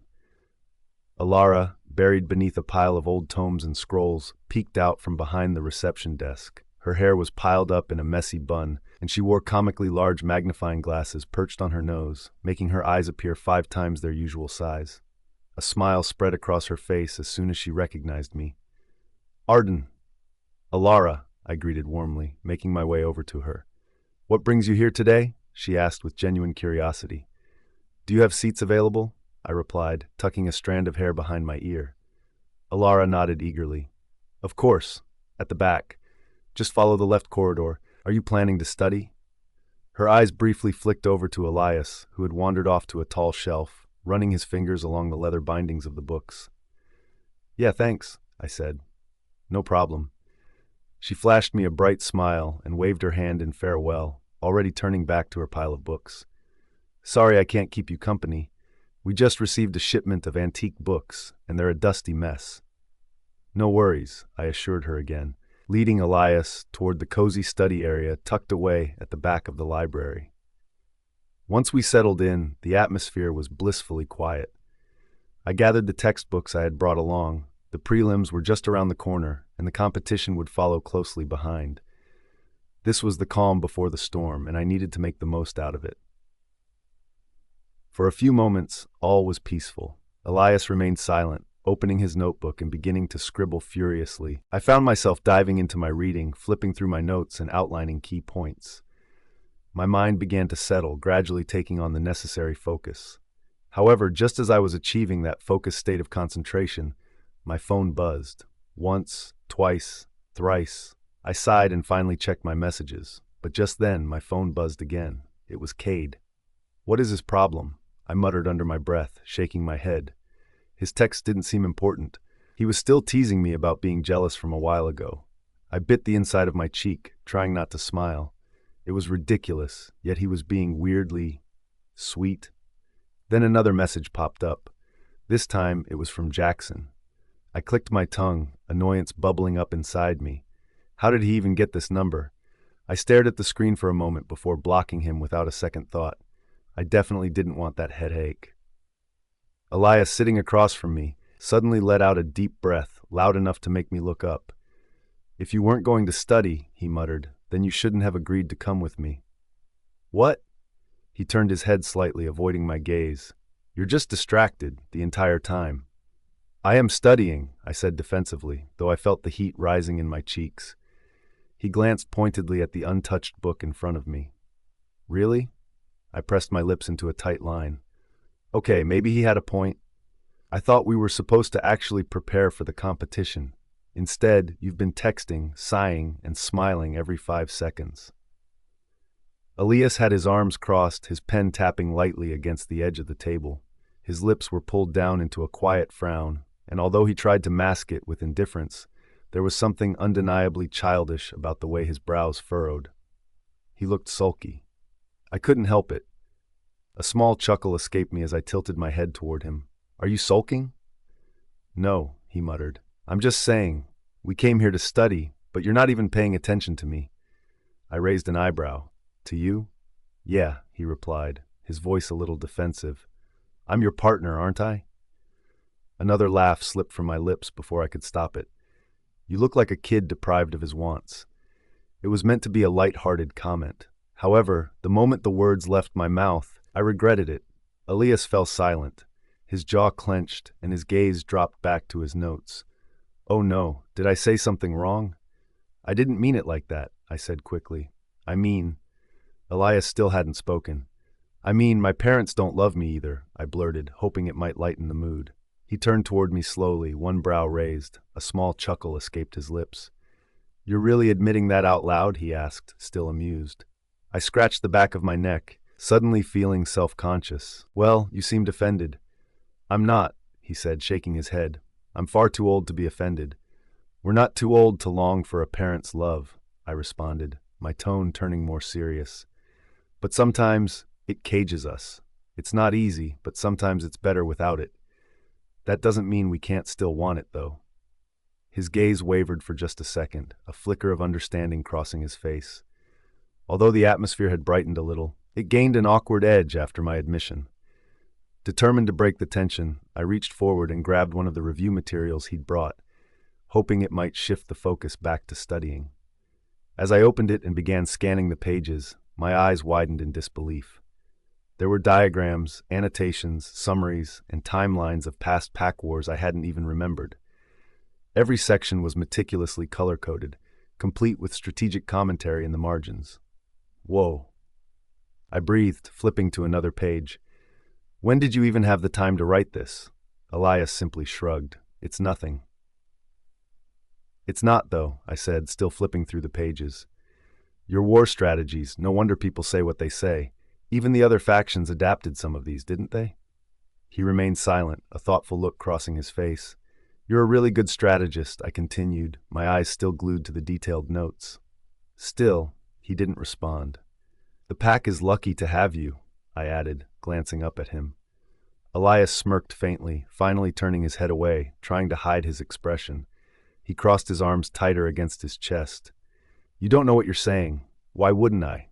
I countered, my tone earnest. "These are impressive." He finally turned to me, his expression challenging. You think I need someone by my side to praise me or something? I smiled softly.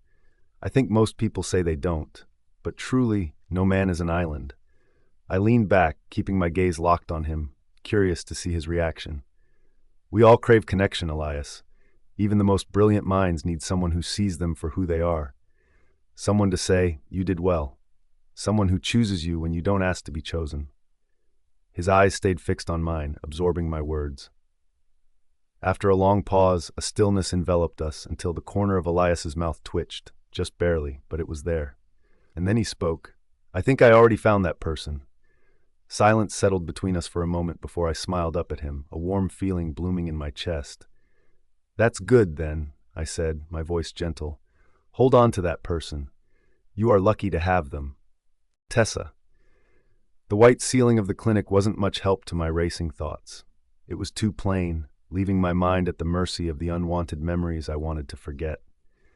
Somewhere in the background, the soft tapping of the nurse's footsteps echoed as she moved between the beds, her shoes clicking against the sterile tiles. I knew it should have felt comforting to have someone nearby, yet all I craved in that moment was silence. I squeezed my eyes shut, willing the noise of my mind to quiet. Why was I still feeling this way? I came to Elite fully aware that there was no chance left for me. That door had closed long before I ever considered applying. I had made my peace with it, or so I thought. And yet here I was, lying on a damn clinic bed, my chest tightening because the man I liked wouldn't even bother to glance my way. It wasn't Arden's fault. I knew that deep down. She hadn't done anything wrong. In fact, she had done everything right. She was the kind of person who didn't even realize the way people looked at her, the way he looked at her. I swallowed hard, feeling my throat tighten. She didn't ask for his attention, and he didn't belong to me. So why did it still feel like an act of betrayal? The nurse's footsteps gradually faded away, and I assumed she had gone to fetch something from the supply room. I thought that perhaps the ensuing peace and quiet would offer some comfort, but it didn't. At this point, I had a feeling that nothing would make me feel okay except for the passage of time. Even that remained uncertain. Just then, the door creaked open. I didn't need to look to know it wasn't the nurse returning. There was a soft rustle of movement followed by giggles, and then, unmistakably, the sound of kissing filled the room. I cracked one eye open, staring at the pale blue curtain drawn between my bed and the next. Seriously? They were actually doing this here? In the clinic? I frowned, turning my face away in annoyance, hoping they'd get it over with quickly and leave me to my thoughts. But then, a familiar scent drifted through the air, wrapping around me like a memory I wished to avoid. My stomach turned. No, I hesitated, wrestling with my better judgment, but curiosity ultimately got the best of me. I peeked through the small gap in the curtain and instantly regretted it. Rowan was there. His hands rested on the girl's waist, their mouths locked together as she submitted to him. I thought his eyes were closed, but they snapped open and landed right on me. Our gazes locked. My eyes widened and a small gasp escaped my lips, yet even then, he didn't pull away from her. Instead, he kept going, like he was daring me to look away. But I knew I couldn't. It was like trying to avert my gaze from a car crash I knew was coming. My breath caught in my throat, my fingers curling into the sheets beside me. Heat surged up my neck, leaving me utterly humiliated. He finally pulled back slightly. His hand remained on the girl's waist, but the expression on his face had darkened. The girl turned, annoyance radiating from her. Her eyes landed right on me. "What the hell are you looking at?" I turned away sharply, my heart hammering as shame crawled under my skin. I stared at the wall, attempting to convince myself that the ache in my chest was merely residual from a headache. "No, but just go." "What?" the girl replied, incredulous. "Rowan, let's just keep going." "Go," he repeated, his voice firmer this time. I could hear her continuous complaints followed by the sound of footsteps and the door closing. Silence engulfed the room, stretching out for what felt like an eternity. I didn't dare look at him. I kept my eyes fixed on the folds of the curtain beside me. My skin still burned from what I had witnessed earlier. Finally, after what felt like an hour, but might have been only a minute, Rowan broke the silence. "You should have found another partner," he muttered, referring to Miss Loveson's semester project. I bit my lip as he continued. I won't be able to do it with you. I know, I replied, my voice meek, but we don't have a choice.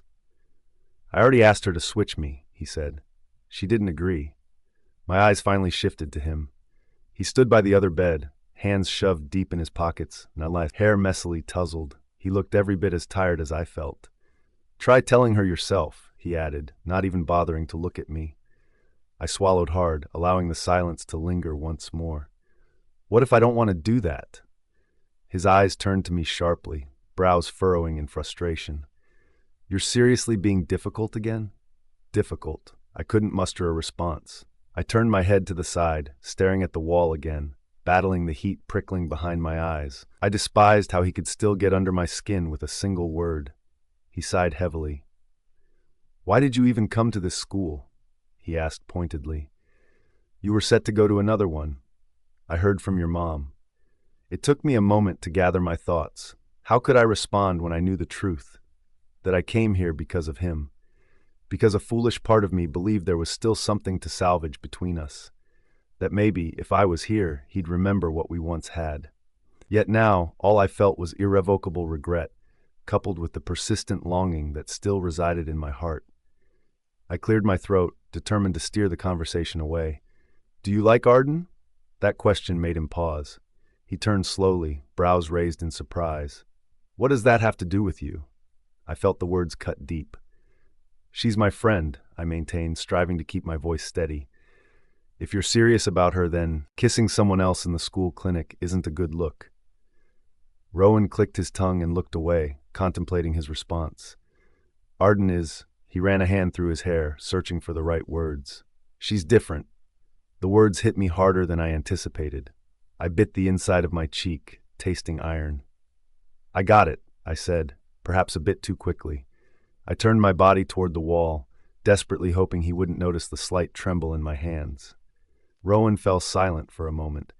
Then his voice returned, colder now. We don't have to see each other much for the project, he stated matter-of-factly.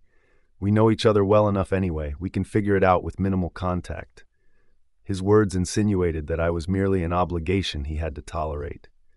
I nodded slowly, even though he couldn't see me. Sure. He didn't bother to say goodbye when he left. I heard his footsteps retreating, and then the door clicked shut behind him. Only then did I allow myself to blink rapidly, fighting back the tears that threatened to spill. He was right. We knew each other. And perhaps that was the saddest part of all, Arden. The prelims were finally over. After days filled with tears, sweat, and fervent prayers, it was done. Because the school claimed to want to take care of our mental health and overall well-being, they were sending us on a 2-day, 1-night vacation, sponsored by Mr. Winters himself. Mr. Winters decided to send us freshmen to a serene nature retreat while the seniors enjoyed a beach getaway, all while the teachers prepped the grades and finalized the semester results. We were told this was a well-earned break. It was a nice gesture, that is, if you could overlook the fact that this was the first time he had ever done anything like it. That alone was enough to make my wolf perk up, ears mentally pinned back in suspicion. Why now? Why this sudden wave of generosity? It didn't feel like a reward. It felt more like a distraction. I still remembered the footage, the constant presence of his piercing eyes. Where is he taking those videos? What's he doing with them? My gaze shifted toward the front of the bus, hoping to find some answers. But all I saw was Tessa beside me, legs crossed, engrossed in her phone. Did you hear? She asked, breaking the silence. I turned my head to her. Sienna's back with the West. I sat up straighter, incredulity coursing through me. What? Tessa nodded, her expression serious. Apparently, she was readmitted yesterday. It looks like Mr. Winters pulled some strings for her. Jaxon must have accepted her back after all. That didn't surprise me in the slightest. Sienna's parents are quite influential back in our pack. They might have put in a good word. She shook her head. That girl always has a way of landing on her feet, doesn't she? We pulled into the campsite 30 minutes later, and my attention was stolen by the breathtaking sight ahead. Wow, Tessa muttered, her eyes wide with wonder. Yeah, that was putting it mildly. Wooden cabins nestled in a perfect ring around a massive fire pit. Fairy lights adorned the trees above, and a small river meandered along the clearing's edge like something right out of a postcard. The scent of moss, pine, and running water hit my nose, instantly calming my restless wolf. It was beautiful. If there was one thing Mr. Winters did right, it was choosing this magnificent location. Sir Thompson and Miss Loveson stood at the center, clipboards in hand, waving cheerfully as the students poured off the bus and from their private cars. "Everyone, grab your bags and check the boards for room assignments." I stepped off the bus and took a deep breath, already feeling lighter compared to when I was in Elite. This place was truly made for creatures like us. I followed the others toward the rooming chart nailed to a thick pine trunk. I scanned down the list for my name and the room assignment. 4B, I muttered to myself. Tessa exclaimed excitedly, 4B? I'm also in that room. I smiled brightly, thrilled with the news. This was already turning out better than I had imagined. We grabbed our bags and made our way to the designated room. However, the moment I opened the door, my fleeting happiness was about to be shattered. Sitting on the bed by the window, brushing her perfectly styled hair, was none other than Sienna. Tessa froze beside me. "I'd rather room with a wild bear," she muttered. "Bears are easier to reason with," I whispered back, stifling a laugh. Sienna narrowed her eyes at us, a smug expression spreading across her face. "I can hear you, you know. There are two of us, and only one of her," Tessa whispered in a much smaller voice, making sure Sienna wouldn't catch her words despite her heightened senses. "Maybe we should just knock her out and drag her to another room." I held back a chuckle, choosing my words carefully. "Let's just ignore her," I said loudly, turning to the other bed. However, her belongings were strewn across it. Of course. After all the humiliation, Sienna remained the worst. Even with just the three of us in the room, her presence somehow managed to take up more space than it should have. Her overpowering perfume filled the air, as if she had bathed in it. Was she not a werewolf? Didn't she have the ability to smell herself? I stepped forward without saying a word, grabbed her things, and flung them off the bed. Her designer tote tipped over, causing makeup and brushes to spill out onto the floor in a delightful little avalanche. "Hey!"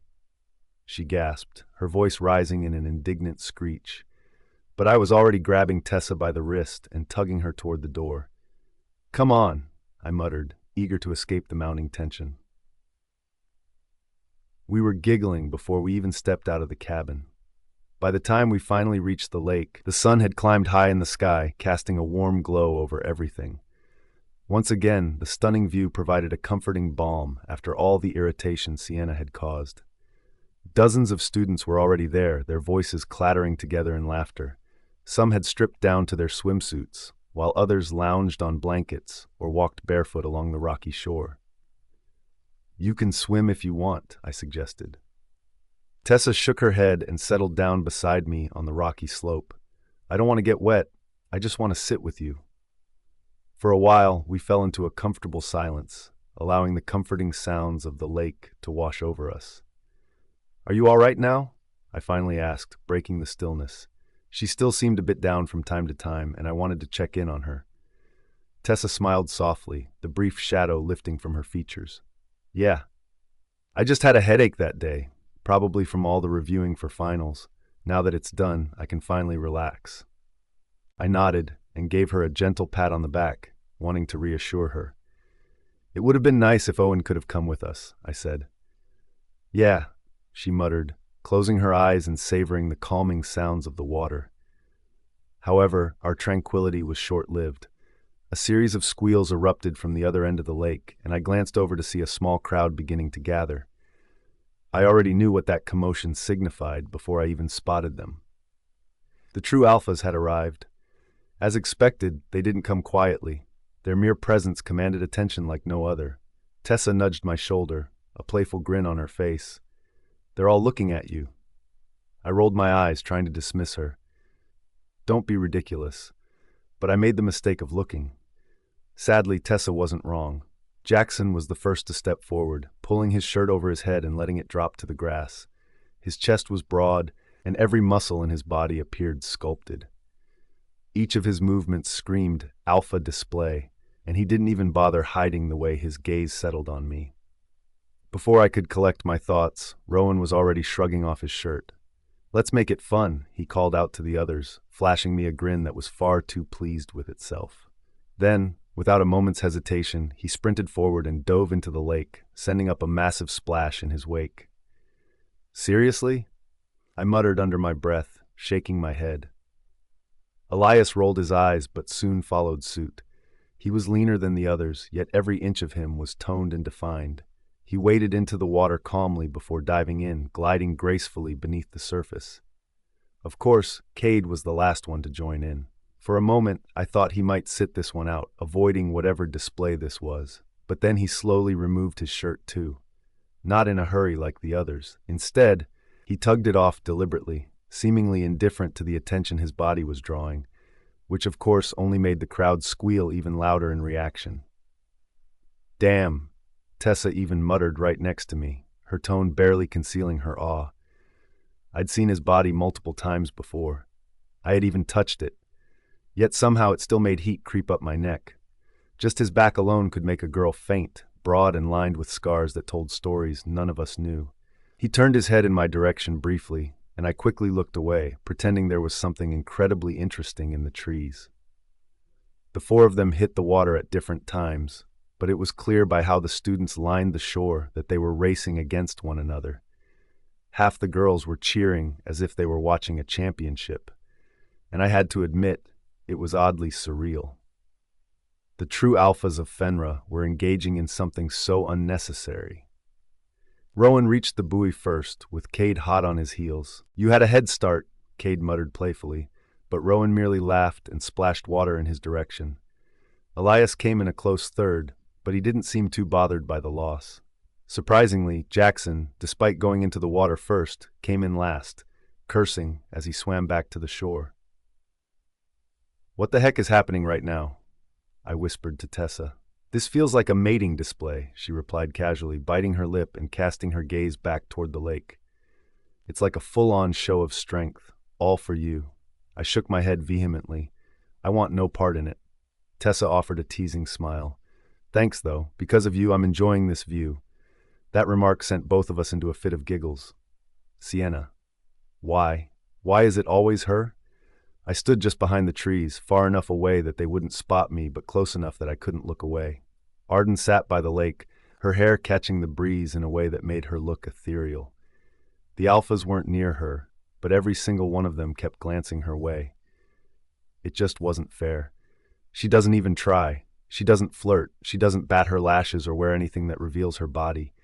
My fists clenched at my sides, my nails biting into my skin.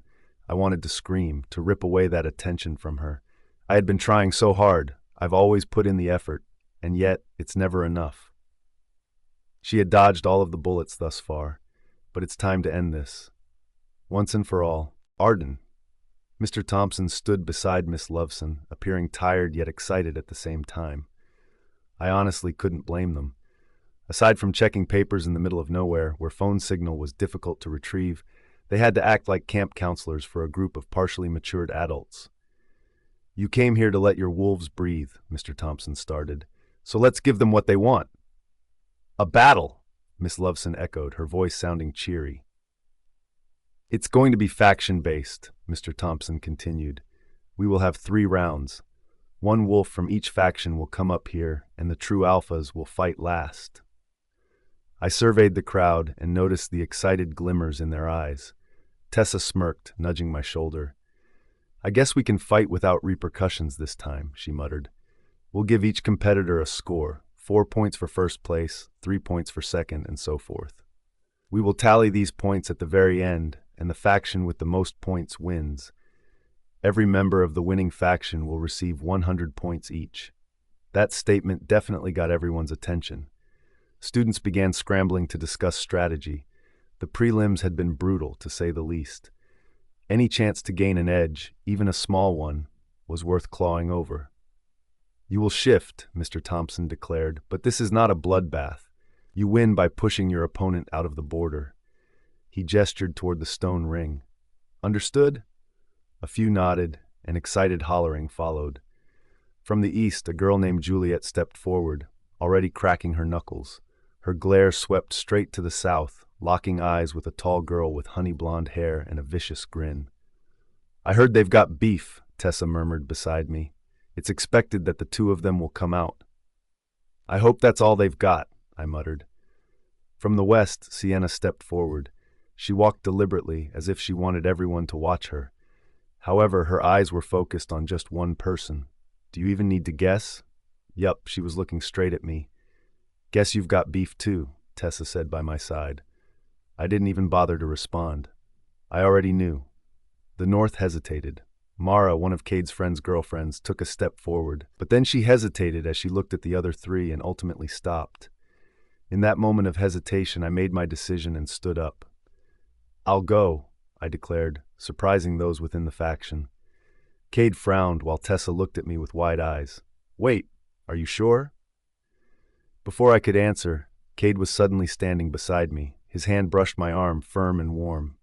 "Arden, I'm sure," I replied quickly, locking eyes with him. "Mr. Thompson and Miss Loveson are here. It wouldn't be brutal." Cade didn't move, a small amused smirk playing on his lips. "Then don't hold back." I wasn't planning to. I stepped into the arena. The moment my feet crossed the stone boundary, something clicked into place inside me. My wolf, usually quiet and contained, surged just beneath my skin. Juliet and the South girl were already baring their teeth, growling low in their throats. Sienna smirked and finally tore her gaze away from me long enough to size them up. Miss Loveson's voice rang out, loud and playful. "Shift when you're ready." The other three didn't hesitate. Juliet's body cracked and warped, bones lengthening, fur bursting through her skin as her hands became claws and her mouth morphed into a snarl. A sleek, dusty brown wolf stood where she once did. The South girl, her name was Naira, I think, shifted into a long-legged golden wolf, built for speed and agility. Sienna was next. Her transformation was fluid and fast. Chocolate brown fur covered her body like wildfire, her eyes still unnervingly human. I took a deep breath and let the fire rise within me. The shift came quicker this time. My skin gave way to light fur, almost white, thick and silken, as my bones snapped cleanly into their new form. I landed on all fours, the dirt cold beneath my paws, my breath visible in short, steady puffs. Juliet lunged at Naira first. Naira dodged, but not fast enough. Juliet clipped her side, and the two wolves crashed into each other with a resounding thud. They rolled across the arena in a blur of fur and snapping teeth. Meanwhile, Sienna circled me slowly, her tail held high, eyes filled with malice. I mirrored her movements, keeping my steps light and controlled. My claws sank slightly into the dirt, poised to dig in. I wouldn't let her catch me off guard. A sudden yelp snapped our attention sideways. Juliet had gotten Naira by the scruff and shoved her into the outer stones, but not without cost. Naira twisted mid-fall, dragging Juliet along with her. They both tumbled outside the boundary. "Double elimination!" Mr. Thompson called out. "Ah!" those from their factions exclaimed in disappointment. As soon as they exited the ring, Sienna turned to me fully, her growl rumbling low in her chest. She seemed ready to attack at any moment. It didn't take long before her wolf charged first. She barreled toward me, claws digging into the earth. I met her head-on, planting my paws firmly, bracing for impact. Our bodies clashed, fur flying as we snapped at each other, our teeth just barely grazing skin. Her aggression was untamed, feral. She lunged again, catching the side of my shoulder with her powerful jaw. A sharp pain flared down my side. Blood. I growled low in my throat. The crowd reacted with a collective noise of surprise, their murmurs rising. Was that allowed? It definitely wasn't, but I sure as hell wasn't going to back down.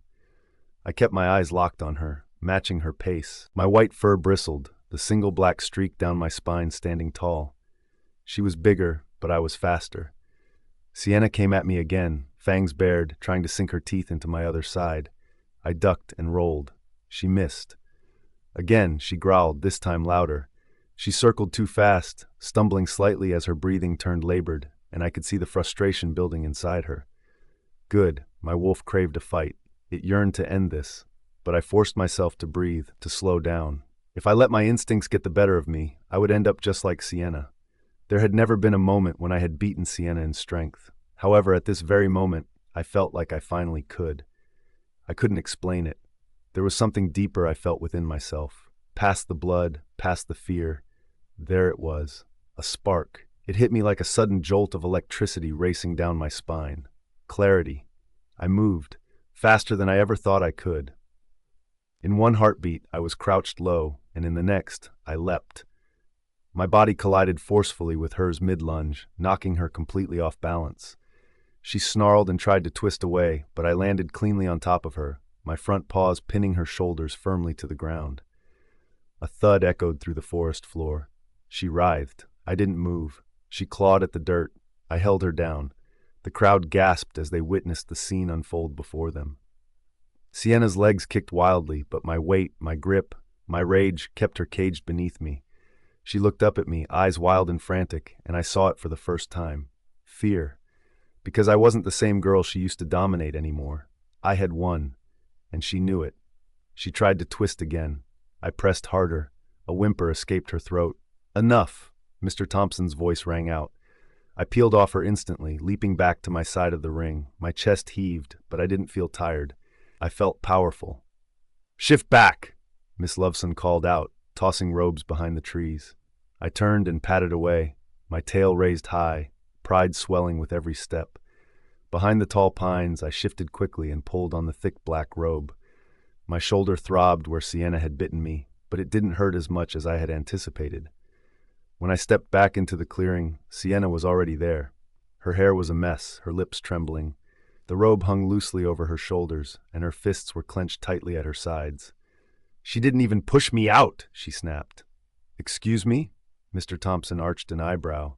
Sienna looked around, expecting support. However, her peers were silent. She just pinned me," she barked. "That doesn't count." Miss Loveson laughed lightly, flipping her clipboard. "Miss Graves, you broke the rule by biting Arden, but we allowed you to continue. It was clear that you were quickly flattened. We don't have all day for this particular battle." Sienna turned to the crowd. "I was about to get up. You all saw that." "No," Mr. Thompson stated firmly. "If we hadn't stopped the battle, you'd still be on the ground." "You're just—" Sienna began, but he raised a hand to silence her. "Miss Graves," he replied, his eyes narrowing, "take your loss with some dignity. Miss Stone dominated you in this game." Arden, Sienna had left after our battle, appearing utterly humiliated. I felt on top of the world, knowing that she was finally getting what she deserved. Tessa nudged me gently. "You did good," she whispered. "Thanks," I whispered back before refocusing my attention on the battle area. The second match concluded with the East's triumph, closely followed by the South. The North representative stumbled on his own paws, resulting in a mere single-point surplus. This meant it all came down to the last battle. Whichever team wins here will claim victory. There was a noticeable increase in excitement in the air. The sky above us wasn't as intense anymore, but it still felt hotter than usual, wrapping us in a thick layer of anticipation. "All 4 true alphas," Sir Thompson declared, stepping into the center of the stone square, "will now engage in a non-lethal battle of dominance." "Remember," Miss Loveson called from the edge, "this is just for fun. Do not break bones. We've just finished prelims, and I'd rather not patch any of you up." With that, they nodded in understanding. And then they shifted. It was still breathtaking to see, a blur of movement, the ripple of muscle, the way their energy shifted so sharply. Jaxon shifted first, transforming into a towering, deep, dark brown wolf, heavy with muscle. He looked just like Sienna's wolf, only bigger. No surprise there. Next came Elias, who took the form of a sleek black wolf. Rowan's transformation was swift and fluid. His blonde fur gleamed under the sun, the same golden color as his hair in human form. Cade became a smoky gray blur, standing tallest among all the wolves. The match began right away. Jaxon charged first, lunging at Rowan with a roar that made some of the students flinch. Rowan ducked just in time, displaying impressive footwork. Cade circled them both, eyes narrowed, waiting for the right moment to engage. Neither was Elias, who stood to the side, unmoving, his dark form appearing almost like a shadow amidst the wolves. Just then Rowan lunged, not at Jaxon, but at Cade. Cade reacted instantly. Their bodies clashed in the center, growling fiercely, teeth snapping and paws kicking up dirt. Then at the last second, they both turned together, charging toward Jaxon. Jaxon fought hard, sending Rowan flying into the dirt with a furious blow. Cade dodged and then spun, retaliating with a powerful headbutt to Jackson's ribs. Elias finally entered the fray, lunging at Jackson's back, sharp and fast. But Jackson caught him. They crashed to the ground, rolling. Just like that, both of them tumbled out of the border, disappearing from the fray. Cheers and gasps filled the field. Only two remained, the gray and the gold. They circled each other, and the tension in the air intensified 1,000-fold. They pounced at one another, showcasing a fight that was evenly matched. Suddenly, Cade struck low, flipping Rowan with a powerful shoulder move. Rowan lost his footing and skidded out of the stone arena, landing with a thud. Cade stood tall, panting hard, while the factions erupted into cheers for him. He shifted back. The others followed suit. They all appeared exhausted, and it was evident they had just fought an incredible match. I couldn't take my eyes off Cade. Sweat glistened on his strong chest as he sat atop a nearby rock, breathing heavily. I watched him, and my fingers unconsciously clenched around my water bottle. He needed it, didn't he? Before I realized it, I found myself standing. However, others had beaten me to him. Girls rushed forward like moths flitting toward a flame, and I pursed my lips, my posture relaxing as I prepared to sit back down. "Arden," Cade suddenly called, stepping through the crowd. He walked up to me, grabbed my water bottle, and took a long, thirsty drink. I watched him with wide eyes, momentarily stunned. "Do you have a handkerchief?" he asked, his voice low and casual. "Yeah. Help me wipe my sweat, please." I stared at him, surprised, before letting out a soft laugh and shaking my head in disbelief. Carefully, I wiped the sweat from his temples, then his jaw, and finally the side of his neck. He looked down at me the entire time, his gaze unwavering. I didn't even realize the attention we were drawing from those around us. Only when Miss Loveson called out, "Mr. Callahan, point distribution," did I stop my ministrations. Cade gave me one last confident smirk and jogged off. In that moment, I noticed that most of the students were staring at us, eyes wide with surprise. The most apparent one was Jaxon, who glared at us with a fierce intensity, as if he wanted to set the entire forest on fire with his rage. I quickly looked away from him, but soon found myself meeting Rowan's gaze instead. He yanked my water bottle from behind me, preparing to open it, but I swiftly grabbed his hand to stop him. He quickly shifted the position of our hands, now placing his on top of mine. I attempted to pull away, but he held on tighter. I bit my lip. "What are you doing?" Before I could get a reply out, someone yanked my water bottle away. "I'm thirsty," he said. "Ask your faction members." He leaned in closer. "They're not you." I shook my head and finally managed to wrest my hand and the water bottle free from his grasp. "It's not my business," I muttered. "I'm heading back with Tessa." However, when I turned, Tessa had vanished. I frowned and surveyed the area, but there were no signs of her anywhere. As the sun dipped below the horizon, Tessa still hadn't returned. "Everyone, we're about to have dinner." Mr. Thompson's voice boomed across the campsite. "Please head to the clearing for the food." The aroma of roasted meat wafted through the air, melding with the earthy dampness that accompanied the coming night. I remained rooted in place, scanning the trees and cabins. Students began drifting toward the clearing in pairs and groups, laughter and conversation resonating across the grounds. Yet there was still no indication of her whereabouts. "Have you seen Tessa?" I inquired of some students who passed by. "Nope," one replied distractedly. I bit my lip and turned away, only to bump directly into someone's chest. "Whoa," Cade muttered, steadying me with his hand. "Where are you rushing off to?" I was looking for Tessa. I let out a deep, frustrated breath. "Since the battle, I haven't seen her." Cade's brows furrowed in concern. "She hasn't come back?" "No." He paused momentarily, then placed his hand gently on my arm. "Let's eat first, I'll help you look for her afterward. As her alpha, it's my responsibility too." His voice was calm and reassuring, but I couldn't shake the gnawing, bad feeling in my chest. I nodded reluctantly and allowed him to walk with me toward the food line. But I couldn't relax. Where could she be? Her belongings were still in the room. She wouldn't leave without saying anything. She simply wouldn't. Right? I moved forward in the line, dazed, until someone handed me a plate. Barely looking at it, the realization hit me like a punch in the gut. Tessa had been acting differently every time she was around Rowan. Could I have been so wrapped up in everything else that I failed to notice what was right in front of me? I knew they shared some sort of connection. I had seen the way she looked at him sometimes, even when she tried to hide it. And now that I reflected on it, her distance and silence in his presence all made perfect sense. I needed to find her. Without thinking, I shoved the plate into the hands of the person behind me, who cheered, "Thanks," and then sprinted off. I tilted my head slightly, trying to catch her scent by calling on my wolf. A faint trace lingered. Following it across the grass past the flickering firelight, I raced back to the cabin. Her scent grew stronger. I burst inside, my frown deepening. Sienna? She too had disappeared since the battle finished, so seeing her here was a bit surprising. She turned away from the mirror. "There you are," she said, her tone laced with annoyance. "I've been looking for you since earlier." My frown deepened further. "What?" She sighed and shook her head, crossing her arms defiantly over her chest. "Your friend. I saw her near the cliff earlier while I was, hooking up with someone. What's her name again?" "Tessa?" "Yeah, that girl," she said, shaking her head. "She didn't want to come with me. I shouldn't even be saying this, but it's annoying. I don't want to be disturbed later at night if she's still not back." "Show me, now."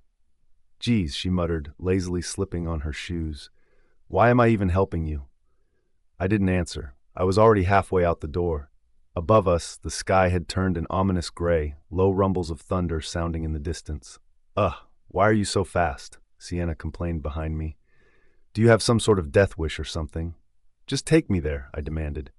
She still looked annoyed as she led the way through the trees, mumbling under her breath. The trail narrowed and the dirt transformed into slick stone as we approached the cliffside. Her scent was growing even stronger, but something felt off. There was no fresh trail. "This is it," Sienna said. We stood at the cliff's edge. The lake below shimmered faintly in the fading light. A cool breeze stirred my hair, heavy with the scent of impending rain. I turned to her. "Where is she?" Sienna didn't respond. My pulse raced in anticipation. "Sienna," I said slowly, observing the way her jaw tightened. "Where is she?" She finally looked at me, and an ugly smile slowly crept onto her lips. "It's long overdue," she said. The first drop of rain splashed against my cheek. "Goodbye, Arden." Before I could react, her foot slammed into my stomach. Pain exploded in my ribs. The world tilted, the edge of the cliff crumbling away beneath me. I reached out instinctively, but there was nothing to grab, only air. And then I was falling. The wind roared in my ears. The last sound I heard before darkness swallowed me whole was the distant rumble of thunder. Tessa. I didn't know how long I had been there. The lake lay still before me, dark as a sheet of glass, reflecting the rising moon and the gold-streaked sky above it before the last traces of light completely vanished. My eyes were puffy, perhaps even a shade of red. I had cried for far too long, and here I was, reduced to this state. A small chuckle escaped my lips as I caught a glimpse of my reflection in the darkening waters. My eyes looked like they had been devoured by 100 cockroaches. However, that fleeting amusement faded quickly when I remembered the situation I was in. If I told Arden about all this, maybe I wouldn't feel so impossibly lonely. Maybe she'd say something that would make everything feel normal again. She was the only one who could do that, the one who wouldn't look at me with either pity or confusion. Nobody knew what had really happened, not even Rowan. Only my older sister was aware of the details, and even then, it wasn't the whole story. I stayed beside the lake for a while, hoping the swelling around my eyes would diminish, but the sun was sinking quickly, and I knew I had to head back. It was late. Dinner must have already started. With a resigned sigh, I knelt next to the water and splashed my face with its coolness before standing up and making my way back to the clearing. By the time I returned, the warm light from the campfires had replaced the sunset. The fragrant scent of roasted meat and smoke filled the air, and everyone seemed to be having a grand time at dinner. My eyes scanned the crowd, searching for Arden. Someone from the west nudged their head toward the woods. "She was looking for you earlier," they said around a mouthful of food. "I think she went out into the woods." "What?" I gasped. My pulse quickened. I looked around again, trying to stay calm, and then I unexpectedly bumped into someone, Rowan. For a moment, the world paused. Our eyes met, and I felt it again. That stupid jolt, those sparks I had tried so hard to ignore. I could barely catch my breath. But where was Arden? I stepped back quickly, shaking my head and brushing past him. I couldn't afford to dwell on that now. I needed to find Cade. The shadows of the campfire danced across the trees, and then I spotted him, deep in conversation with some of his faction members. I ran to him, my heart racing with urgency. "Alpha!" I called, breathless. Cade turned immediately, concern etched on his face. "Tessa? Arden? Did you see her?" I asked, my worry spilling over into my voice. Cade's brow furrowed. "Aren't you two together?" I bit my lip. "I just needed some time. I went to take a break, and I haven't seen her since." Cade's posture shifted in an instant. His eyes sharpened, his body becoming still, alert like a hunter. "Everyone, listen up," he barked suddenly. "Arden is missing. Start searching this area." People around us stirred with alarm, dropping their utensils and standing quickly. Some grabbed flashlights, while others shifted on the spot, growling softly, sniffing the air. Just as I turned to join the search, someone caught my eye. She stood off to the side, her mouth curled in a way that was not quite a smile, but there was no trace of concern on her face. Something inside me snapped. "You!" I shouted, storming toward her. Sienna blinked, her brows rising in confusion. "What's your problem?" Before she could finish that thought, I lunged forward, grabbing a fistful of her perfect hair and yanking it back. "What the hell?" she shrieked, stumbling backward. "You did something, didn't you?" I hissed. "You must have done something." "You're crazy," she shouted back, struggling to push me off. "What are you talking about? Why would I do anything? Let go." I held tightly to her hair, compelling her to confess. I recognized that look on her face now. I had seen her not long ago after the battle, muttering curses under her breath, her glare directed squarely at Arden. In my fury, I failed to notice how she quickly reached for the nearest object. Someone had carelessly left behind a cup of tea on the table, hot and scalding. She snatched it up, and my eyes widened as I let her go, just in time for her to splash the tea toward me. However, Rowan stepped in front of me. The tea splashed across his shoulder and chest. My mouth dropped open. "Rowan," I gasped. He winced slightly, glancing down at his soaked shirt. I didn't mean," Sienna stammered. Jaxon had finally arrived. Rowan locked eyes with him. "Control your faction members," he said in a low voice. "What's going on?" Jaxon demanded. Cade stepped forward, a grave expression on his face. "Arden is missing." "What?" Jackson's demeanor shifted immediately, his gaze swinging toward Sienna. "Did you have anything to do with it?" Cade pressed, his eyes boring into her. Sienna stuttered. "No, I didn't. Why would I? I don't know what you're—" She went into the woods with her, a voice piped up from the crowd. Everyone turned to face the source of the interruption. It was a boy, slim, glasses fogged up with fear, clutching his plate nervously. I was behind Arden in line. I saw her follow Sienna. They walked off together. But only Sienna came back. All eyes shifted again toward her, an unspoken tension building in the air. Cade's entire expression darkened. Sienna began to tremble, her voice quaking as she protested. I didn't mean to. I didn't do anything." Jaxon seized her wrist suddenly, his grip firm. "Where did you take her?" "I didn't," she cried, eyes wide with desperation. "Why are you all looking at me like that? I'm hurt too." Cade stepped forward, his tone unmatched in intensity. "You've been left off the hook for too long, Sienna. I hope you regret everything," he added. And then, without another word, he shifted. Fur ripped through his skin as he transformed into a large, dark gray wolf, taking off into the trees with powerful strides, paws thudding against the earth. "Where are you going?" Rowan called after him, but Cade didn't even look back. Rowan's jaw set tightly. "We'll follow." Cade's voice drifted back like a chilling echo. "Take care of your injury first."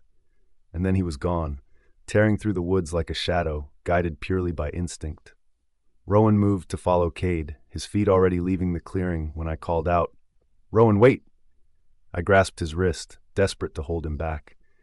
He tried to shrug me off, but I tightened my grip, pointing at his shoulder. "Please, let's treat that first."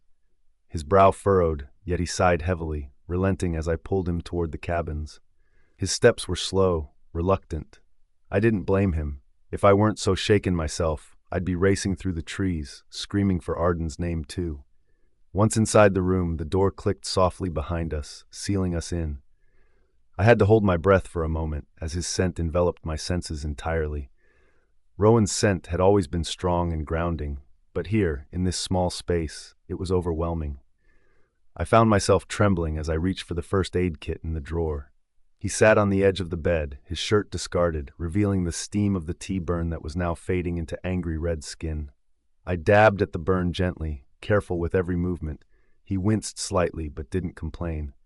"She's going to be all right," Rowan muttered, breaking the heavy silence. I looked at him, searching for a glimmer of reassurance. "Because Cade won't let her get lost," I whispered. "I know that."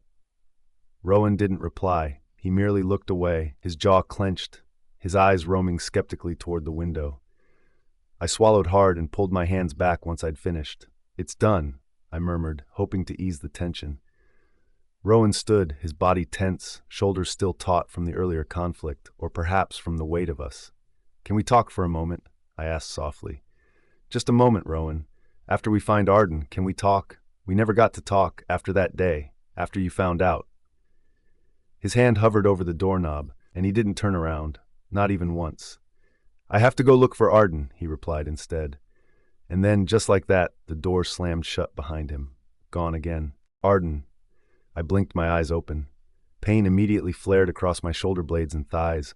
My arms felt as though I had used them to wrestle the ground itself. I tasted dirt. My head throbbed, and my lips were dry.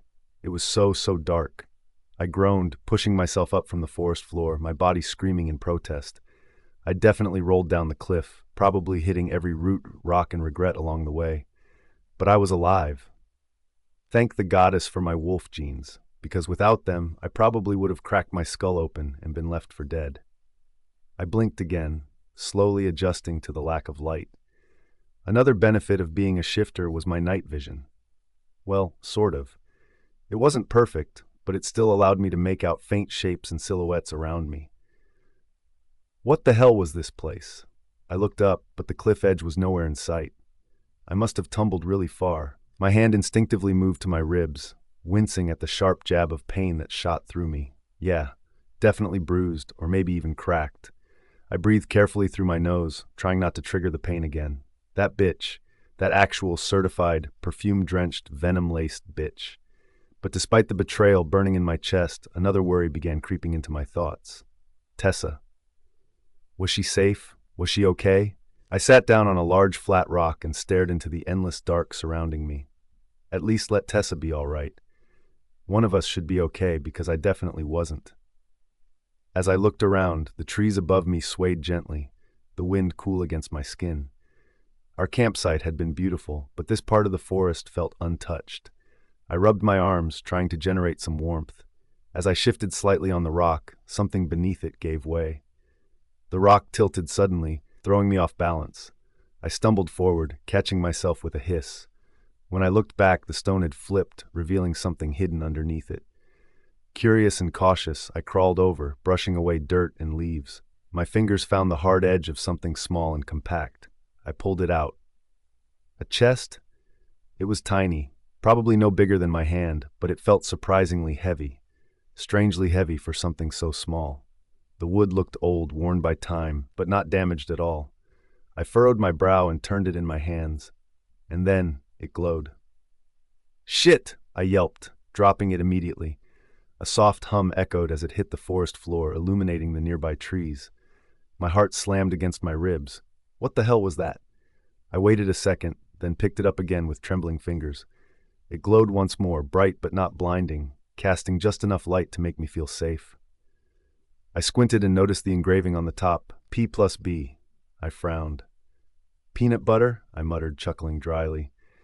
It must have been a lover's box tucked away in the woods, buried like some secret love story that no one wanted to be found. Well, sorry to the mystery couple, but I was keeping this thing.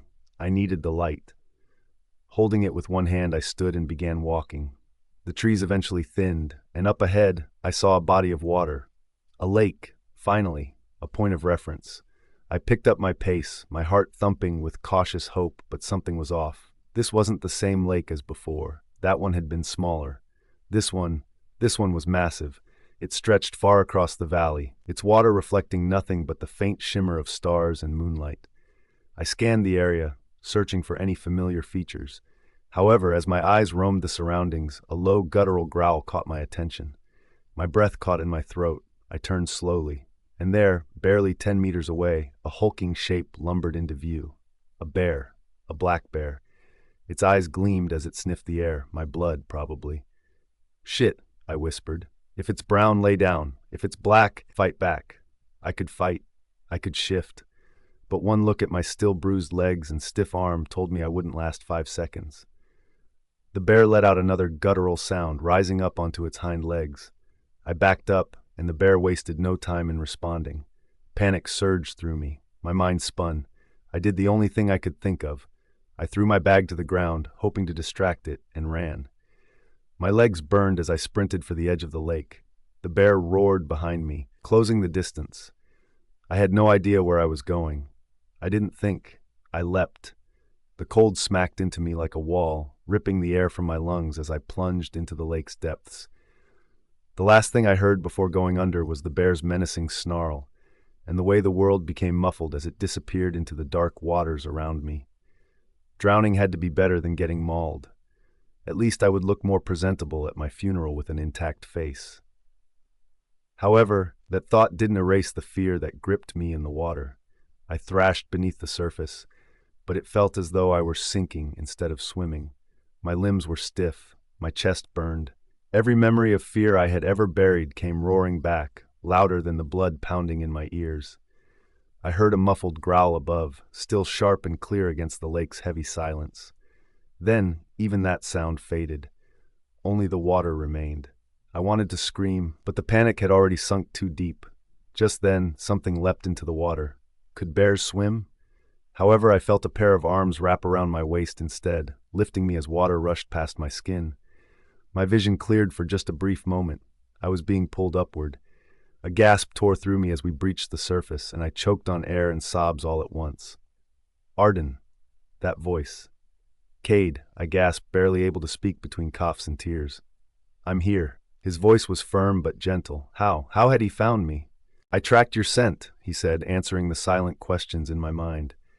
My fingers clutched his shoulder, then slid to the nape of his neck, holding on as if I would lose him if I let go. I pressed my face against his chest as I sobbed, the tears blending with the lake water on my cheeks. I couldn't even finish. I thought I was going to die. "You're not," he said simply, holding me tighter. "You're safe now." "The bear?" I whispered, fear creeping back into my voice. "Don't worry about it." His voice was tight. However, the sharp metallic scent of blood filled the space around us, so I knew what fate the bear had met. Along with that, I noticed the blood on his right shoulder. I leaned back just a little. "You're hurt." "I've had worse." "No, Cade." "Arden." His voice was softer now. "Let me hold you for one more minute." That silenced me. I wrapped my arms around him again, my forehead resting against his. My legs floated behind me, unconsciously treading water as he kept us steady in the middle of that wide, terrifying lake. "I'm scared," I whispered, vulnerability creeping into my tone. "I know," he said simply. "I'm not going to let go." At that moment, the cold didn't feel so suffocating anymore. My chest eased. My hands weren't trembling as much. Slowly, carefully, I let myself breathe again. "You're really here," I murmured, heart swelling with gratitude. That silence settled around us once more, but this time it wasn't heavy. It was warm. I wasn't even sure how long we floated there, wrapped in each other's arms. Eventually, Cade shifted his grip slightly. "Can I move?" he asked gently. I nodded, my cheeks warming. "Yeah." He moved through the water, arms still around me. It felt like he was allowing me to adjust to the water rather than forcing me to navigate it. This man, this alpha, this infuriating, stupidly strong, warm, and careful man, he had jumped in after me, fought a bear for me, he saved me. "Cade? Aren't you going to ask why I'm afraid of water?" He didn't even hesitate. He shook his head. "You have your story, I have mine." "That's it?" His eyes found mine in the moonlight. "You don't owe me an explanation, Arden. You don't owe anyone anything." I stared at him for a long moment, my heart pounding, lips parted in surprise. "But," he added, "if you want to talk about it, if you want to learn how to be less afraid, I'll be there." Arden. The water didn't feel so cold anymore. I was floating on it like it weren't the very thing I had once feared most. I didn't even realize how far I had come until Cade let out a soft chuckle behind me. "What?" I asked, turning my head over my shoulder to look at him. "You're doing it." "Doing what?" "Swimming." I paused mid-paddle. The motion felt so natural now that it didn't even register in my senses. I had pushed through the lake without clinging to him, without hyperventilating or freezing up. The fear that had once paralyzed me was gone. Or maybe not entirely erased, but drowned out by something undeniably stronger. By him. I turned around, floating gently toward him. The moonlight caught the angles of his face, casting shadows across his cheekbones and highlighting the water that dripped from his jaw. "I guess I am," I whispered. A small smile appeared on his lips. "I told you I wouldn't let you drown." That warm flutter returned to my chest, filling me with a mix of excitement and gratitude. I smiled back, shyly, and kept kicking forward. We stayed like that for a few more minutes, gliding silently through the water, but I didn't notice how far I had gone until a sharp ache shot through my shoulder, causing me to wince. "Ow." Cade was at my side in an instant. "What is it?" "My shoulder. I think I twisted it when I fell. It's starting to hurt again." Without a moment's hesitation, he reached for me, his strong hands wrapping around my waist to support me. "You should have said something sooner," he muttered, his brows furrowing in concern. "I didn't notice until now." His grip adjusted slightly as I leaned into him, one of my hands slipping around his torso, and then lower, brushing against skin that was definitely not covered by fabric. I froze. It was warm, very warm. My fingers splayed instinctively over it before realization hit me like a slap. I gasped. "Is that your—" "I'm naked," Cade said, completely unbothered. "I shifted, remember?" My face flamed. "Oh my God," Cade smirked. "You've seen it before, haven't you?" "That was different," I exclaimed, immediately trying to back away, but his hold on me was firm, unyielding. "Was it?" "Yes," I hissed. "I didn't mean to. My hand just—" "Ah, shut up!" His eyes sparkled with mischief. "You can touch it again if you want." "Cade!" I slapped at his chest, and he burst into laughter. In retaliation, I splashed him, sending a wave of water crashing against his face. He blinked in surprise before retaliating, pulling me under for a second before letting me pop back up, sputtering. "You are the worst," I shouted between giggles. He grinned. "You like it." I rolled my eyes, unable to completely stifle my laughter. Our splashing turned into spinning, letting the water carry us around in a strange little dance. It was utterly ridiculous. Just then, as if taken straight from a scene in the movies, everything went quiet. The world stilled. The laughter faded away. We simply stared at each other. His smile slowly softened, and I felt my own fade too, not because anything was wrong, but because it felt like something significant was unfolding between us. Cade drifted closer, and I didn't make any effort to move back. His hand reached out, brushing my wet hair away from my cheek. My breath caught as his thumb traced my jaw, so gentle and so careful, appearing unsure if this moment was allowed. But I didn't pull away. I leaned in, and then our lips met. Soft, warm, slow at first. The kiss eventually deepened, pulled by something we both instinctively recognized but couldn't quite fight against. The water rippled around us as he kissed me, his arms sliding up my back to hold me close. My fingers wrapped around his shoulders, anchoring me. The cold of the lake was forgotten. Everything outside of this moment faded away, except for his mouth and the way it moved with mine, hungry yet gentle all at once. The kiss was sweet. Then it turned a little desperate. Then it slowed again, like neither of us wanted it to end. Fuck. I'm in deep, aren't I? When we pulled apart, with barely an inch separating us, his forehead rested gently against mine. "Arden," he whispered, breathless. "Yeah?" He didn't say anything, and for a moment doubt crept into my mind. What about his honey? Am I treading into off-limits waters? The sharp hoot of an owl cut through the still night air, startling us both. I blinked up at Cade, suddenly too aware of the closeness between us, the way his arms still held me steady in the water, and how my body was pressed against his bare chest. My eyes widened, and I pulled back slightly, coldness creeping back into my skin like shame chasing after warmth. I stammered, pushing a damp strand of hair behind my ear. "Do you have any clothes?" Cade pursed his lips before shaking his head. "Just a towel." I rushed here as soon as I found out Sienna led you to the woods. My brows furrowed slightly. That bitch, I muttered under my breath. When is she finally going to leave? Don't worry, he suddenly said as he led us both back to the shore. It's happening soon. Huh? I asked, confused, but he was already pulling me up before I could ask another question. Then, my eyes involuntarily drifted down to his crotch before I turned away. I could hear him wrap the towel around his waist, and I felt my cheeks heat up. A towel was definitely better than nothing. I turned back around and willed myself not to stare, even if he looked insanely good, with droplets running down his chest, muscles taut, and skin kissed by moonlight, even if the air was heavy and his scent was all I could breathe in. We should contact the faction, I said, clearing my throat. Let someone know we're alive. Cade nodded, suddenly serious.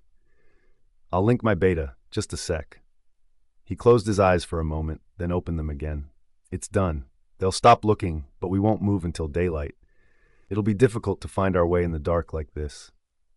I'm cold, I admitted softly, shivering as the night wind hit my skin. He frowned slightly. We'll find shelter. I saw a cabin nearby when I was tracking your scent. I raised an eyebrow in curiosity. Cabin? He pointed. That way. Not far. I nodded, sighing in relief. With that, I grabbed the wooden chest and followed him. Cade glanced at it with confusion the moment it lit up. What is that anyway? I shrugged. No clue. It was under a rock, but it lights up when I hold it. Huh. He frowned, finding it peculiar. We didn't talk much after that. We just walked through the thick grass and over roots and stones until the trees finally parted to reveal a small wooden structure nestled against the hillside. Cade approached the door and gave the knob a twist. Locked, of course. Hold this, he said, handing me the towel. Well, the end of it. Thank God.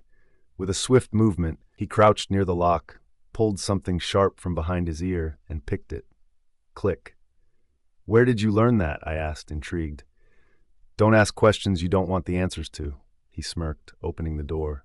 Warm air greeted us. The cabin wasn't cozy. It felt like someone had just been there, or perhaps still lived here. It had a leather couch, a tiny kitchen, a fluffy rug, and a small stone fireplace with still warm coals inside. Who lives here? I asked, casting my gaze around. Cade shrugged. We'll just have to explain later if we find the owner. Then he gave a half smile and dropped down onto the couch. I hovered awkwardly, my arms wrapped tightly around myself. With the coals heating the air around us, his scent intensified. It was stifling one moment, icy the next. My pulse quickened and my skin tingled. I sat on the opposite end of the couch. I was acutely aware of the sound of his breathing, of the droplets of water sliding down his chest, soaking into the towel. He glanced at me. I looked away, my heart racing. Seconds ticked by.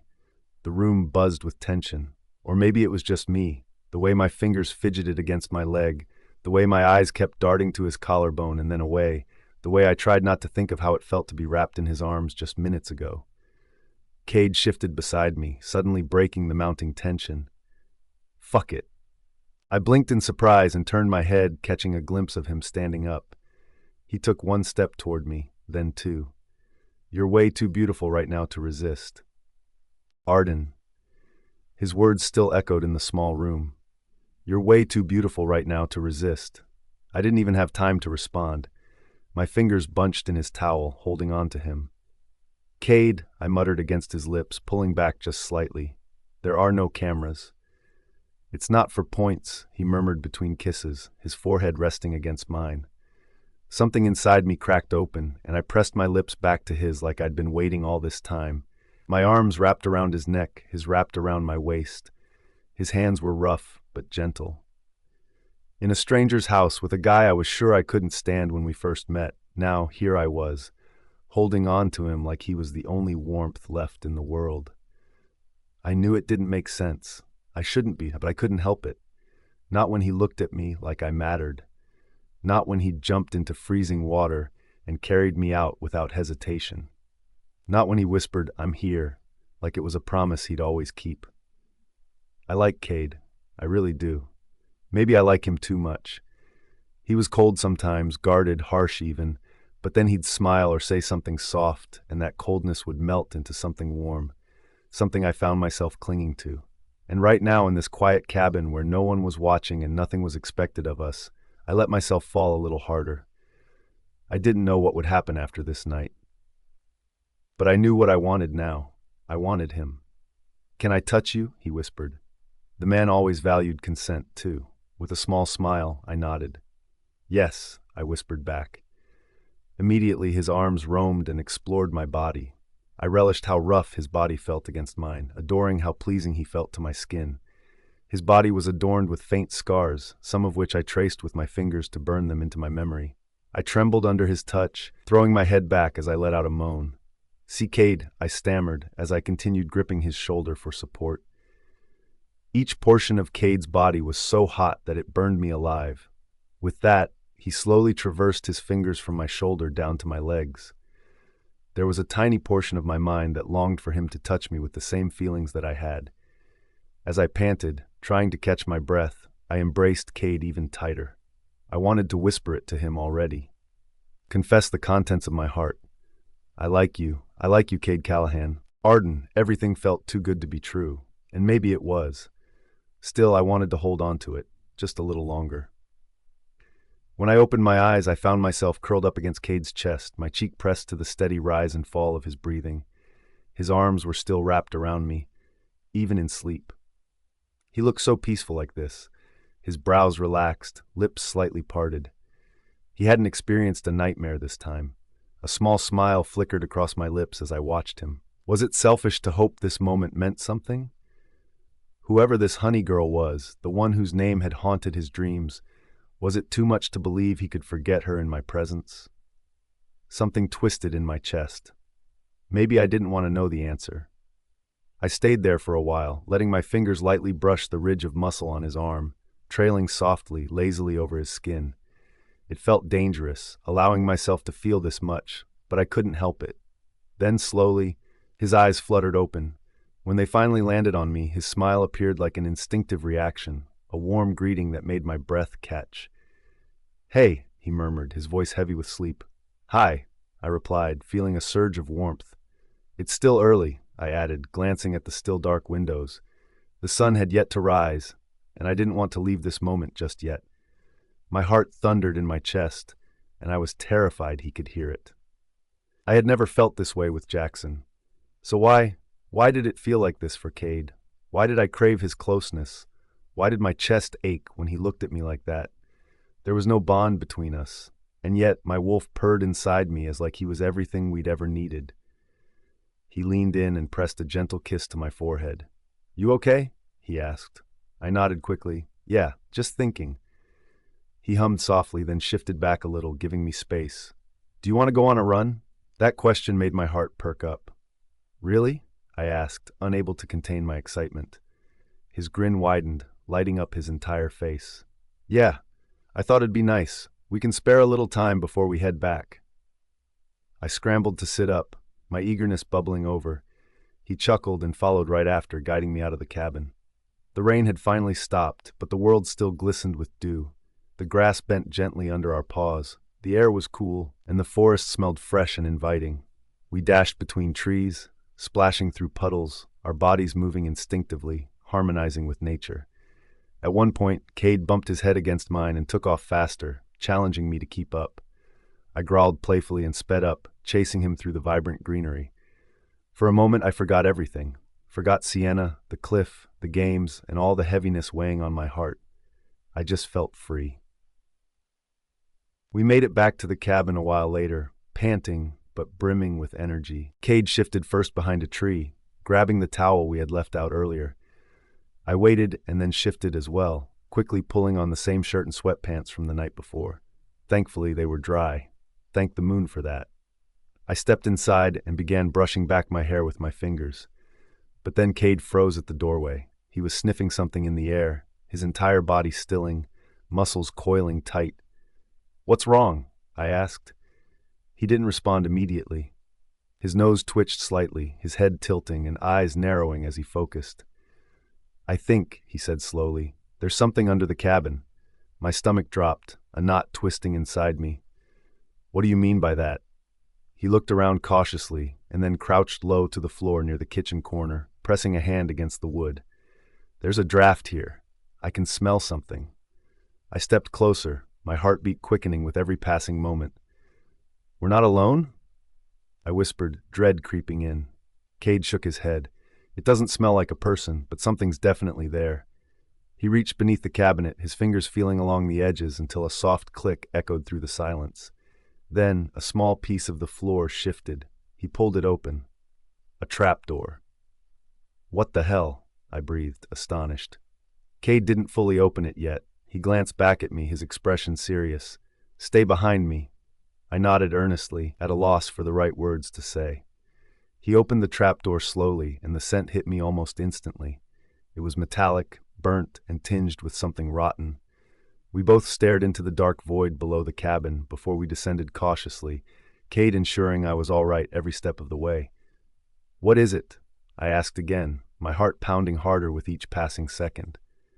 Cade landed first, and he reached out his hand to help guide me carefully down from the rusty ladder.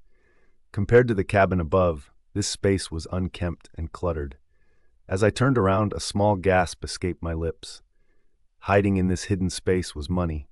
It wasn't just a few scattered bills, it was stacks of cash that appeared untouched. Why is there so much? Who owns this place? I questioned. This doesn't seem like an emergency stash, Cade replied quietly, his brow furrowed. I stepped closer, my stomach churning at the overwhelming scent. It was filthy, tainted with something that didn't feel right. Greed, violence, and secrecy. Why would this be under a cabin in the middle of the woods? But then I turned, and that's when I saw it. A deeper passage, carved roughly into the earth behind the cellar, a tunnel that sloped downward like a den. Cade noticed me staring. Stay here, he said quietly, but I was already moving. Curiosity, or perhaps instinct, propelled me forward. The scent changed, but it still hung in the air, intertwined with that of the money. My scream tore from my throat before I even realized it. 3 figures lay crumpled in the darkness, rotted and half covered by soil and collapsed wood, skeletal hands reaching toward each other. Cade was instantly behind me, pulling me against his chest, holding me tight as I trembled uncontrollably. Don't look, he murmured against my hair. Let's get out of here. But I couldn't move. No, I whispered. We need to see who they were.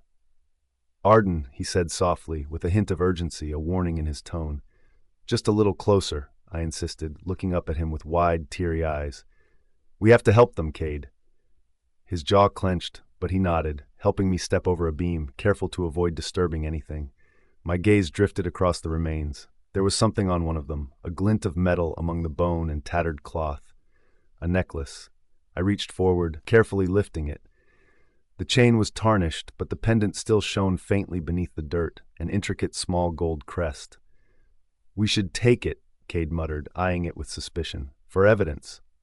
Are we going to report this? I asked, my voice still shaky with disbelief. He didn't answer immediately. His eyes scanned the room again, sharper and more alert than before. A darkness lingered in his expression, one I hadn't seen in a while. First, he said, we need to know who this place belongs to. I nodded, but it seemed the question was answered soon when I noticed something. A word, carved on the concrete, etched deeply by what seemed like the nails of those trapped inside. I felt my heart break at the thought of their sheer desperation to escape. Whoever owned this cabin was one seriously messed up individual. I muttered, making out the first letter with my keen vision. Alan. I turned to Cade, my eyes wide, and he looked back at me with curiosity. Mr. Winters, I whispered, the realization washing over me. Arden. The scent of the trees refreshed my senses as we made our way back to the campsite. I kept my eyes fixed on the towering trunks, but my thoughts drifted far from the serene scenery. What we had witnessed in that cabin would linger in my mind for a long time. Cade and I made sure to place everything back in its proper order. Not a single item remained in sight, except for the necklace I had retrieved from the remains. We hoped this would ensure that no one discovered we had stumbled upon the secret hideout. What happens now? I asked quietly, breaking the heavy silence that enveloped us. My voice felt small and delicate in the stillness of the forest. Do you think this has something to do with the videos? Cade's jaw clenched as he stared straight ahead. It has to, he finally replied. Those videos exist for a reason. Winters probably sent us here to keep us out of the way, to make it seem like a favor or a break. But really, it was a cover-up, I said, finishing his thought. The explicit videos, the money, the bodies, all of it must be connected. That cabin has to belong to him. No one else would bury something so dark out there. Cade gave a small nod, the lines around his eyes deepening with concern. Elite hasn't been the same since he became headmaster. Everyone thinks he improved the academy, but they don't see what he's hiding. I shivered, drawing my arms around myself. He made it worse. He just covered it in gold and made people thank him for it. I'm going to get to the bottom of it, Cade said fiercely. I looked at him, and something stirred within my chest. For justice, I murmured softly. He glanced at me then, his expression softening for a moment. Cade expertly memorized the long, winding path until we finally reached the campsite. A handful of students remained, likely some had already returned to campus. Alpha Cade is here! Cade's beta shouted. Their faces lit up with relief as they turned toward us. Arden! Tessa cried out, throwing her arms around me. I staggered back a step, but quickly enveloped her in a tight embrace. You're okay, she breathed. I pulled back just enough to meet her gaze. I should be asking you that, I said softly. Tessa laughed lightly, swiping at her eyes. I'm fine. Goodness, Arden, you scared me. I'm sorry, I whispered, my heart heavy. I'm okay now. I'm glad you're safe too. From the side, I caught a glimpse of Sienna. She stood alone, her arms crossed tightly, her eyes downcast. Shame clung to her like a second skin. For a moment, I didn't say anything, choosing instead to look at her and amplify her discomfort. She didn't meet my gaze. Goodness, Miss Loveson said, rushing toward us. Her heels clicked furiously against the pavement. Do you two have any idea how worried we were? You disappeared without warning. We're fine, miss, Cade replied calmly, stepping forward. But if it's all right with you, we'd prefer not to report this. Miss Loveson looked between the two of us, her lips pursed in thought, but then she sighed and nodded. I won't. Thank goodness you're safe. Come along now, gather your things. The buses are boarding already. We don't want another scare like this. Cade turned to me, then to Tessa. I'll drive us back. Arden, are you okay to ride with me? Can I come too? Tessa asked quickly, her eyes wide with eagerness. Of course, Cade replied with a short nod, but not everyone was as willing to comply. Wait a minute, Rowan called, stepping forward, a hint of defiance in his voice.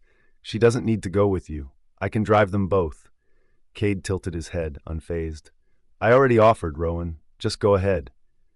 Nearby, Elias observed quietly, while behind him, Jaxon leaned against a post, his eyes narrowed and jaw locked in tension. I didn't dare glance at either of them. Cade opened the car door and held it for me. Come on, he said gently. I didn't hesitate and stepped inside. Tessa followed after me, taking extra care as she maneuvered around my external injuries. The door closed behind us with a soft click, muffling the sounds of the forest. Cade slid into the driver's seat, and the car eased forward, the tension from the forest fading with every turn of the wheels. He didn't speak right away, and I didn't need him to. The silence between us was comfortable now. Then, after a few moments, he glanced over at me, his voice quiet. Sleep, Arden. You need a lot of rest. It felt as though his words were a spell, lulling me into slumber almost immediately. When I woke up, the first thing I noticed was the soft weight of a blanket over me and the familiar scent of my pillow. Blinking my eyes open, I felt disoriented, trying to piece together how I had ended up here. You're awake! Tessa's voice chirped from somewhere beside me. I turned my head and found her sitting cross-legged on the edge of my bed, already dressed, her hair pulled into a high bun. What time is it? I mumbled, my voice still rough from sleep. It's nighttime again, she responded. You were out cold. I sat up slowly, running a hand through my tangled hair. How did I get back here? Cade carried you, Tessa said, her eyes twinkling with excitement. It was so sweet, Arden. He was so careful with you, like you were made of glass. He gently placed you on the bed, tucked you in, and even made sure your head was resting on the softest pillow. My cheeks warmed instantly. He did not. Oh, he so did, she insisted. He even looked around our place and asked if everything was comfortable for us. Obviously, I said no. He hummed and nodded. I think he really cares for you, Arden. Is there something going on between you two? She followed up, her curiosity piqued. I shook my head a little too quickly. No. Tessa raised a brow, unconvinced. Really? No, I repeated, but this time it came out softer, quieter. A small twinge of disappointment followed, one I wasn't particularly proud of. But do you want there to be? She asked, leaning in closer. I groaned and covered my face with both hands. I don't know. Goodness, Arden, she said, a teasing smile on her face. You like Alpha Cade. My hand slid down just enough for me to peek at her. I think he just wants to protect me. That's what this is. He's true Alpha Cade. He protects people. No way, she said firmly, shaking her head. He doesn't look at other people the way he looks at you. You should just ask him. I don't know, I said again, though this time it wasn't about denial. It was simply the truth. I really had no idea.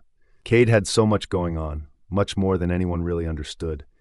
Between the secrets beneath the cabin and the hidden truths we had uncovered, asking him how he felt about me felt selfish. Misplaced, even. Then there was the issue with Mr. Winters. I wanted to help Cade figure it out. I wanted to expose what was happening here, what Elite had become. Someone like him didn't deserve to keep that kind of power. Earth to Arden? Tessa asked, snapping me out of my thoughts.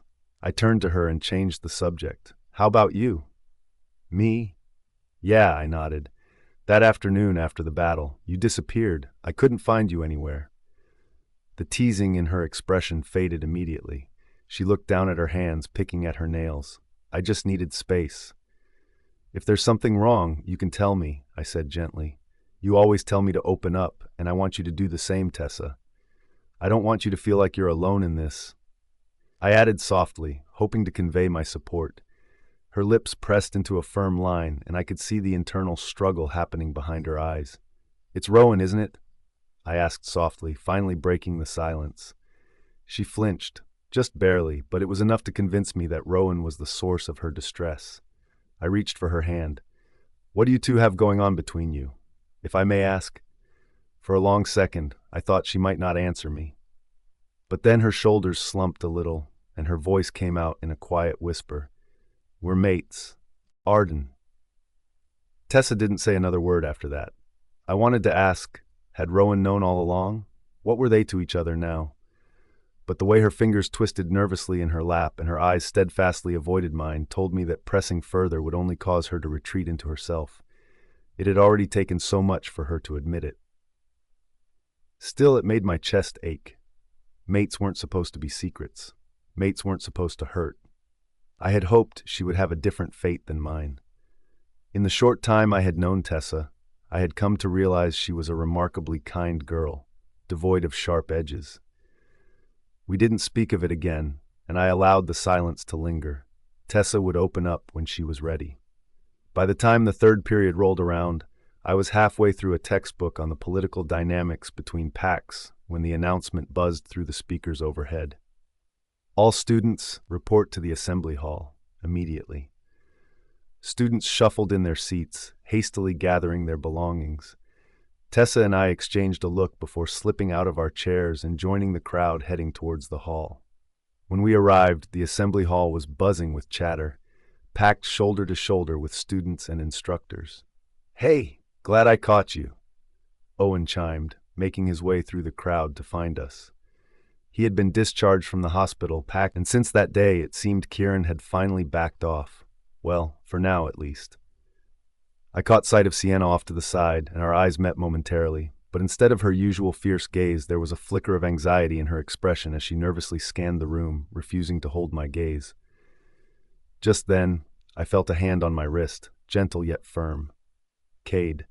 He didn't utter a word, merely offered a small tug, inviting my friends and me to join his group in the corner of the hall. A smile tugged at my lips. A few paces away, I noticed Rowan taking a hesitant step in our direction. His brows were drawn furrowed, his lips parted, but after a second he hesitated. Then, without uttering a word, he retreated into the crowd, vanishing behind a wall of students. Finally, Headmaster Winters took the stage. He stood tall and proud, wearing that signature cheerful expression that seemed like a mask fixed to his face. Thank you all for coming on such short notice, he began, his voice echoing across the hall. I promise not to take much of your time. As many of you know, our school has always valued performance, discipline, and strength, qualities that prepare our young leaders for the future of our world. I crossed my arms, watching closely, feeling Cade's shoulder brush against mine. We have just finished tallying the latest results of the semester, including preliminary exams. I am pleased to announce that our top-ranking student in terms of academic excellence, combat scoring, leadership evaluations, and tactical performance, he paused dramatically, is Alpha Cade Callahan. The entire room erupted into applause. Cade stood, bowing to acknowledge the crowd, but as he settled back into his seat, he turned to me, our eyes locking for a brief moment. In that instant, I knew we were both thinking the same thing. This was one step closer to uncovering what Winters was really hiding. Due to his exceptional ranking, Winters continued, Alpha Cade will represent the elite order at the upcoming United Factions Council meeting during the break. This is a rare honor, one typically reserved for only the most promising leaders of our generation. It was a door we desperately needed. Cade nodded in my direction, and I let out a deep breath of relief. Some students began preparing to stand, but it seemed Winters wasn't done just yet. He stepped forward, gripping the edge of the podium with intention. There is one more announcement. The room stilled once again. As many of you are aware, our current praetor, Bethany Varel, has served our country with strength and grace for over 2 decades. However, for this term, she has decided to step down from her position. A murmur spread through the crowd like wildfire. I would like to formally announce, Winters declared, that I will be running for praetor of our precious country, Fenra. Every inch of me froze. The title alone, praetor, signified ultimate control over the entire werewolf territory. Not just elite, not just one faction, all of it. Next to me, Cade went as stiff as stone. As applause erupted around us, mostly excited, with some hollering mixed in, I felt my head spin and a wave of nausea washed over me. A man like him does not deserve this country in any way, but it seemed only a handful of us were aware of that. After the assembly, my head was still spinning. I was still processing everything when someone suddenly tugged at my hand. "Can I talk to Arden?" Cade's voice was soft. I turned to see Owen and Tessa exchanging amused glances. "She's all yours," Tessa said, her grin stretching from ear to ear. "Take her," Owen added, pushing me gently forward. Cade chuckled under his breath. "Thanks," he said, and the moment he flashed a grin, they both froze mid-step. "Dazzling," Tessa muttered, but we still heard it. I sighed as Cade's fingers wrapped gently around mine, pulling me away from the bustling crowd. He didn't say a word as he guided me through the halls and out past the south wing until we reached a path I hadn't ventured down in quite some time. The maze garden. "It's been a while since we've been here," I said quietly, letting my fingers brush against the tall grasses that swayed gently in the breeze. "Yeah," Cade replied. "Nobody really comes here." We stopped at the very heart of the maze, allowing the heavy silence to envelop us. "He's going to run as the praetor?" I finally blurted, the words bursting forth like a dam unleashed. "Seriously?" Cade nodded slowly, biting the inside of his lip. "That's what he said, and unless someone intervenes, he's likely to win." My heart plummeted at the thought. The praetor. Bethany Varel had been the name we grew up hearing in stories. She was the woman who had instigated the breaking 30 years ago, a bloody civil war that nearly tore our kind apart. She wasn't a soldier, a royal, or even had an alpha bloodline when she started, just a girl with an audacious vision. She became praetor at the age of 20. She was the one who divided yet united us simultaneously, breaking the tradition of solely having one royal family without democracy. Her name was synonymous with peace. She'd been re-elected twice. Now at just 50, she still had many years ahead of her. "Why isn't she running again?" I asked softly. "She's still strong. The people love her." Cade was quiet for a moment. "She's sick." I didn't say anything initially. The breeze picked up, rustling the tall hedges surrounding us, as if nature itself was mourning. It felt akin to hearing that the moon was on the verge of falling from the sky. Bethany was our constant. She was the reason our world remained intact. "She was the best leader we ever had," I whispered, my voice thick with emotion. "I know," Cade replied. "That's why it's terrifying. Without her, Winters sees an open path to seize control. And with his polished image and the reforms he's falsely claimed credit for, people think he's the obvious choice. I loathed how accurate he was. I exhaled slowly, allowing my back to rest against one of the stone benches near the entrance of the garden. I can't lie, Cade. I used to think the same thing.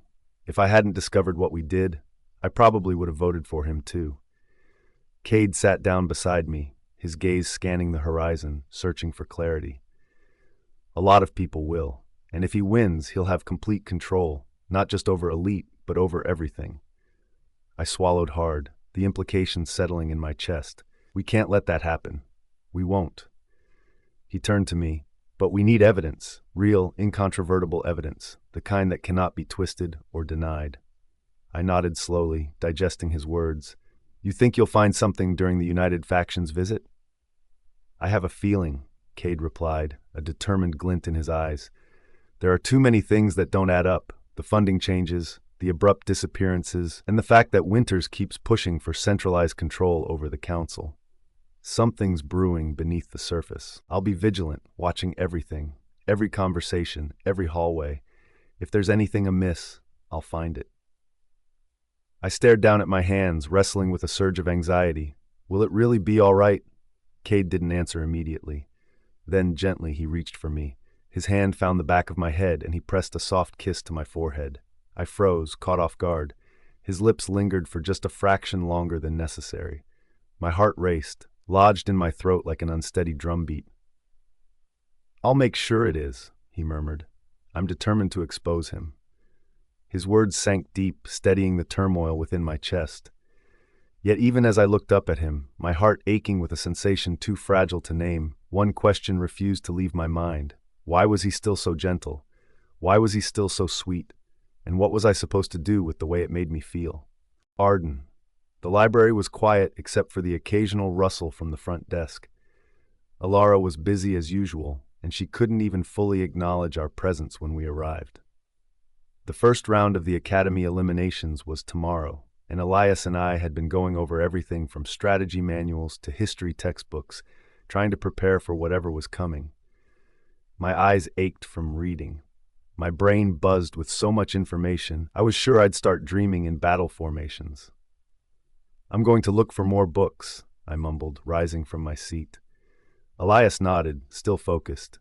Try the far left wing. The archives have some older stuff. Could be useful. I wandered deeper into the library, my fingers skimming along leather-bound spines and gold-lettered titles. The smell of paper and time was thicker here, comforting and strange all at once. Most of the books hadn't been touched in decades. Something called to me. I don't know how else to explain it. A hum beneath the silence, a faint tug in my chest, like a whisper without sound. I turned down a narrow aisle I hadn't noticed before. My hand paused on one of the books, a small, unassuming thing. The leather was cracked and faded, and it didn't have a title unlike the others. Still, I pulled it off the shelf. My heart beat just a little faster as I cradled it in my hands and walked back to our table. Elias looked up when I returned. Found something? I nodded slowly, taking my seat again. It didn't look like any ordinary book. I opened it to the first page and realized what it was. A diary. The handwriting was loopy and feminine, the ink faded to a soft brown. I'm so excited to be an elite. I never thought I'd make it past the entrance exams, but here I am. The campus is even more beautiful than I imagined. They say there's a new headmaster. He's kind, apparently. He reformed the dorms, opened new resource centers, and even allowed certain wolves from lesser packs to apply. Everyone's saying he's changing everything. I blinked. The date was marked clearly at the top, August 13, 2006. 9 years ago. It was when Winters recently approved of the new point system. I turned the page. The next entry was just as cheerful.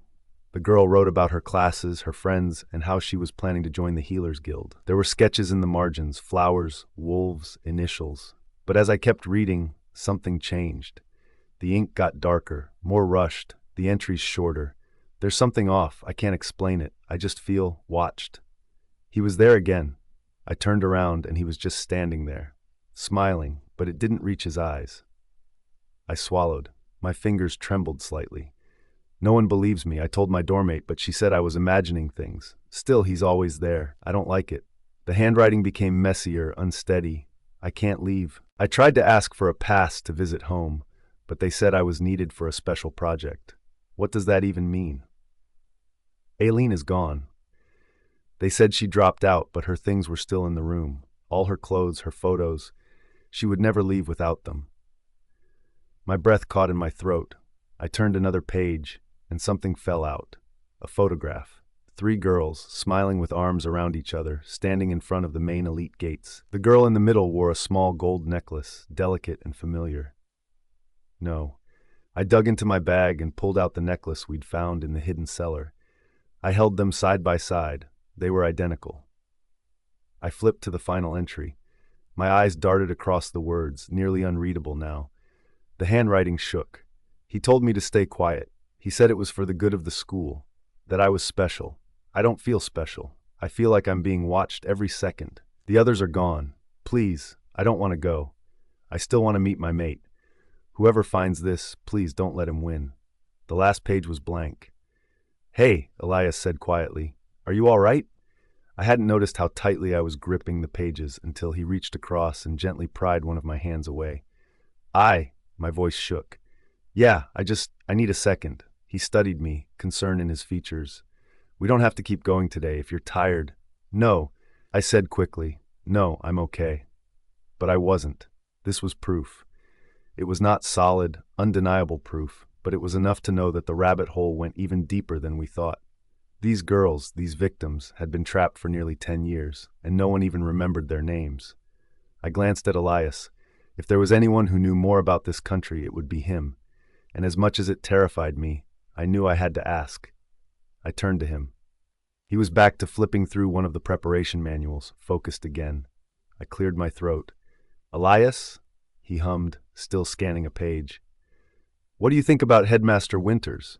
The question cut through the silence. Elias stilled. His fingers paused mid-turn, and he didn't speak for a long moment. Then softly he closed the book and leaned back in his chair. That's a complicated question. I know, I said, but I want to know your honest opinion. He looked up at me now, something unreadable in his eyes. You really want to know what I think? I nodded. He leaned forward, elbows on the table. I think this school is too good to be true. My brows furrowed. I mean, he continued, look at it, Arden. Elite is the most prestigious academy in the country, maybe even the continent. The facilities are state-of-the-art, the curriculum is intense, innovative, and powerful. It trains warriors, strategists, healers, scholars, and diplomats all under one roof. It produces the best of the best. We all came here because of that, because everyone says this is the place where greatness is born. He shook his head. I think the system isn't fair, though. He let out a soft laugh. It's designed not to be. The points, the competition, the social hierarchy, they don't just reward strength or brilliance. They reward ruthlessness, obsession. This place doesn't bring out the best in people, it brings out the worst. And the school pretends that's a good thing, that it's some sort of preparation for the real world. My throat tightened. That's what they think the United Factions is for, he added matter-of-factly, to breed that competition, to show that power means survival, that ambition beats morality. But wasn't the United Factions created for peace? I asked. Bethany started the breaking. That was supposed to mean harmony, unity and diversity. Elias nodded solemnly. Bethany's whole vision was that different people, different kinds of wolves could work together. That diversity made us stronger, and she proved it. That's why she became Praetor in the first place. That's why she's been reelected all these years, because she gave people hope. He exhaled hard. I think Winters doesn't believe in that. He believes in conquest, in domination through excellence. He believes in winning at any cost. I rubbed my fingers over the old diary. You don't agree with it? No, he said simply. But I'm part of it. We all are. We chose to come here, didn't we? We wanted what Elite offered, and it does offer something remarkable. I can't lie about that. The education, the connections, the sheer prestige, it's unmatched. But it's still too good to be true, I murmured. He met my eyes. In situations like these where everything looks perfect on the outside, ask yourself this. If it were a war strategy, perfectly executed, clean, without a single loss, would you believe it? I frowned. No blood, no mess, just success. He tilted his head. Do you really think no one's been hurt, or do you think the losses were swept under the rug? My mouth went dry. I know students who came to Elite and never returned home, he said quietly. You probably do too, but it's always written off as psychosis, mental instability. The pressure got to them, they cracked. He tapped the table softly. You know what happens to wolves who break down in this school? They're shunned, treated like they never existed. My hand tightened around the photo. What about the point system? I asked suddenly. It started off with small stuff, but now students, they're expected to have sex with others, to gain points. That's not just toxic, it's anti-mate, anti-everything our kind believes in. Elias sighed, rubbing his temples. I know, but at Elite, wolves are trained to see their mates as an afterthought, something optional. What matters more is climbing the ranks, power over fate. He leaned back again. We're conditioned to like it that way. It makes us strong and untouchable. That's one part I agree with. I frowned. So it seemed Elias still agreed with some of the values that Mr. Winters instilled. But can you read into why Winters is running for praetor? I asked darkly. It's simple, Elias replied. If he wins Arden, he won't just change this school. He'll remake the united factions in his own image. That same hierarchy, that same hunger. It'll become a place where only the strongest survive and the rest are forgotten. But can't the people see that this isn't beneficial? I asked, frustration bubbling in my chest. Don't they see what's happening? They see the surface, Elias said. Like most people do. They see the glory, the triumph, the results, not the damage. He looked at me, and for the first time, his eyes were solemn. I think you've dived too deep, Arden. I flinched. What do you mean? There are things in this school, he said carefully, things we aren't meant to find to look into. People who've tried to pull back the curtain haven't exactly made it out whole. I was silent for a moment, watching the light shift through the stained glass window, casting fractured colors across the floor. Let it go, he muttered, going back to his book without a care. I felt suffocated. I stood. I needed air. I needed space. I needed Cade. Without another word, I slipped the diary into my bag and walked briskly out of the library. The words from the girl's journal echoed through my mind like a ghost. Please don't let him win. And I wouldn't. Not if I could help it. Arden, I needed to see him. I didn't inform him beforehand. I didn't text. I didn't knock more than once. I didn't even hesitate. My feet carried me across the streets to Cade's private unit like my body had made the decision on its own. My heart pounded in my ears as I reached the front of his door. Was I being reckless? Maybe, but I couldn't breathe. Not after what Elias had said, and not after what I'd read. Somehow, the only person who could make sense of this feeling of chaos was Cade. I lifted my fist to knock, but before I could, the door creaked open. Cade stood there, shirtless, hair tousled. His eyes widened when he saw me standing there, breathless and desperate. Without thinking, I lunged forward and wrapped my arms around him. He caught me, his strong arms enveloping me as I buried my face against his shoulder. He smelled like pine and warmth, like comfort itself. Arden? He asked softly, concern seen across his features. What's going on? Are you okay? I didn't answer immediately. I merely held on to him tighter. It wasn't until his hand gently rubbed my back that I felt the sting behind my eyes finally begin to settle. I needed to see you, I breathed out. He pulled me back slowly, just enough to look at me, his brows furrowed deeply. What happened? Then something flickered in his expression. Have you found out already? He asked. Found out about what? Sienna's expulsion. I looked up at him with wide eyes, my surprise mirroring his. You didn't know? He asked. I shook my head, confused. What are you talking about? Cade stepped aside to let me in, shutting the door behind us with a soft click. Someone from the faction caught her cheating. Cheating? During the preliminary exams, he said, his tone serious. It's one of the highest forms of misconduct at Elite. My lips parted in surprise. That's grounds for immediate expulsion, he continued. More than anything else, she should have been kicked out ages ago. Fortunately, there was concrete evidence this time. I felt a laugh bubble up in my throat.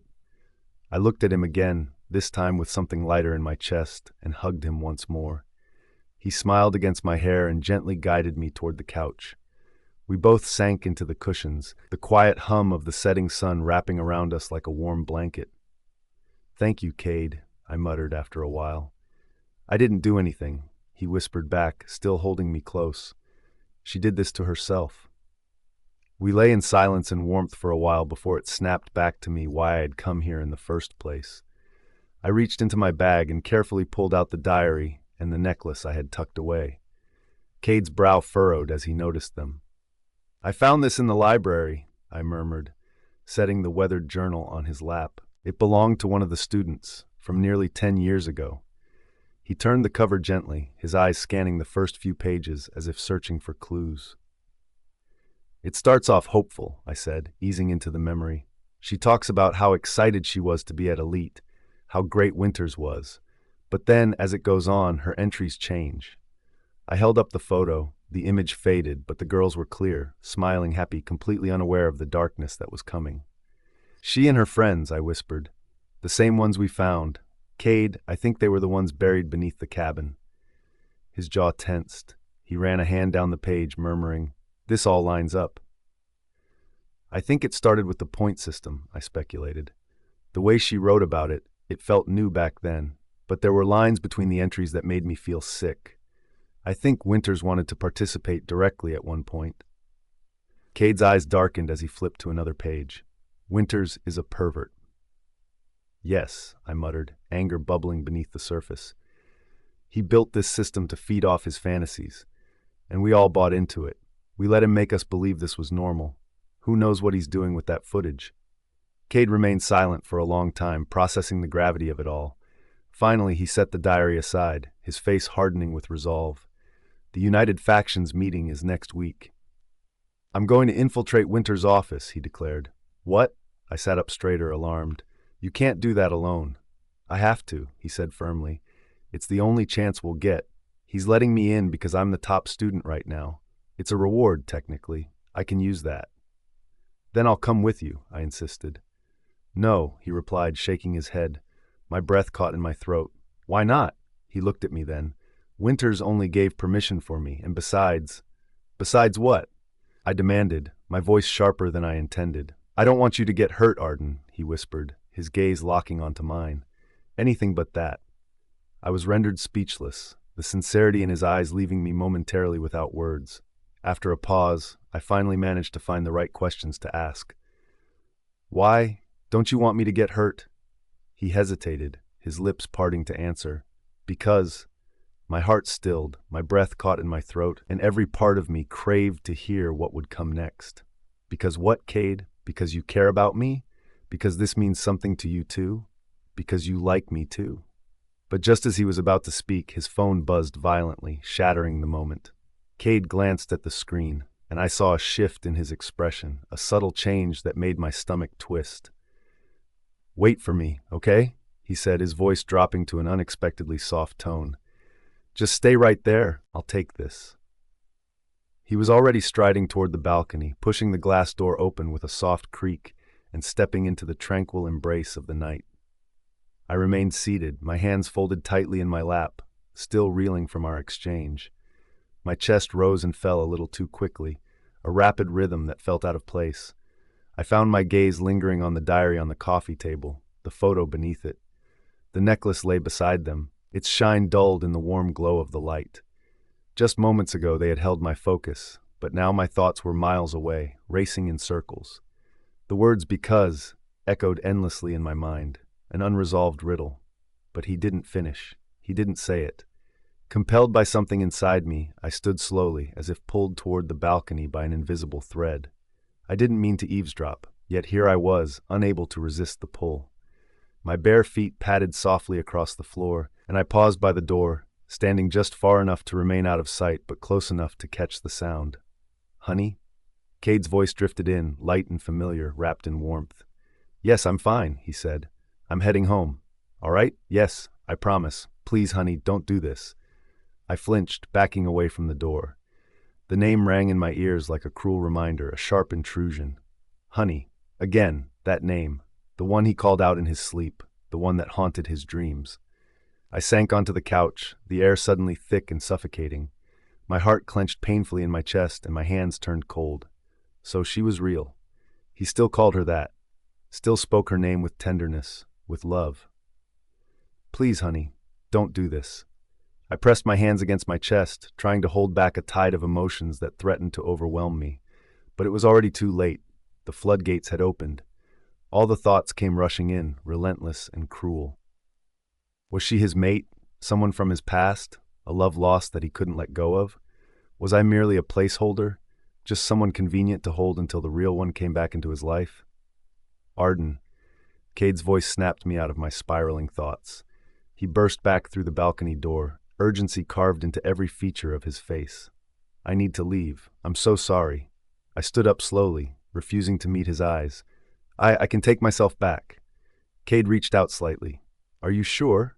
I'm sure, I whispered, stepping back to put more distance between us. He looked torn, caught between two conflicting desires. No, it's late. You can stay here until the morning. I'll be back, okay? I promise. I managed a nod, a weak and hesitant affirmation that was all I could muster. But stay. How could I stay? How could I possibly sit in his space when I didn't even know who she was or what I truly meant to him? He hovered at the door for a moment, indecision playing across his features. Then, with one lingering look at me, he left. The door clicked shut behind him, and I found myself alone, enveloped in silence. Alone with questions that burned both my heart and throat, craving answers I wasn't sure I wanted to hear. Cade didn't come back the next day, or the day after that. And now, on the eve of the Academy Wars finale, the match that would ultimately decide which academy would claim victory for the year, I still hadn't seen him. His seat in class remained conspicuously empty. He didn't respond during the roll call. Even his friends didn't seem to know where he was. But I couldn't stop thinking about him. I tried to shake it off. I attempted to focus on the big match ahead, but everything around me became nothing more than noise in the absence of Cade. As I rounded the corner of the East Hall, lost in distraction, I collided with someone tall and cold. "Oh, sorry," I muttered, instinctively pulling back, but the scent that came from him froze me in place. Mr. Winters. He looked down at me, a polite cruelty dancing in his smile. "Arden Stone," he said smoothly. "I remember your name this time. Good job at the eliminations last time. I didn't think you'd be so smart." I pursed my lips, feeling a prick of annoyance. "Thank you," I replied quietly, forcing my gaze downward. "If you're looking for extra credit," he continued, "I have a few projects coming up, something a little more advanced, post-break perhaps. I think you'd be quite useful." I didn't respond. He stepped closer, lowering his voice. "Just come to my office anytime, Arden. We can raise your points higher with the project I have in my mind." Fortunately, working at the cafe provided a brief escape for my mind, even if it was just for a little while. However, by the time my shift began, my thoughts were an even bigger mess than before. I tied my apron, wiped down the counters, and smiled at the customers, but it felt as if I were dragging my feet to perform these small tasks. The afternoon dragged on. Dishes clanked in the background, Owen sang off-key in the kitchen, and at closing time, as I pushed the last chair onto the table, I noticed someone standing just outside the glass. Rowan. He waited silently until I stepped out, then fell into stride beside me like it was completely natural. "You don't usually come here these days," I remarked, glancing up at him. "I don't usually have anything to say." I raised an eyebrow but chose to remain silent. We passed beneath the dim yellow lights spilling from the cafe windows and wandered into the stretch of quiet leading toward the school gates. The silence hung heavily between us, awkward but not unbearable, until he abruptly stopped walking. "I like you," he declared suddenly. "So this was what he came here for?" I turned to him slowly, letting out a deep breath. "You don't like me, Rowan." His brows knitted together in confusion. "I just told you I did." I shook my head firmly. "No, you like that I don't bow to you like everyone else does. You like that I'm not scared of you. That's not true." "It is," I said gently. "You're not used to people treating you like an equal. That's why this feels so different to you. But you don't like me." His jaw ticked, a muscle twitching at my words. "Who are you to say that?" he shot back. "I can see it," I muttered, glancing away. "You don't look at me like that." The way he looks at Tessa. Rowan sighed and raked a hand through his hair. It's been a while since I poured out my feelings like this, and you're rejecting it, he grumbled, shaking his head in disbelief.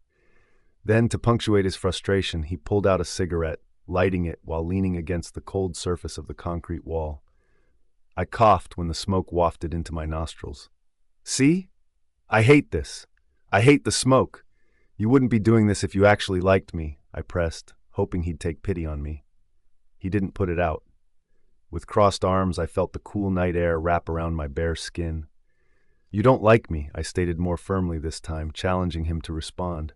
I do, he insisted once more, a stubborn edge to his voice. But not like that, Rowan, I pressed, my heart beating a little faster. He looked up at the stars, an infinite stretch of darkness dotted by pinpricks of light. Why does it have to be so complicated, he muttered, sounding defeated. I smiled faintly. Because people are complicated, I replied softly. He didn't respond, his eyes still trained on the heavens above. I turned my attention back to him, seeing a man who didn't know how to be anything other than detached. Maybe he did like me in his own twisted way, but that wasn't the kind of love I sought. After a long moment of contemplation, I asked, "Do you know where Kate is?" Rowan stiffened at the mention of the name. The cigarette burned down slowly between his fingers, its ash accumulating like unspoken words. Then, to my shock, he smirked. "So, he's the one you like, huh?"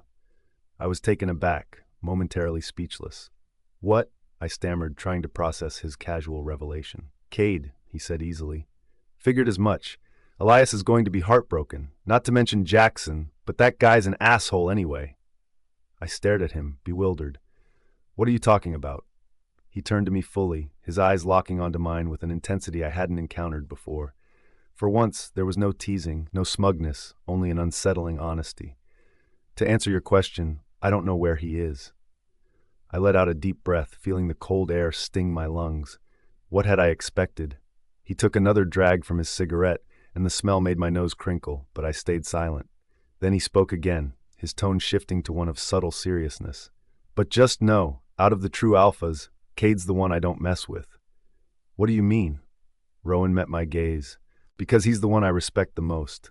I can't even blame you," he added, letting out a dry laugh, the sound almost bittersweet, "for liking that bastard." My lips parted in surprise, but I didn't know how to respond. "Are you close with Cade?" I finally managed to ask. Rowan scoffed, shaking his head in dismissal. "Hell no, we're not close. We're not even friends." He exhaled smoke slowly through his nose. "But I don't mind him." And that, somehow, meant more to me than if he had said yes outright. A small smile tugged at the corners of my lips. Despite being poised as rivals, there seemed to be no real hatred between them. Beneath the surface, it felt like they understood each other more than anyone else did. But then, Rowan's expression shifted. His voice took on a more somber tone. "Cade's been through a lot, Arden." I looked at him, curiosity piqued. "There are things you don't know, things that would break most people. And he's still here, standing, still fighting. That alone is admirable," he added. A tightness formed in my throat. "You're in for a wild ride if you're planning to fight his demons with him," he said, his eyes steady on mine. I met his gaze and whispered, "But I want to." He looked away. His cigarette trembled slightly in his fingers, then with a resigned sigh, he flicked it to the ground and crushed it halfway under his boot. "I lost then," he murmured. I stared at him, stunned by the admission. "I didn't think it'd annoy me this much," Rowan admitted, rubbing the back of his neck in a gesture of vulnerability. "But I get it." Silence settled between us like a heavy fog. I turned toward him. "Maybe you can also find someone close." His eyes met mine, and for a fleeting moment I swore he understood. "Tessa." He didn't say her name, but his jaw tightened and his eyes darkened like storm clouds gathering on the horizon. He took a step toward me. "Focus on yourself, Arden." I furrowed my brows. "Don't meddle with me anymore," he added, his voice strained. "I won't with the two of you." There was unmasked pain in his voice that he was trying hard to bury beneath a facade of indifference. He gave me one last look, heavy with unexpressed thoughts, then turned and vanished into the night. "Have a good one." He called back, his voice distant, echoing as he walked away. "Arden." The gymnasium was so loud it felt like the floor trembled with every cheer. It was the grand finale of the Academy Wars. Only 5 academies remained. The rest had been weeded out over the past few days. Now the final round had begun, the death match. The 5 schools sat on different podiums, each of us armed with a blank whiteboard and markers in hand. The rules were simple. Answer quickly and answer correctly. Get it wrong and you're out. No lifelines, no second chances. I glanced to my left. Elias had his brows furrowed, arms crossed as he awaited the next question. Across the room, representatives from the other schools fidgeted. The moderator stepped up to the mic. Next question. In pack dynamics, what is the most effective method to strengthen a bond between alphas and betas in high-pressure missions? Pens flew across the boards. I didn't even have to think. Shared vulnerability. I scribbled it across the board in clean, confident letters just as the buzzer rang. Correct. 3 teams were eliminated. Only 2 remained, ours and 1 from the Northern Crescent Academy. I knew I should have felt nervous, but all I could think about was that empty seat in the stands. Cade still wasn't here. For 3 whole days, he hadn't shown up at school and hadn't contacted me either. Was I foolish for wishing to see him among those watching in the stands? Next question, the moderator continued. Solve the following. A supply convoy travels from point A to point B at a speed of 60 kilometers per hour. Midway, it stops for 20 minutes, then continues at a reduced speed of 40 kilometers per hour. What's the total travel time if the total distance is 180 kilometers? This wasn't an overly difficult question to answer.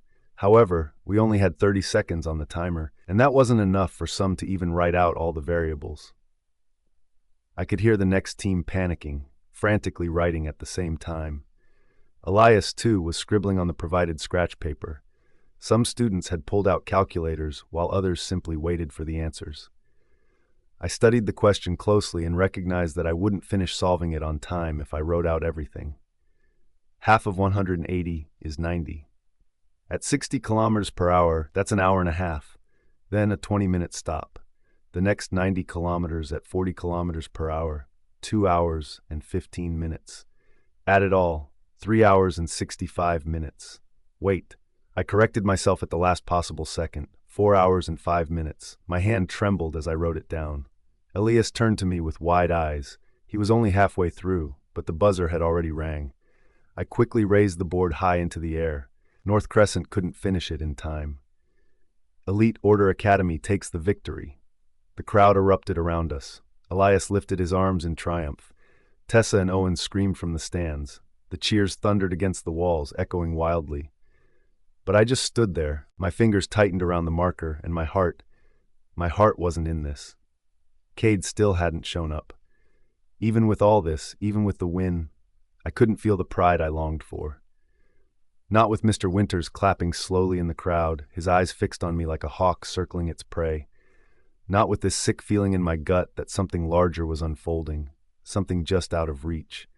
The ceremony blurred past in a whirlwind of flashing lights. School reporters swarmed us. A golden trophy was placed into our hands. Cameras clicked, students cheered. My name echoed from somewhere in the distance. We walked backstage while the other students celebrated in the front hall. My feet moved on instinct, the trophy cold and heavy in my grasp. As I stepped into the dim hallway, I felt someone gently grab my wrist. Arden. I turned to look at Elias. He looked serious, not smugly brilliant, as he usually did. Just quiet and thoughtful. You really are intelligent, he began. I couldn't even answer that last question with the time we had. I stared at him, unable to register his words. My thoughts were still consumed by Cade, but then something shifted. Elias's hand found mine. Before I could fully grasp what was happening, before I could react, I felt his lips against mine. My eyes widened and my breath caught in my throat, but even then, I felt nothing. Elias's lips were warm, soft even, but they didn't feel right. They didn't make my heart stutter. They didn't make my mind go silent the way Cade's presence did, even from a distance. I gently pulled back, placing my hand against Elias's chest. It wasn't a harsh movement, but it was firm. What? He asked, a crease forming between his brows. Don't, I replied softly, striving to keep my voice steady. Please don't do that again. He stared at me, stunned. This is the first time I mustered the courage to do this, he muttered, and you're pushing me away. I didn't want to hurt him. Elias wasn't a bad person. In fact, he had been kind to me on more than one occasion, but he wasn't the one for me. Elias, I began, exhaling as I met his gaze. Do you even like me? I sensed he was in the same predicament as Rowan. He looked thrown off. Of course I do. Why else would I? Really like me, I clarified. Or do you like that I'm smart? That I would look good next to you as the clever girl by your side? Because that is what's expected of you. His expression fell, a flash of guilt passing through his eyes. I'm not a title, I said quietly, and you shouldn't reduce yourself to just being a genius either. His mouth opened and then shut again. You should wait for your mate, Elias, I continued, speaking softer now. You're a smart person. I hope you find someone who can truly unfreeze your heart, someone who makes you want to take real risks, not just the ones that look good on paper. The silence between us grew taut. Elias looked away, his expression pained. I turned without waiting for a response. The lights backstage flickered as I stepped out into the hall, leaving the noise of celebration behind me. And then everything clicked. It was always Cade. Even when I hated him, I liked him. Even when he was distant, cruel, or haunted by someone else. Even with Honey. I didn't care. No, maybe that wasn't entirely true.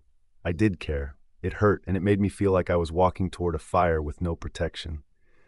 But I wanted to walk toward him anyway, because this wasn't just about me. Whatever Cade was going through, he had no one but himself. I couldn't let that happen, not when I understood what it felt like to be alone in this place. Even if it broke me in the end, I had to help him. I broke into a run. The cold air kissed my skin as I pushed past the school gates and into the streets. I didn't even know if he'd be there. Arden, I nearly collided with a tall figure who reached out to grab my arm. Jaxon, his hand curled around my wrist instinctively. Where are you going? Let go of me, I said, breathless, trying to pull away. Are you still mad at me for everything? Sienna's out of the picture now. Let go. His grip loosened, surprised by the steel in my voice. I didn't wait for him to respond. I broke free and continued running, the wind howling past my ears, drowning everything else out. I didn't stop until I reached the building where he lived. I was about to rush inside when I bumped into none other than Cade himself. My eyes widened. He looked disheveled, pale. There were dark circles under his eyes, but somehow he smiled. Is it over? He asked, his voice gentle. I nodded. Yeah, we won. He looked disappointed. I'm sorry, he murmured. I should have been there to see it. That was all it took. I broke. Tears spilled from my eyes before I could stop them, and my chest tightened with everything I had tried to hold back since he left. Cade's smile faltered. He stepped closer, brows furrowed in concern. Arden, what's wrong? Who hurt you? The worry in his voice undid me further. I looked up at him, my heart thudding in my ears. It didn't matter anymore. I had to say it. I had to say it before the fear swallowed me once again. I looked into his eyes and whispered, I like you, Cade. KD. I would always do everything for the people I loved. That was just who I was, no matter how much I tried to pretend otherwise. If they were in pain, I felt it acutely. If they cried, I could feel their anguish in my chest. It didn't matter whether they knew how deeply I felt, or even if they wanted me to carry that weight. The truth was, living this kind of life was exhausting. So many nights, I longed to disappear. I wanted to close the door on everything, to retreat into silence and solitude. But I couldn't. Because out there, someone always needed saving. And more than anyone, she did. I stared out the kitchen window, my knuckles tense as I leaned against the counter. My mother stood behind me, quietly drying a dish, while my dad sipped coffee at the table, both of them watching me like I was about to fall apart right in front of them. You should go back, my dad finally said. Don't miss school anymore. I turned away from the window. How can I when she's like this? A silence enveloped us. My mom sighed softly. Just let it be, Cade. Her voice was gentle. You have your own life to live. I'm sure she would want you to continue living yours without carrying the burden. But they didn't understand. They couldn't. Because it wasn't just anyone. Something's happened to her, I said quietly. I'm not giving up. My mother's voice rose gently, almost pleading. Cade, you can't just keep caring about her like this. You'll ruin yourself. How can I not, I whispered, my gaze locking onto hers, when she's the one who gave me this life? Another silence engulfed the room. My dad sighed, this time louder, more frustrated. Go back, Cade, he repeated firmly. We didn't raise you to run away from your responsibilities. I honestly would have stayed a bit more if this was in the past. Yet a part of me longed to return to Elite. As I contemplated this, the source of my hesitation became clear. It was because of her. Arden, the woman I never intended to feel this way about. She had come out of nowhere, like a cold wind sweeping across a tranquil lake, silent, yet powerful enough to change the entire surface. I'd spent years living in my own head, holding back my true thoughts, trying to become what everyone else needed me to be. But then she arrived with her fire, intelligence, and a stubbornness that drove me absolutely insane. And suddenly, it felt like maybe I didn't want to be alone in this world any longer. I'll be back the next day, I said, casting a glance back at them. The break starts then. My mom sighed again, but this time she nodded, a glimmer of understanding shining in her eyes. Take care, sweetie, she murmured, walking over to adjust my collar like she always did when I was younger. I let her. Then I left. The sun had already begun its descent behind the hills. My duffel bag bounced against my shoulder, and the path back to Elite felt longer than I remembered. Halfway through my journey, something struck me with sudden clarity. The Academy Wars. The finale. Arden had to be competing. She was brilliant. There was no way she got eliminated. She must have made it into the finals. Shit.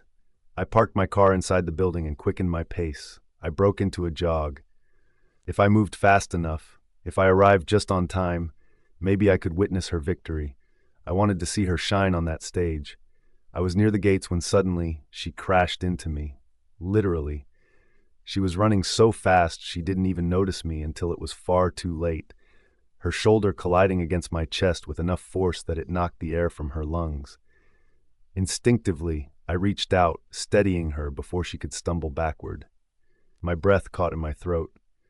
She looked up at me, and in that moment, my world came to a standstill. She was out of breath, her cheeks flushed a vibrant pink, her eyes shimmering in the sunlight. Goddess, she looked utterly exhausted. Her hair was messier than usual, her sleeves wrinkled, and her bag hung partially unzipped, the contents threatening to spill out from her hasty run. And yet, she had never looked more beautiful. A wave of realization hit me all at once, crashing over me like a punch to the chest. It had been such a long time since I felt this way. But Arden, somehow she had become the light breaking through the darkness I'd been drowning in for so long. She blinked at me, her lips parted slightly, and then she said something that sent my heart racing even faster. I like you, Cade. Just like that. I didn't even get the chance to process her words before she raised a hand between us.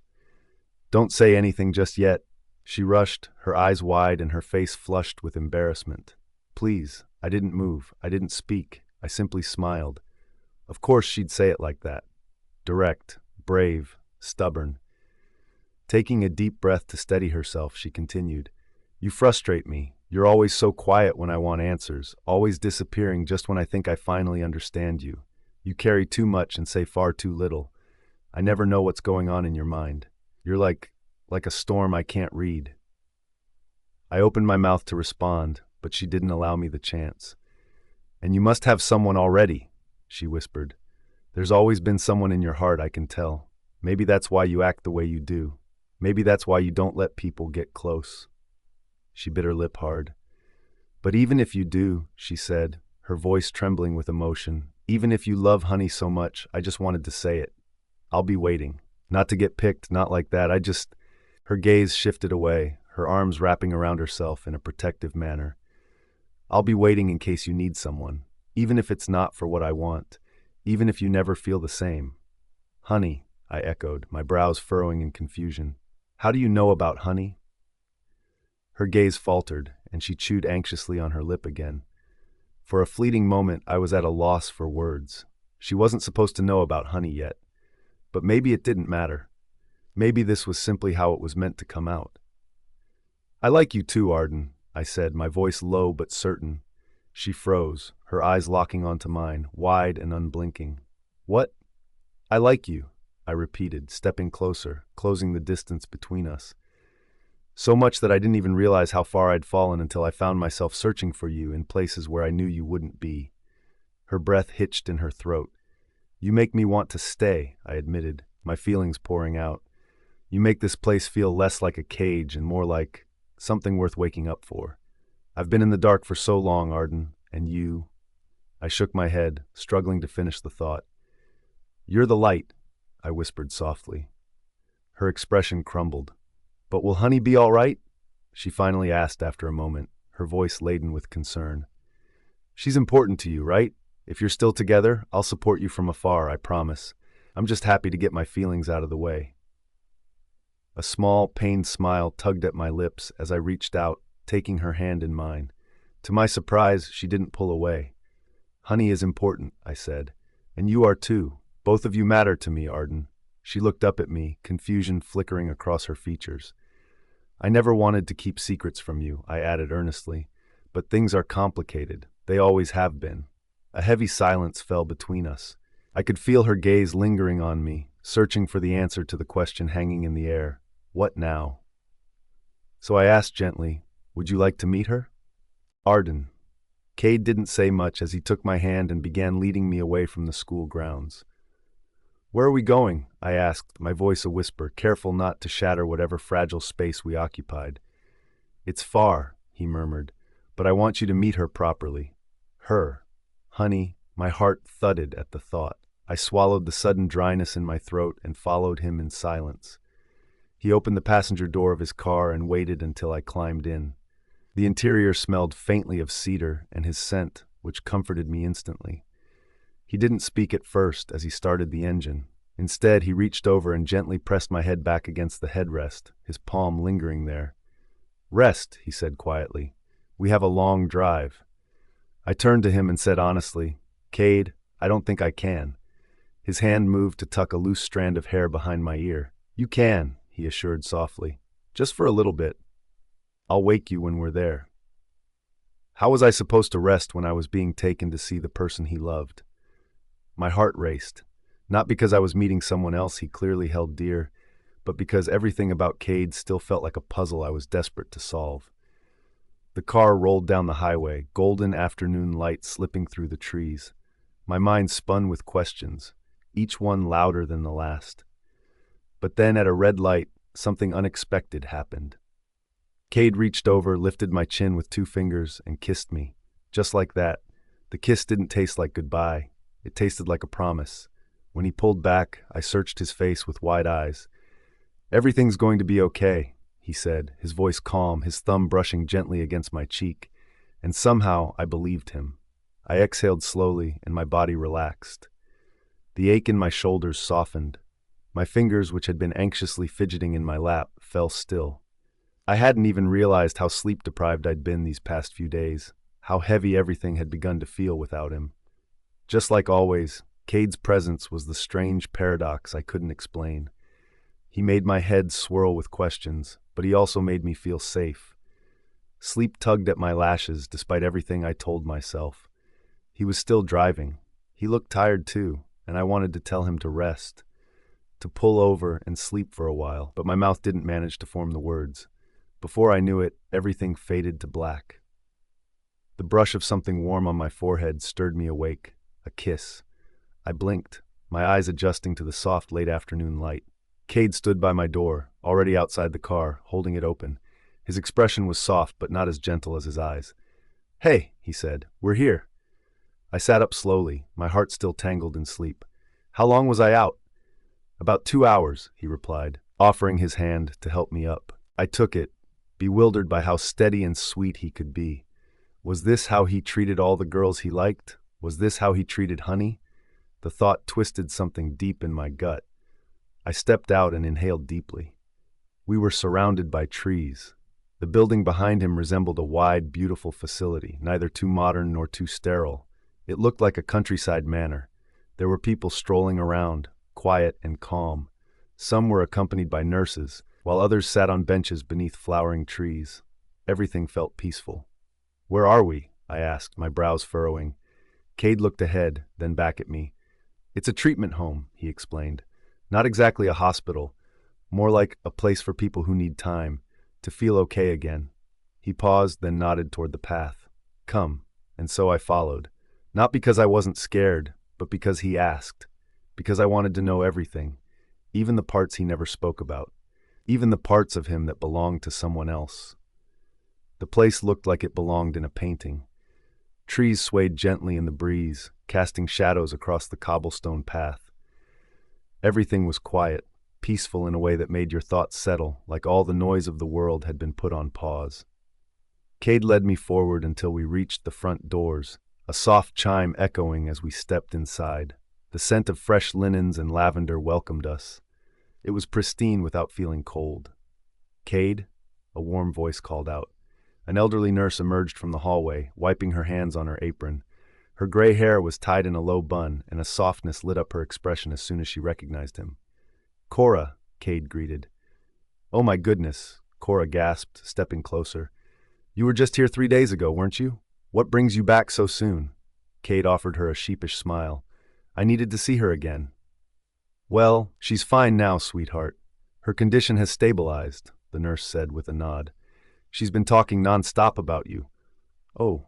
Her eyes drifted toward me, and I straightened slightly, suddenly aware of how out of place I might seem. And who's this pretty lady? She asked, tilting her head slightly, her eyes twinkling with curiosity. I opened my mouth, unsure of what to say, but Cade answered first. Someone special. Startled, I turned to him. He didn't meet my gaze, but his grip on my hand tightened just a bit. The nurse beamed and gave Cade's arm a small, encouraging pat. Well, it's about time. I'm happy for you, Cade. You deserve someone to keep that heart of yours warm. A lump formed in my throat. There was something about this place, so strange, yet undeniably calming. The way the curtains fluttered in the hallway, the way soft piano music drifted faintly from somewhere down the corridor. It didn't feel like a hospital. It felt like bliss, isolated, yes, but not lonely. Come, Cade said, gently tugging on my hand. I hesitated, my eyes drifting toward the nurse, who smiled and gave me a tiny wave before disappearing into another hallway. Cade looked at me again, softer this time. Let's go see Honey. My heart caught at the mention of her name.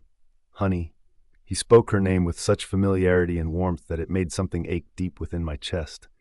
I frowned slightly, unsure if I should still be holding his hand, uncertain if it was appropriate to keep touching him like this in front of someone he clearly loved. But he didn't let go.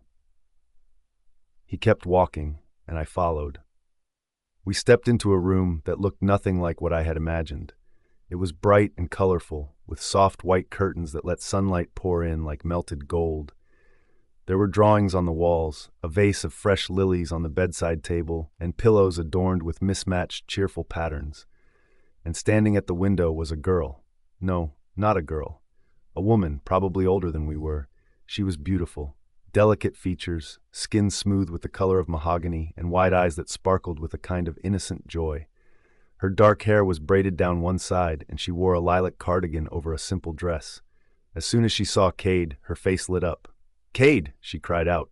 She dashed across the room with surprising energy, throwing her arms around him. He caught her easily, smiling as she kissed his cheek and held onto him tightly, giggling. I stood there, frozen, watching. I lowered my gaze, my hands clutching the strap of my bag as I took a slow breath. Then she peeked over Cade's shoulder and noticed me. Her expression changed immediately. She shrank back slightly, shyly, stepping behind him and hiding herself as a child might behind her older brother. Cade reached for her hand and gently tugged her forward. "She's fine, honey," he reassured her, using that same soft voice I had only heard when he spoke to me. "It's all right." He turned to me, his other hand still lightly brushing against hers. "Arden, this is Honey," he said, his eyes meeting mine. "My sister." Arden. Sister? Honey was Cade's sister? The word rang in my ears like a soft bell. For a moment I stood frozen, staring at the two of them. The way she hugged him, how she looked at him like he was a star in the sky, how she hid behind him, making him her shield and her warmth. Before Cade could explain further, the same nurse from earlier popped her head through the open door. "Cade, dear?" she called out kindly. "Could you help get the ball out of the maple again? I swear the wind here has a personal vendetta against our afternoon games." Cade turned to her, already smiling, a smile that was soft and boyish, one that made my heart stutter all over again. "I'll be right back," he told me, gently releasing Honey's hand. "Wait," I tried, but the words slipped out too late. He was already out the door, leaving me alone in the room with the sister I had mistaken for someone else entirely. Honey watched me with wide, uncertain eyes, her fingers wringing the edge of her cardigan. I shifted my weight awkwardly, unsure of how to approach. "Honey," I asked gently, keeping my tone low and non-threatening. She didn't respond. Her shoulders curled inward, and she took a timid step back, disappearing behind the curtain that swayed gently by the window. My chest clenched. I raised my hand slowly, open-palmed. "It's okay," I said softly. "I won't hurt you, I promise." Her eyes darted to my hand, suspicious yet curious. Then I tried something different, something simpler. "Pinky promise?" I asked with a tiny smile. Honey tilted her head. Then she slowly stepped out from behind the curtain, a spark of recognition lighting her face. She lifted her pinky, small and delicate, and held it toward me. We linked fingers. She gasped. "Power," she whispered. "Very powerful." "Huh?" I tilted my head, confused. But before I could ask what she meant, she stepped closer and looked up at me, serious now. "You won't hurt me?" "I won't," I promised quietly. She reached out and touched the tip of her finger to my chest. "You won't hurt Cade?" My breath hitched. "Never," I whispered. She stared at me for a long moment, and then she smiled. A real, bright, childlike smile that melted every bit of tension in the room. "Then Honey likes you," she declared cheerfully, referring to herself in the third person. I couldn't help the small smile that appeared on my lips. "Arden likes you too," I said, mirroring her words. "Arden," she repeated, trying the name out. "Arden, you need to play well with Cade." That caught me off guard. "Play well?" "He gets sad when he has no one," she said. "When he's sad, he hides it, but Honey knows." Something clenched in my chest. "I will," I said. "Don't worry." The guilt hit me hard. I had been jealous, of her, of Cade, disappointed even, but how could I have known? How could I have imagined this truth? And yet, something deeper twisted in my gut. Had I been too detached, too consumed by my own struggles to notice his? I didn't know. All I knew was that I had judged someone I didn't even know. I had judged Cade too, maybe a little harshly. But here I sat, in the warmest room I'd ever been in, holding hands with his sister. Then Honey pulled out a pair of dolls from a little basket near her bed and handed me one. "Let's play," she said, beaming. I laughed softly. "Okay." We played. She gave each doll a name. One was Captain Pickle, and the other was a princess with a crown made from a cut-up paper cup. Honey narrated an entire fantasy world where flowers talked and clouds threw parties, and I followed along, laughing more than I had in days. For a while, the room didn't feel like a facility anymore. It just felt like joy. I was in the middle of rescuing a plush squirrel when I heard footsteps. The door creaked open, and Cade stepped in with the sun behind him, his face glowing with warmth. He paused when he saw us. "She trusts you already," he said, a note of disbelief and pride in his voice. Honey looked up and giggled. "Arden pretty." My cheeks flushed. Cade glanced at me, then grinned. "Arden is very pretty, right?" Honey nodded enthusiastically and hugged my arm. "Very, very." Dinner was quiet and peaceful. Cade and I sat on one side of a wide window, the golden light of dusk spilling across the table like melted honey. The nurses had taken Honey out to the garden to feed the koi, their cheerful chatter trailing down the hallway. It was just us now.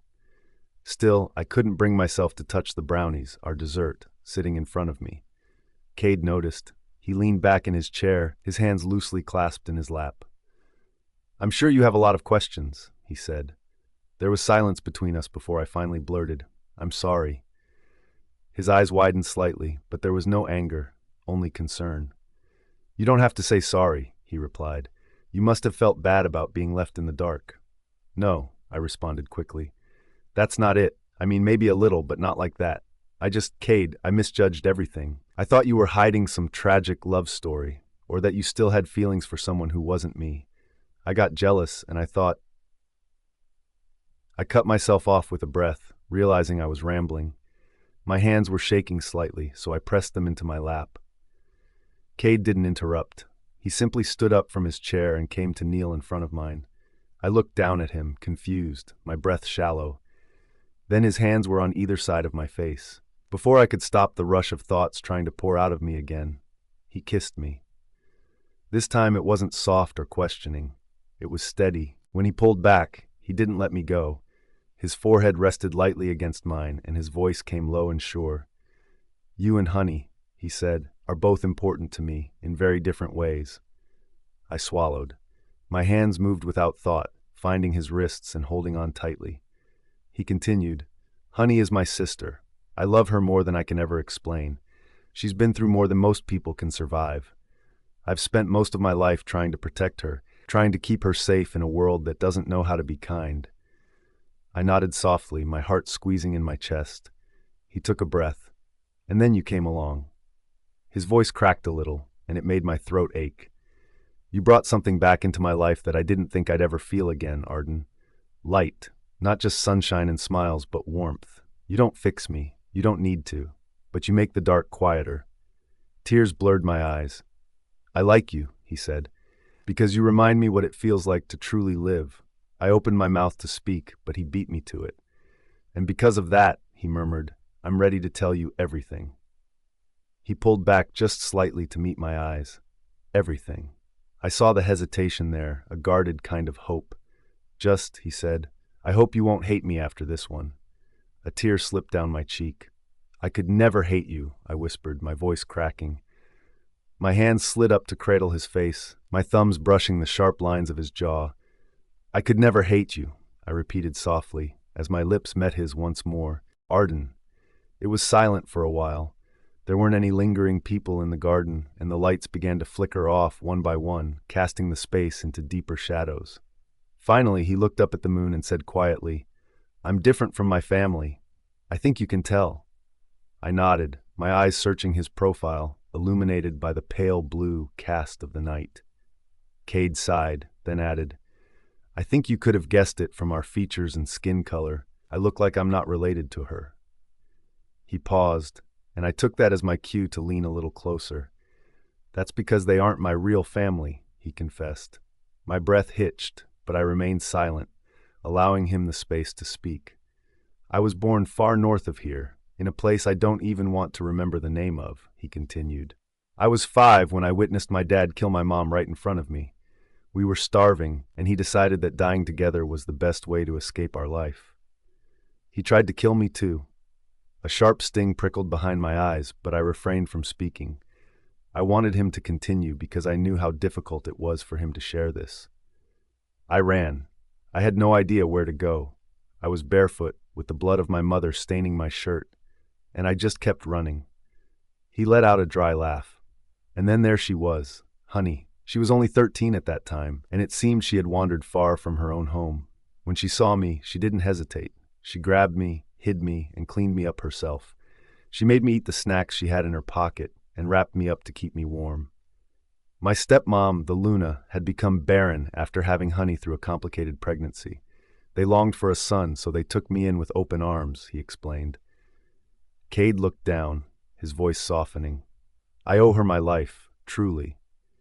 I could picture it now, little Cade, hollow-eyed and frightened, and Honey, bold and bright, wrapping an arm around him, shielding him with everything she had. She became my best friend, my real family. We shared everything, and I considered her my true sister. My heart ached at the thought. She's 8 years older than me, but never once did she make me feel like I didn't belong. She always said, "Cade, you're my little moon. I'll never let the night swallow you." He swallowed hard. Among everything, she loved our pack. She was born for it, destined to become the true Luna of the North. I turned to face him more fully. "She met her mate?" He nodded, pain flashing in his eyes.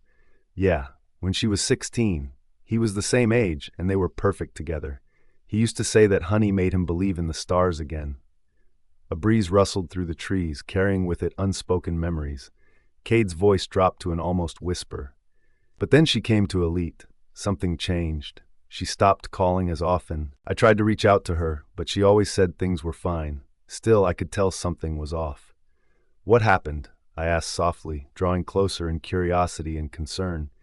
"She never told us, only that her mate had gotten sick, and then one day the school called. He had died. They claimed it was an illness." Just like that? Yeah. Cade clenched his jaw. Honey, after that, she was never the same. She stopped smiling. Sometimes she just stared at the walls, appearing to be searching for something she had lost within them. He rubbed the back of his neck, his voice unsteady. Then one day, she just stopped speaking. Just like that. Her body functioned perfectly. She could walk, eat, sleep, but she didn't say a word. Tears welled up in my eyes, blurring my vision. We went to every doctor we could find, healers, mind linkers, even shamans. No one could offer an explanation. They just said she had regressed. His mouth pursed bitterly around the word. The school promised they'd help. Headmaster Winters even cried when he saw her again, claiming she didn't deserve this, that she had become like this for nothing. Did Honey tell you what happened? I whispered, my heart aching for both him and her. Cade shook his head slowly. Not once. Whatever happened, it's locked up tight in her mind, and I couldn't break in if I tried. I've just been waiting and hoping. With every word Cade spoke, my heart tightened. He didn't deserve any of this. No one should have to endure such pain at such a young age. The reason I left suddenly a few days ago was because of her. She's better now, but she still has her episodes. She had a particularly tough one that day, and Cora called me because she thought a familiar face might help. And it did, I murmured, realizing how deeply Honey must love Cade. He met my gaze, his eyes reflecting quiet gratitude. Yeah, that's why I'm so amazed by how she treats you when you've just met. Honey took a long time to adjust to this place, but you earned her trust the moment you came into her life. You must have a really good heart, he added softly. He looked like he wanted to say more, but I didn't give him the chance. Instead, I moved in without thinking, wrapping my arms around him tightly, pressing my cheek to his shoulder. I'm so sorry, Cade. He hesitated for just a moment before holding me back, just as tightly.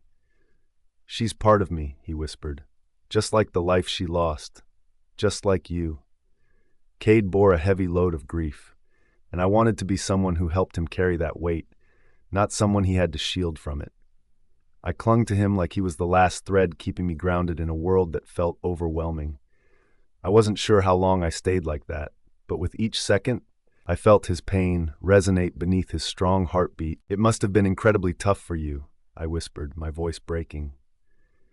Cade didn't respond, but I felt him exhale, slow and deep. His arms tightened around me. One hand pressed gently against the small of my back while the other cradled the back of my head. That simple action unleashed my tears. They spilled freely down my cheeks, and I wasn't even sure when they had started. I tried to wipe them away quickly, but it was no use. Why are you the one crying? He chuckled softly, a gentle smile tugging at his lips. You're beautiful regardless, but you're even prettier when you smile. I sobbed harder, pushing against his chest just long enough to look up at him, tears still cascading down my face. Cade, I whimpered, brushing a strand of hair away from his face. My fingers glided through his hair, tangling lightly in the soft strands, and I cupped his cheek with a trembling hand.